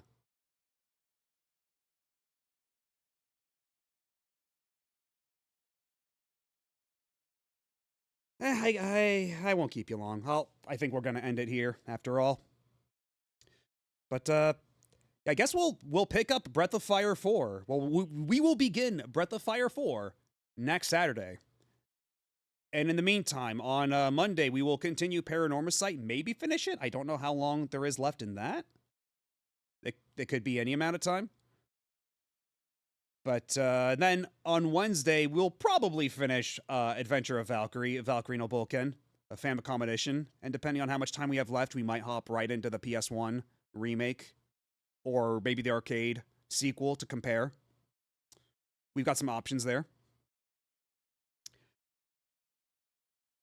Want us to do the bad ending thing before you start Breath of Fire 4? We could do that. You'll have to remind me, though. I might forget. And, yeah. Either way, more Paranormasight, more Valkyrie no Vulcan, and Breath of Fire 4 next week. Next Saturday. But in the meantime, who is live that we can raid? This is the earliest we've ended in quite some time. So there should be a greater variety. Okay, there's nobody on my follows list. Like, basically nobody's live right now, which is kind of rare. You'd figure.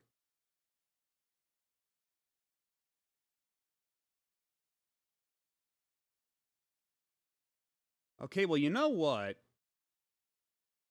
Oh, wait. Oh, are they done? I think that might be done, actually.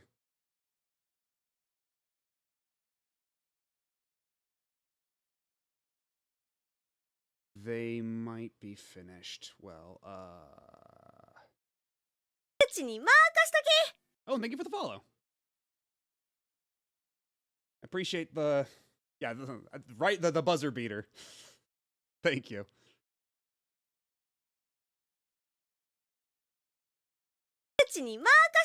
Oh my goodness, 2 of them. Thank you. Okay, well,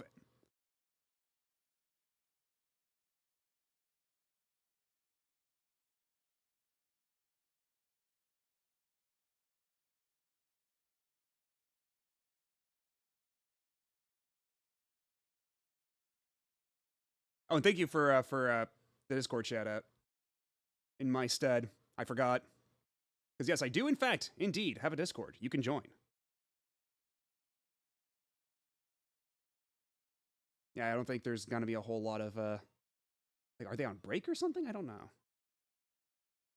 But okay, how about if anybody's got any suggestions for a raid target? Shout it out.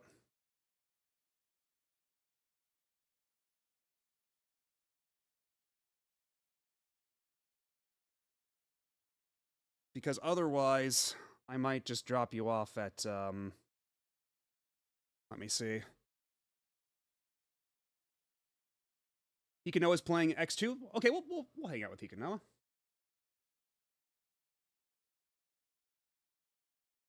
Yeah, from one Capcom game to another, that's appropriate. So let's stop on by, say hi to Hikanoa. Oh, he's also doing retro achievements. Sounds like a plan. And, I already kind of went through my spiel. So, yeah, I guess, I'll catch y'all on Monday for Paranormasight. And, thanks again, everybody, for stopping by, for hanging out. For anybody who came in from a prior raid, if you're still sticking around, I appreciate you. And I hope to see you again. So... take care and have a great rest of your evening, day, whatever time it is in your time zone. Have a good one.